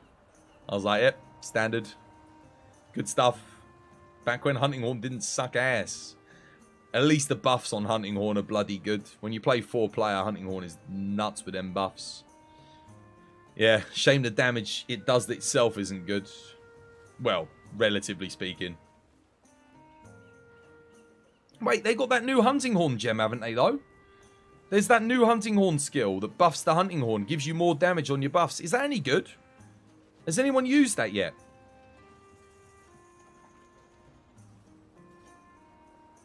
Then became the Swax Abuser. Rainier's Swax Abuser. Swax and CB. I wouldn't say you can abuse those weapons necessarily. Martin, you play bow, mate. I play bow. Trust me, I know what abuse is in Monster Hunter. Bow probably falls under the category more than Charge Blade and bloody Switch Axe. There's no reason not to use it when using Hunting Horn. It's a 1-slot efficient. How much does it give? Does it give good damage? When was bow bad? Never. It's never been bad. It's always been peak. Like, it had a small... Bow only sucks in the early game and in the mid game. Once you hit the end game, mate, don't you tell me Freedom Unite bow sucks. Freedom Unite bow was ridiculous. It kind of sucked in Frontier, though, not gonna lie. Frontier, that's it. That's the only time where I didn't like bow. Bow sucked in Frontier. I crucify me if you will, but I was not a fan. You always played bow. Did you like it in Frontier? It sounds like you were bad back then. Bow was amazing in Unite. It was incredible. It was my fate. It was the only ranged weapon I'd play.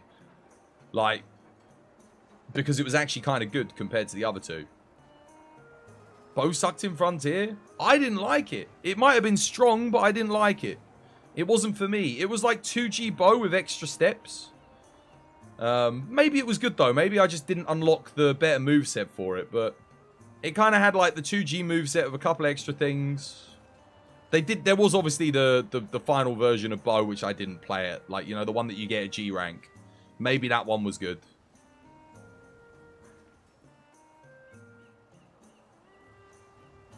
You don't choose bow because it's OP. Freedom Unite bow, aim and run. Yeah, that was it. That was it. Simple times, mate. The shot, there was just the shoot. The shot type was dictated by the predetermined pattern. That was it. And you charged the shot or you didn't charge the shot. You charged the shot when you had power coatings, and after that it was fair game. No charging sidestep. No, it was just shoot on the opening, move out the way, aim and shoot. And you had that little line, that lovely little arc to show you where your arrows were going. And you sort of moved like a turret. You stood still and you went awkwardly. Bow was broken in Frontier until the skills started scaling infinitely better with the melee than the ranged. Oh, really? Your monster health got really high, which meant, yeah, mate, to be fair, I didn't have a good skill for it. Like, when I used it, what did I have? I had, like, a terrible build. I kind of touched it, and I was like, this ain't as much fun as dual blades and switch axe and long sword and great sword. I was like, I'm good. But maybe I should have given it more of a chance. Because it was 2G bow, basically. But again, with more stuff, you could like sprint and that and run around eventually. And yeah. There's no infinite close range coatings. No. You just had power coatings and all your other coatings. So going from Unite to World, you're clueless about in between. Honestly, outside of Frontier, bow did not change that much. Can't speak for Generations Ultimate, but ranged weapons in general, 4U and 3, like Tri. We didn't even have bow in Tri, it was gone. But like portable third, etc., it really didn't change that much. I think you got close range coating added, that was probably about it, right? I'm probably missing something. Yeah, I think you might have got the upshot, like the vertical shot types, like you could, yeah. You still don't like the hammer after all these years. I used to love hammer. The weird thing is I feel like I like hammer less and less with each subsequent entry, which is odd because the weapon's not necessarily worse, it's just I just feel like to quote Rainy, its core identity is getting lost. Its identity as the thing that knocks stuff out, it's like the KO is like non-existent now. That's I don't know if that's a fault of the weapon or just the game and the fact that stun like KO thresholds are so freaking high for hammer. It's kind of rough. Golf swing gets worse and worse and worse. Yeah, like the standard triangle combo, like it's just been diminishing ever since. It's like watching the Charge Blade SAED suck. It's like if base Rise Charge Blade never got like anything for it to you know, to improve it and make it feel better, and it's just kind of left in that state. That's hammer basically. You took my tip. You were running the treadmill whilst watching anime, dude. I told you, man. 100%. Why not? I'm gonna go cycle now. I'm gonna go do some cycling. I've got probably got something I can watch. Don't know what, but yeah. Actually, we can go raid LRG. Speaking of, let's go say hi to them. See how they're doing. They are also playing Monster Hunter. Here we go. Here's the raid message, guys. Get that copied and pasted. We're heading in. You could feel the burn? Dude, I told you. Eventually, you'll be fit as a fiddle. Trust me. You'll get in good shape. Just every time you watch anime, don't allow yourself to watch anime without going on the treadmill or without going on your exercise bike. And that's it. Before you know it, you'll just be, you know, super healthy. Good for your heart, good for your legs, good for your core. Just do it, man. Look at old Twazboy. Peak masculine performance. Not really, but you know. Yeah. GG, thanks for the stream, dude. Thank you for stopping by, Rainy. I appreciate you. Shout outs to you, man. Shout outs to you. Guys, if you're not following Rainy, go show him some love. Legend. Speedrunner. And hopefully, we'll get to do like this little co-stream idea that I had. And that should be good fun. There we go. Well, double shout out. Double shout out. Wait, did I just do Rainy's name wrong? Why did I put... Sorry, I put two freaking... Someone got it right. Who was it that did... Oh, it's Amaral. I can always rely on Amaral. Legend. Touch some grass. Right. Get the sub raid message copied and pasted, guys. Who's coming in with me? We're going to go raid. Indeed. Big handsome streamer goals. Mate. Almost a troll. Not quite a troll. You know, like, not like a troll as in being horrible and making you feel bad. A troll as in living under the bridge and stealing your goats from you for dinner. That's me. Alright. Much love, guys. Take care, and I will see you. Dude, Rainy, there's someone else with your name who streams Fortnite. Archie just followed me. With a double underscore. Rainy, they're giving you a bad name, Rainy. Rainy, what is this? Mate. Rainy. Rainy, why you... What is this, Rainy? Who are you associated with? That would be like if there was a Twas by Design. You know, it was spelled with an O instead of an E. Twas by Design. And he was bloody streaming EA games. Giving me a bad name. Bootleg. Man, there's a bootleg Rainy streaming freaking Fortnite, man. What's going on? Oh, dear. It's Rainy's second channel. when he gets home from a busy day of Monster Hunter speed running. When he gets home from his medical exams, what is he doing? He kicks his feet up. He goes on the second channel, streams some Fortnite. Rainy, what are you doing, mate? So 'twas by design, streaming Wild Arts. All right, guys, I gotta go, man. I gotta go. We got to raid. We're raiding. We're gonna raid LG. Give him a follow. Show him some love, guys. Get the raid message copied and pasted. Who's coming in with me? Get it copy pasted. Let's go show them some love because they've been raiding us recently and chilling with us. Let's go return the love. All right, much love, guys. Take care. Hopefully, I'll catch you again tomorrow. Shouts to Fighter. Thank you for the raid. Thank you to everyone who came in on that raid. Shouts to Conquifador as well. Love that name, Conquifador. What a legend. All right, here comes the credits. Au revoir, guys. Au revoir. 1, 2, 3, go. Twas by design. Twas by design. Twas by design. Twas by design. Twas by design. Twas by design. Twas by design. Twas by design. Twas by design. Twas by design. Twas by design. Twas by design. Twas by design. Twas by design. Twas by design. Twas by design.